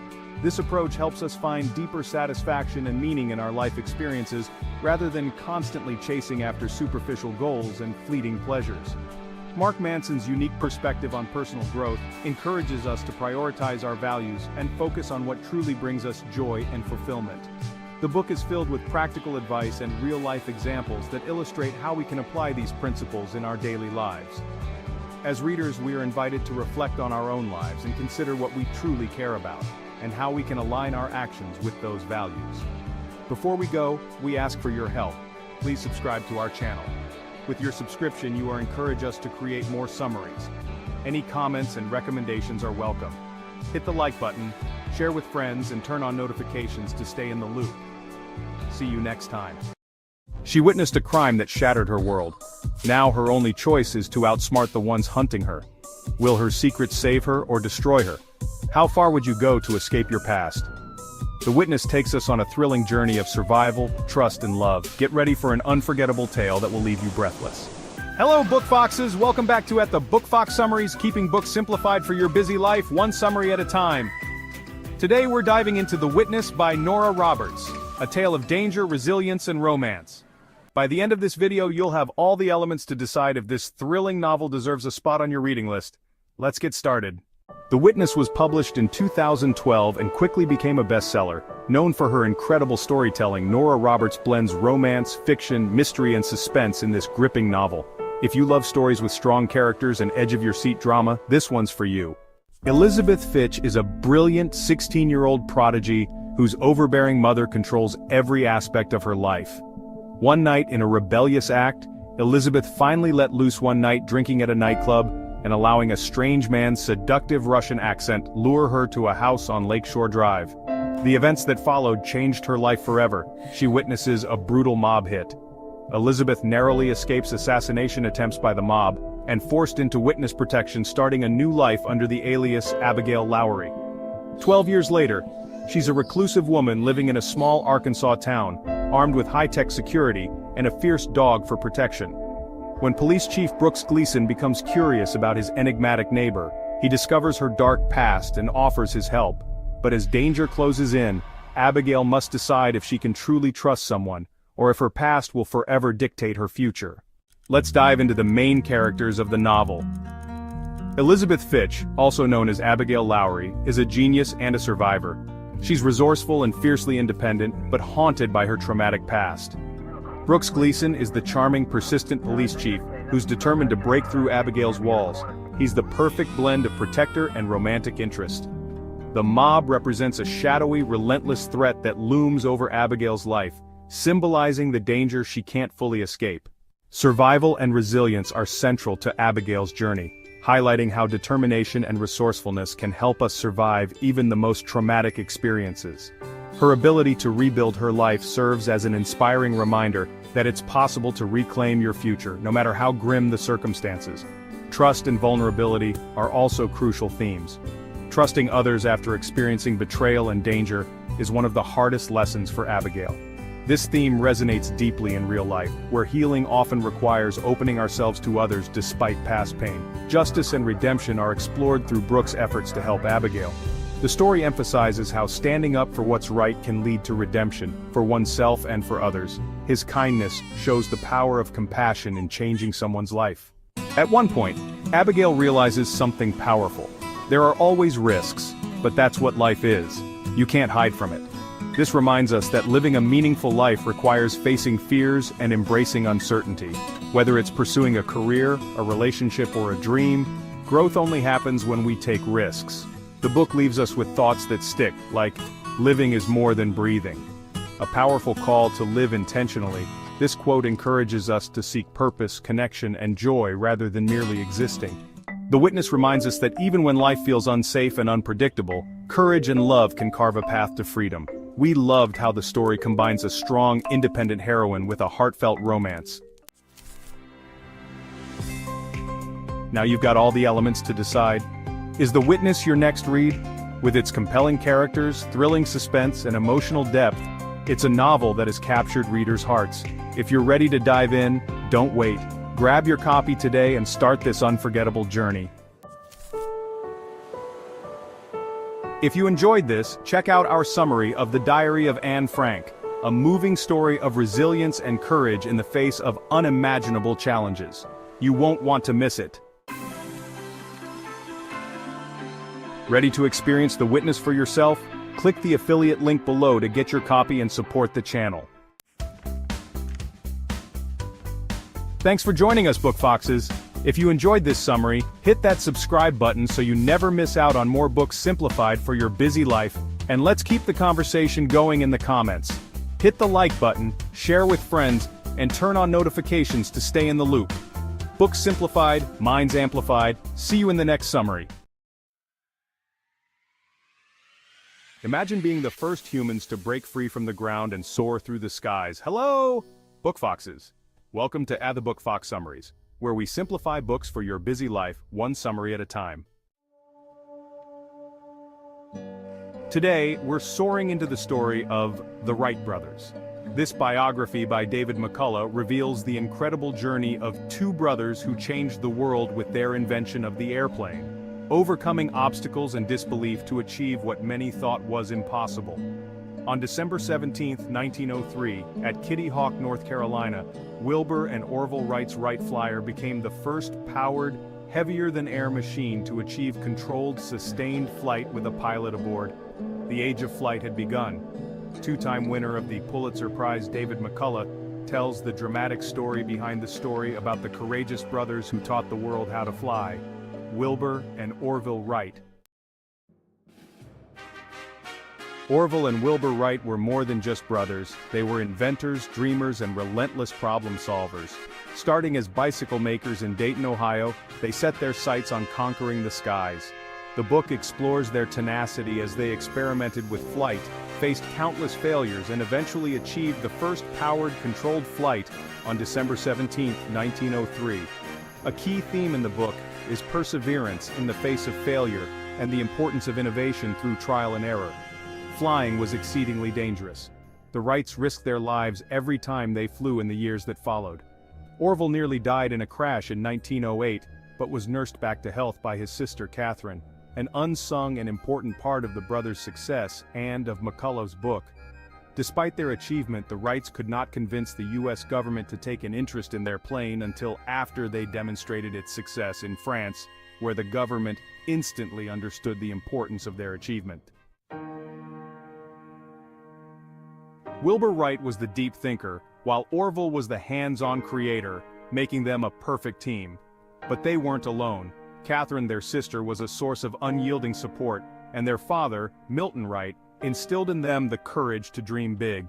This close-knit family was the backbone of their journey to defy gravity. The story of the Wright brothers is about more than aviation. It's a story of courage, innovation, and resilience. Their relentless pursuit of flight teaches us that dreams can be reached with dedication and the willingness to face failure head-on. It's a message that resonates across generations, inspiring those who dare to imagine a better future.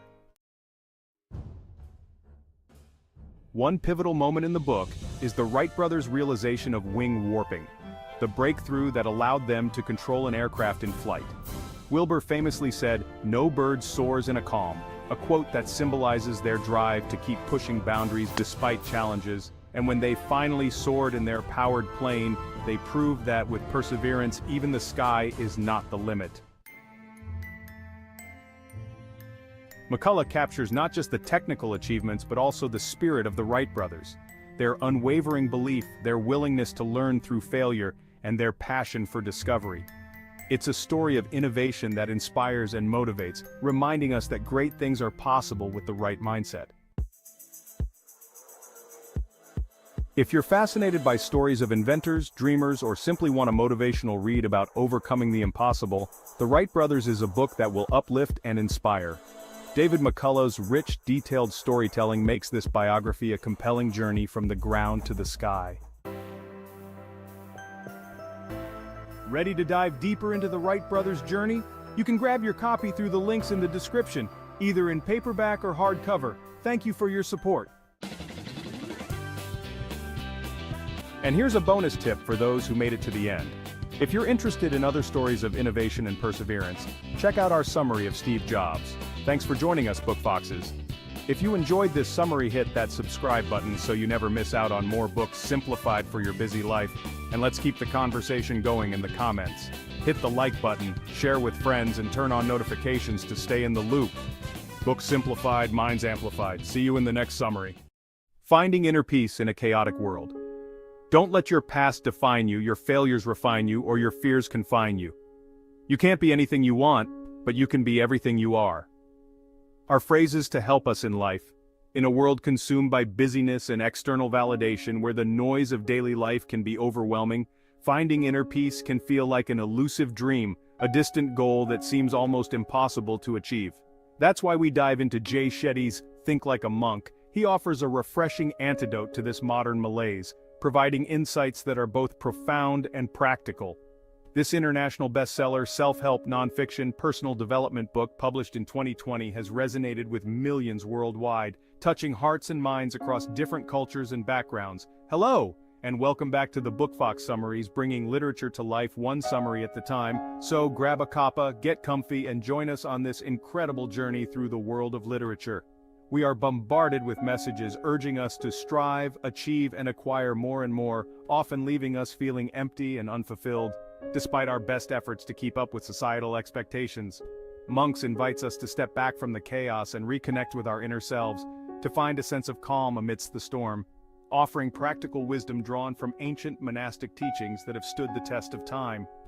Shetty provides a roadmap for navigating the complexities of modern life with greater clarity, purpose, and joy, helping us to find meaning in our everyday actions. Through mindfulness exercises, meditation techniques, and reflective practices, we can cultivate a deeper sense of peace and fulfillment. By integrating these practices into our daily routines, we can transform our lives, finding balance and harmony in a chaotic world. Journaling and self-reflection are also emphasized as powerful tools for personal growth and self-discovery. Ultimately, the journey to inner peace is a personal one, but with the right guidance and tools, it is a journey that can lead to profound transformation and lasting happiness. From monk's robe to global stage, Jay Shetty's journey. Jay Shetty's message is particularly compelling because it stems from his own extraordinary journey. After graduating from business school, he left behind a promising corporate career to live as a monk in India for 3 years. This immersive experience profoundly impacted Shetty, shaping his perspective on life's true purpose. Today, Shetty is a renowned storyteller, podcast host, and purpose coach, sharing the transformative wisdom he gained as a monk with a global audience. Think Like a Monk distills these teachings into accessible principles, empowering readers to apply them to their own lives. Letting go, releasing what no longer serves you. This concept is about freeing yourself from the burdens that weigh you down. One of the book's central themes revolves around the power of letting go. It's about understanding that holding on to negativity can hinder our progress and well-being. Shetty emphasizes the importance of releasing negative thoughts, limiting beliefs and attachments that prevent us from experiencing true happiness. By letting go of these mental barriers, we open ourselves up to new possibilities and a more fulfilling life. He encourages readers to identify and challenge these internal obstacles, creating space for growth and transformation. This process involves self-reflection and a willingness to confront the things that hold us back. Our greatest weakness lies in giving up. It's easy to feel overwhelmed and defeated, but perseverance is key. The most certain way to succeed is always to try just one more time, Shetty writes, encouraging perseverance in the face of challenges. Each attempt brings us closer to our goals and strengthens our resolve. Letting go is not about giving up, but rather about releasing what no longer serves us, allowing us to move forward with clarity and purpose. It's a powerful act of self-care and empowerment, enabling us to focus on what truly matters and to live a more intentional life. Growth through mindfulness. Cultivating a positive mindset. Think Like a Monk emphasizes the importance of mindfulness in cultivating a positive and resilient mindset. Shetty provides practical techniques for training our minds to focus on the present moment, rather than dwelling on the past or worrying about the future. Fear is a feeling. Courage is a choice, Shetty reminds us. urging us to confront our fears and choose courage in the face of adversity. By practicing mindfulness, we can observe our thoughts and emotions without judgment, developing greater self-awareness and emotional regulation. The power of finding purpose beyond ourselves.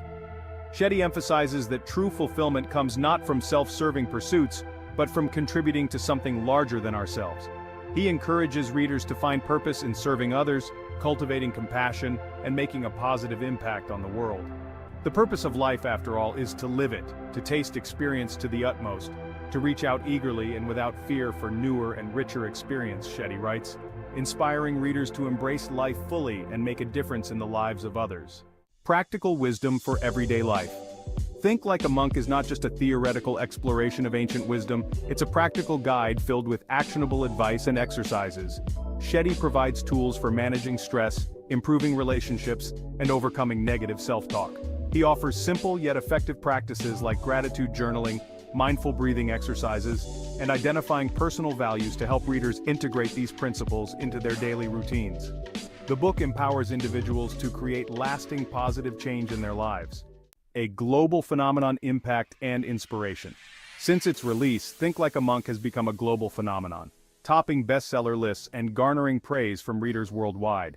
Many have shared how the book's teachings have helped them find greater peace, purpose, and fulfillment in their lives. The book's message has resonated with people from all walks of life, demonstrating the universal desire for inner peace and a more meaningful existence. Shetty's ability to bridge the gap between ancient wisdom and modern challenges has made his message both timely and timeless. Embark on your own journey of transformation.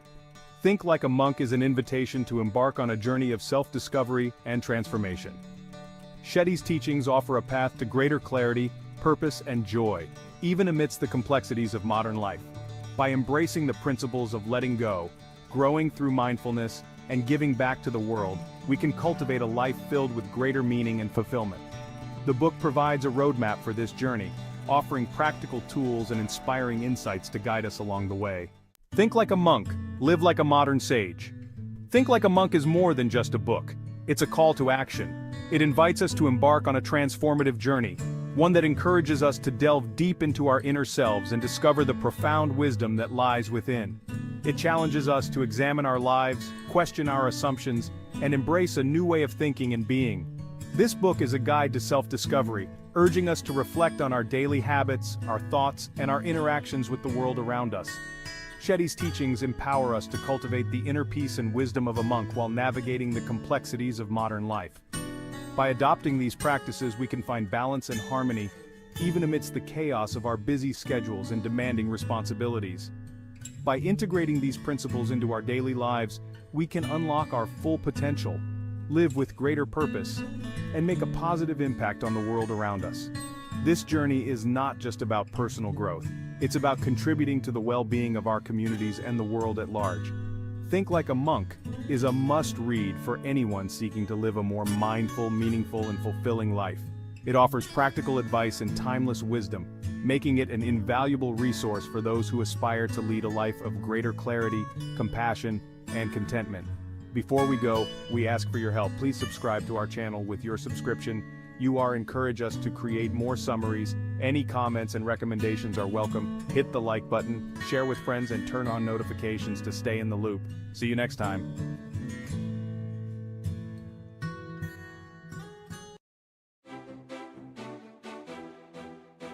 What happens when the boundaries between friendship and ambition blur, and creativity becomes a battleground?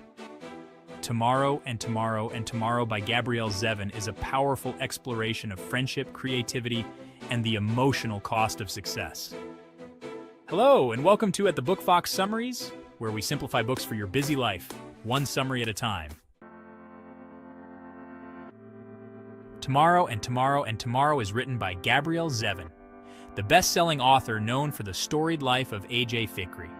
This novel was published in 2022 and quickly gained critical acclaim for its unique narrative centered around the world of video game development. The book falls under literary fiction and has been praised for its character-driven exploration of creativity and relationships. By the end of this video, you'll have all the insights you need to decide whether this book is your next great read. And if it resonates with you, Check the description below to find your preferred edition, whether paperback or hardcover, and begin your journey today. The story follows childhood friends Sam Masur and Sadie Green, who reconnect in their early 20s after years apart. They rekindle their friendship over a shared love of video games and embark on creating a game that turns into a massive success. But as they rise to fame, their personal and professional relationship becomes more strained. The core conflict revolves around the tension between their ambition and their friendship. Their creative partnership is tested by jealousy, misunderstanding, and emotional baggage. As the game they create becomes a hit, the pressures of success cause a rift. Miscommunication and personal insecurities lead to emotional fallout between Sam and Sadie. Much of the novel is set in the world of video game design, moving from their creative workspace to the personal worlds they inhabit, which reflects their evolving relationship. At its heart, Tomorrow and Tomorrow and Tomorrow is about the complexity of collaboration, friendship, and the passage of time. It explores how we navigate creative ambition and the personal relationships we hold dear. Sam and Sadie's driving motivation is to create something meaningful together. But as success comes, their different ways of handling fame and their personal insecurities complicate their journey. The book have three main characters. Sam is a brilliant yet emotionally distant character who is still grappling with physical and emotional trauma from a childhood accident. His sense of purpose comes from his creative work with Sadie, but he struggles with vulnerability. Sadie, on the other hand, is driven by her need to prove herself. She's passionate and creative, but she also battles self-doubt and a desire for recognition. Her relationship with Sam is central to her character development, though it's often fraught with unspoken feelings. A key supporting character, Mark Watanabe provides stability for both Sam and Sadie. He is the third pillar of their creative team, though his presence also complicates the dynamics between the two main characters. The novel tackles several themes, the most prominent being the nature of creative partnerships. It explores how success can change the dynamics of a relationship, the fragility of friendship under pressure, and how ambition and personal insecurities can both inspire and destroy.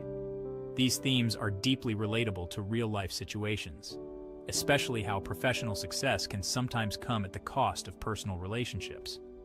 It's a reminder of the importance of communication and understanding in any partnership, be it creative or personal. Best phrases from the book. Success is never as sweet as the dream of success. This quote encapsulates the bittersweet nature of achievement in the novel. As Sam and Sadie reach the pinnacle of success, they find that it's not what they imagined, and it strains their bond. Creativity is an act of defiance. This line speaks to the power of creativity, particularly in the face of adversity. Sam and Sadie's work reflects their refusal to be defined by personal trauma and challenges. One of the standout aspects of Tomorrow and Tomorrow is its rich exploration of human relationships. The way Gabrielle Zevin delves into the complexities of friendship and the emotional nuances of collaboration feels authentic and deeply moving. I also appreciated how the world of video game design is used as a metaphor for life's resets, retrees, and second chances. In summary, Tomorrow and Tomorrow is a novel about the challenges of creative partnership and friendship. It's about how ambition and personal struggles affect our relationships and how the passage of time can either heal or widen the cracks. Now that you have all the insights into this novel, if it aligns with your interests, you can easily grab a copy in paperback or hardcover. Find the links in the description below. And here's a bonus tip for those who made it to the end. If you're interested in another book that explores the theme of friendship under pressure, check out our summary of The Great Gatsby. You can find the link to that summary in the description below. Thanks for joining us, Book Foxes. If you enjoyed this summary, hit that subscribe button so you never miss out on more books simplified for your busy life. Let's keep the conversation going in the comments. Hit the like button, share with friends, and turn on notifications to stay in the loop. Books simplified, minds amplified. See you in the next summary. What happens when the peaceful coexistence of two communities is torn apart by the horrors of partition? Welcome to At the Book Fox Summaries, where we simplify books for your busy life, one summary at a time. Today we dive into Train to Pakistan by Khushwant Singh was published in 1956. This historical novel has sold millions of copies worldwide, praised for its gripping narrative of partition. This book is classified under historical fiction, and is considered one of the best literary depictions of the partition of India, bringing Khushwant Singh international acclaim. In this video, we'll explore how Train to Pakistan delves into the human cost of partition and the moral struggles of individuals. By the end of this video, you'll have all the essential insights to decide whether Train to Pakistan is the right choice for your next read, and you can grab your copy through the link in the description if it resonates with you. The story is set in the village of Mano Madra, a quiet and peaceful place where Sikhs and Muslims live together harmoniously. As partition nears, this harmony is shattered by the arrival of a train filled with the bodies of dead Sikhs from Pakistan. The tension escalates, leading the government to order the evacuation of the village's Muslim residents. The central conflict revolves around communal violence, betrayal, and the struggle for survival. It examines how ordinary people are forced to confront their own morality amidst overwhelming hatred and violence. Let's introduce the main characters. Juga, a Sikh criminal, feared by many, yet capable of deep love and sacrifice for Nooran, a Muslim girl. Iqbal, a politically aware outsider with revolutionary ideals, though his idealism is tested by the grim realities of partition. Hukam Chand, a corrupt magistrate torn between his guilt over his actions and the weight of the decisions he must make. Throughout the story, Juga's transformation is central. His final act of self-sacrifice to save the Muslim villagers, including Nooran, from a massacre shows the depth of his character's evolution. Themes and messages. Train to Pakistan explores themes of religious violence, human dignity, and the moral dilemmas individuals face during times of communal conflict. Even today, the novel's message resonates in situations where communities are torn apart by political decisions, making it a timeless reflection on the consequences of hatred and division. Best phrases from the book. Phrase 1. Communal strife was engineered by political masters who knew they would never have to face the consequences themselves. This quote reflects the manipulation of the masses by political leaders, highlighting the tragedy that ordinary people bear the cost of such actions. Phrase 2. When the soldiers killed, they killed out of fear, not hate. This phrase underscores the complexity of human emotions during times of conflict. It shows that violence often stems from fear rather than pure malice. Positive reflections. I found Train to Pakistan to be a masterful portrayal of the human spirit's ability to persevere even in the face of overwhelming violence. Singh's vivid storytelling brings to life the moral and emotional struggles of individuals caught in the whirlpool of partition. Conclusion.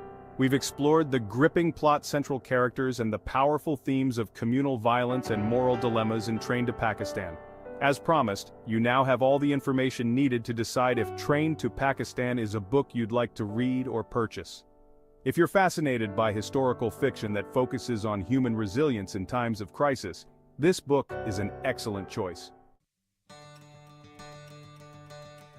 If you enjoyed this summary, you can grab your copy of Train to Pakistan through the links in the description. You decide if you want a paperback or a hardcover. And here's a bonus tip for those who made it to the end.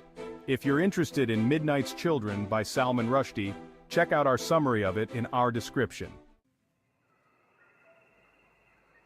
Thanks for joining us, Book Foxes. If you enjoyed this summary, hit that subscribe button so you never miss out on more books simplified for your busy life. Let's keep the conversation going in the comments. Hit the like button, share with friends, and turn on notifications to stay in the loop. Books simplified, minds amplified. See you in the next summary. Hello, Book Foxes, welcome back to the Book Fox Summaries, keeping books simplified for your busy life, one summary at a time. Today we delve into the extraordinary life of Trevor Noah with his bestseller, Born a Crime. This book is not just a story but a profound reflection on race, identity, and resilience. Born a Crime: Stories from a South African Childhood from Trevor Noah is a memoir, non-fiction autobiography, is a powerful and poignant narrative that delves deep into the life of one of the most influential comedians and television hosts of our time, published on 2016. This was a significant year for literature as it saw the release of many impactful works, but Born a Crime stood out for its raw and honest portrayal of life in South Africa. The host of The Daily Show, through his unique lens, shares his experiences with wit and insight, making readers both laugh and reflect on the deeper issues of race and identity. This book takes us through Noah's early years growing up in South Africa during and after the apartheid era. It paints a vivid picture of the challenges and triumphs he faced, offering a window into a world that many may not be familiar with. It's a gripping tale of survival, humor, and the complexities of identity.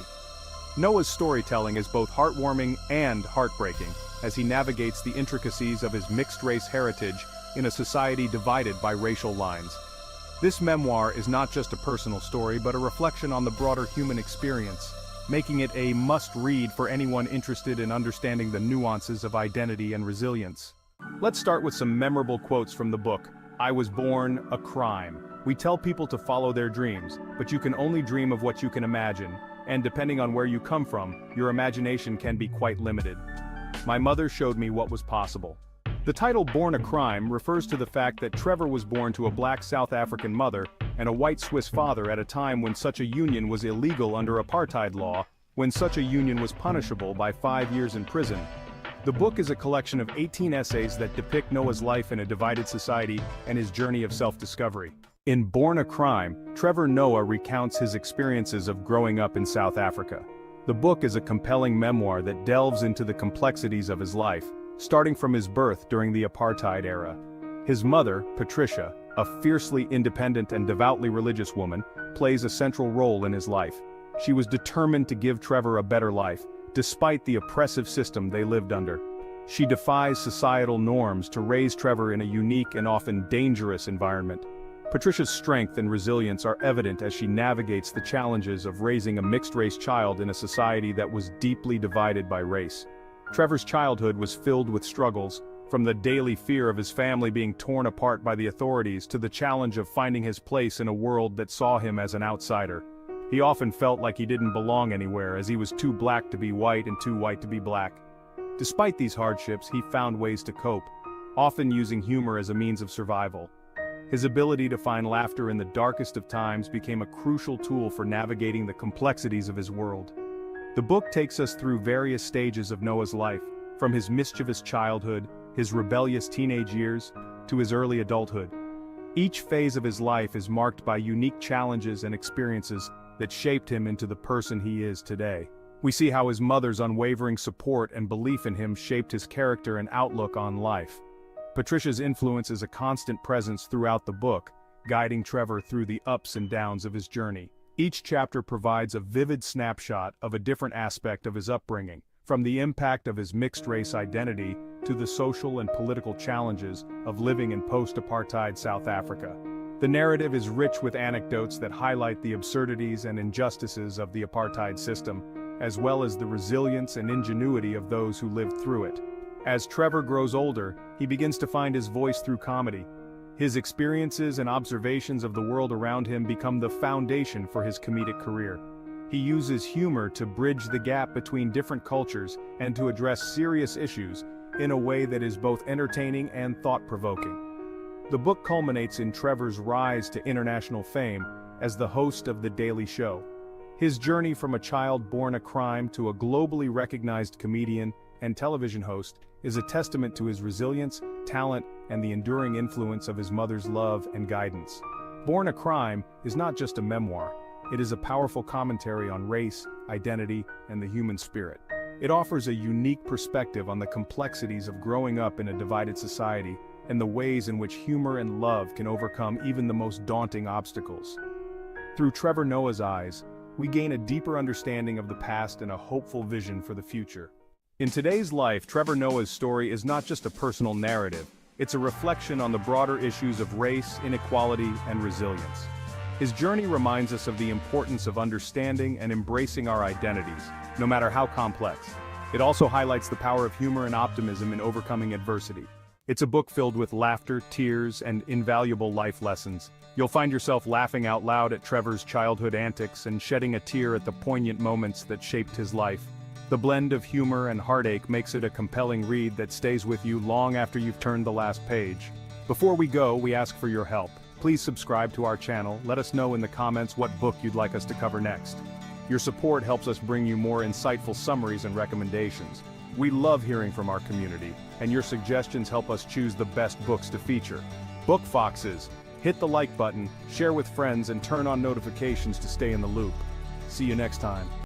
Secrets have a way of coming to light. A woman's idyllic life unravels as she uncovers the horrifying truth about her family. Will she rise above the darkness, or will it consume her? Hello, Book Foxes. Welcome back to the Book Fox Summaries, where books are simplified for your busy life, one summary at a time. Today, we dive into Obsession by Nora Roberts. A story of love, mystery, and resilience published in 2016, blends romantic suspense with a deep exploration of family secrets. Roberts, known for her masterful storytelling, delivers a gripping tale that fans of both romance and mystery will love. In this video, we'll dive into the gripping plot, meet complex characters, explore thought-provoking themes, and share some memorable quotes. Naomi Bose's childhood takes a traumatic turn when, at 12 years old, she follows her father into the woods one fateful night, only to uncover his horrifying secret. He's a serial killer. Naomi rescues one of his victims and turns him in, but her life changes forever. Years later, Naomi has rebuilt her life as a successful photographer in a quiet small town, yet the past isn't so easily left behind. As she settles into her new home, strange events unfold, and Naomi is drawn into a new mystery involving another series of crimes that may be connected to her father's dark legacy. What would you do if you discovered such a dark family secret? Let us know in the comments. Naomi Bose, also known as Carson, is a resilient and talented photographer determined to escape her father's shadow. Xander Keaton is the charming mechanic and musician who helps Naomi find love and trust again. Thomas Bose, Naomi's father, whose crimes set the story in motion, casts a long shadow over her life. Mason Bose, Naomi's younger brother, serves as a constant source of support and strength. So, who is your favorite character in suspenseful novels? Heroes or villains? In Obsession, Nora Roberts delves deeply into the psychological aftermath of trauma and the power of resilience. Naomi's journey is a testament to how even the darkest past can lead to brighter futures when courage and determination are involved. The theme of identity plays a central role. Naomi wrestles with the question of whether she's defined by her father's horrific actions or by her own choices. The novel also examines the healing process, showing how connections with others, particularly love and friendship, can help us overcome emotional scars. Trust is another significant theme. After a childhood marked by betrayal, Naomi struggles to let others in, and the story shows the vulnerability and strength required to open oneself to others again. It's a heartfelt exploration of how we balance self-reliance with the human need for connection. Finally, Roberts emphasizes the idea of starting over, as Naomi moves to a new town and builds a life that reflects her true self, rather than the shadows of her past. It's an empowering reminder that while we can't erase history, we can always take steps toward a better future. One line that perfectly captures the essence of this story is, "You can't escape your past, but you can build a future worth living." This line reflects Naomi's core struggle and growth throughout the book. It highlights the tension between the weight of her father's legacy and her desire to create a life defined by her own values and choices. A thought-provoking moment from the book says, "It's not the blood in your veins that defines you, but the choices you make." This powerful statement encapsulates the book's message about identity. It reminds us that our decisions, not our lineage, shape who we truly are. Sometimes it's not about forgetting, but about learning how to live with the memories. This quote reflects Naomi's path to healing. Rather than erasing her past, she learns to integrate it into her life and move forward stronger. This story is a powerful reminder that the human spirit is incredibly resilient. Naomi's journey shows us that while we cannot choose our past, we can choose how we move forward. What struck me most was her courage in letting love and trust back into her life. Obsession masterfully weaves suspense and romance, leaving you on the edge of your seat while rooting for Naomi's triumph. It's a must-read for fans of emotional, thrilling stories. If you enjoyed Obsession, check out our summary of Angel's Fall by Nora Roberts, another suspenseful tale of love and survival. Love what you've heard? Grab a copy of Obsession using the link below. Choose your preferred format. Thanks for joining us, Book Foxes. If you enjoyed this summary, hit that subscribe button so you never miss out on more books simplified for your busy life, and let's keep the conversation going in the comments. Hit the like button, share with friends, and turn on notifications to stay in the loop. Books simplified, minds amplified. See you in the next summary. How did America go from a divided election to the brink of a civil war in just 5 chaotic months? Hello, Book Foxes. Welcome to At the Book Fox Summaries, where we keep books simplified for your busy life, one summary at a time. Today we're exploring The Demon of Unrest by master storyteller Erik Larson, published on April 30th, 2024. Known for his captivating historical nonfiction, Larson delivers a suspenseful account of the 5 pivotal months between Abraham Lincoln's election and the Confederate attack on Fort Sumter, which ignited the Civil War. This book is a powerful reflection on the intense conflicts and personal struggles that propelled America into one of its darkest periods. The story begins on November 6, 1860, with Abraham Lincoln's narrow victory in the presidential election. The nation was bitterly divided, and Lincoln quickly faced the growing threat of Southern secession. Slavery was the fuel for this division, but passions in both the North and South centered on one crucial point: the federal fortress of Fort Sumter in Charleston, South Carolina. Over these 5 months, Larson highlights a series of tragic errors, miscommunications, and betrayals, which pushed the country closer to war. Amid rising tensions, Lincoln struggled to hold the Union together, grappling with his own Secretary of State, William Seward, whose ambitions added to the confusion. In the end, Lincoln faced a haunting realization. Despite his efforts, war seemed inevitable, and he feared it would come at a devastating cost. By tying these historical events to our present-day issues, Larson encourages readers to recognize patterns that may still be influencing our society's stability. Larson brings the key figures of this tense period to life. At the center is Major Robert Anderson, the commander of Fort Sumter. Although a former slave owner sympathetic to the South, Anderson remained loyal to the Union, a loyalty that placed him in a perilous position. Then there's Edmund Ruffin, a fervent, bloodthirsty secessionist who stoked anti-Union sentiment with every opportunity. And we meet Mary Boykin Chestnut, the wife of a wealthy planter who kept a diary detailing her own struggles with marriage and the institution of slavery, seeing troubling parallels between them. Finally, Larson gives us a look into the burdened Lincoln who, alongside his cunning yet deceitful Secretary of State, William Seward, wrestled with the looming specter of war. The central theme in The Demon of Unrest is the harrowing journey from political division to outright war. Larson captures how the mounting tensions over slavery and state rights eventually exploded. Another powerful theme is the role of communication and miscommunication in fanning the flames of unrest. The chaotic, error-filled exchanges between leaders during this period highlight the risks of unchecked ambition and egos in positions of power. Through these themes, Larson suggests that cataclysmic events often grow out of minor misunderstandings and the refusal to find common ground, and Larson suggests that recognizing these emotions in history can help us better address them today. In today's world, The Demon of Unrest serves as a sobering reminder of how political division can escalate if left unchecked. Larson's narrative connects past issues of misinformation, polarization, and ego-driven politics with modern-day conflicts, encouraging readers to reflect on the importance of dialogue and unity. It's a call to action, prompting us to consider how history's patterns may still be shaping society today. Reading Larson's depiction of these 5 intense months sheds light on the fragile nature of unity. His exploration of the characters' inner conflicts and the misunderstandings that unfolded offers a compelling view into how easily division can take root. The Demon of Unrest is a fascinating read for anyone seeking to understand the societal factors that lead to large-scale conflict. To wrap up, The Demon of Unrest is a gripping historical account of the events leading to the Civil War.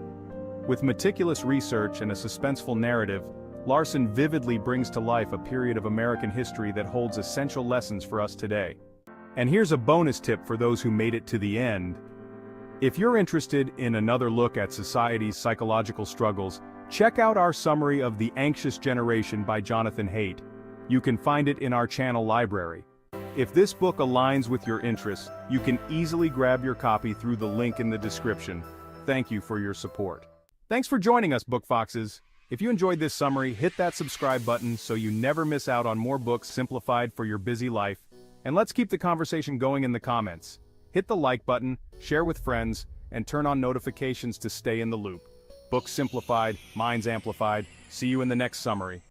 Behind every perfect family lies a secret, and in the house-made secret, the truth is more sinister than you can imagine. Ready to uncover the Garrick's dark mystery? Let's dive in. Hello, Book Foxes. Welcome back to At the Book Fox Summaries, where books are simplified for your busy life, one summary at a time. Today we're diving into Frida McFadden's nail-biting thriller, The Housemaid's Secret. Let's get started. The Housemaid's Secret is Frida McFadden's gripping sequel to The Housemaid. Published in 2023, this psychological thriller masterfully weaves suspense, mystery, and shocking twists. McFadden's ability to craft unpredictable plots has earned her a dedicated fan base. Let's see why this book has everyone talking. Millie Calloway, still recovering from her last job, takes a position as a housekeeper for the affluent Garrick family. On the surface, Douglas and Wendy Garrick seem perfect, but something feels off. Wendy never leaves her bedroom, and Douglas insists Millie stay out of that room. Millie's curiosity intensifies when she hears muffled cries, notices some blood in the laundry, and notices bruises on Wendy. Unable to ignore her instincts, she opens the forbidden door, only to discover a chilling secret that changes everything. What Millie finds forces her to question not only her employers, but also her own survival as the stakes escalate. How far would you go to protect the truth? Let us know in the comments below. Let's meet the key players.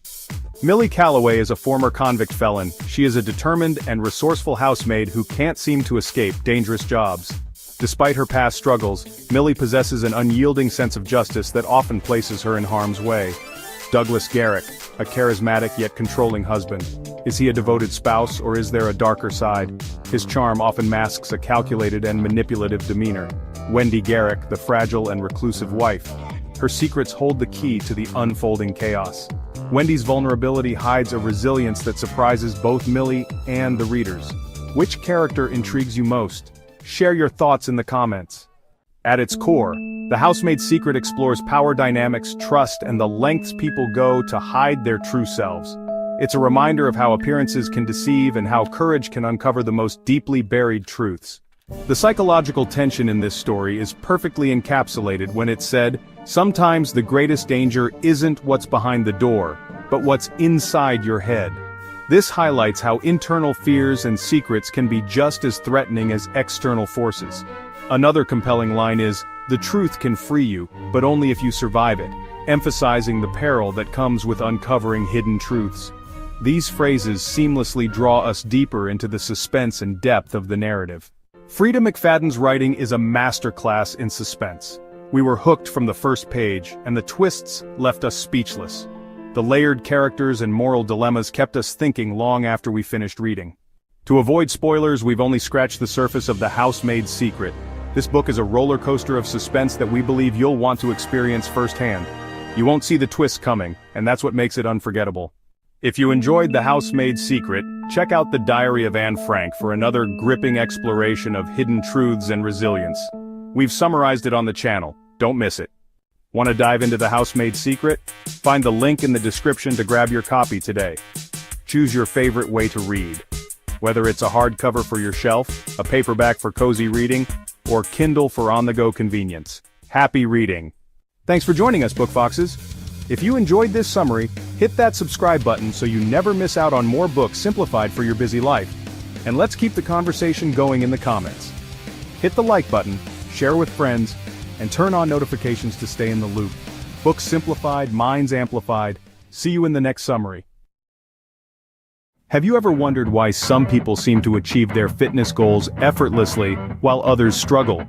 Today, we're exploring The Fitness Mindset by Brian Keene, a book that aims to reshape your perspective on fitness and exercise. Keene's guide is not just about the physicality of fitness, but it also explores the mental aspects that play a significant role in achieving and maintaining these goals. It's about transforming how you view yourself and your capabilities while debunking common misconceptions that often hinder progress. The book also provides practical tips such as effective workout methods, nutrition advice, and even the role of sleep and alcohol in your fitness journey. Keen's holistic approach to fitness is a refreshing take, making the journey to your fitness goals a more attainable and enjoyable process. It's not just about the destination but also enjoying the journey. Let's delve deeper into the chapters of this enlightening book. Why do many of us find it hard to see the results we desire, despite spending countless hours in the gym, you might ask? This is where Brian Keen steps in, addressing the common fitness misconceptions and repeated failures in his book, The Fitness Mindset. Keen confronts these misconceptions head-on. He discusses the myth of the perfect workout routine, stressing that what works for one person may not work for another. He also tackles the idea that more time in the gym equals better results, highlighting the importance of quality over quantity. The book also addresses the repeated failures we often experience. Keen points out that failure isn't a setback, but rather an opportunity to learn and adjust our approach. He encourages us to view these moments not as endpoints, but as stepping stones on our journey to achieving our fitness goals. These insights can help us approach fitness from a more informed perspective. Do you know what foods can provide you maximum energy to power through your day and workouts? Brian Keen, in his book, The Fitness Mindset, delves into the pivotal role of nutrition in our fitness journey. Nutrition isn't just about counting calories or following the latest diet trend. It's about understanding our bodies, how they process different foods, and how these foods can either fuel our workouts or leave us feeling sluggish and bloated. Keen emphasizes that our bodies are unique and so are our nutritional needs. He provides sample meal plans that cater to a range of dietary preferences, from vegan to ketogenic. He makes it clear that these meal plans aren't one-size-fits-all. Rather, they're starting points to guide you in creating a diet that suits your individual needs, goals, and lifestyle. He advises on how to make strategic food choices that keep us satiated, energized, and ready to tackle whatever the day throws at us. Keen doesn't stop at meal plans. He also suggests supplements that can aid in our fitness journey. While he stresses that supplements aren't a magic pill for fitness, they can be a useful tool when used correctly. He explains how different supplements work, from protein powders that aid in muscle recovery to pre-workout supplements that can give us that extra push during intense workouts. But nutrition isn't just what we eat, it's also about how we move. Keen introduces cardio protocols that go hand in hand with our nutrition. These protocols aren't about punishing ourselves with endless hours on the treadmill. Instead, they're about finding cardio activities we enjoy and that complement our dietary choices. Keen's approach to nutrition and exercise is about balance and sustainability. It's about making choices that help us feel our best, perform our best, and ultimately live our best lives. Remember, what we eat is just as important as our workouts. So let's nourish our bodies with the right foods, move in ways that make us feel good, and embrace a fitness mindset that sets us up for success. Have you ever found it harder to simply get yourself to the gym than to complete the actual workout? A sentiment we can all relate to, isn't it? This struggle, Brian Keen argues in The Fitness Mindset, is rooted more in our minds than in our muscles. Keen places great emphasis on the mental aspects of fitness, as he believes this is often a stumbling block for many. It's not the physical strength to complete the workouts that's lacking, it's the willpower to step through the gym doors in the first place. Keen confronts these mental setbacks head-on, the ones that can derail our best intentions. He talks about the fear of judgment, the fear of failure, and the pressure to conform to societal ideals of beauty and fitness. He challenges us to rethink our motivations for pursuing fitness. Are we motivated by a desire to look a certain way, or by a deeper desire to feel healthier, stronger, and more energetic?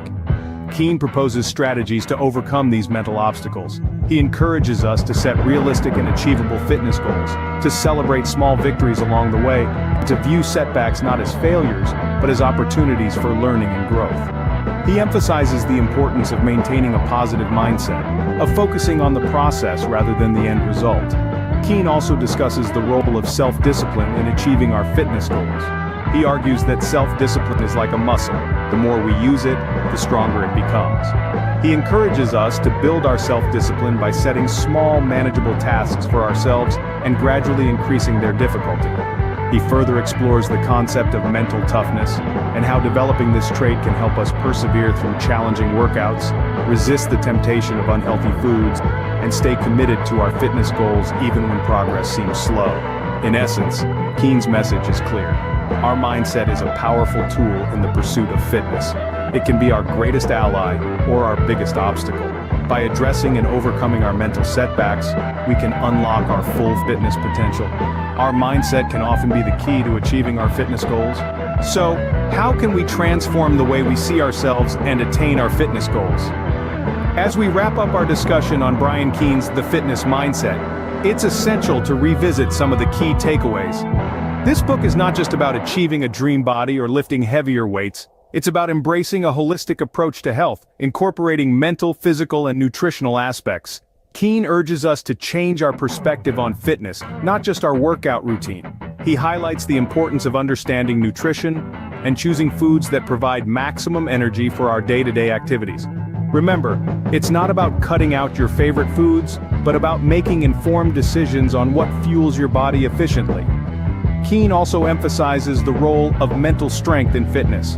It's often not the physical workouts that are the most challenging, but rather the mental hurdles we need to overcome to step into the gym in the first place. By addressing these mental setbacks, we can better align our actions with our fitness goals. Additionally, the book underscores the significance of sleep and the effect of alcohol on our fitness journey. It's not just about burning calories in the gym, but also about taking care of our bodies outside of it. Finally, The Fitness Mindset offers practical advice with sample meal plans, supplement suggestions, and cardio protocols for successful weight management. The key here is to find what works best for you and stick to it. In essence, The Fitness Mindset is a comprehensive guide that equips us with the tools we need to change how we see ourselves and achieve our fitness goals. It's a call to action for us to take charge of our health and well-being, reminding us that fitness is a lifelong journey, not a destination.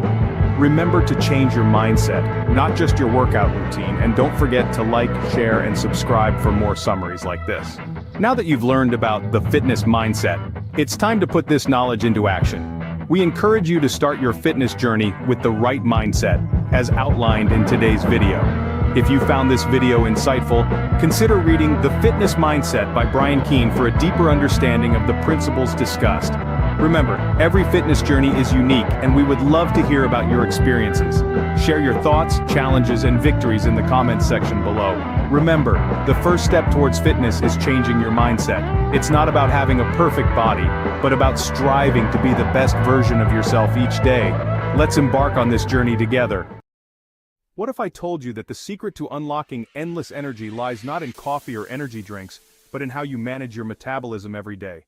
Welcome to the Book Fox Summaries, where we simplify books for your busy life, one summary at a time. Today's book is Good Energy by Dr. Casey Means, co-founder of Levels, published in 2023. This book focuses on reclaiming your vitality through lifestyle changes rooted in metabolic health. Dr. Means breaks down complex health science into actionable strategies to help you feel energized every day. This is a health and wellness book that has already made a significant impact on those looking for long-term energy solutions. By the end of this video, you'll have all the essential insights to decide whether this book is the right choice for your next read. And if it resonates with you, grab your copy through the link in the description. The core message of Good Energy is that our energy levels are directly linked to our metabolic health. By optimizing our diet, sleep, stress management, and exercise habits, we can improve our energy and well-being. Dr. Means provides a detailed guide to stabilizing blood sugar and aligning these habits to maintain high energy throughout the day. In this book, the main character is you. Dr. Means guides you on a journey to better understand your own health, focusing on how lifestyle choices directly impact your energy.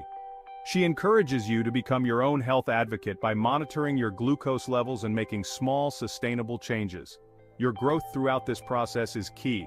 As you apply the principles of good energy, you'll notice a transformation in how your body responds to food, sleep, and stress, helping you to achieve consistent energy levels. The primary theme of the book is that metabolic health is the foundation of energy. Dr. Means explains how our blood sugar, stress levels, and sleep quality are all interconnected, and improving these factors leads to more sustained energy. This book's message is highly relatable to everyday life. Whether you're a busy professional, a parent, or a student, Good Energy offers practical, science-backed strategies to help you feel more energized without relying on quick fixes like caffeine or sugar. One of the key phrases from the book is, "Energy is the currency of life." This phrase highlights that how we manage our energy impacts everything we do. By taking control of our metabolic health, we can improve our productivity, relationships, and overall happiness. Another powerful quote is, "Glucose is your body's primary energy source, but too much of it can be harmful." Dr. Means uses this idea to explain how balancing glucose levels is key to avoiding energy crashes and maintaining steady vitality. Personal reflection. What stood out to me was Dr. Means' emphasis on small, sustainable changes. Her practical advice on managing stress through mindfulness and eating balanced meals really resonated with me. It's not about drastic changes, but about making thoughtful, consistent adjustments that lead to long-term energy improvements. Recap and recommendation. To summarize, Good Energy offers a clear, science-backed approach to optimizing your energy by focusing on metabolic health. The book covers everything from diet to sleep to stress management, giving you all the tools needed to feel more energetic and productive every day. As promised, now you have all the essential insights to decide if this book is for you. If you're looking to regain control of your energy, I highly recommend picking up Good Energy. And here's a bonus tip for those who made it to the end. If you check Angela Duckworth's groundbreaking book, Grit, The Power of Passion and Perseverance. Whether you're looking to excel in your career, education, or personal endeavors, understanding and developing grit is key. You can find the link in the description. Thanks for joining us, Book Foxes. If you enjoyed this summary, hit that subscribe button so you never miss out on more books simplified for your busy life, and let's keep the conversation going in the comments. Hit the like button, share with friends, and turn on notifications to stay in the loop. Books simplified, minds amplified. See you in the next summary. In our always connected world, true productivity is slipping away, replaced by an endless stream of shallow tasks.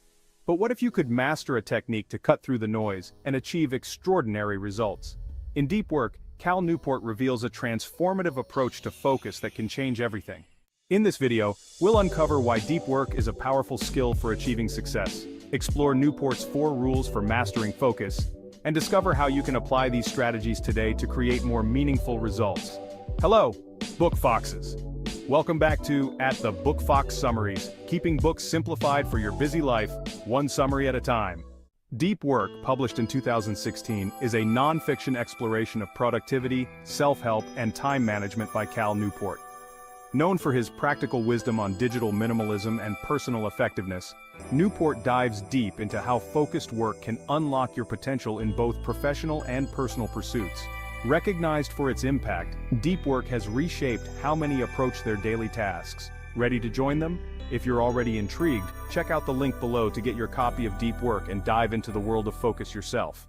Newport starts by defining deep work as cognitively demanding tasks that require full concentration and lead to meaningful progress. He contrasts this with shallow work, which includes tasks that are easy, often digital, and don't contribute to lasting value. According to Newport, in a world dominated by shallow distractions, mastering deep work is the ultimate competitive advantage. Through practical steps and inspiring examples, Deep Work illustrates how high achievers succeed by cultivating focus and eliminating distractions, even in our hyper-connected age. The central theme of Deep Work is the value of focused attention in a distracted world. Newport emphasizes that as technology continues to encroach on our attention, those who can cultivate deep focus will excel, while others struggle to keep up with the noise. He also explores the importance of discipline and intentionality. Newport suggests that our addiction to distraction isn't just a personal issue but a cultural one, and those who overcome it will experience a new level of fulfillment and accomplishment. Newport's writing is clear, structured, and highly practical. He combines research, personal anecdotes, and real-world examples to make the principles of deep work accessible. His no-nonsense approach is designed to equip readers with actionable steps and doesn't shy away from the reality that cultivating focus is a challenging but rewarding process. Deep work versus shallow work. Newport introduces this central concept to frame why most people struggle with productivity. Deep work is hard but rewarding, while shallow work is easy but ultimately unfulfilling. The 4 rules of deep work. Newport presents practical guidelines. Work deeply. Create routines that support focused work. Embrace boredom. Train your brain to resist distractions. Quit social media. Cut unnecessary digital noise. Drain the shallows. Limit low-value tasks to free up time. Rituals and routines. Newport advises establishing a work environment and routine that signal your brain to focus deeply. Key phrases from the book. Focus is the new IQ in the knowledge economy. Newport suggests that focus, not just intelligence, sets high achievers apart in today's distraction-filled world. If you don't produce, you won't thrive, no matter how skilled or talented you are. This highlights the importance of results over potential. Talent must translate into output to succeed.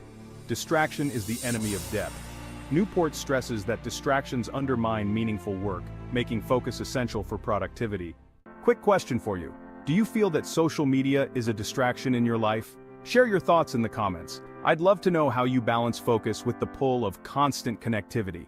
If you're interested in more books that can help you cultivate focus and productivity, check out The 5 AM Club by Robin Sharma, which we've also summarized on this channel. It's full of insights on building powerful habits to start your day strong. Deep Work has been widely praised for its clear, actionable advice. Readers and critics alike commend Newport for his structured approach to productivity and focus.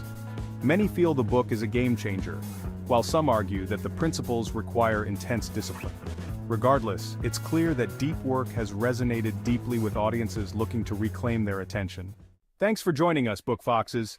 If you enjoyed this summary, hit that subscribe button so you never miss out on more books simplified for your busy life. And let's keep the conversation going in the comments. Hit the like button, share with friends, and turn on notifications to stay in the loop. Books simplified, minds amplified. See you in the next summary. Hello, Book Foxes. Welcome back to the Book Fox Summaries, keeping books simplified for your busy life, one summary at a time. Today, we're diving into a transformative guide by Don Miguel Ruiz, The 4 Agreements. This book, rooted in ancient Toltec wisdom, offers a powerful code of conduct to achieve personal freedom and true happiness. If you're ready to change your life, stay tuned. Let's break down these 4 transformative agreements that can help you live a better life. 1. Be impeccable with your word. Key phrase, speak with integrity, say only what you mean. Your words have incredible power. They can create, inspire, and heal, but they can also destroy. Being impeccable with your word means speaking with integrity, avoiding gossip, and using your words to uplift and support others. Imagine a world where everyone spoke with kindness and truth. How different would our interactions be? When you commit to being impeccable with your word, you build trust, improve relationships, and foster a more positive environment. Consider the impact of your words on yourself as well. Speaking with integrity means being honest with yourself, acknowledging your true feelings and expressing them in a constructive manner. This practice not only enhances your relationships with others, but also nurtures your inner peace and self-respect. Think about the times when someone's words have deeply moved you or changed your perspective. Words have the power to transform lives. By choosing your words carefully, you can become a source of inspiration and guidance for others. Remember, being impeccable with your word also means taking responsibility for your words. If you make a mistake, own up to it and make amends. This level of accountability strengthens your character and builds a foundation of trust within your community. So, let's strive to be impeccable with our words. Let's speak with integrity, honesty, and kindness, and watch how it transforms our world. The journey begins with a single step, and that step is choosing to be impeccable with your word. 2. Don't take anything personally. Key phrase. Nothing others do is because of you. This is a fundamental principle that can transform your interactions and relationships. This agreement is all about understanding that other people's actions are a reflection of their own reality, not yours. Everyone has their own unique experiences, beliefs, and emotions that shape their behavior. When someone reacts negatively or positively towards you, it is often more about their internal world than anything you have done. When you learn to not take things personally, you shield yourself from unnecessary emotional pain and suffering. This practice allows you to maintain a sense of inner peace and emotional stability, regardless of external circumstances. It's like building an emotional armor that protects you from the ups and downs of others' moods and actions. This mindset can help you maintain your peace and focus on what truly matters. By not taking things personally, you can concentrate on your own goals and aspirations without being derailed by the opinions and actions of others. It allows you to stay grounded and centered, even in the face of criticism or praise. By adopting this agreement, you become immune to the opinions and actions of others, freeing yourself from the burden of others' judgments. This freedom empowers you to live authentically and make choices that align with your true self. You no longer need to seek validation from others, as you find it within yourself. This is the essence of true personal freedom and emotional resilience. Agreement number 3, don't make assumptions. Find the courage to ask questions and to express what you really want. Assumptions can lead to misunderstandings, conflicts, and unnecessary drama. Clear communication is key. By asking questions and expressing your desires openly, you avoid the pitfalls of assumptions and ensure that everyone is on the same page. This agreement encourages honest conversations, fostering better understanding and harmony in your relationships. 4. Always do your best. Under any circumstance, simply do your best. Your best will change from moment to moment depending on your circumstances. Doing your best means giving your all, regardless of the situation. This mindset helps you avoid self-judgment, regret, and burnout. It encourages a balanced approach to life, where you strive for excellence without pushing yourself to the point of exhaustion. When you commit to always doing your best, you cultivate a sense of satisfaction and fulfillment, knowing that you gave your all. Application to life today. In today's fast-paced world, these agreements are more relevant than ever. Being impeccable with your word helps build trust and integrity. Not taking things personally protects you from emotional turmoil. Avoiding assumptions fosters clear communication, and always doing your best encourages a positive mindset and resilience. If you found these principles insightful and are eager to delve deeper into the wisdom they offer, consider picking up The 4 Agreements by Don Miguel Ruiz. This book has the potential to transform your life by providing practical guidance on how to live with integrity, love, and purpose. Remember, Book Foxes, it's not just about reading, it's about immersing yourself in these timeless principles and applying them to create a better you. Engage in discussions, join book clubs, and share your insights with others. Take the time to reflect on what you've read, write in a journal, and practice mindfulness. These actions will help you internalize the lessons and make meaningful changes in your life. Before we go, we ask for your help. Please subscribe to our channel. Let us know in the comments what book you'd like us to cover next. Your support helps us create more insightful summaries. Hit the like button, share with friends, and turn on notifications to stay in the loop.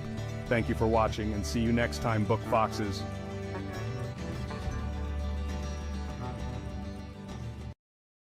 Have you ever wondered what it takes to create wealth and achieve personal growth? It's not as elusive as it might seem. You see, wealth creation isn't merely about accumulating vast sums of money. It's an intricate blend of financial literacy, strategic planning, and most importantly, the right mindset. This journey towards wealth creation and personal growth often requires a guide. And what could be better than the wisdom steeped in the pages of Think and Grow Rich? This timeless classic encapsulates 13 principles, each a stepping stone towards financial success. These principles aren't just theoretical constructs. They are practical, actionable steps that can transform your financial landscape. Each principle is a thread in the rich tapestry of wealth creation, weaving together to form a clear path towards personal and financial growth. So, are you ready to unlock the secrets to wealth creation and personal growth? The first principle is desire. This isn't about fleeting wishes or passing whims. We're talking about a burning, unquenchable desire for financial success. It's the fuel that powers your engine of ambition, the spark that ignites your drive to achieve. It's the motivator that keeps you going, pushing you towards your goals, even when the path gets tough. It's the cornerstone of wealth creation. Without it, the journey remains just a distant dream. Remember, without desire, the journey to wealth creation remains a distant dream. Moving on to the second principle, faith. This principle teaches us about the power of belief, of having faith in ourselves. It's faith that fuels our steps forward, even when the path is not clear. It's faith that pushes us to overcome obstacles, even when they seem insurmountable. And ultimately, it's faith that paves the way to financial success. Faith in oneself is not just a principle, it's a powerful tool. So keep faith in yourself and your abilities. Your belief can move mountains. The third principle is auto-suggestion. This is the method by which your conscious mind communicates the desires of your heart to your subconscious mind. It's like a self-administered stimulus that influences your thoughts and behavior, guiding you towards your goals. By repeating your desires, your subconscious begins to work on them, turning them into reality. This is the power of auto-suggestion. Remember, your mind is a powerful tool. Use it wisely. Next, we have principles 4 to 6, specialized knowledge, imagination, and organized planning. Let's delve deeper. Specialized knowledge isn't just about knowing a lot, it's about honing in on a specific skill set or area of expertise. It's the kind of knowledge you can leverage to create wealth.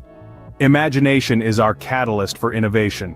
It's from the fertile grounds of the creative mind that plans for wealth creation are born. Think beyond the confines of what's known and dare to dream. Lastly, organized planning. This is where we take our specialized knowledge and imaginative ideas and forge them into a roadmap to success. It's about marshaling resources, setting goals, and outlining the steps needed to achieve them. So remember, equip yourself with knowledge, let your imagination soar, and plan meticulously. It's a trifecta of power that can guide you on your path to wealth creation.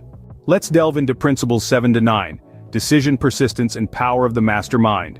First, decision-making. It's all about making firm, resolute choices. Wavering minds rarely achieve greatness.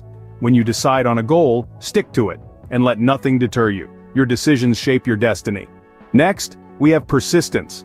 It's the fuel that keeps us going when the road to wealth creation gets tough. It's not about never falling, but rising each time we fall. Persistence turns failures into stepping stones towards success. Lastly, the power of the mastermind. It's about leveraging collective intelligence. Think of it as multiple minds working in perfect harmony towards a common goal. It's the synergy where the total outcome is greater than the sum of individual efforts. So be decisive, persistent, and harness the power of collective intelligence. Finally, we have principles 10 to 13. First up is the mystery of sex transmutation. This might sound unusual, but it refers to channeling one's energy and passion, often associated with sexual drive, into a productive focus on your goals. It's about harnessing that raw, natural energy and directing it towards your ambitions. Next, we delve into the subconscious mind. This is a hidden reservoir of ideas, solutions, and creativity. To tap into this, you need to condition your subconscious with positive thoughts and clarity of purpose. It's like an unseen ally working in the background to help you achieve your dreams. Moving on, we have the brain. It's our personal supercomputer processing and storing information. But it's more than just a data center. It's a tool for problem-solving, strategizing, and innovating. It's through understanding and using our brain's incredible capabilities that we can truly reach our potential. Lastly, we explore the sixth sense, also known as intuition. This is that gut feeling, that inner voice guiding you when logic may fail. It's often developed through experience and can provide valuable insights. It's your internal compass, helping you navigate towards wealth creation. Harness these principles, and you'll be on your way to riches. Let's recap what we've learned today. We delved into the treasure trove of wisdom stored in the book Think and Grow Rich and unraveled 13 principles that can propel you towards wealth creation and personal growth. First off, we learned about desire, the starting point of all achievement. We understood that it's the burning, insatiable need to achieve something that sets the wheels of success in motion. Then we moved to faith, the headspace where you believe in your ability to transform your desires into their physical equivalent. It's the unwavering belief in yourself that fuels your journey towards your dreams. We also discovered the power of autosuggestion, a self-administered stimulus that influences your subconscious mind. It's a tool to feed your mind with thoughts of wealth and success, and to make those thoughts a reality. We explored 3 more principles: specialized knowledge, imagination, and organized planning. We learned that it's not just about possessing knowledge, but about using that knowledge effectively. We realized that our imagination is the workshop of our mind, capable of building castles of success. And we found out that without a concrete plan, our dreams remain just that, dreams. Then we discussed decision, persistence, and the power of the mastermind. We realized the importance of making decisions promptly and changing them slowly. We learned that persistence is the key to turning defeat into victory. And we discovered that 2 or more minds working in harmony create a synergistic effect that surpasses individual efforts. Finally, we delved into the mystery of sex transmutation, the subconscious mind, the brain, and the sixth sense. We learned how to channel our sexual energy into creative efforts, understood the power of our subconscious mind, recognized the potential of our brain as a broadcasting and receiving station for thoughts, and discovered the door to the temple of wisdom, our sixth sense. Remember, wealth creation is not just about money. It's about personal growth, self-belief, and the power of your mind. As we wrap up our deep dive into the principles of Think and Grow Rich, let's take a moment to appreciate the influential figures who have used these principles to create unbelievable wealth and success. From the innovative genius of Thomas Edison and the business acumen of Andrew Carnegie to the relentless determination of Henry Ford, these individuals embody the essence of Napoleon Hill's teachings. Their stories serve as a testament to the power of these principles and their potential to change lives. As you embark on your own journey to wealth, remember these figures. They started from humble beginnings, faced countless challenges, but their unwavering faith and persistence led them to unimaginable heights. Remember, your journey is just beginning, and who knows, maybe one day your story will inspire others to create their own wealth. Stay tuned for our next video, where we will delve deeper into the lives of these influential figures and explore how they applied the principles from Think and Grow Rich. Until then, keep learning, keep growing, and keep pushing towards your goals. As we conclude our enlightening journey through the 13 principles of Think and Grow Rich, we encourage you to take these lessons to heart. It's not just about creating wealth, but also about embarking on a journey of self-discovery and personal growth. As you apply these principles in your life, remember that your path is unique, and success comes in many forms. The journey to wealth is not a straight line, but a winding road filled with lessons to learn, challenges to overcome, and victories to celebrate. Remember, these principles are not just theories, they are practical tools that have been used by many successful individuals throughout history, and now, it's your turn to put them into action. We believe in you and your ability to create wealth and success in your life. Before we conclude, make sure to subscribe to our channel, like this video, and turn on notifications so you won't miss our upcoming content. We have a lot more insightful and inspiring videos lined up for you. Until then, keep growing, keep learning, and keep creating wealth. Remember, your journey to wealth is also a journey to discovering your true potential. Go forth and let your journey begin. Hello, and welcome back to the Book Fox Summaries, bringing literature to life one summary at a time, keeping books simplified for busy minds. Today we're diving into The 7 Habits of Highly Effective People by Stephen R. Covey. This book is a blueprint for personal and professional success. Let's uncover these powerful habits that can help you achieve your goals and lead a more fulfilling life. So, grab a cuppa, get comfy, and let's explore these transformative principles. Published in 1989, Stephen R. Covey's The 7 Habits of Highly Effective People has sold over 25 million copies worldwide. Covey, a renowned leadership authority and organizational consultant, presents a principle-centered approach for solving personal and professional problems. His work emphasizes the importance of character ethics and personal integrity. The book has been translated into over 40 languages and continues to be a bestseller, influencing leaders and individuals globally. Covey's insights remain relevant in today's fast-paced world, offering timeless wisdom for achieving success and effectiveness. Habit 1. Be proactive. Covey emphasizes taking responsibility for your actions and attitudes. Instead of reacting to external events, proactive people focus on what they can control, exercising their freedom to choose their responses. Proactive individuals are driven by values that are carefully thought about and selected. They act based on principles, not moods or circumstances. This habit is about recognizing that you have the power to shape your life through your decisions. By being proactive, you can create a positive ripple effect in your personal and professional life, leading to greater success and fulfillment. Habit 2. Begin with the end in mind. This habit encourages you to envision your desired outcomes and create a personal mission statement. By defining your goals clearly, you can align your actions with your values and purpose. When you start with a clear vision of your destination, you can make better decisions and stay focused on what truly matters. This habit is about being proactive and taking control of your life. By regularly reviewing and updating your goals, you ensure that your actions are always in harmony with your long-term objectives. This continuous alignment helps you stay motivated and on track. Habit 3. Put first things first. This habit is about organizing and executing around your most important priorities. It's about life management and time management. Covey introduces the time management matrix to help you prioritize tasks based on importance and urgency. The matrix divides tasks into 4 quadrants: urgent and important, not urgent but important, urgent but not important, and neither urgent nor important. Effective people focus on important activities that lead to their goals. They spend most of their time in quadrant 2, which includes planning, relationship building, and personal development. This approach reduces stress and increases efficiency, ensuring critical tasks get the attention they deserve.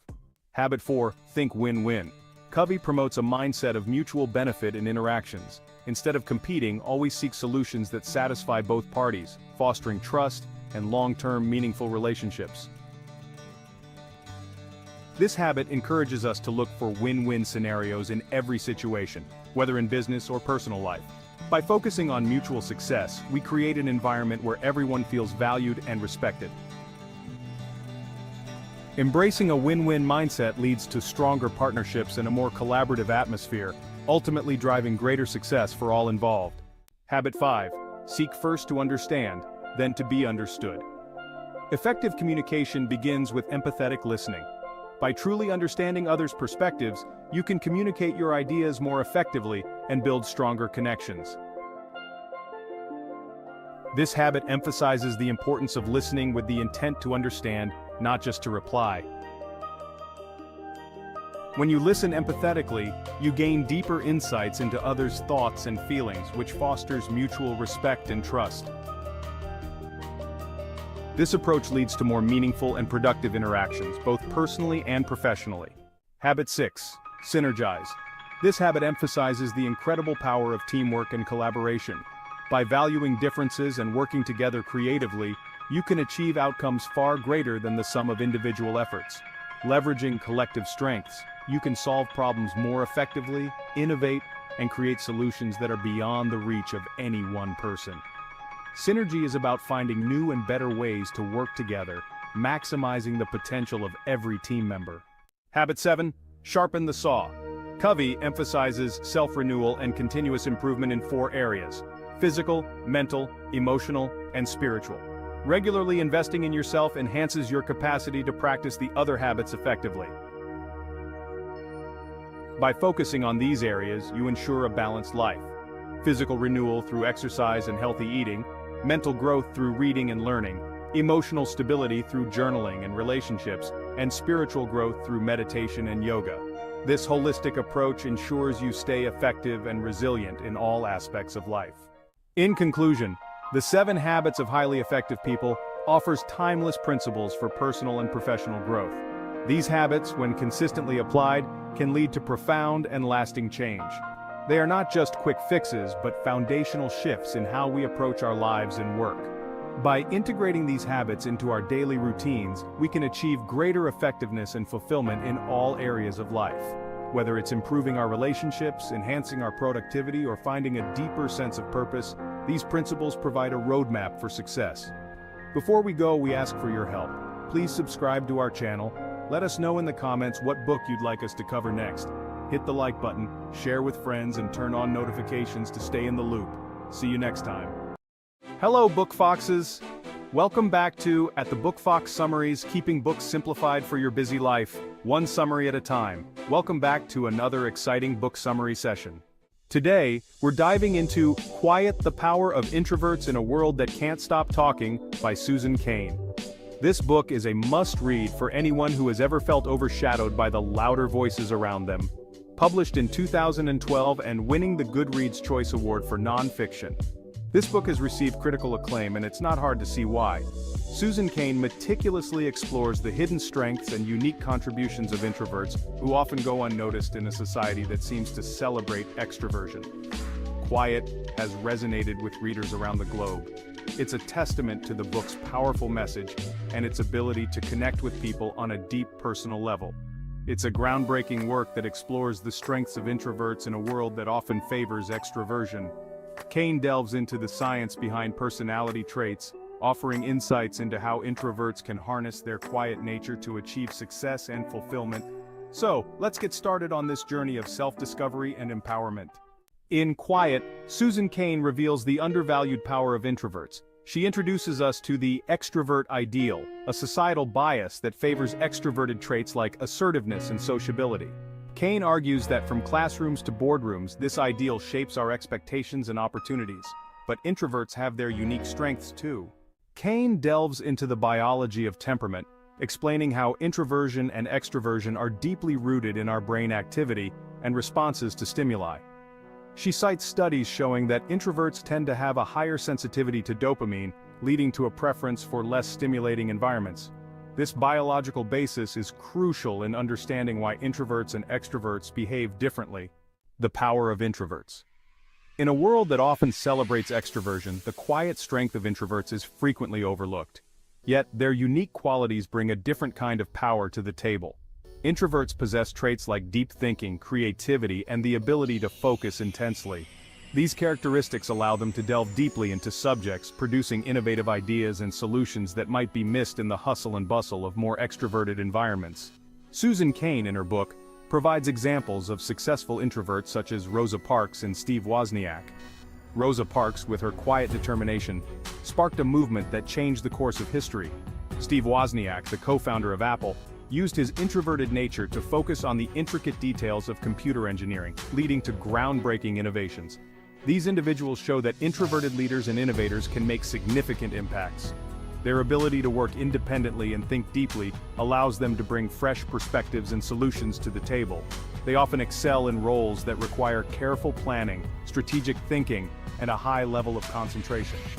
As Cain writes, there's zero correlation between being the best talker and having the best ideas.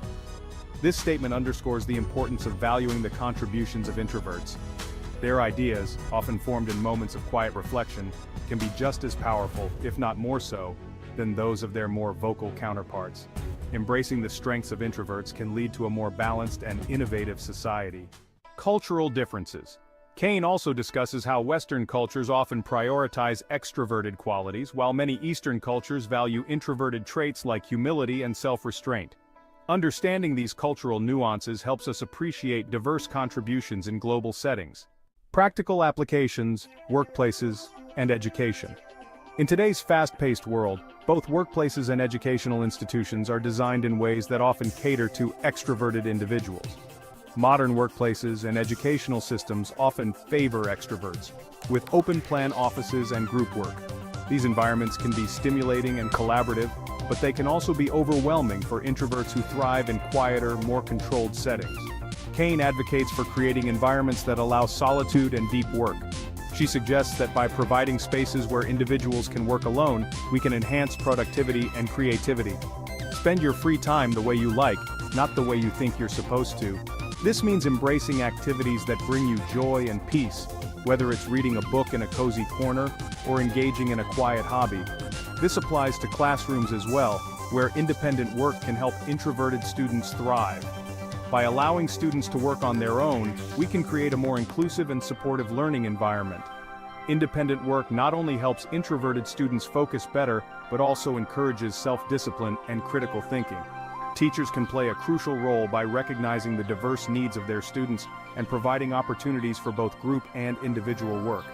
By balancing collaborative and independent activities, we can ensure that all students, regardless of their personality type, have the opportunity to succeed and excel.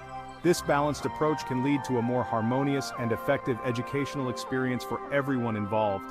In the workplace, creating serene spaces where employees can retreat for focused work or relaxation can significantly improve overall well-being and job satisfaction. Employers should consider the diverse needs of their workforce and design environments that cater to both extroverted and introverted employees. Simple changes, such as providing quiet rooms for meditation or allowing the use of noise-canceling headphones, can make a big difference. These adjustments can help introverts recharge and perform at their best, ultimately benefiting the entire organization.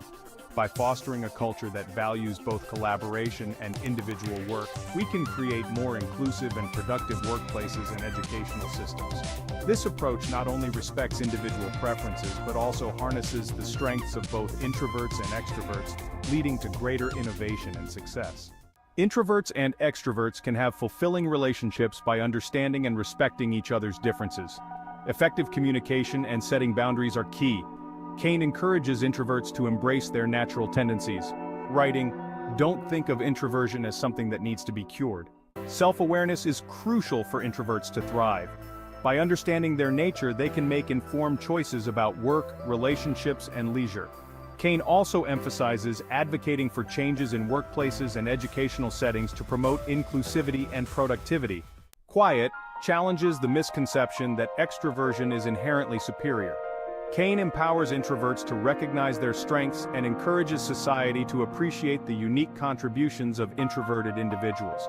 By fostering environments that support both introverted and extroverted qualities, we can unlock the full potential of everyone. Thanks for watching, Book Foxes. Before we go, we ask for your help. Please subscribe to our channel. Let us know in the comments what book you'd like us to cover next. Hit the like button, share with friends, and turn on notifications to stay in the loop. And remember, every voice matters, whether quiet or loud. See you next time. What does it take to turn a good company into a great one that lasts for generations? Beyond Entrepreneurship 2.0 reveals the timeless strategies and practical tools to transform businesses into enduring institutions. Stay with us as we uncover the secrets to creating lasting greatness. Hello, Book Foxes. Welcome back to at the Book Fox Summaries, where books are simplified for your busy life, one summary at a time.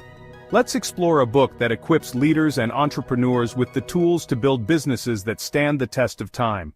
Reed Hastings, co-founder and CEO of Netflix, has highly recommended this book, crediting it for shaping his leadership approach during his early entrepreneurial days. He emphasized the importance of the book's first 86 pages, calling it essential reading for aspiring leaders.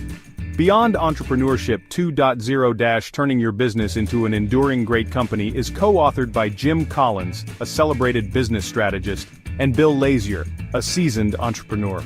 Originally published in 1992 and updated in 2020, this book bridges visionary principles with practical advice.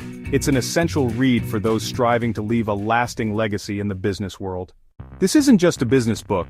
It's a roadmap for leaders seeking to create impactful and sustainable organizations. The authors guide readers through crafting a compelling vision, instilling disciplined leadership, and fostering an adaptive, values-driven culture. They emphasize the importance of transitioning from being a time teller, focused on immediate tasks, to a clock builder who designs systems and frameworks for long-term success. This book doesn't center around fictional characters but provides vivid examples of real-world leaders and companies, illustrating its principles in action. For instance, David Packard from Hewlett-Packard, a visionary leader who exemplified the clock builder mindset by prioritizing systems and culture over individual heroics. Packard focused on cultivating a company culture grounded in trust, innovation, and excellence, ensuring HP's success long after his tenure. Katharine Graham, from The Washington Post. Known for her transformative leadership, Graham navigated the newspaper through tumultuous times, including the publication of the Pentagon Papers. Her decision-making and resilience embody the values of disciplined leadership discussed in the book. Howard Schultz from Starbucks. Schultz's journey of scaling Starbucks illustrates the importance of a compelling vision and values-driven leadership. By emphasizing customer experience and employee engagement, he turned Starbucks into a global phenomenon while staying true to its core mission. These examples highlight the practical application of the book's principles in real-world scenarios, making it a valuable guide for aspiring leaders. The core theme of the book is enduring greatness. It's about building organizations that outlast their founders and consistently innovate while staying true to their core values. Other key messages include visionary leadership that aligns purpose and strategy. The book emphasizes the importance of leaders crafting a clear vision that unites the organization's goals with its overarching purpose. By aligning these elements, leaders can inspire and guide their teams effectively, creating a shared sense of direction and motivation. The critical role of trust and culture in sustaining excellence. High-performing organizations thrive on trust. The book highlights that fostering a positive culture, where employees feel valued and empowered, is fundamental to sustaining long-term success. This is because trust allows for better collaboration, innovation, and employee retention. Discipline and focus as drivers of continuous improvement. Success is not accidental. The book outlines how discipline, paired with a laser-sharp focus on priorities, enables organizations to innovate while maintaining consistency in their core practices. This ensures that progress is steady and sustainable rather than fleeting or chaotic. Good is the enemy of great. This emphasizes the danger of complacency. By settling for being good enough, organizations fail to push the boundaries of excellence, ultimately losing their competitive edge. The authors argue that greatness requires relentless dedication to improvement. Leadership is about making others better as a result of your presence and ensuring that impact lasts in your absence. This profound statement highlights the essence of true leadership. It's not about personal achievements, but about empowering others to thrive and creating systems that sustain success even when the leader is no longer there. We find this book especially compelling for its balance of inspiration and practicality. It not only motivates but also provides a clear path for leaders to follow. The idea of focusing on systems over individuals resonates deeply, encouraging leaders to think beyond their tenure. Beyond Entrepreneurship 2.0 is more than a book. It's a call to action for leaders to think beyond the present and focus on building legacies. It challenges us to redefine success by aiming for impact that transcends generations. If you enjoyed this summary, you might love Deep Work by Cal Newport. It's a perfect companion to this book's principles on discipline and focus. Link in the description. Ready to turn your business into a timeless masterpiece? Find Beyond Entrepreneurship 2.0 through the affiliate link in the description. Available in hardcover, paperback, and Kindle formats. Thanks for joining us, Book Foxes. If you enjoyed this summary, hit that subscribe button so you never miss out on more books simplified for your busy life, and let's keep the conversation going in the comments. Hit the like button, share with friends, and turn on notifications to stay in the loop. Books simplified, minds amplified. See you in the next summary. Have you ever wondered what separates the rest of us? Well, let's embark on a journey of discovery with Leo Nicholson, the mind behind the transformative book, The Wealth Blueprint. Nicholson, a self-made millionaire, has spent years unraveling the mysteries of wealth creation. His journey, fraught with trials and triumphs, has led him to acquire a treasure trove of financial wisdom. Enter The Wealth Blueprint, an invaluable guide that aims to empower individuals to take control of their financial destiny. This book isn't just about making money, it's about understanding money, the role it plays in our lives, and how we can use it to build a prosperous future.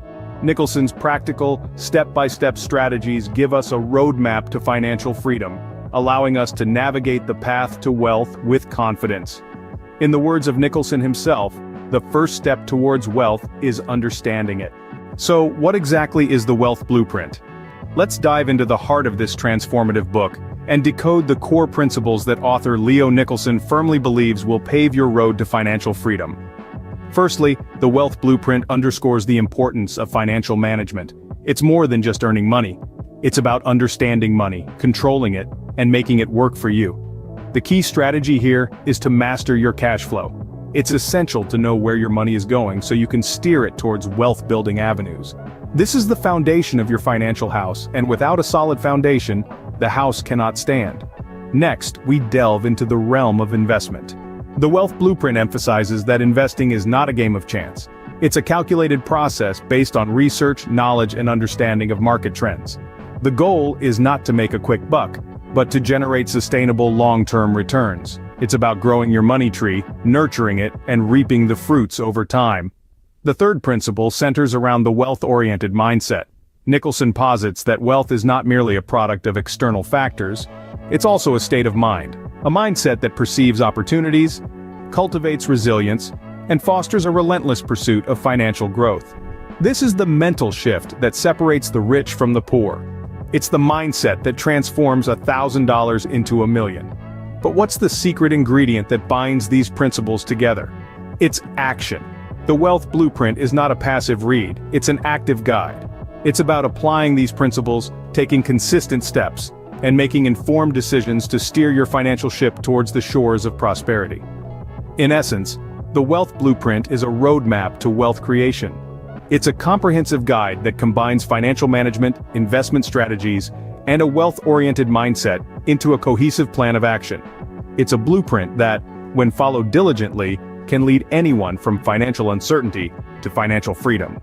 As Nicholson explains, creating wealth is not a matter of luck, but a result of thoughtful strategy and action. Now that we understand the blueprint, how do we build wealth? This is a question that many of us grapple with. In the transformative book, The Wealth Blueprint, Leo Nicholson takes us on a journey to unravel the secrets to building wealth step by step. First things first, setting financial goals. Nicholson emphasizes the importance of having a clear vision of your financial future. Whether it's buying a home, securing a comfortable retirement, or launching your own business, having tangible goals in sight can serve as a powerful motivator on your wealth-building journey. Remember, a goal without a plan is just a wish. Next, we come to the cornerstone of wealth creation, saving. In the world of finance, it's not about how much you earn, but how much you save. Nicholson advises us to adopt the practice of paying ourselves first. This means setting aside a portion of your income for savings before anything else. It's about cultivating a disciplined approach to managing your money. Now let's talk about investing. Saving alone won't get you to your financial goals. Your money needs to work for you. That's where investing comes in. Nicholson encourages us to educate ourselves about the different investment options available. From stocks and bonds to real estate and mutual funds, the world of investing is vast and varied. It's about finding the right balance between risk and reward to grow your wealth over time. Remember, wealth building is not an overnight process. It requires patience, persistence, and a whole lot of discipline. There will be bumps along the way, but as Nicholson points out, these challenges are simply opportunities for growth and learning. In the end, the journey to wealth is not a one-size-fits-all path. It's a personal journey that requires introspection, planning, and continuous learning. But with the right tools and mindset, it's a journey that anyone can embark on. Remember, in Nicholson's words, the journey to wealth is a marathon, not a sprint. So lace up your shoes, take a deep breath, and let's get started on this exciting journey to financial freedom.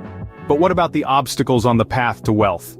Yes, we all face them. Financial roadblocks and misconceptions about wealth accumulation are common. But fear not.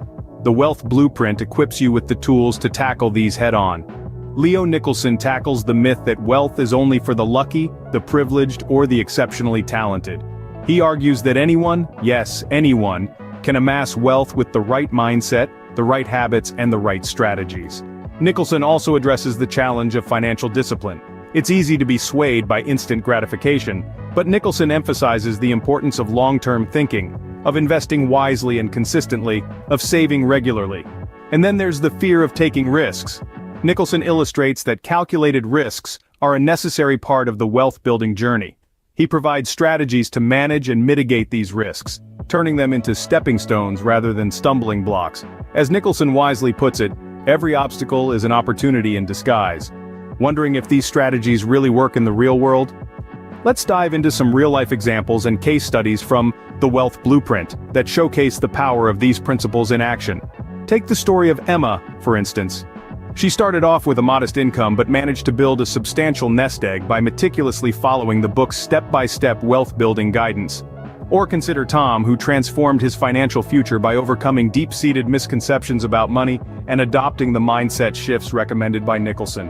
Then there's the case of the Anderson family. Despite facing significant financial obstacles, they applied the practical solutions from the book and turned their financial situation around completely. It's not just about earning more, it's about managing, saving, and investing wisely. These stories are not exceptions. They're proof that these strategies work. They demonstrate that with the right approach, anyone can achieve financial success. So, are you ready to take control of your financial future? The journey to financial freedom is initiated with one step. The Wealth Blueprint, penned down by Leo Nicholson, serves as your guide. This revolutionary manuscript offers actionable advice. It aids in defining financial goals and establishing efficient saving and investment practices. It demystifies the enigma of creating wealth, steering you on circumventing financial hurdles and misconceptions. Through real-life scenarios and case studies, the book illustrates how various individuals have metamorphosed their financial standing, the principles of the Wealth Blueprint. The book is more than just a financial guide. It's a tool that empowers you to take charge of your financial destiny, making the complex world of finance accessible and understandable to everyone. It doesn't matter if you're a novice investor or a seasoned professional, the Wealth Blueprint has something for everyone. So why wait? It's time to take these principles and apply them to your life. Start charting your path to wealth today with the Wealth Blueprint. Remember, the journey to financial freedom isn't just a goal, it's a process. And every process starts with one step. Take the step towards your wealth journey. Don't forget to like, share, subscribe, and turn on notifications for more videos like this, with strategies on personal finance and wealth creation. What truly motivates us to do our best work? If you think it's all about rewards and punishments, think again. In Drive, Daniel Pink reveals surprising truths about human behavior and what fuels our inner drive to succeed. This summary unpacks how we can tap into intrinsic motivation to transform our work and lives. Hello, Book Foxes! Welcome back to the Book Fox Summaries, where books are simplified for your busy life, one summary at a time. Today we dive into Drive, that was published in 2009 and challenges the traditional carrot and stick approach to motivation. Daniel Pink, a best-selling author and expert in human behavior, uses groundbreaking research to show why intrinsic motivation, our internal drive, matters more than external rewards. This book has reshaped how leaders, educators, and parents think about inspiring others. With over 1 million copies sold and translated into 42 languages, Drive has become a global phenomenon in understanding what truly motivates us. Pink dismantles the outdated belief that rewards and punishments are the best tools to motivate people. He explains that while these methods work for simple mechanical tasks, they fail when creativity or problem-solving is required. Instead, he introduces a new framework based on 3 key elements: autonomy, mastery, and purpose. Pink illustrates how embracing these intrinsic motivators leads to higher satisfaction, engagement, and performance in both personal and professional settings. Autonomy is about giving people control over their tasks, time, team, and techniques. Pink emphasizes that autonomy fosters engagement and innovation by allowing people to work in ways that suit them best. Mastery represents our drive to improve at something meaningful. Pink explains that achieving mastery requires persistence, a willingness to embrace failure, and a growth mindset. Purpose ties our work to something greater than ourselves. Pink highlights that when we align with a larger mission, our motivation skyrockets. Pink's research shows that intrinsic motivation, fueled by autonomy, mastery, and purpose, is the key to unlocking human potential in the modern world. He challenges outdated systems and inspires us to rethink how we motivate ourselves and others. Whether in schools, workplaces, or at home, the shift toward intrinsic motivation is essential for success. For years we've been told that success is all about rewards and punishments. But what if the secret to motivation isn't about what you get, but about what you give yourself? Daniel Pink introduces 3 transformative elements that drive us forward: autonomy, mastery, and purpose. Here are 3 key phrases that capture the heart of Drive. Control leads to compliance. Autonomy leads to engagement. People comply when controlled but fully engage when given freedom to choose how they work. The secret to high performance isn't rewards and punishments, but that unseen intrinsic drive, the drive to do things for their own sake. True high performance comes from intrinsic motivation, not external incentives. The most deeply motivated people hitch their desires to a cause larger than themselves. Connecting work to a meaningful purpose boosts deep, sustained motivation. Imagine being able to choose your path, master your craft, and connect it to a greater cause. These are the principles that Drive is built upon. If you found this summary engaging, check out our recap of Atomic Habits by James Clear. This book dives into building powerful habits that compound into remarkable results. A perfect complement to the motivation strategies in Drive. You'll find the link in the description below. Want to dive deeper into Drive? You can grab your copy using the affiliate links in the description. Whether you prefer hardcover, paperback, or Kindle, we've got you covered.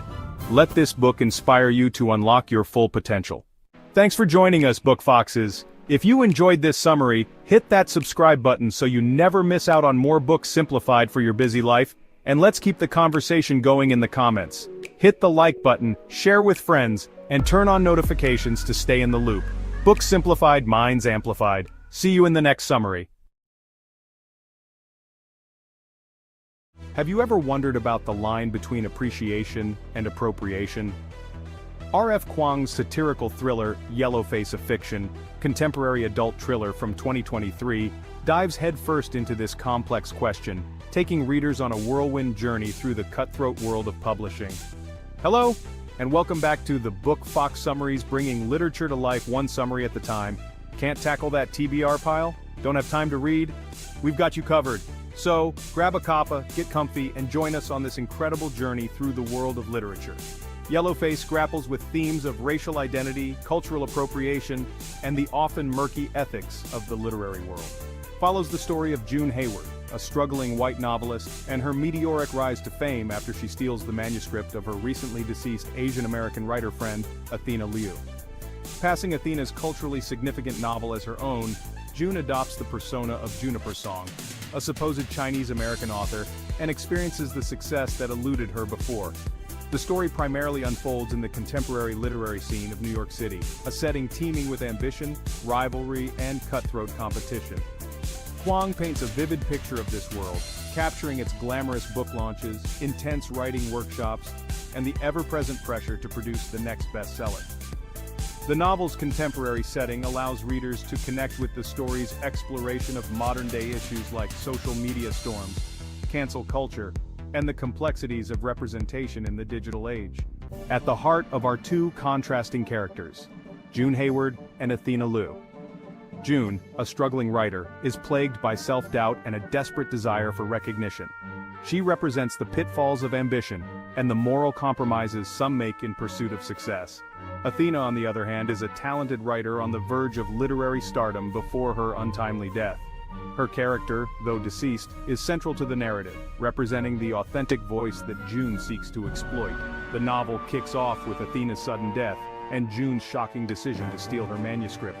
This pivotal event sets the stage for June's transformation into Juniper Song, her foray into the world of literary acclaim, and the ensuing chaos that unfolds. As June navigates her fabricated identity, she encounters a cast of characters who contribute to her moral descent and force her to confront the consequences of her actions. The narrative is structured around June's journey, from her initial act of plagiarism to her attempts to justify her actions and the eventual unraveling of her carefully constructed facade. The story unfolds through multiple perspectives, giving readers glimpses into the minds of those affected by June's deception, including her editor, her agent, and readers who connect with the cultural experiences depicted in Athena's stolen novel. Kwong masterfully uses the backdrop of the New York literary scene to explore the themes of ambition, authenticity, and the allure of success. The novel captures the intoxicating mix of creativity and competition that permeates this world. June's journey through this environment reveals the seductive nature of fame and the moral compromises some are willing to make to achieve it. The setting also serves as a commentary on the publishing industry's complex relationship with diversity and representation. It doesn't shy away from exposing the industry's hypocrisy, the eagerness to celebrate diverse voices while simultaneously perpetuating systems that often silence those voices. The novel's portrayal of this hypocrisy adds another layer of complexity to June's moral descent, forcing readers to confront uncomfortable truths about the world of publishing. The bustling backdrop of New York City, with its diverse population and vibrant literary scene, provides a fitting stage for June's charade to play out. The city becomes more than just a setting, it transforms into a microcosm of the larger cultural landscape, reflecting the complexities of identity, race, and representation in contemporary society. The characters are vividly drawn, each playing a crucial role in driving the narrative forward. June Hayward, the novel's protagonist, is a complex character driven by a potent mix of insecurity, ambition, and a desperate desire for validation.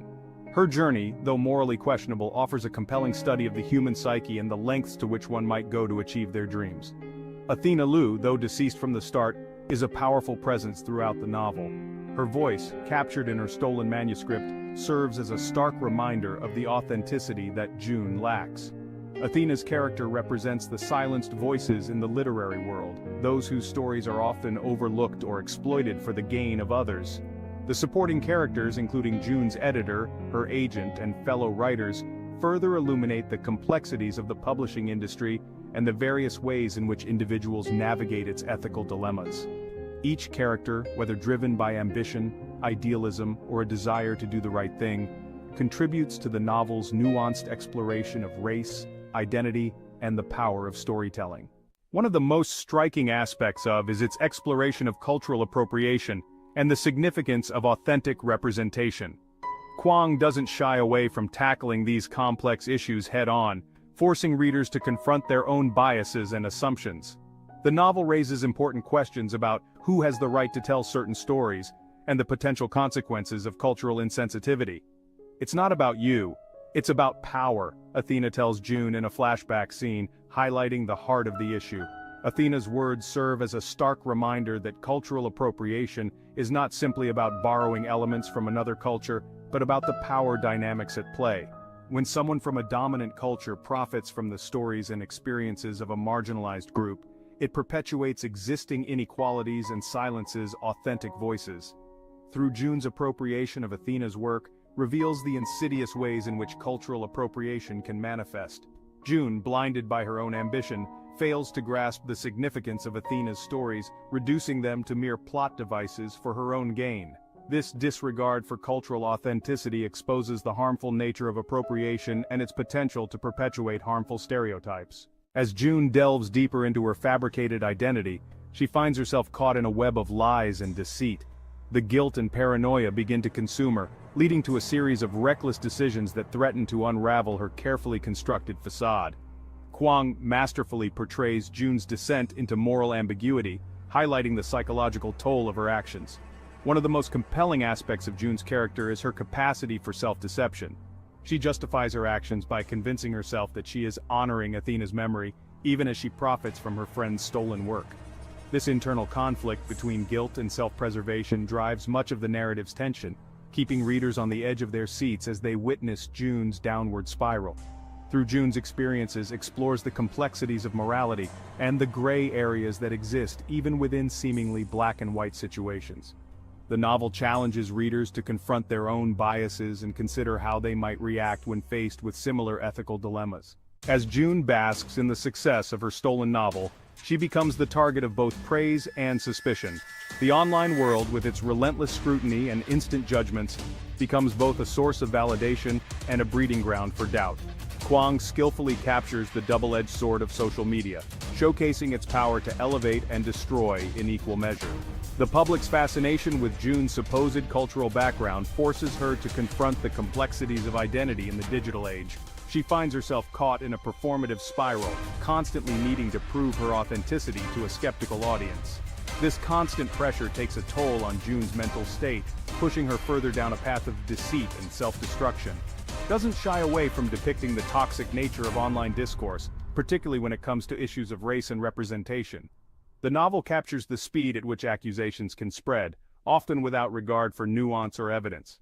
June's experiences serve as a cautionary tale about the dangers of online mob mentality and the lasting impact of virtual judgments. As June's lies begin to unravel, she is forced to confront the consequences of her actions. The fallout from her deception is far-reaching, impacting not only her own life but also the lives of those closest to her. Kwang doesn't offer any easy answers or redemptive arcs, leaving readers to grapple with the messy aftermath of June's choices. The novel's climax is both suspenseful and thought-provoking, forcing readers to confront the complexities of forgiveness and accountability. June's journey ultimately serves as a cautionary tale about the dangers of ambition, the importance of taking responsibility for one's actions, and the lasting impact of our choices on ourselves and others. You can't just take someone's story and expect there to be no consequences, a fellow writer tells June, highlighting the central message of the novel. Emphasizes the importance of respecting other cultures, amplifying marginalized voices, and acknowledging the power dynamics that shape our world. More than just a thriller, is a thought-provoking commentary on the state of the publishing industry, the complexities of cultural appropriation, and the ever-evolving landscape of identity in the digital age. Kwang's sharp prose and unflinching examination of these issues make for a compelling and often uncomfortable read that lingers long after the final page. The novel's strength lies in its ability to spark conversations about difficult topics, challenges readers to confront their own biases, consider the ethical implications of their actions, and engage in meaningful dialogue about representation, cultural sensitivity, and the power of storytelling. It's a book that stays with you long after you've finished reading, prompting reflection, and perhaps even a bit of soul-searching. In a world grappling with issues of cultural appropriation, and the fight for authentic representation, serves as a timely and necessary read. It's a novel that pushes boundaries, challenges conventions, and ultimately leaves readers with more questions than answers, which in itself is a testament to its power. I highly recommend to anyone interested in exploring the complexities of race, identity, and the ethics of storytelling in the modern world. It's a particularly relevant read for those involved in the creative industries, prompting reflection on the responsibilities that come with artistic expression. If you're looking for a book that will challenge your perspectives, spark debate, and stay with you long after you've turned the final page, then is a must-read. It's a timely, thought-provoking, and ultimately unforgettable exploration of the human condition in all its messy glory. Dive into the world of, and join the conversation. What are your thoughts on cultural appropriation in literature? Share your thoughts in the comments below. Before we go, we ask for your help. Please subscribe to our channel. With your subscription, you are encouraged us to create more summaries, comments, and recommendations are welcome. Hit the like button, share with friends, and turn on notifications to stay in the loop. See you next time. Hello and welcome back to the Book Fox Summaries, bringing literature to life one summary at a time. Can't tackle that TBR pile? Don't have time to read? We've got you covered. So, grab a cuppa, get comfy, and join us on this incredible journey through the world of literature. Today we delve into the captivating narrative of Daphne and Peter from Emily Henry's Funny Story. Our story begins with Daphne, deeply in love with her fiancé Peter. As if plucked from the pages of a fairy tale, their romance was as enchanting as it was unexpected. They met on a blustery day, their hearts intertwined quicker than the gusts of wind that swept through them. Their love story was as captivating as Peter's knack for narration, filled with laughter, warmth, and an errant hat that brought them together. Their union seemed destined, a match made in heaven. So they packed up their dreams and moved to Peter's idyllic lakeside hometown, ready to begin their happily ever after. But as life would have it, the plot took an unexpected turn. Peter, the charming storyteller, found himself entangled in a tale of his own. He realized he was in love with his childhood best friend Petra, leaving Daphne's story abruptly interrupted. In the face of such revelation, Daphne's world crumbled. The love story she cherished was no more, replaced by a twist she never saw coming. Yet, amidst the heartbreak and the confusion, Daphne found an unlikely ally. Miles Nowak, Petra's ex, who was equally stranded in the beautiful yet lonely Waning Bay, Michigan. Their connection was as unexpected as it was necessary, a beacon of hope in their shared predicament. Miles, with his scruffy charm and chaotic life, seemed to be the exact opposite of Daphne. She, with her practicality and buttoned-up demeanor, was an enigma to her co-workers. Yet their stark differences didn't stop them from forming a bond. A bond that held the promise of a new beginning for Daphne, a new chapter in her life story. And thus, Daphne finds herself beginning a new chapter of her life, alone in Waning Bay, Michigan. Her tale of love and loss is a testament to the unpredictable nature of life, a reminder that sometimes the most unexpected twists lead us to the most beautiful beginnings. In her new life, Daphne finds herself proposing to be roommates with an unlikely candidate, Miles Nowak. They say life is full of surprises, and for Daphne, this was certainly one of them. In the picturesque town of Waning Bay, Michigan, Daphne embarks on her new journey. She lands her dream job as a children's librarian, a role she embraces with a love for literature and a heart full of nurturing compassion. But as many of us know, dream jobs don't always come with dream salaries. Despite the fulfillment she finds amongst the books and the children, Daphne's income barely covers her bills. Enter Miles Nowak, the scruffy and chaotic ex of Petra, Peter's new love. Miles, with his disheveled charm and penchant for heartbreak love ballads, is the perfect embodiment of chaos. A stark contrast to Daphne's buttoned-up practicality.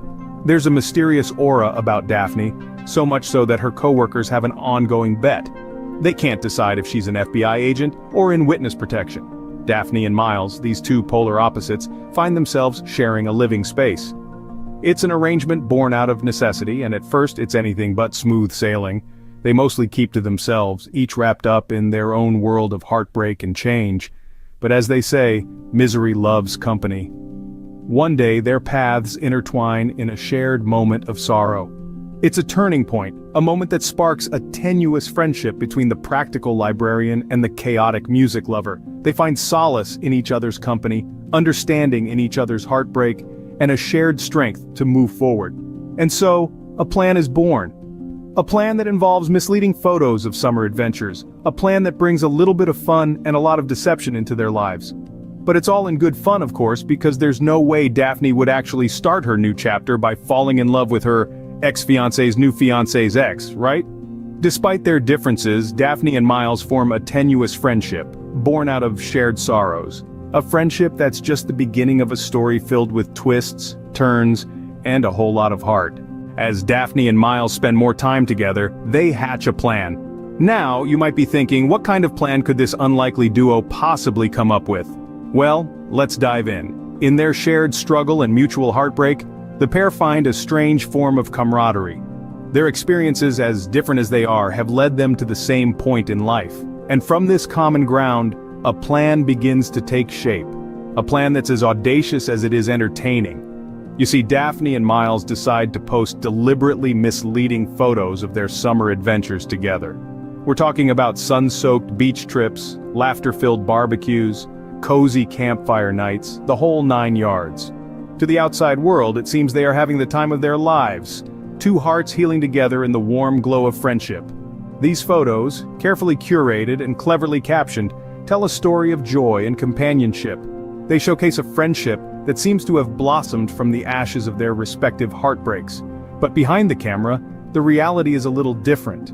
In reality, Daphne and Miles are still navigating the choppy waters of their past relationships. They're still figuring out their own lives, let alone their relationship with each other. But these photos, these fleeting moments of joy, they serve a purpose. They're a facade, a carefully constructed narrative designed to distract, to mislead, to keep the world at bay while they figure things out. And yet as the summer wears on, something begins to shift. The lines between their make-believe world and reality start to blur. The laughter in the photos starts to feel real. The shared moments of joy, once staged, start to come naturally. And so, we're left wondering. This plan, this game of pretend, could it turn into something more? Could Daphne, the practical buttoned-up librarian, and Miles, the scruffy, heartbroken musician, actually be falling for each other? But remember, it's all just for show, or is it? Just when you think you know where this story is headed, Emily Henry throws us a curveball. And that, my friends, is the beauty of a well-spun tale. Daphne, our practical buttoned-up protagonist, finds herself in an unexpected predicament. She's now sharing a roof with Miles, the ex of her ex-fiancé's new love. It's a tangled web, isn't it? But this is where the plot thickens. Daphne and Miles, two polar opposites, begin to form a tenuous friendship. Yes, you heard it right. Friendship. It all starts innocently enough, with shared sorrows and a mutual understanding of heartbreak. Emily Henry, with her expert storytelling, pulls us deeper into their lives. She writes, and I quote, "The roommates mainly avoid one another, until one day, while drowning their sorrows, they form a plan. A plan that involves misleading photos of their summer adventures together. A plan that is, for all intents and purposes, just for show." But as we move along this winding narrative, we start to question, could there be more to this? Could Daphne, in the midst of her chaos, be falling in love with Miles? It seems unfathomable. After all, he's her ex-fiancé's new fiancé's ex. It's a mouthful and a mind-bender. Will Daphne's new chapter indeed begin with her falling for her ex-fiancé's new fiancé's ex? Only time will tell. That, dear viewers, is the enchanting narrative of Daphne and Peter from Funny Story by Emily Henry. We've journeyed through their love, heartbreak, and unexpected friendships. Before we go, we ask for your help. Please subscribe to our channel. With your subscription, you are helping us to have the power to create more summaries. Comments and recommendations are welcome. Hit the like button, share with friends, and turn on notifications to stay in the loop. See you next time. Happy reading. What if the most tranquil places hold the darkest secrets?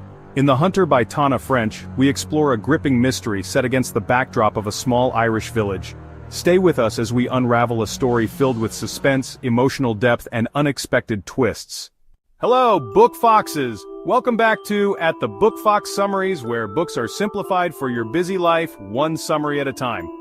Today we're diving into The Hunter by Tana French, a psychological thriller that will keep you on the edge of your seat.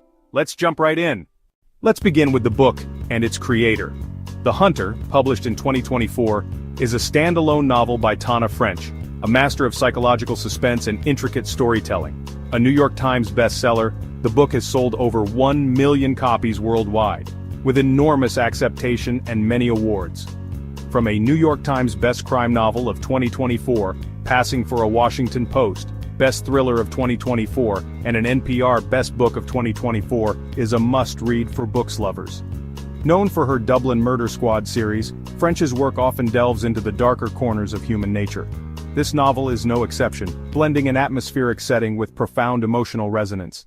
The story introduces us to Cal Hooper, a retired Chicago detective who moves to a quiet Irish village seeking peace and simplicity. His tranquility is disrupted when a local teenager, Trey, asks for his help in finding a missing brother. Despite his initial reluctance, Cal finds himself drawn into an investigation that unravels layers of secrets within the tight-knit community. As Cal digs deeper, he faces moral dilemmas and the unsettling realization that the idyllic village hides dark truths. The lines between right and wrong blur as he navigates the complexities of human nature and his own instincts.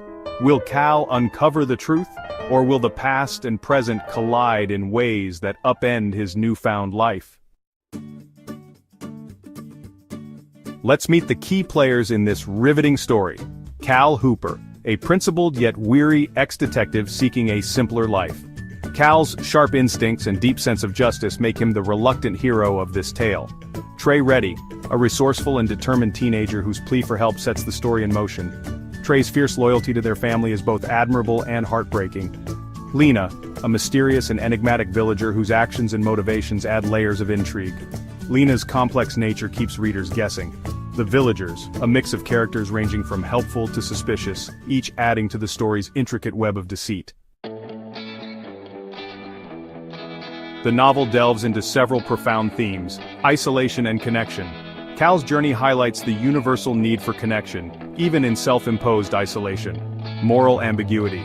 The story blurs the lines between right and wrong, challenging readers to question their own judgments, secrets, and community. The tight-knit village is both a haven and a source of danger, reflecting the duality of small communities. Here are some thought-provoking quotes from the novel. Sometimes the quietest places have the loudest truths. This phrase encapsulates the story's central tension. The contrast between the village's peaceful exterior and the chaos hidden within keeps readers questioning what they believe. You don't stop being a cop, even when you try. A reflection of Cal's struggle with his past identity and the inescapable pull of his instincts. No matter how much he wants to leave his old life behind, it continues to shape him. This novel offers a captivating exploration of how personal boundaries clash with moral responsibility. Tana French's ability to create an immersive atmosphere and multi-dimensional characters makes this story both compelling and thought-provoking. If you're drawn to mysteries that offer both depth and suspense, The Hunter is a must-read.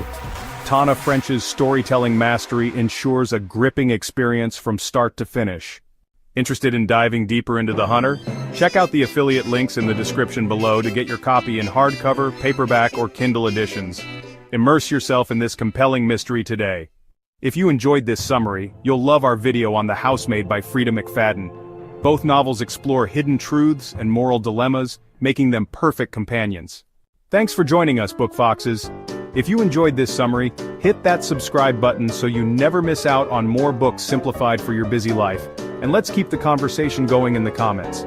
Hit the like button, share with friends, and turn on notifications to stay in the loop. Books simplified, minds amplified. See you in the next summary. What if the past refused to stay buried? What if the haunting memories of your worst moment, one you'd do anything to forget, came back to life? Hello, Book Foxes. Welcome back to At the Book Fox Summaries, keeping books simplified for your busy life, one summary at a time. Today we're diving into Beloved by Toni Morrison, published in 1987. This haunting novel won the Pulitzer Prize for Fiction and is widely considered one of the greatest works of American literature. Morrison explores the devastating impact of slavery on a family and how the ghost of the past, quite literally, comes back to claim what was lost. Set in the years after the Civil War, Beloved follows the story of Seth, a mother haunted by her decision to save her daughter from slavery through an unimaginable act. But as Morrison so powerfully illustrates, the past never truly stays in the past. At the heart of Beloved is Seth, a formerly enslaved woman living in Ohio with her daughter Denver. Seth's home at 124 Bluestone Road is haunted, not just by memories, but by the actual spirit of her dead daughter, Beloved. The novel begins when Paul D., a man who was enslaved alongside Seth at Sweet Home, arrives at her house. His presence stirs up repressed memories of their time in bondage and the horrific events that followed. Soon after Paul D.'s arrival, a mysterious young woman appears at Seth's doorstep, calling herself Beloved. Seth becomes convinced that this is the reincarnation of her lost child, back from the dead. As the story unfolds, Seth, Paul D., and Denver must confront their past traumas, the horrors of slavery, and what it means to move forward. Seth, the heart of the story, is a mother who fiercely loves her children. Her love leads her to make an unimaginable sacrifice, to kill her own daughter, to save her from the horrors of slavery. Seth's pain and guilt are palpable throughout the novel, and her struggle to come to terms with her actions is central to the plot. Beloved, the mysterious figure who may or may not be Sethi's dead daughter returned from the grave. Beloved is symbolic of Sethi's unresolved trauma and guilt, becoming a physical manifestation of the past she cannot escape. Denver, Sethi's surviving daughter.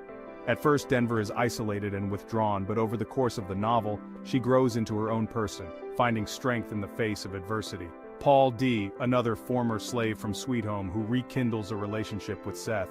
He represents the lingering trauma that all formerly enslaved people carry, as he too grapples with his past and the brutalities he endured. Beloved is rich in themes that resonate long after the story ends.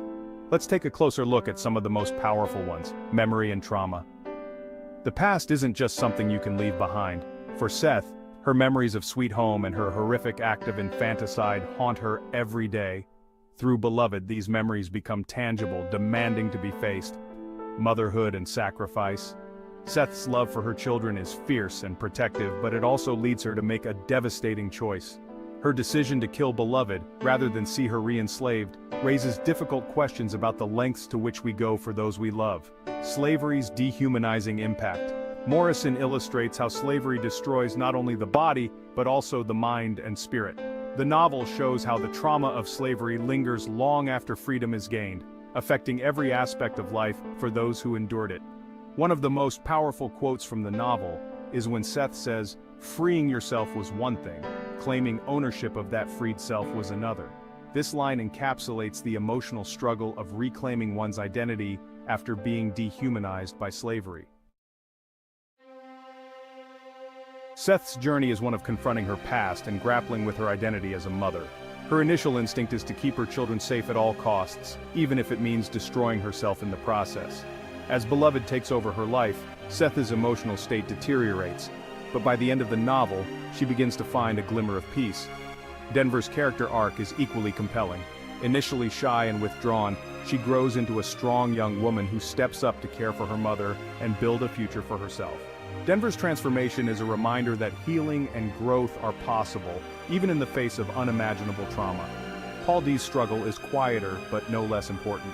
He's a man broken by the dehumanizing system of slavery, and while he seeks solace with Seth, he ultimately realizes that he must confront his own demons if he's to move forward. Morrison's Beloved speaks to issues that are still deeply relevant today. The novel forces readers to reckon with the unresolved trauma of slavery and its lasting effects on society. Even though the institution has ended, the psychological scars remain, and Morrison challenges us to consider how we as a society address these wounds. In today's world where racial justice and historical reckoning are central topics, Beloved remains a crucial exploration of the lingering pain left by slavery and the necessity of confronting the past in order to heal. One of the things that makes Beloved so powerful is Morrison's writing style. Her use of a non-linear narrative mirrors the fragmented nature of memory, pulling readers into the emotional turmoil of her characters. The novel doesn't shy away from difficult topics, but instead forces us to engage with them fully. A line that stayed with me was, "This is not a story to pass on." This haunting phrase speaks to the complexity of telling stories about trauma, how they must be shared yet are so painful that we wish we didn't have to. Morrison's novel challenges us to remember even when it hurts. Beloved is a deeply emotional and powerful novel that examines the psychological scars left by slavery. Toni Morrison's exploration of memory, motherhood, and trauma is as relevant today as it was when it was first published. If you're looking for a novel that challenges you emotionally and intellectually, Beloved is a must-read. And here's a bonus tip for those who made it to the end. If you're interested in another gripping exploration of race and identity, check out our summary of Invisible Man by Ralph Ellison. You'll find the link to that video in the description below. Want to read this book? You can choose between the paperback version or the hardcover version, both links in the description below. Let's keep the conversation going in the comments. What part of Beloved moved you the most? Thanks for joining us, Book Foxes. If you enjoyed this summary, hit that subscribe button so you never miss out on more books simplified for your busy life.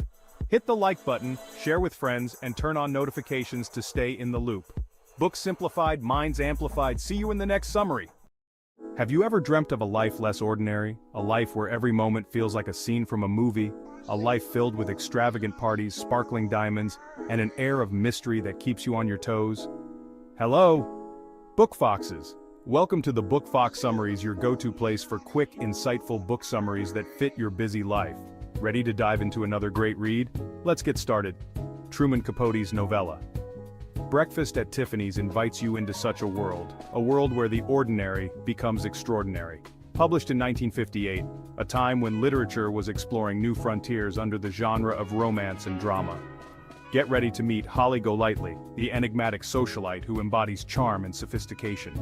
She's a captivating socialite who will steal your heart and leave you wanting more, with her mysterious allure and unpredictable nature. The novella takes us to 1940s New York City, a place brimming with life and endless possibilities. We experience the city's electric energy through Capote's vivid prose, feeling every heartbeat of the metropolis. We meet an array of unforgettable characters, each with their own unique stories and secrets. Each character adds their own flavor to Holly's world, making it richer and more intriguing. Breakfast at Tiffany's is more than just a story. It's an experience that stays with you. It's a glimpse into a world where dreams chase reality and where every moment is filled with potential. It's a story about love, loss, and the search for oneself. It's a timeless classic that continues to resonate with readers. Holly Golightly is an enigma wrapped in glamour and contradictions. She's a small-town girl who reinvents herself in the city's dazzling lights. She captivates everyone with her charm and wit. Holly attends endless parties. She dates wealthy men, but behind her carefully constructed facade lies a vulnerable soul. Holly's past is shrouded in mystery. We see glimpses of it through her brother's letters. These letters are from her former life as Lula Mae Barnes. She's running from something, but what exactly? Capote masterfully portrays Holly's complexities. She's both enchanting and heartbreaking. She shows us the struggle of trying to outrun one's past. The story unfolds through the eyes of an unnamed narrator, a character whose perspective shapes our entire journey. He's a struggling writer living in Holly's building, trying to make sense of his own life while being drawn into hers. He is immediately drawn to her enigmatic aura, a mix of charm and mystery that he finds irresistible. The narrator becomes both observer and confidant, documenting Holly's life while becoming a part of it. He's captivated by Holly's unconventional lifestyle, her free spirit, and her ability to live in the moment. We experience the whirlwind of Holly's world, a vibrant mix of excitement and unpredictability. There are wild parties and late-night escapades, moments that define the essence of her character. We see her desire for freedom and her fear of being tied down, a constant struggle within her. Capote's writing is vivid and engaging, bringing each scene to life with rich detail. He paints a picture of 1940s New York City with all its allure and darkness, capturing the era perfectly. The characters we meet are just as memorable as Holly, each adding depth to the narrative. There's Doc Golightly, her much older husband, whose presence adds complexity to Holly's story. There's also Sally Tomato, a gangster who communicates through coded messages, adding an element of intrigue. Each encounter adds another layer to the story's rich tapestry, making it a compelling read from start to finish. At its core, Breakfast at Tiffany's is a story about love, longing, and the search for one's true self. Holly seeks love in all the wrong places, often mistaking infatuation for genuine connection. She's searching for something to fill the void within her, a void that seems to grow with each passing day. The narrator, on the other hand, finds himself falling for her, captivated by her enigmatic charm. But he struggles to keep up with her chaotic life, a whirlwind of parties and fleeting romances. Throughout the novella, we see themes of identity and self-discovery, as characters grapple with who they are and who they want to be. Holly's reinvention of herself is a desperate attempt to escape her past, a past she wishes to forget. She creates a persona to shield her from pain, a mask to hide her true feeling. The narrator also undergoes a transformation, influenced by Holly's unique perspective on life. He learns to see the world through Holly's eyes, gaining a deeper understanding of his own desires. He begins to question his own dreams and desires, wondering if they are truly his own or shaped by societal expectations. Capote's story reminds us that beneath the surface, we all yearn for connection, for someone who understands us. We all long for a place where we truly belong, a place where we can be our authentic selves. Breakfast at Tiffany's continues to resonate with readers today. This is a testament to its timeless themes: the desire for freedom, the search for love, and the struggle for self-acceptance are universal experiences. They transcend time and place. In a world obsessed with appearances, Holly's story serves as a cautionary tale. It emphasizes the importance of authenticity and self-acceptance. The novella reminds us that true happiness comes from within. It's not found in material possessions or fleeting romances. The 1961 film adaptation, starring Audrey Hepburn as Holly Golightly, further cemented the story's iconic status. Hepburn's portrayal of Holly captured the hearts of audiences worldwide. It brought Capote's words to life on the silver screen. The novella's impact extends beyond literature and film. Holly Golightly has become a cultural icon. She embodies a particular kind of glamour and mystique. Her image continues to inspire fashion, art, and popular culture. Since its publication, Breakfast at Tiffany's has sold millions of copies worldwide. It has been translated into numerous languages. The novella's enduring popularity is a testament to Capote's masterful storytelling. Breakfast at Tiffany's is a story that stays with you long after you finish reading it. It's a story that sparks conversations about love, life, and the pursuit of happiness. Before we go, we ask for your help. Please subscribe to our channel. Let us know in the comments what book you'd like us to cover next. Hit the like button, share with friends, and turn on notifications to stay in the loop. See you next time. 100,000 years ago, at least 6 different species of humans inhabited Earth. Yet today, there is only one Homo sapiens. What happened to the others, and what may happen to us? Being humans generate thoughts like, you could never convince a monkey to give you a banana by promising him limitless bananas after death in monkey heaven. Or, happiness begins within. Money, social status, plastic surgery, beautiful houses, powerful positions, none of these will bring you happiness. And evolution has made Homo sapiens, like other social mammals, a xenophobic creature. Sapiens instinctively divide humanity into 2 parts, we and they. Looking into history, how did we, a species that started as insignificant hunter-gatherers, become the dominant force on Earth? Yuval Noah Harari, a history professor at the Hebrew University of Jerusalem, in his book, Sapiens: A Brief History of Humankind, tackles these questions and thoughts head-on with this history nonfiction psychology first published in 2011. Hello, welcome back to the Book Fox Summaries, bringing literature to life one summary at a time.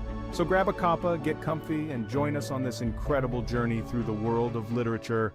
Harari, this history professor, masterfully blends history, biology, anthropology, and economics to paint a captivating portrait of humanity's journey. He argues that our unique cognitive abilities, particularly our capacity for language and abstract thought, allowed us to create shared myths, religions, and ideologies. These imagined realities, Harari contends, enabled us to cooperate in unprecedented numbers, ultimately leading to our dominance over other species and the planet itself. Sapiens isn't just a history book, it's a mirror reflecting our past, present, and potential future. One of Harari's most compelling arguments is the power of shared myths. These myths are not just stories, but powerful tools that shape our societies and our interactions. He argues that our ability to believe in things that don't physically exist, like gods, nations, or corporations, has been crucial to our success. These beliefs have allowed us to build complex social structures and cooperate on a massive scale. Large numbers of strangers can cooperate successfully by believing in common myths, he writes. Think about it. Without these shared beliefs, organizing large groups of people would be nearly impossible. Religions unite millions under a shared faith.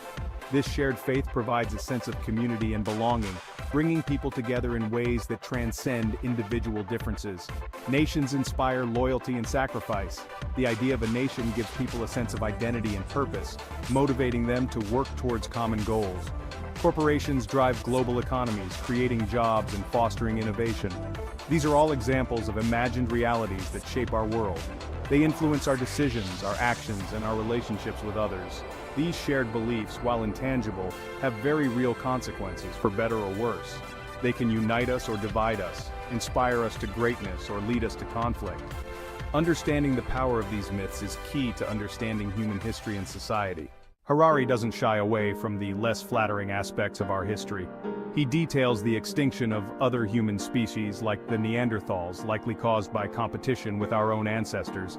He explores the brutal realities of empires, conquests, and slavery, all fueled by our unique capacity for cooperation and, sadly, violence. History's choices are not made between good and bad, but between bad and worse, Harari reminds us. This unflinching honesty is what makes Sapiens so thought-provoking. The agricultural revolution, often hailed as a leap forward, is presented by Harari as a double-edged sword. While it led to settled life and increased food production, it also ushered in an era of hard labor, social hierarchy, and environmental degradation. The agricultural revolution was history's biggest fraud, Harari argues provocatively. He suggests that hunter-gatherers, contrary to popular belief, may have enjoyed more leisure time and a more diverse diet than early farmers. This challenges our assumptions about progress and forces us to question the true costs of civilization. Harari explores the rise of money as a unifying force, enabling trade and cooperation on an unprecedented scale. He traces the evolution of economic systems, from barter to coinage to credit, highlighting how these systems have shaped human interactions and power structures. Money is the most universal and most efficient system of mutual trust ever devised, he writes. It transcends cultural and linguistic barriers, facilitating complex transactions and fueling global trade. However, Harari also cautions against the potential pitfalls of unchecked capitalism and the pursuit of wealth as the ultimate goal. The rise and fall of empires form a recurring theme in Sapiens. Harari argues that empires, while often brutal, played a crucial role in spreading ideas, technologies, and cultures. He explores the Roman Empire, the Mongol Empire, and the British Empire, among others, analyzing their lasting impacts on language, law, and social structures. Empires have been the world's most common form of political organization for the last 2,500 years, Harari writes. Understanding their dynamics, he suggests, is essential for understanding the world we live in today. In the final chapters of his groundbreaking work, Harari turns his attention to the scientific revolution and its profound implications for the future of humanity. This period, marked by rapid advancements in scientific knowledge and technological innovation, has fundamentally altered our understanding of the world and our place in it. He argues that science, coupled with our growing understanding of biology and technology, has given us unprecedented power to manipulate the very building blocks of life.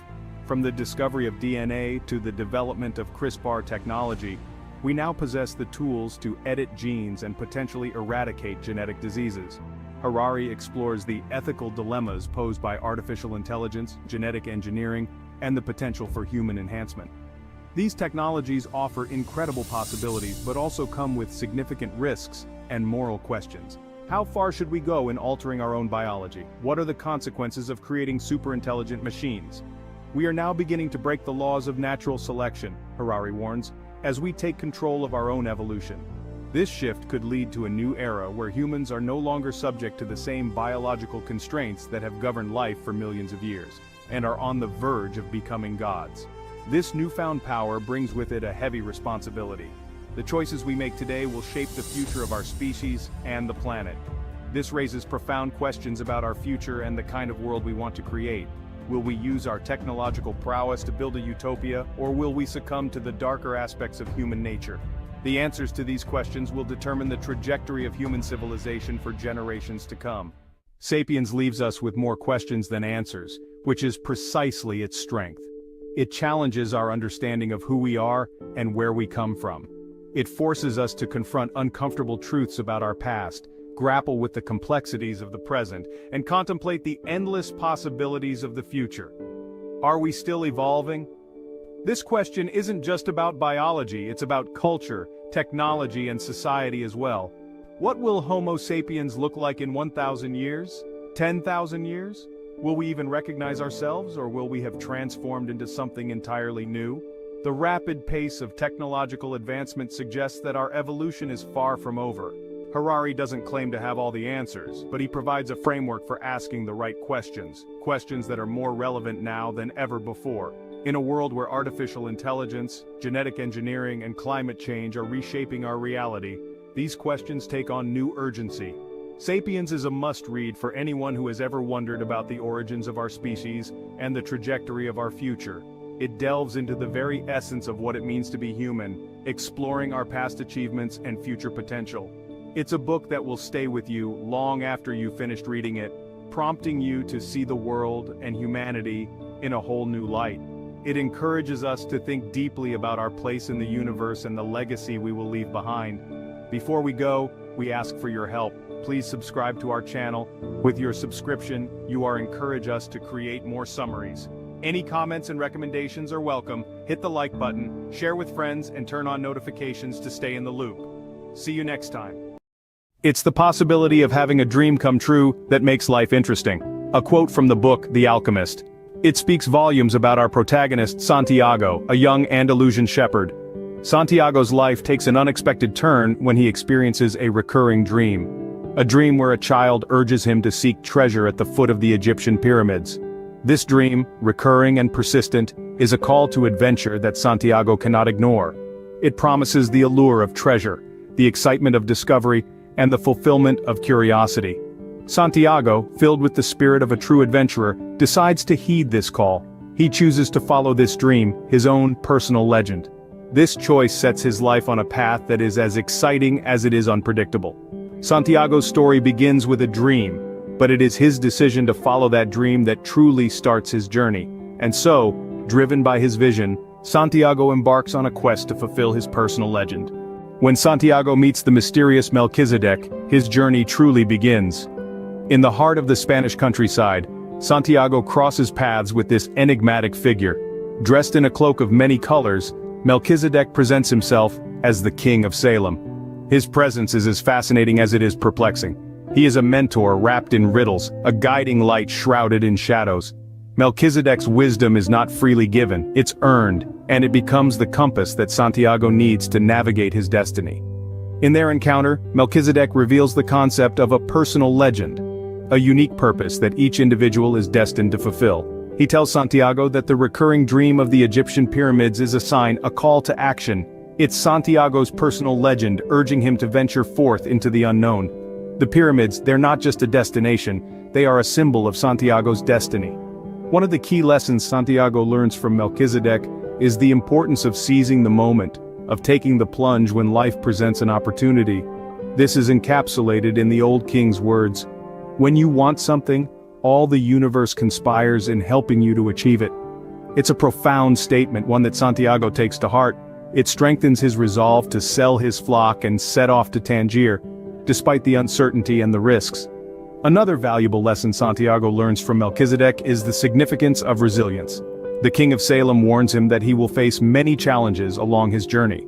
These obstacles, however, are not meant to deter him, but to test his resolve, to forge his character in the crucible of trials and tribulations. The encounter with Melchizedek serves as a turning point in Santiago's life. It sets him on the path of self-discovery and the pursuit of his personal legend. It's an enlightening experience that prepares him for the journey ahead, equipping him with the wisdom and courage to face the challenges that lie in wait. With Melchizedek's words in his heart, Santiago sets off to Tangier, where the real adventure begins. In the vast Sahara Desert, Santiago encounters love and the secrets of alchemy. Here, amidst the shifting sands, he meets Fatima, a desert girl with eyes like the desert sky, and his heart is forever altered. Love, he learns, is a force as potent and transformative as any alchemical creation. As Santiago's bond with Fatima deepens, so too does his understanding of the world. The desert, seemingly barren and lifeless, is alive with stories and secrets. It whispers tales of love and loss, of dreams pursued and abandoned, teaching Santiago that every grain of sand holds a piece of the world's history, and every gust of wind carries a tale yet untold. In the heart of the desert, Santiago also crosses paths with an Englishman, a scholar of alchemy.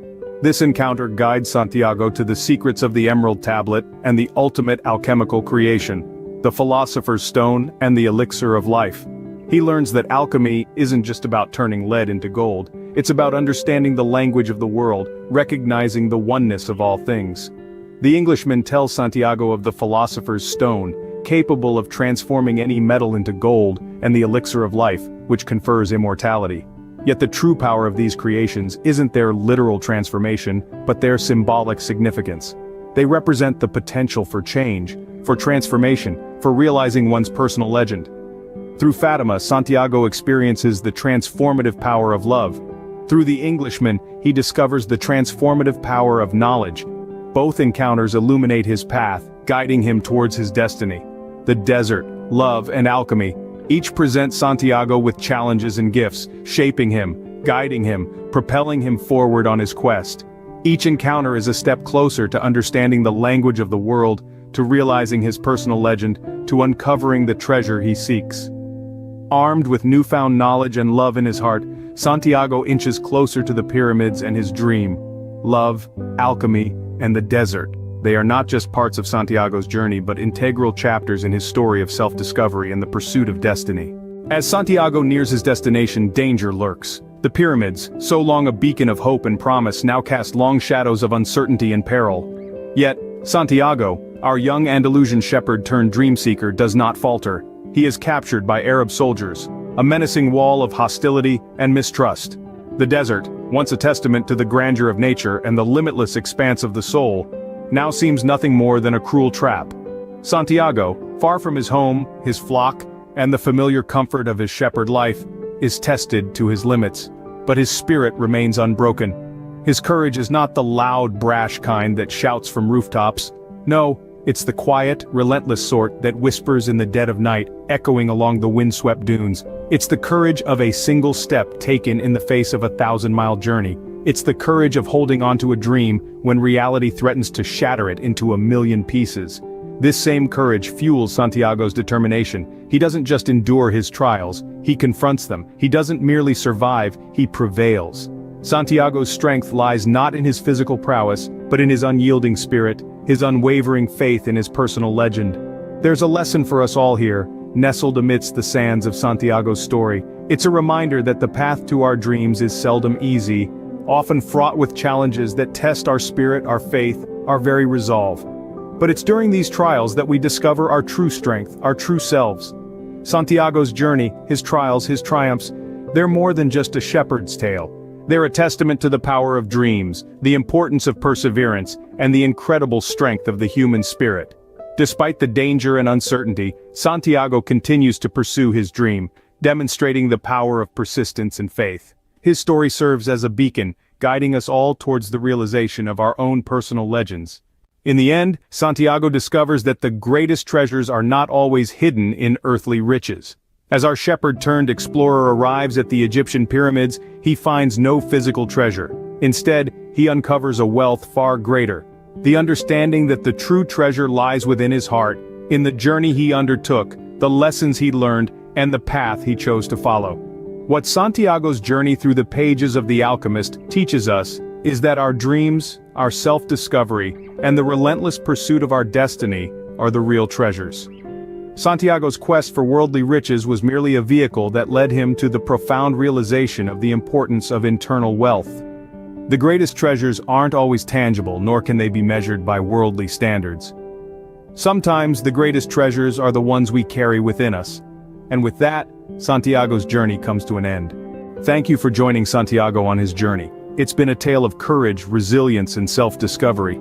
If Santiago's story resonated with you, if it inspired you to look within and realize the value of the treasures you carry within you, please show your appreciation by hitting the like button.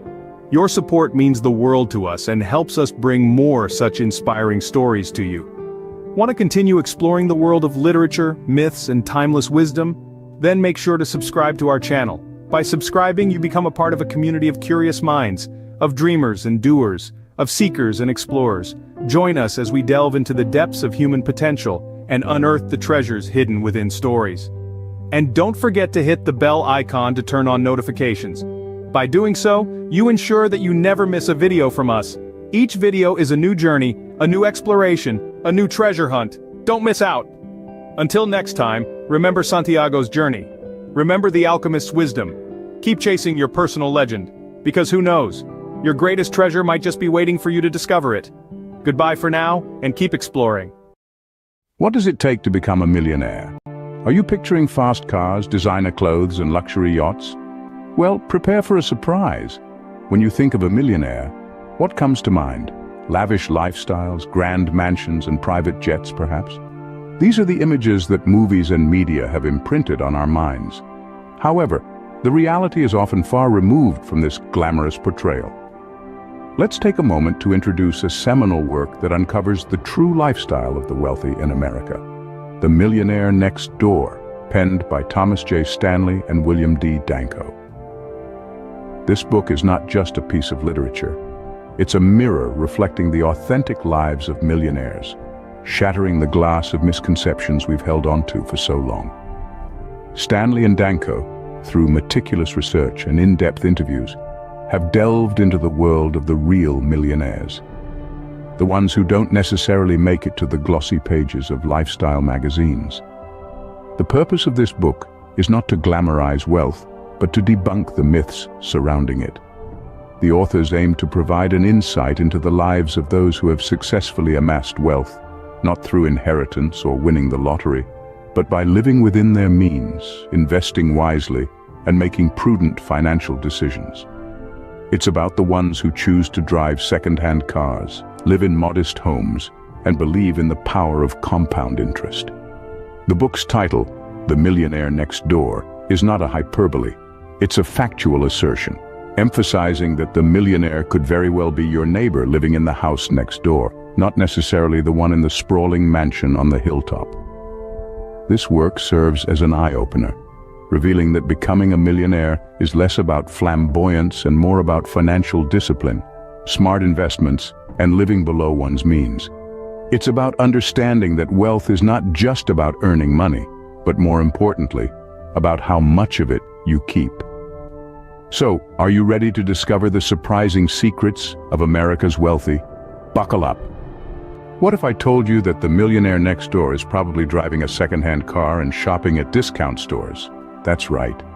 The image of the flashy, high-rolling millionaire is often far from reality. In fact, many of America's wealthy lead surprisingly frugal lives, as revealed in The Millionaire Next Door, The Surprising Secrets of America's Wealthy, by Thomas J. Stanley and William D. Danko. So what's the secret? Well, it's frugality. Yes, you heard it right. Many of America's millionaires are surprisingly frugal. They are not spending their wealth on flashy cars or designer clothes. Instead, they're shopping at discount stores, driving second-hand cars, and focusing on growing their wealth. The book uncovers an interesting reality. Most millionaires are more interested in achieving financial independence than flaunting a high social status. They would rather invest their money in assets that grow over time than spend it on a lavish lifestyle that only serves to drain their wealth. Moreover, a good number of these millionaires are self-employed. They choose to create their own wealth rather than work for someone else's dream. By being their own boss, they have the control and the freedom to make decisions that directly impact their financial growth. They are not tied to a fixed salary or restricted by a corporate ladder. Their earning potential is limitless. But don't be fooled. Their frugality doesn't mean they are living a life of scarcity. On the contrary, it's a strategic choice. They understand the value of money and the power of compound interest. By living below their means, they can invest more and grow their wealth exponentially. So the next time you imagine a millionaire, don't picture someone with a flashy car or a designer wardrobe. Instead, picture someone who values financial independence over material possessions. Picture someone who chooses to live a frugal life today for a financially secure tomorrow. Surprised? Well, the surprises don't stop here. Let's dive deeper. Ever heard of the phrase self-made millionaire? That's not just a catchy tagline. It's a reality for many of America's wealthy. According to The Millionaire Next Door, a significant number of millionaires are, in fact, first-generation rich. They didn't inherit their wealth. They didn't win the lottery. They earned it all themselves. How? Through a combination of hard work, discipline, and perseverance. These aren't just buzzwords. They are the cornerstones of their success. The majority of self-made millionaires have spent years, sometimes even decades, honing their skills, building their businesses, and working tirelessly to achieve their financial goals. Hard work, you see, is a given. It's the price of entry. But it's not just about working hard. It's about working smart. It's about finding a niche, offering a unique product or service, and constantly innovating and improving. It's about not being afraid to take risks and learning from failures rather than being discouraged by them. Discipline is another key factor. Self-made millionaires understand the importance of financial discipline. They live within their means, avoid unnecessary debt, and prioritize saving and investing. They know that every dollar saved today can grow into more wealth tomorrow. But perhaps the most important trait of all is perseverance. The road to wealth is not a sprint, but a marathon. It's filled with obstacles and setbacks, but the self-made millionaire doesn't give up. They keep going, keep striving, keep pushing forward no matter what. Because they know that success doesn't come overnight and that the journey is just as important as the destination. So when you think of a millionaire, don't picture someone born with a silver spoon in their mouth. Picture someone who started from the ground up, who worked hard, stayed disciplined, and never gave up. Because that's the true face of wealth in America. So forget about the silver spoon. The real secret to wealth is much more within your reach. So, what's the real secret to becoming a millionaire? It's all in the mindset. It's not about being born into wealth, winning the lottery, or stumbling upon a chest of buried treasure. It's about the way you think, the way you perceive the world around you, and how you choose to act on those perceptions. First and foremost, millionaires are opportunity-focused. They are not sitting around waiting for good fortune to knock on their door. They are proactive, always on the lookout for the next big thing. Millionaires understand that opportunities are like sunrises. If you wait too long, you miss them. Secondly, they are willing to take calculated risks. Notice the word calculated. They don't gamble their hard-earned money away on a whim. Instead, they weigh the pros and cons, consider the potential return on investment, and only then do they take a leap of faith. They understand that without risk, there is no reward. But it doesn't stop there.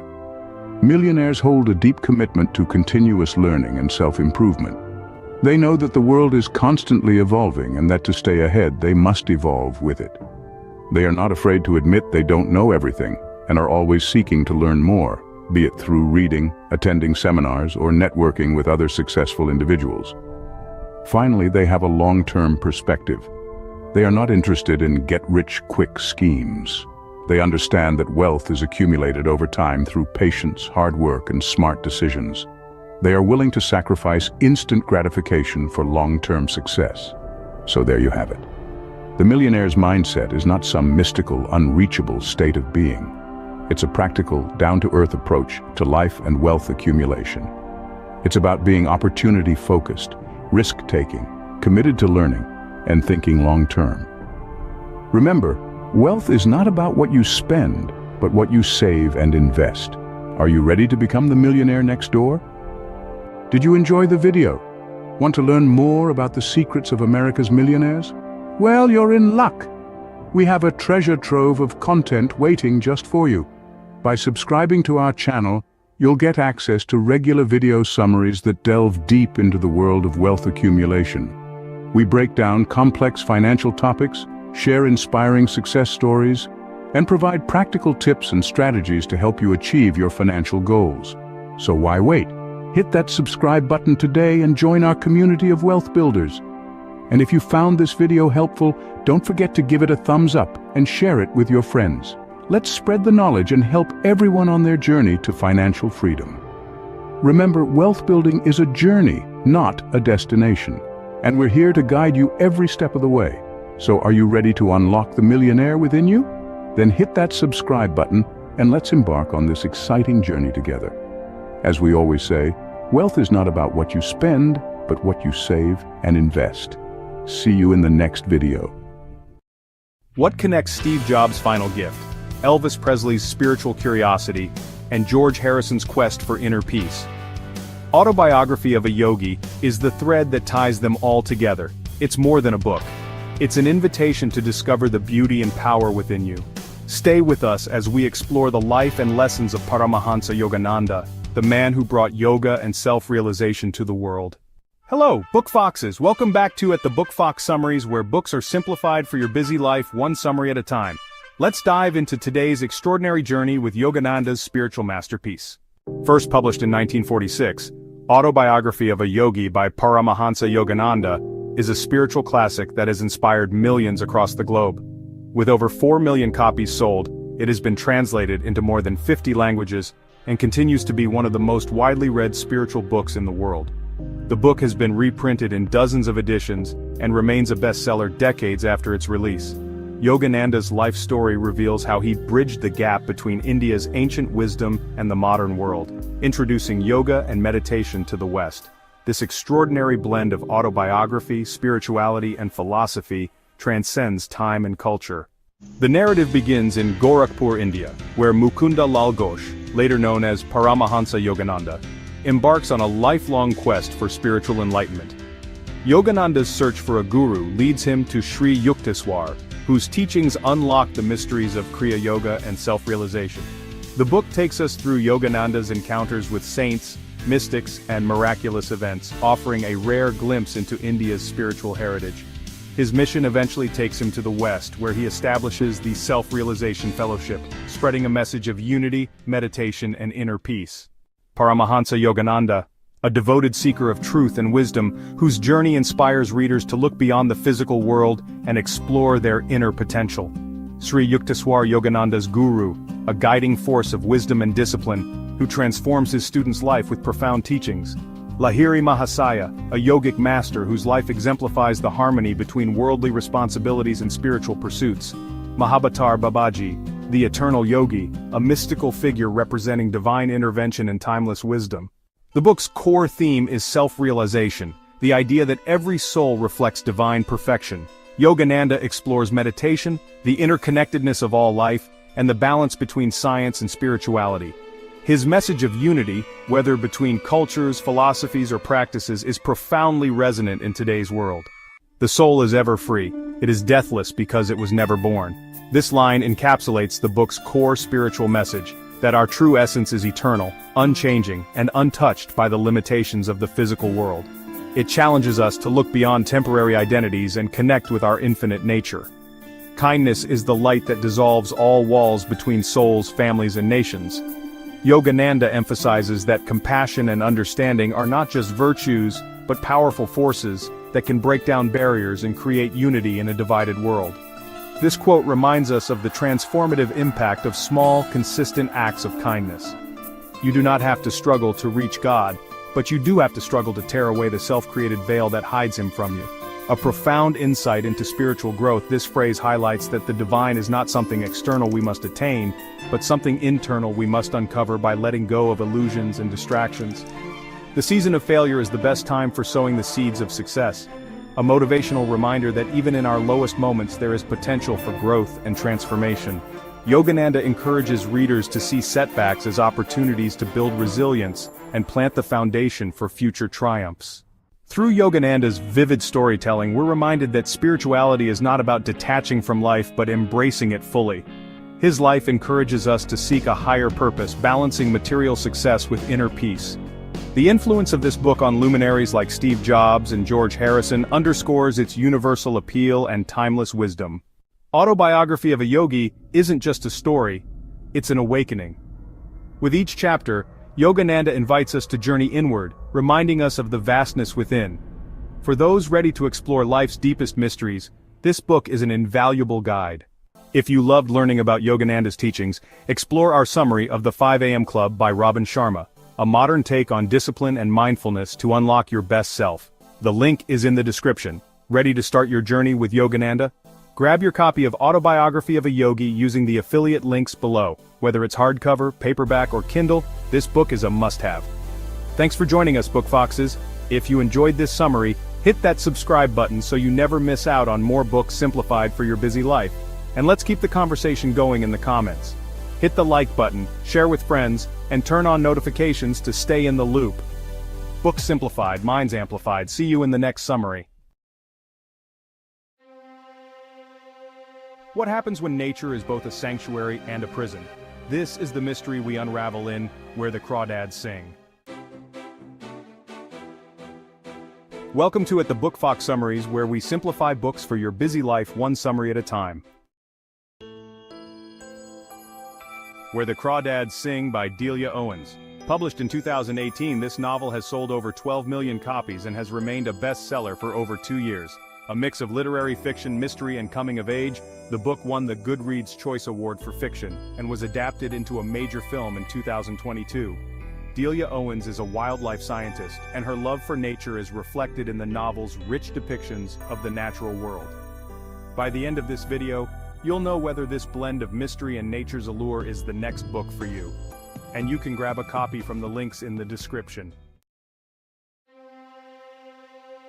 The novel follows Kaya Clark, known as the Marsh Girl, who grows up alone in the marshes of North Carolina after being abandoned by her family. Despite isolation, Kaya forms a bond with nature, which becomes her only companion. Kaya's peaceful life is shattered when local boy Chase Andrews is found dead, and she becomes the prime suspect in his murder. The story alternates between Kaya's life and the investigation, blending a coming-of-age tale with a murder mystery. Major events include Kaya's first love with Tate, the betrayal by Chase, and her struggle to prove her innocence. The marshland setting is almost a character itself, reflecting Kaya's isolation and connection with nature. The novel examines themes of loneliness, survival, and the prejudice of an isolated society. Kaya's motivation is survival, both physically and emotionally, as she grapples with abandonment and the harsh judgment of the local community. Main characters of the book. Kaya Clark. The protagonist, abandoned by her family at a young age, learns to survive on her own in the marsh. Her journey from a lonely child to an independent woman is the heart of the story. Tate Walker. Kaya's first love, a boy who teaches her to read and opens her world beyond the marsh. Chase Andrews, the popular town boy whose relationship with Kaya leads to conflict and ultimately his murder. Jumpin' and Mabel, a kind couple who help Kaya survive by providing basic necessities. Key themes and messages: loneliness and isolation. Kaya's solitude in the marsh mirrors the emotional isolation many people feel, but the novel also suggests that connection to nature can offer solace. Judgment and prejudice. The town's view of Kaya as the marsh girl reflects societal judgment, especially of those who are different or marginalized. Resilience and survival. Kaya's ability to survive despite abandonment speaks to the resilience of the human spirit. Best phrases from the book. I wasn't aware that words could hold so much. I didn't know a sentence could be so full. This quote reflects Kaya's discovery of language and her connection with the world beyond the marsh. The marsh taught me how to live with grace. This phrase captures Kaya's deep connection with the natural world and its role in shaping her resilience. Positive reflections. Where the Crawdads Sing captivates with its lush descriptions of nature and the way it mirrors Kaya's inner world. The blend of mystery and character development keeps you engaged from start to finish. The themes of resilience and human connection resonate long after the final page. Recap the key points. Where the Crawdads Sing intertwines a murder mystery with a coming-of-age story set against the backdrop of the hauntingly beautiful marshlands. Kaya's journey of survival, isolation, and connection makes this book a deeply emotional read. Reiterate the early promise. You now have all the insights you need to decide if this atmospheric and poignant novel is for you. If it is, you can grab your copy from the link in the description. I highly recommend this book for readers who enjoy nature-driven narratives and emotional character journeys. Bonus tip. If you love the themes of survival and resilience in Where the Crawdads Sing, check out our summary of The Great of Wrath, another powerful exploration of human endurance. Thanks for joining us, Book Foxes. If you enjoyed this summary, hit that subscribe button so you never miss out on more books simplified for your busy life. Let's keep the conversation going in the comments. Hit the like button, share with friends, and turn on notifications to stay in the loop. Books simplified, minds amplified. See you in the next summary. Ever feel like sticking to your goals is a constant battle? Or that resisting temptations drains all your energy? It's not just you. There's science behind why willpower feels so elusive. Today, we'll reveal the secrets to mastering self-control and reaching your full potential. Hello, Book Foxes! Welcome back to At the Book Fox Summaries, where books are simplified for your busy life, one summary at a time. Whether you're chasing big dreams or just trying to stick to healthier habits, today's book, Willpower by Roy F. Baumeister and John Tierney, will change the way you think about discipline. This collaboration between psychologist Roy F. Baumeister, known for groundbreaking research on self-control, and science journalist John Tierney, brings cutting-edge insights into how we manage or lose our willpower. Published in 2011, Willpower quickly gained recognition as one of the New York Times best books of the year. Blending psychology, self-help, and personal development, the book has influenced readers worldwide, with millions of copies sold. Its innovative exploration of decision fatigue and self-control has cemented its place as a must-read for anyone seeking personal growth. Imagine starting your day feeling focused and energized, but as it goes on, every little decision, from what to eat to which email to answer, seems to chip away at your mental energy. This is what the authors call decision fatigue, and it's one of the biggest drains on your willpower. They compare willpower to a muscle that gets tired with overuse, but can be strengthened with the right strategies. So how can you avoid running out of this precious resource? The key lies in forming habits, those automatic routines that take decisions out of the equation entirely. Picture this: instead of debating whether to exercise every morning, you've made it a non-negotiable part of your day. Suddenly, your willpower is freed up for bigger challenges. One way to combat this? Streamline your life with habits. Simplify repetitive decisions so your willpower can focus on the big stuff. Habits are the unsung heroes of willpower. By automating positive behaviors, like exercising at the same time every day or prepping meals in advance, you reduce the mental strain of decision-making. This frees up your self-control for bigger challenges. Through compelling examples, the book shows how small, consistent actions can make achieving your goals far less daunting. Self-control isn't just a mental game, it's deeply tied to your biology. The authors reveal the critical role glucose plays in fueling your brain's decision-making processes. This highlights how physical health and mental strength go hand in hand. Themes of resilience, balance, and the need for self-compassion underline the importance of understanding your limitations and working smarter, not harder. Let's pause to reflect on these powerful insights. Self-control is like a muscle. The more you use it, the stronger it gets. This analogy reminds us that self-discipline improves through consistent practice, and it's okay to start small. Or, the best way to reduce stress in life is to stop demanding that you be perfect. Perfectionism can be a trap. This quote encourages embracing progress over flawlessness. And, habits free your mind by reducing decisions. Forming good habits means using your energy for what truly matters. These quotes are more than advice. They're actionable steps toward mastering your willpower. We found the connection between willpower and everyday actions truly eye-opening. This book's advice on building habits isn't just practical, it's transformative. It reminds us that self-discipline isn't about willpower alone, it's about setting up a system that makes success inevitable. By managing your willpower wisely, you can overcome obstacles, make better choices, and create a more focused life. This book is a must-read for anyone striving for personal growth and self-mastery. If you love this summary, you'll want to check out Deep Work by Cal Newport. It's the perfect companion for mastering focus and creating a life of productivity. The link's in the description below. Don't miss it. Ready to dive into willpower? Grab your copy using the links below. Choose hardcover, paperback, or Kindle, and start transforming your self-control today. Every purchase helps support this channel and keeps these summaries coming. Thanks for joining us, Book Foxes. If you enjoyed this summary, hit that subscribe button so you never miss out on more books simplified for your busy life, and let's keep the conversation going in the comments. Hit the like button, share with friends, and turn on notifications to stay in the loop. Books simplified, minds amplified. See you in the next summary. Hello, and welcome back to the Book Fox Summaries, bringing literature to life one summary at a time, keeping books simplified for busy minds. Today we're on a mission to launch ourselves into the extraordinary life story of Dr. APJ Abdul Kalam, the legendary missile man of India. His journey from a humble beginning to becoming a renowned scientist and the President of India is nothing short of inspiring. Buckle up, because his autobiography, Wings of Fire, is a captivating tale of dreams, determination, and the power of science. This book not only chronicles his achievements but also delves into the challenges he faced and the unwavering spirit that drove him to overcome them. Through his story, we learn valuable lessons about perseverance, hard work, and the importance of dreaming big. So, get ready to be inspired and motivated as we explore the life and legacy of one of India's most beloved figures. Let's dive into the pages of Wings of Fire and soar high with Dr. Kalam's incredible journey. Have you ever wondered what it takes to go from a young boy in a coastal town, surrounded by the vast expanse of the ocean, to a leader who shapes a nation's scientific destiny? It's a journey filled with dreams, determination, and an unyielding spirit. To understand this transformation, we need to delve into the early life of Dr. APJ Abdul Kalam, a man whose name would become synonymous with India's scientific achievements and visionary leadership.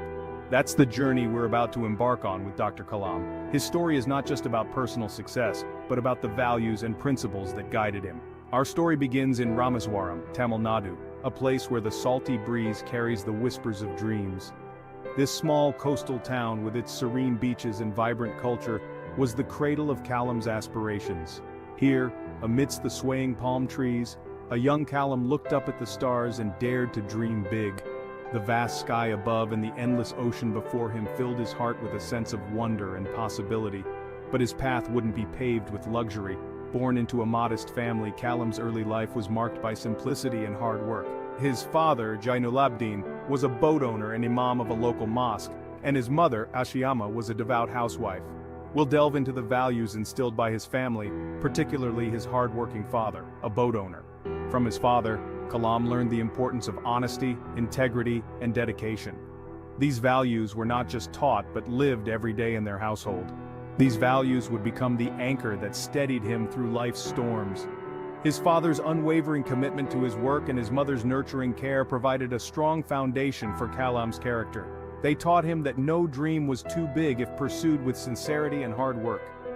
As a young boy, Callum would often help his father with the boat, learning the ropes of responsibility and the value of labor. These early experiences shaped his understanding of the world and instilled in him a deep sense of purpose. Education was another cornerstone of Kalam's upbringing. Despite their limited means, his parents ensured that he received a good education. Kalam attended the Schwartz Higher Secondary School in Ramanathapuram, where his teachers recognized his potential and encouraged his curiosity. Kalam's thirst for knowledge was insatiable. He would spend hours reading books and studying, driven by an unquenchable desire to learn and grow. His early education laid the groundwork for his future achievements and ignited a passion for science and technology. This passion would eventually lead him to the Madras Institute of Technology, where he would take his first steps towards becoming a scientist. But it was the values and lessons from his early life in Rameswaram that would guide him through every challenge and triumph. The support of his family and the close-knit community of Rameswaram played a crucial role in Kalam's journey. They believed in his dreams and provided the encouragement he needed to pursue them. This sense of belonging and support would remain with him throughout his life. Reflecting on his early life, Kalam often spoke about the profound impact his family and upbringing had on him. He credited his parents and teachers for instilling in him the values that would shape his character and guide his actions. As we explore the life of Dr. APJ Abdul Kalam, we see that his legacy is not just in his scientific achievements, but in the values he embodied. His early life in Rameswaram, filled with dreams, hard work, and unwavering principles, laid the foundation for a life dedicated to the service of his nation. Dr. Kalam's journey from a small coastal town to becoming the President of India and a renowned scientist is a testament to the power of dreams and the strength of values. His story continues to inspire millions, reminding us that with determination and integrity, anything is possible. So, as we look back at the young boy playing on the beach in Rameswaram, we see not just a child but the beginning of an extraordinary journey. A journey that would leave an indelible mark on the world and inspire generations to come. We'll also explore the early signs of his fascination with science. Imagine a young boy devouring books, his curiosity a flickering flame yearning for knowledge. Despite financial constraints, Kalam's determination to follow his passion would never be extinguished. And who can forget the inspiring mentors who come along the way? We'll meet these teachers who recognized the spark within Kalam and fanned it into a burning ambition. Fast forward, and we find Kalam dedicating his life to science. The book takes us on a thrilling ride through his remarkable contributions to India's space program and missile development. Let's dive deeper. Dr. Kalam's leadership wasn't just about giving orders. We'll see how he had this incredible ability to motivate and inspire his team. Imagine a room filled with brilliant minds, all working together towards a seemingly impossible goal. That's the kind of environment Dr. Kalam fostered. We'll also explore specific projects like the SLV-3 and Agni missile programs in detail. These weren't just engineering marvels, they were stepping stones that laid the foundation for India's future as a space power. The impact of Dr. Kalam's work wasn't limited to India's defense. These breakthroughs sent a powerful message to the world. India had arrived on the global scientific stage. But Wings of Fire is more than just a scientific autobiography. It is a treasure trove of life lessons, a beacon of inspiration for anyone who seeks to understand the deeper meaning of life and success. Dr. Kalam's journey from a humble background to becoming one of India's most respected scientists and the president is a testament to the power of dreams and perseverance. Dr. Callum goes beyond equations and technical jargon to share his wisdom on life. He delves into the essence of what it means to live a life of purpose and integrity. His words resonate with the young and old alike, offering guidance on how to navigate the complexities of life with grace and determination. Integrity, courage, a positive mindset, these are the cornerstones of a fulfilling life, according to Dr. Callum. He believes that true success is not just measured by professional achievements, but by the values we uphold and the impact we have on others. His life is a shining example of how these principles can lead to a meaningful and impactful existence. We'll see how he emphasizes these values throughout the book, urging readers to embrace them on their own journeys. Through his anecdotes and reflections, Dr. Kalam inspires us to dream big, work hard, and stay true to our principles. His message is clear. With integrity, courage, and a positive mindset, we can overcome any obstacle and achieve greatness. Join us as we explore the profound life lessons imparted by Dr. Callum in Wings of Fire. Now, Dr. Kalam wasn't just a scientist, he was a visionary leader who dreamt of a strong and developed India. Before we go, we ask for your help. Please subscribe to our channel. Let us know in the comments what book you'd like us to cover next. Any comments and recommendations are welcome. Hit the like button, share with friends, and turn on notifications to stay in the loop. See you next time.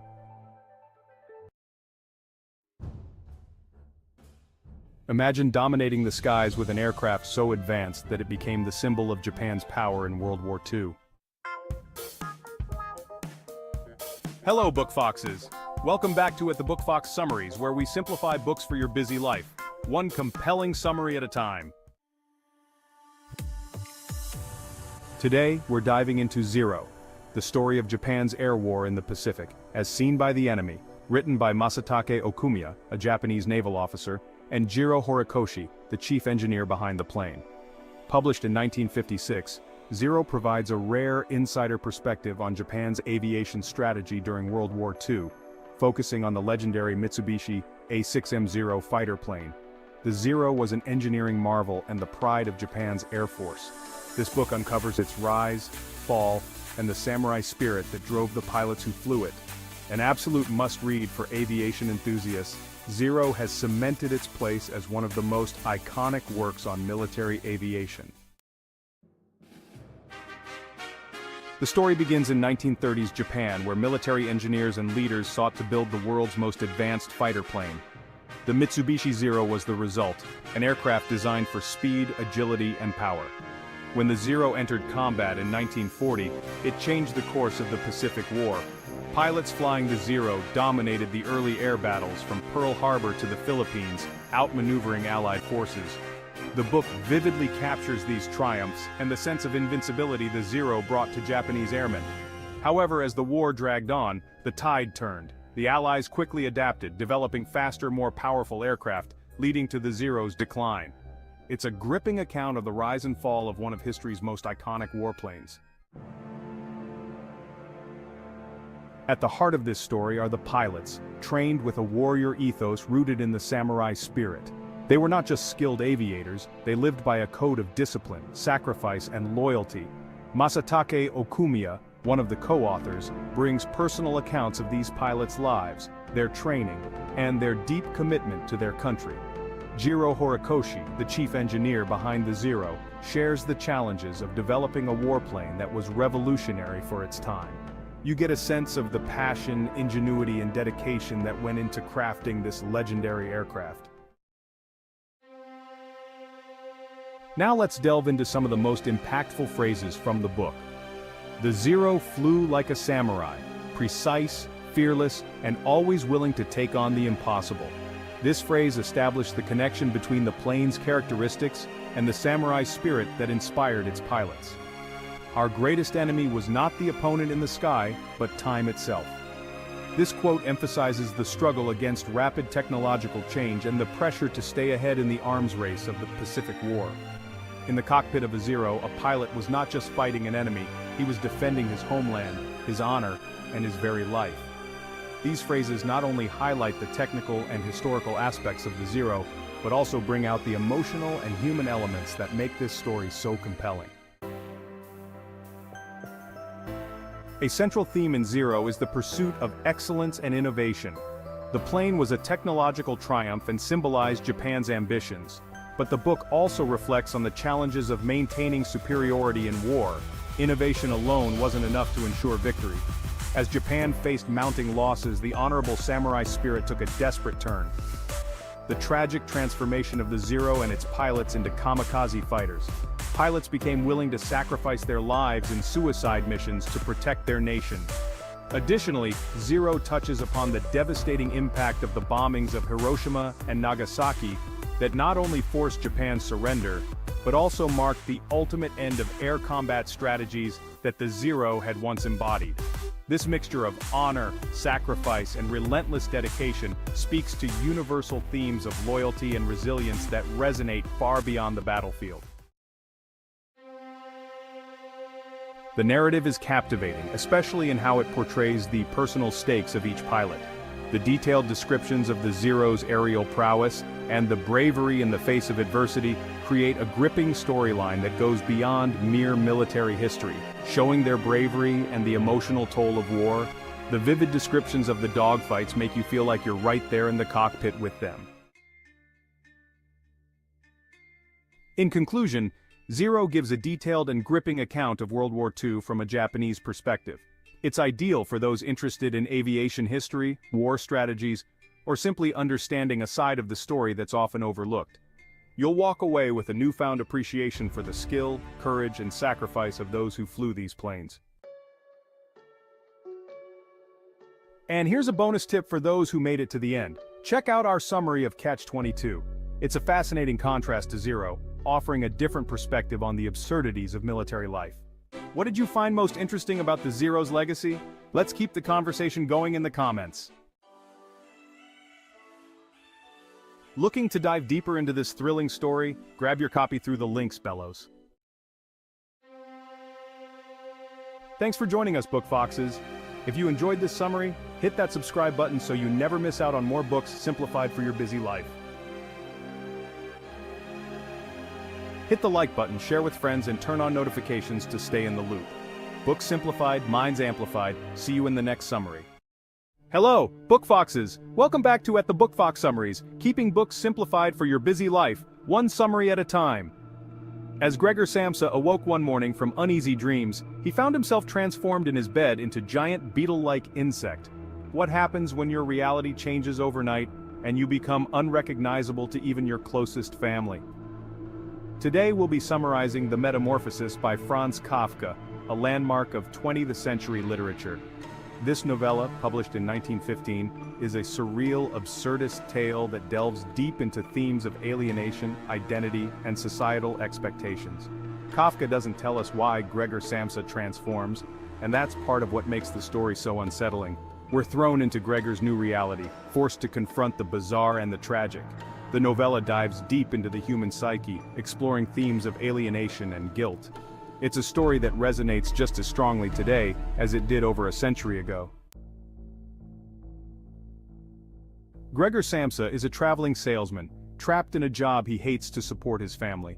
He feels like a burden, unseen and unappreciated. When he transforms into a bug, it's almost as if his deepest fears and anxieties have manifested physically. Suddenly, Gregor is even more isolated from his family. They're horrified by his appearance and struggle to connect with the creature he's become. His room, once his sanctuary, becomes his prison. His family, initially horrified, slowly adapts to Gregor's condition. However, their adaptation isn't one of acceptance but of resignation. His sister Greta, initially the most sympathetic, eventually sees him as a burden. His father, once weak and dependent, becomes more assertive, even aggressive. The dynamics within the Samsa family are complex and often painful to witness. Kafka doesn't offer easy answers or happy endings. Instead, he forces us to confront the raw and often uncomfortable realities of family relationships. Kafka brilliantly uses Gregor's transformation to explore the themes of alienation and the breakdown of communication. Gregor can no longer speak, and his family struggles to understand his attempts at communication. His physical transformation becomes a metaphor for the emotional distance that already existed within the family. Even before the metamorphosis, Gregor was alienated from his family, trapped in a cycle of obligation and resentment. The story asks difficult questions about responsibility, sacrifice, and the limits of empathy. How do we care for those who are different, especially when that difference challenges our understanding of what it means to be human. Kafka doesn't shy away from depicting the darker aspects of human nature. We see fear, disgust, and even resentment directed at Gregor.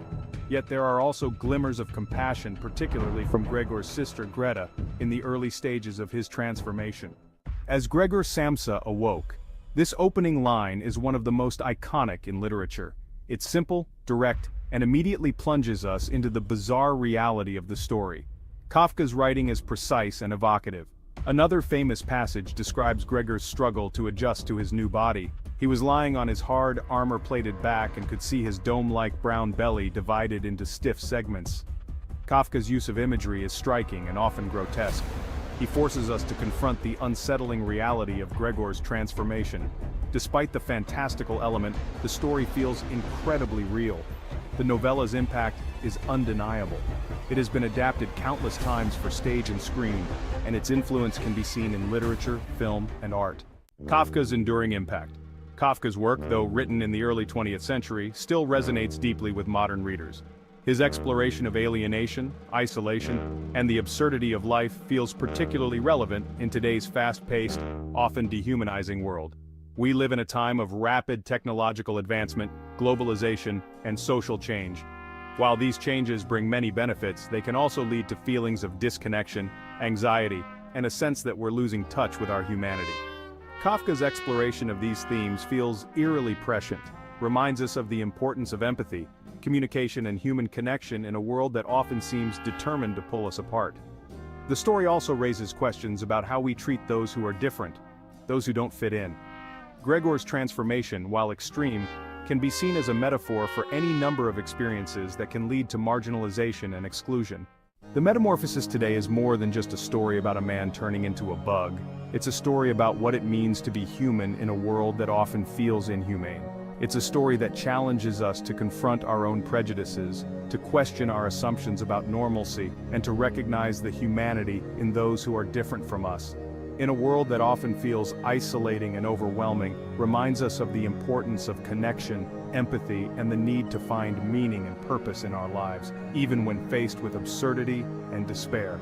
Kafka's work is a testament to the power of literature to explore the human condition in all its complexity and contradiction. It's a story that stays with you long after you finish reading it, prompting reflection, discussion, and a deeper understanding of ourselves and the world around us. Let's unpack the surreal world of Kafka together. Join the conversation on at the Book Fox Summaries. If you're intrigued by Kafka's and want to delve deeper into its themes and symbolism, before we go, we ask for your help. Please subscribe to our channel. Let us know in the comments what book you'd like us to cover next. Hit the like button, share with friends, and turn on notifications to stay in the loop. See you next time. Let's unravel the secrets of resilience, inner peace, and harmonious living with Meditations, a personal journal of Marcus Aurelius. Step into the world of Stoicism and discover how to find peace within yourself. What principles guided the last of the 5 good emperors of Rome? Marcus Aurelius, a name synonymous with wisdom and Stoic philosophy, ruled with a unique blend of strength and introspection. His reign was marked not just by military conquests and political achievements, but by a deep commitment to personal growth and ethical living. Marcus Aurelius, a powerful ruler and philosopher, left behind a collection of personal writings known as Meditations. These writings were never intended for publication. They were his private reflections, a window into his soul. Through these meditations, we gain insight into the mind of a man who grappled with the same existential questions that we face today. Welcome back to the Book Fox Summaries, bringing literature to life one summary at a time. So, grab a cuppa, get comfy, and join us on this incredible journey through the world of literature. This book is a timeless guide to navigating life's challenges with wisdom and resilience. It speaks to the universal human experience, addressing themes such as the impermanence of life, the importance of rationality, and the value of inner peace. Each passage offers a glimpse into the struggles and triumphs of a man striving to live in accordance with his principles. It offers profound insights into the nature of the human condition and provides practical advice on living a virtuous life. Marcus Aurelius emphasizes the importance of self-discipline, humility, and the acceptance of fate. His words encourage us to rise above our circumstances and to find strength in our inner selves. Meditations is not just a historical artifact, it is a source of timeless wisdom. Its teachings are as relevant today as they were nearly 2,000 years ago, whether you are seeking guidance in times of adversity or looking to cultivate a more mindful and purposeful life. The wisdom of Marcus Aurelius offers a beacon of light. His meditations remind us that true power lies not in external achievements, but in the mastery of oneself. Imagine facing constant warfare, betrayal, and personal tragedy. This was the reality of Marcus Aurelius. Yet, he found solace and strength in Stoic philosophy. He penned Meditations as a series of personal reflections, not intended for publication. In these writings, he grappled with universal questions about life, death, and the pursuit of virtue. Meditations provides us with a glimpse into the mind of a man grappling with extraordinary circumstances. One of the core principles of Stoicism is that our thoughts have immense power over our experiences. This ancient philosophy teaches us that the way we perceive the world around us can significantly influence our emotional and mental well-being. By understanding and harnessing this power, we can navigate life's challenges with greater ease and resilience. Aurelius reminds us that it is not external events that disturb us but our opinions and interpretations of them. This insight encourages us to look inward and examine our own beliefs and attitudes. When we shift our focus from blaming external circumstances to understanding our internal responses, we gain a sense of control and empowerment. By learning to control our perceptions, we can find tranquility amidst chaos. This practice involves mindfulness and self-awareness, allowing us to remain calm and composed even in the face of adversity. It is a skill that can be developed over time, leading to a more balanced and harmonious life. We can choose to focus on what is within our control, our thoughts, our actions, our responses. This conscious choice empowers us to let go of what we cannot change and to invest our energy in what we can. By doing so, we cultivate a sense of inner peace and stability. This shift in perspective can be incredibly liberating. It frees us from the burden of external validation and allows us to find contentment within ourselves. As we embrace this mindset, we become more resilient, adaptable, and capable of facing life's uncertainties with grace and confidence. The journey towards mastering our perceptions is ongoing, but the rewards are profound and transformative. Aurelius believed that virtue is the sole good, and living a virtuous life is the ultimate purpose of human existence. This means striving for wisdom, justice, courage, and temperance in all our actions. These virtues provide an inner compass to guide our decisions and shape our character. By embodying these virtues, we align ourselves with the rational order of the universe. Living in accordance with nature. This section delves into the profound wisdom of the Stoics, who believed that true happiness and fulfillment come from aligning our lives with the natural world around us. The Stoics believed in living in harmony with the natural order of the universe. They taught that everything in nature has a purpose and that by understanding and accepting this, we can live more meaningful lives. This means accepting what is beyond our control and focusing on what we can influence. By letting go of our desire to control everything, we can find peace and tranquility. The Stoics emphasize the importance of distinguishing between what we can change and what we cannot. Aurelius encourages us to embrace change, accept death as a natural part of life, and find contentment in the present moment. He believed that by accepting the impermanence of life, we can appreciate the beauty of each moment and live more fully. This perspective can be incredibly grounding in a world often characterized by uncertainty and change. By adopting a Stoic mindset, we can navigate life's challenges with grace and resilience, finding stability even in the midst of chaos. The wisdom of the Stoics offers timeless guidance for living a balanced and fulfilling life, reminding us to stay rooted in the present and to find harmony with the natural world. Accepting what we cannot control. Life is full of unforeseen challenges and inevitable setbacks. Aurelius reminds us that we should not waste our energy on things beyond our control. Instead, we should focus on what we can influence, our thoughts, actions, and responses to adversity. This acceptance of what we cannot control is not passive resignation but a source of inner peace and resilience. The power of this philosophy.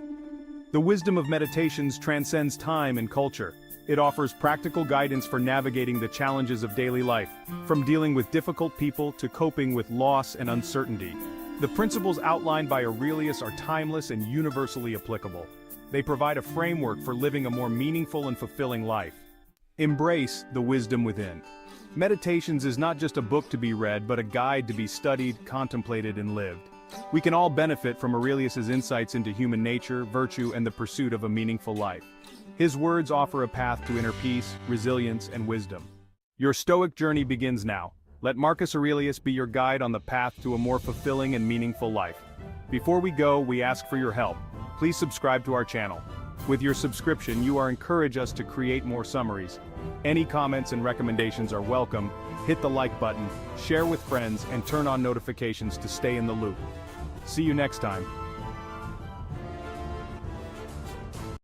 Welcome back to the Book Fox Summaries, where we dive into the latest and greatest in literature.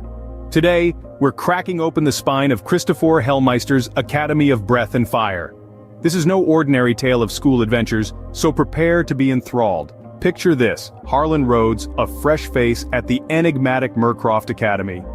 This isn't your average school. Here, words hold power, and students learn to sculpt reality with their syllables through a device called Verum. But as Harlan soon learns, this power can be a double-edged sword, a blessing and a curse rolled into one. In this world, words are weapons, creators and destroyers. And in the hallowed halls of Mercroft Academy, every whispered secret could be a death sentence. This is a place where knowledge can give life and take it away. So grab your Verum, and let's unlock the secrets within. As Harlan delves deeper into the Academy's lore, he uncovers a chilling truth. The hallowed halls of Mercroft are not just a school, but a battlefield. Words, the very tool of learning and enlightenment, are being used as deadly weapons. Every uttered syllable, every whispered secret carries the potential to kill. It's not just about crafting reality anymore. It's about surviving it. The Academy's ancient walls echo with the haunting resonance of a killer. Not one who leaves behind a bloody dagger or a smoking gun, but one who vanishes, leaving only the echo of their last word. A word that can snuff out a life as easily as a candle in the wind. The danger lurking within the Academy's walls isn't a beast with sharp teeth or a monster under the bed. It's a fellow student, a friend, a teacher, someone who knows the power of words and uses them with devastating effect. The power of the Verum is not just a tool for creation, but a weapon of destruction, and the killer wields it with deadly precision. Here's where the game changes. Enter Agent Ryan DuPont, a man with a sharp mind and a sharper instinct. Armed with nothing but his wits and his determination, DuPont is on the killer's trail. Create or destroy. DuPont's investigation is not just about finding the killer, but about understanding the power of the Verum, and the chilling reality that a word, just a simple word, can kill. And when they're wielded by a killer within the Academy's walls, every whispered secret could be a potential death sentence. The Academy of Breath and Fire lives up to its name, breathing life into words and igniting them with a fiery power. A power that can enlighten or extinguish, create or destroy. The mystery of Mercroft Academy is not just a tale of suspense, but a lesson in the power and the peril of words. The novel weaves a dual narrative, contrasting Harlan's academic trials with DuPont's gritty investigation. Harlan, our young protagonist, navigates the labyrinthine halls of Mercroft Academy, learning to harness the power of words. Each lesson is a step into the unknown, each word a potential weapon or shield. Meanwhile, DuPont, the seasoned FBI agent, is embroiled in a dangerous cat-and-mouse game with a killer who uses words as weapons in a most literal sense. The dual narrative structure adds a layer of complexity to the plot, building suspense and intrigue. On one hand, we have Harlan, a student just beginning to understand the power and danger of words. On the other, we have DuPont, a seasoned investigator trying to solve a mystery where the weapon leaves no trace, save for the haunting echo of the last word spoken. As the narratives unfold, the paths of Harlan and DuPont gradually intertwine, revealing a deeper connection between them. The stakes rise, the tension builds, and the line between student and investigator, between academy and outside world, begins to blur. The convergence of these two narratives is a masterstroke of storytelling. It's not just about solving the mystery or surviving the academic trials. It's about understanding the power and peril of words, about learning to wield this power responsibly, about the dire consequences when this power falls into the wrong hands. The brilliant blend of dark academia and mystery keeps you on the edge of your seat, turning page after page, eager to see how the two narratives connect, how the mystery unravels, how the characters evolve. And as the story reaches its climax, as the clock ticks down and the danger escalates, we're left with a chilling realization. In the halls of Mercroft Academy, in the hands of a killer, even the simplest word can be deadly. It's a race against time to stop a murderer whose next word could be your last. Hellmeister's prose is sharp, his characters vivid. The Academy itself is a character, ancient, wise, and unforgiving. As you traverse the hallowed halls of Merecroft, every sentence is a brushstroke painting a world where words are mightier than the sword. The characters are not just names on a page, they live, they breathe, they fear. You feel Harlan's trepidation as he navigates the labyrinth that is Merecroft.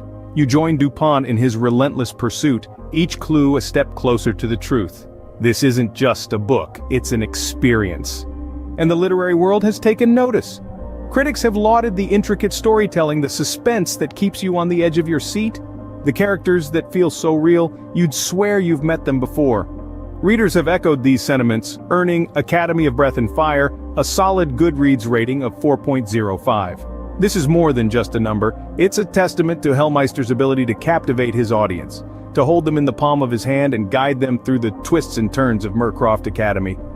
But who is the man behind the magic? Who is Christopher Hellmeister? He's a former middle school teacher who swapped chalk for a pen, the classroom for the writer's desk. His love for storytelling is evident on every page, his background in education lending authenticity to the Academy setting. He understands the nuances of teaching, the power of learning, and he weaves these elements into his narrative seamlessly. In Academy of Breath and Fire, Hellmeister doesn't just tell a story, he teaches a lesson about power, about words, about the fine line between creation and destruction. This isn't just a book, it's a masterclass in storytelling. Christopher Hellmeister, a middle school teacher turned author, brings his love for storytelling to every page. His prose is a testament to his craft, his characters a reflection of his understanding of the human condition. And as you turn the final page, you're left with more than just a story. You're left with a newfound appreciation for the power of words, the echoes of a lesson that lingers long after the book is closed. So, is Academy of Breath and Fire worth the read? The answer is a resounding yes, especially if you're a fan of dark academia, mysteries, or simply a well-woven tale. The book takes you on a journey of discovery and danger, proving the undeniable power of words. It's not just a novel, it's an exploration of the very fabric of reality. Now, we'd love to hear your thoughts. If you've already delved into the enigma of Merecroft Academy, share your insights in the comments. If you haven't, what's keeping you? Get yourself a copy of Academy of Breath and Fire and experience the thrill of it firsthand. Remember, every page turned is a new world explored, a new mystery unraveled. So don't wait. Dive into the world of Harlan Rhodes and Agent Ryan Dupont. Feel the power of words. Until next time, keep turning the pages and exploring new worlds. Before we wrap up, here's a little request from us. If you enjoyed this video and want more book summaries and reviews like this, please subscribe to our channel. Your support helps us create more content, more videos, and more bookish discussions for you. So, hit that subscribe button and give this video a like. If you know someone who might enjoy Academy of Breath and Fire or our channel, don't hesitate to share this video with them. And don't forget to turn on the notifications so you never miss an update from us. Thanks for watching, and until next time, keep exploring new worlds. Phrases like, patience is the key.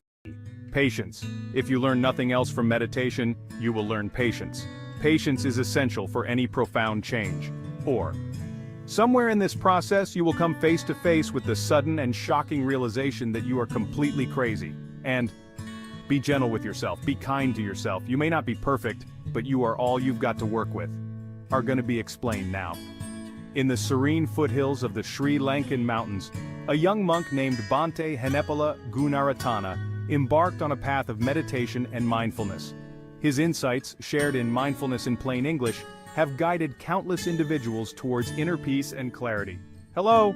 Welcome back to the Book Fox Summaries, bringing literature to life one summary at a time. So grab a cuppa, get comfy, and join us on this incredible journey through the world of literature.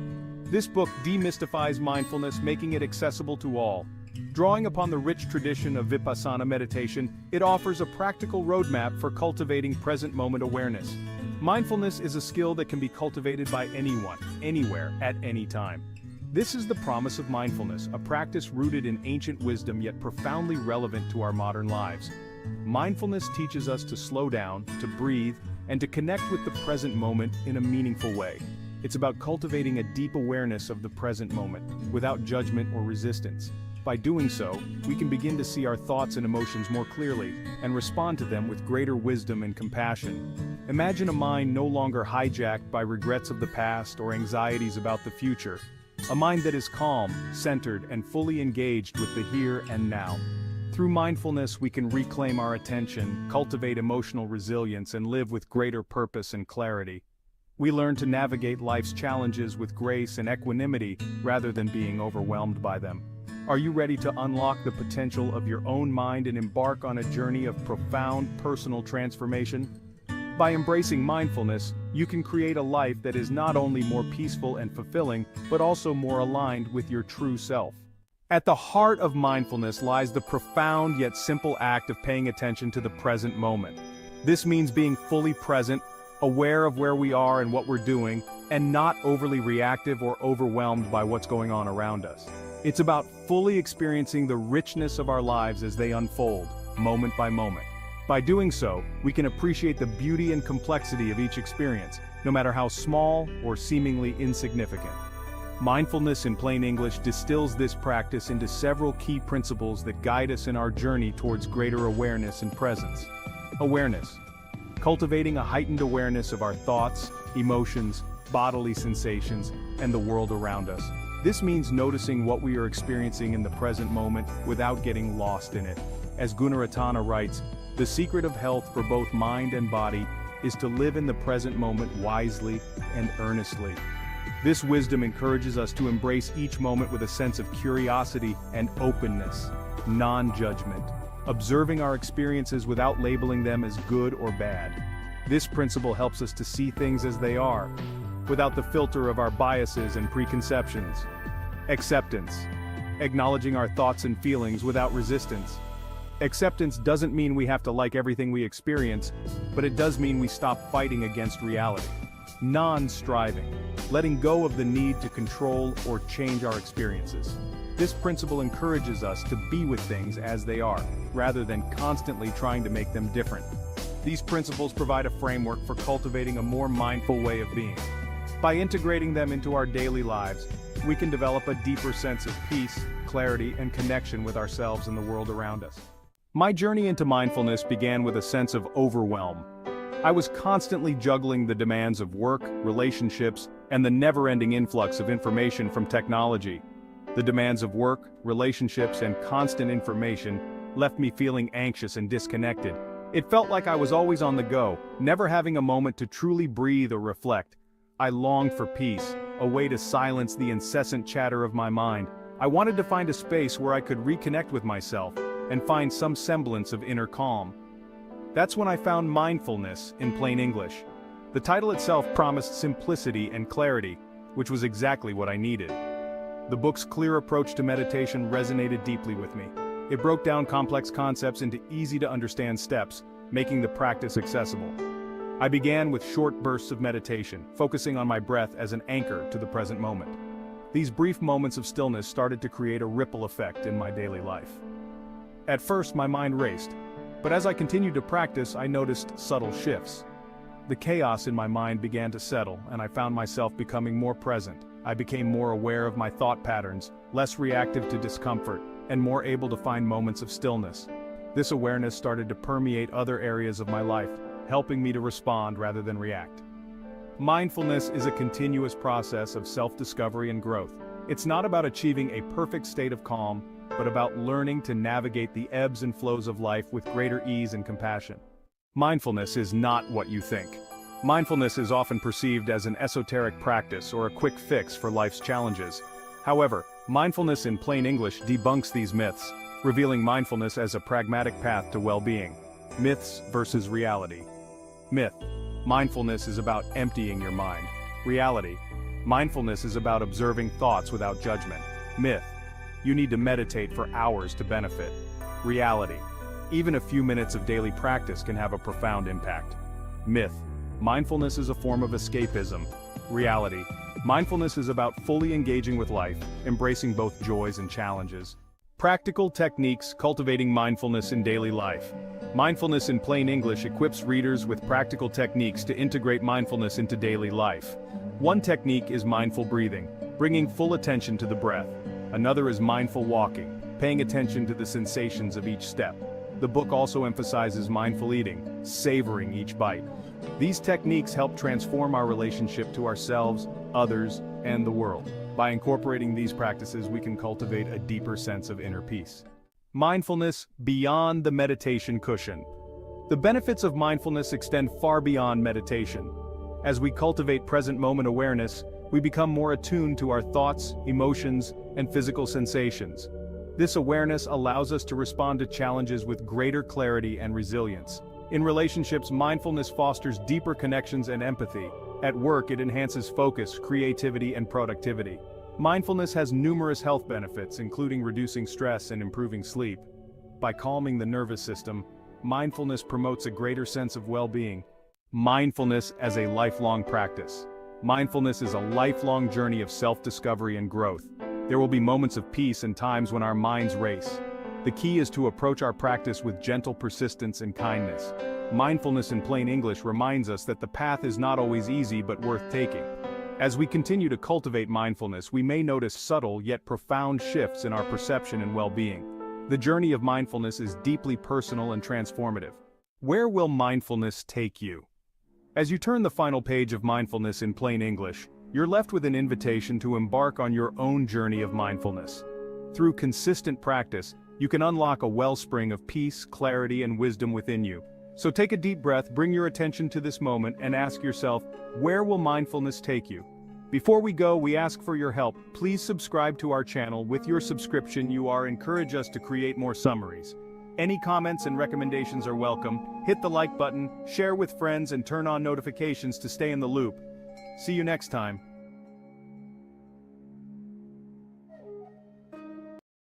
Welcome to the Book Fox Summaries. Our mission is bring literature to life and help to decide if you want to buy the book or if you don't have the time to read, then we give you the best possible summary. As we delve into the world of literature, we often come across works that shake us, that make us question, and that ultimately change the way we perceive the world. One such book is Nuclear War: A Scenario by Annie Jacobsen. This gripping narrative takes us into the heart of a chilling possibility: a nuclear war. Jacobsen, through her meticulous research and vivid storytelling, paints a picture so real, it's almost as if we're standing in the war room ourselves. Imagine a world teetering on the edge of annihilation, where every second counts and every decision could mean the difference between survival and extinction. This is the world Jacobsen thrusts us into. Today we're exploring the chilling realities of nuclear war through Annie Jacobsen's latest work. Imagine a world on the brink. A single decision stands between humanity and annihilation.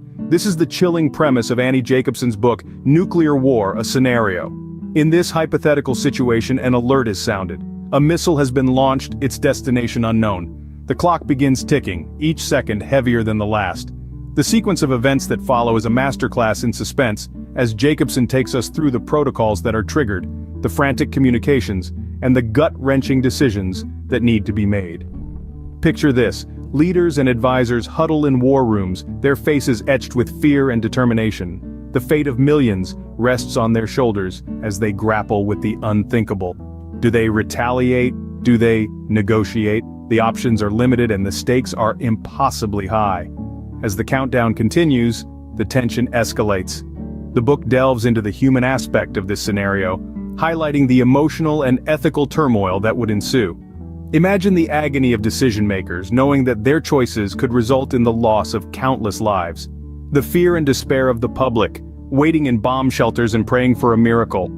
The desperation of soldiers tasked with executing orders that could bring about the end of the world as we know it. Jacobsen's writing is not just a recounting of facts and procedures. It's an immersive experience that puts you right in the center of the action. You feel the weight of the world on your shoulders. You taste the bitter tang of fear. You are swept up in the chaos, the panic, the hope, and the dread. The scenario is terrifying, but it's also a stark reminder of the power of human decisions. It's a testament to the strength of diplomacy and the importance of peace. It's a wake-up call to the world, highlighting the dire consequences of nuclear war and the urgent need for disarmament. The book doesn't just recount facts, it immerses you in the emotional and ethical turmoil that would ensue.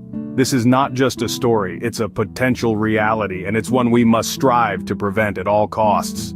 As the clock ticks down, we see the potential paths unfold.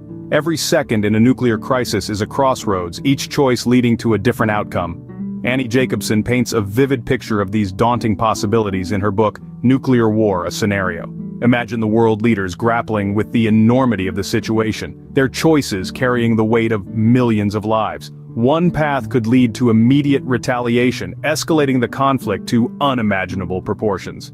Another path might involve a desperate scramble for diplomacy, a race against time to defuse the looming catastrophe.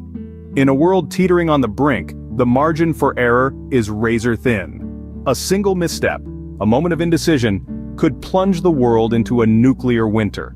Jacobsen's narrative thrusts us into the heart of this terrifying reality, making us feel the chill of the nuclear shadow. What's more, the book explores the aftermath of a nuclear conflict. The immediate devastation, the long-term environmental impact, the societal collapse, and the psychological trauma. It's a grim reminder of what's at stake when nations play with nuclear fire. But the paths laid out in Nuclear War, a Scenario, are not just about destruction and despair. There are also paths of hope, of survival, and of recovery. These paths underscore the importance of diplomacy, of dialogue, and of understanding in a nuclear-charged world. Jacobsen doesn't just show us the darkness of nuclear war, she also illuminates the path that leads away from it, the path of disarmament, of de-escalation, of peace. It's a path that requires courage, wisdom, and a deep commitment to the preservation of humanity. The book serves as a stark wake-up call, urging us to understand the grim realities of nuclear conflict. It's a call to awareness, a plea for diplomacy, and a stark reminder of the fragile thread upon which global peace hangs. We must heed this call, for our future may depend on it. Jacobsen's meticulous research and vivid storytelling make this book a must-read. It's not merely a work of speculative fiction, it's a chilling exploration of a potential reality that humanity could face. Each page is filled with carefully curated facts, expert testimonies, and vivid descriptions that transport us into the heart of a nuclear crisis. The book serves as a stark, weighty consequences that hang in the balance of international diplomacy and conflict. It's a wake-up call, a stark reminder of the power we wield and the responsibilities that come with it. The narrative isn't just about the potential devastation of a nuclear war, it's about understanding the immense importance of preventing such a catastrophe. Annie Jacobsen's Nuclear War, a Scenario, is a compelling testament to the significance of understanding the stakes of nuclear warfare. It's not just about military strategy or political power plays. It's about human lives, the survival of our planet, and the preservation of peace. The book forces us to confront the uncomfortable questions. What would happen if a nuclear war were to occur? How would we respond? And most importantly, how can we prevent such a scenario from ever happening? This isn't just a book for the policymakers or the military strategists. It's a book for all of us. Because the decisions made in the war rooms affect us all, and the responsibility to prevent a nuclear disaster lies not just with the leaders, but with each and every one of us. Jacobsen's work is a call to action. It's a plea for each of us to educate ourselves, to engage in the discussions, and to understand the gravity of the nuclear threat. It's not just about reading a hypothetical scenario, it's about understanding the reality that lies behind it. Nuclear War, a Scenario, is a mirror held up to humanity, reflecting the potential consequences of our actions. It's a scenario we hope never unfolds, but one we must understand to prevent. Thank you for watching. Our exploration of Annie Jacobsen's Nuclear War, a Scenario, has been a journey on the razor's edge of human existence, a glimpse into the chilling possibility of a nuclear catastrophe. If you found this summary intriguing, if it sparked a flame of curiosity or concern within you, we implore you to delve deeper. The Book Fox Summaries is your compass in the vast ocean of literature, guiding you towards the books that truly matter. We delve into the depths, bringing you the essence of their wisdom, but there are countless more volumes waiting to be explored, countless more insights to be gleaned. So, join us. Subscribe to the Book Fox Summaries for more thought-provoking content. Expand your understanding, broaden your perspective.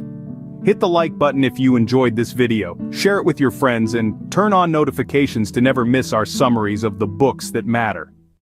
Hello, Book Foxes. Welcome back to the Book Fox Summaries, where we bring you simplified summaries of great books for your busy lives. Today we're diving into John Steinbeck's classic novella, Of Mice and Men.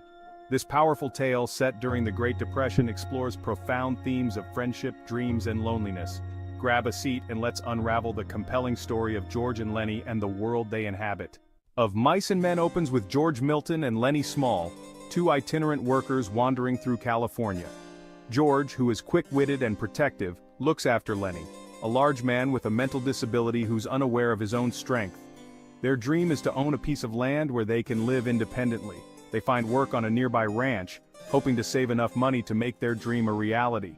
The ranch is populated with a variety of characters, each representing different aspects of the human experience. Despite their hard work, their dream seems perpetually out of reach due to the challenges they face. Lenny's innocence and strength lead to trouble. He accidentally kills a puppy and later Curly's wife, which sets off a series of tragic events. As the workers discover Lenny's actions, George must make a heartbreaking decision to protect his friend from a brutal fate. Let's take a closer look at the central characters, George Milton. The brains of the operation, George is intelligent, responsible, and fiercely loyal to Lenny. His protective nature and the burden of caring for Lenny reflect the weight of their shared dream. Lenny Small. Lenny is physically powerful but mentally challenged. His childlike innocence and inability to control his strength lead to unintended consequences, making him both endearing and tragic. Candy. An older ranch worker with a missing hand, Candy represents the aging and forgotten individuals of the time. He clings to the hope of joining George and Lenny's dream, reflecting the universal desire for security and belonging. Curly. The boss's son, Curly, is aggressive and confrontational. His hostility towards Lenny creates tension and contributes to the novel's central conflict. Curly's wife. The only female character, Curly's wife is lonely and seeks attention from the men on the ranch. Her actions set off the novel's tragic events and highlight her own isolation. The interactions between these characters reveal much about their personalities and the broader social issues Steinbeck addresses. Of Mice and Men delves into several critical themes. The American Dream. The novella critiques the ideal of the American dream, illustrating the harsh realities faced by those striving for a better life. George and Lenny's dream symbolizes hope, but remains unattainable in their current circumstances. Isolation and companionship. Steinbeck examines the loneliness that affects many of the characters. The story underscores the need for human connection, as seen in George and Lenny's friendship and the isolation experienced by characters like Candy and Curly's wife. The fragility of dreams.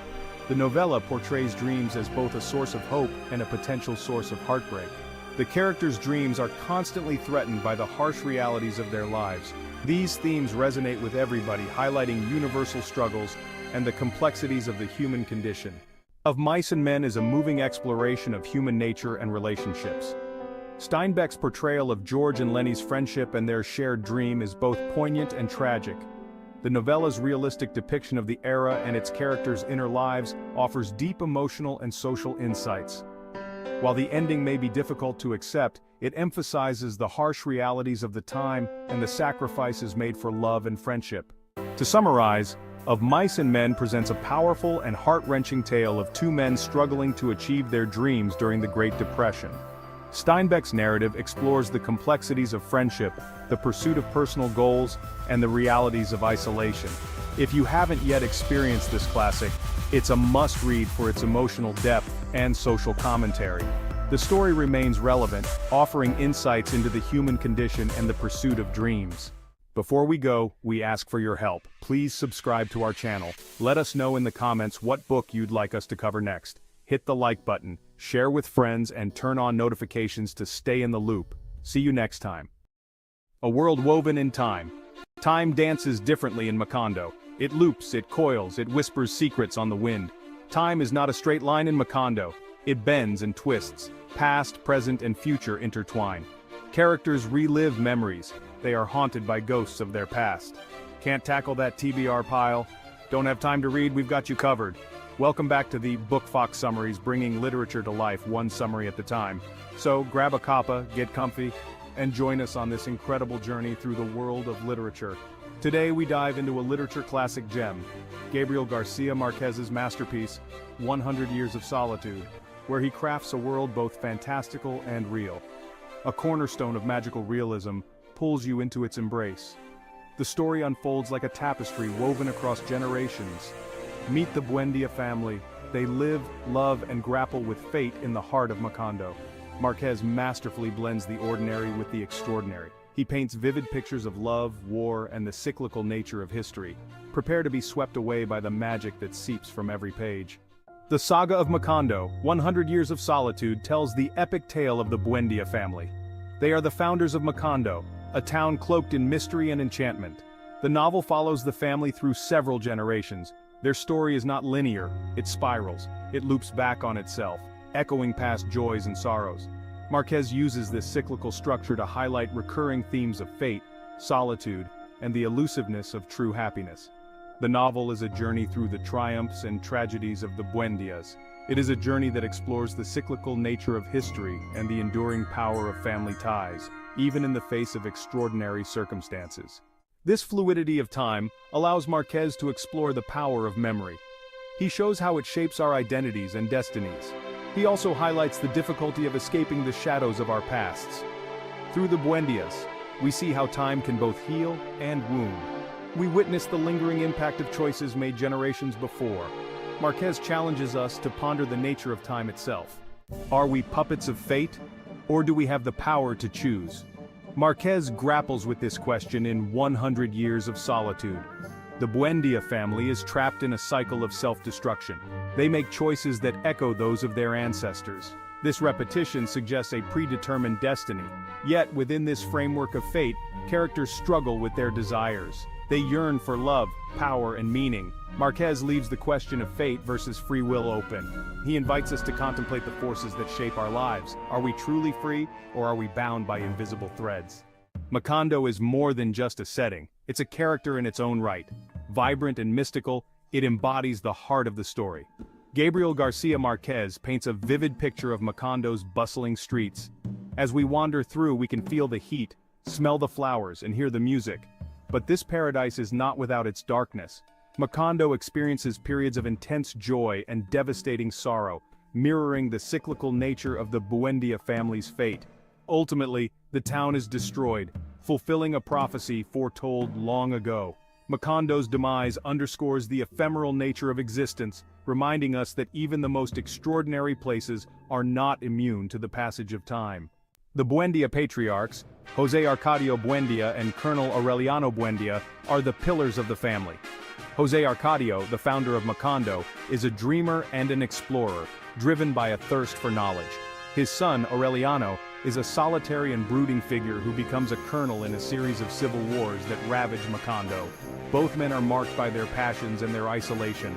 Their choices reverberate through generations, shaping the destiny of their family and their town. José Arcadio's relentless pursuit of knowledge leads to isolation, while Aureliano's involvement in war brings destruction and sorrow. In 100 Years of Solitude, solitude is more than a feeling. It's a pervasive presence.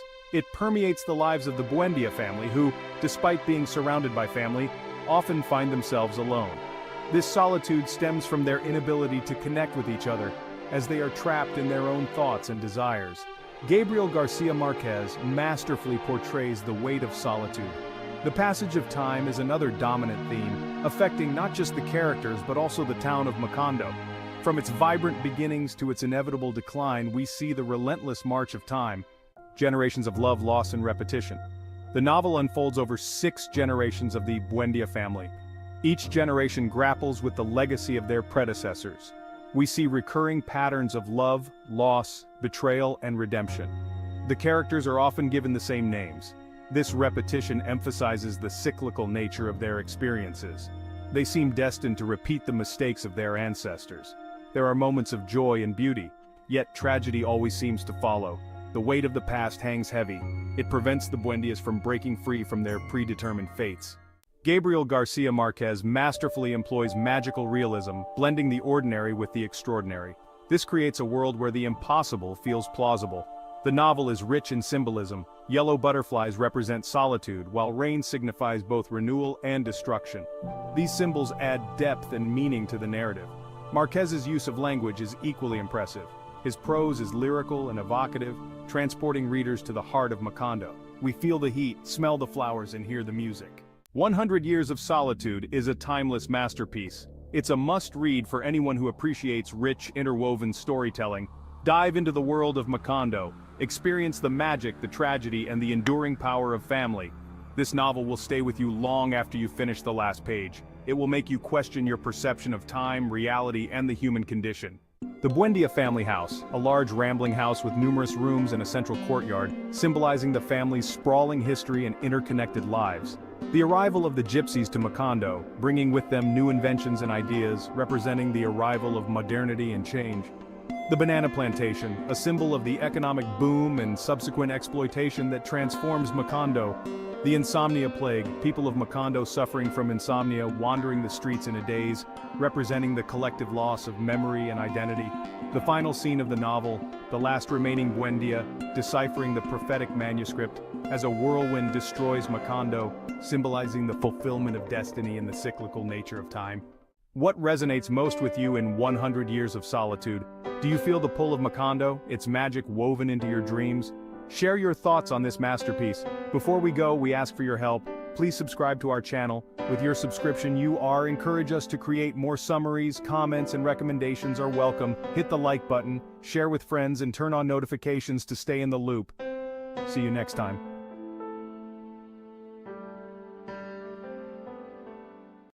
Hello and welcome back to the Book Fox Summaries, bringing literature to life one summary at a time. Can't tackle that TBR pile? Don't have time to read? We've got you covered. So grab a Koopa, get comfy, and join us on this incredible journey through the world of literature. Have you ever wondered, wouldn't you like to live longer and better? If so, you're not alone. Today we're exploring a groundbreaking book that addresses this very question and challenges the status quo of our understanding about aging and longevity. The book is Outlive the Science and Art of Longevity by visionary physician and leading longevity expert Dr. Peter Attia. This isn't your typical book about aging and health. It's a radical manifesto, a battle cry against conventional medical thinking on aging. It's an invitation to embrace a new approach to preventing chronic diseases and extending our long-term health. This isn't about simply adding more years to your life, but adding more life to your years. Dr. Attia's book is an operating manual for longevity, utilizing the latest science to deliver innovative nutritional interventions, techniques for optimizing exercise and sleep, and tools for addressing emotional and mental health. It's a guide that goes beyond the surface, diving deep into the mechanics of our bodies and minds to uncover the secrets of living longer and healthier lives. This book isn't about biohacking, but about the application of well-founded science. It's a strategic and tactical approach to extending lifespan while also improving our physical, cognitive, and emotional health. The aim is not just to tell you what to do, but to help you learn how to think about long-term health, to create the best plan for you as an individual. Outlive is a beacon of hope that shines a light on the path to longevity. It reveals that aging and longevity are far more malleable than we think. Our fate isn't set in stone. With the right roadmap, we can plot a different path for our lives, one that lets us outlive our genes and make each decade better than the one before. So let's delve into the revolutionary ideas presented in this thought-provoking book. It's time to challenge our preconceptions, to question the norm, and to boldly step into a future where we can truly live longer and better. And how efficient is mainstream medicine in dealing with diseases of aging? This is a question that's worth pondering upon. Let's take a closer look. Mainstream medicine has made incredible strides over the years. From breakthroughs in diagnostics to advancements in treatments, we've seen a significant improvement in our ability to combat various diseases.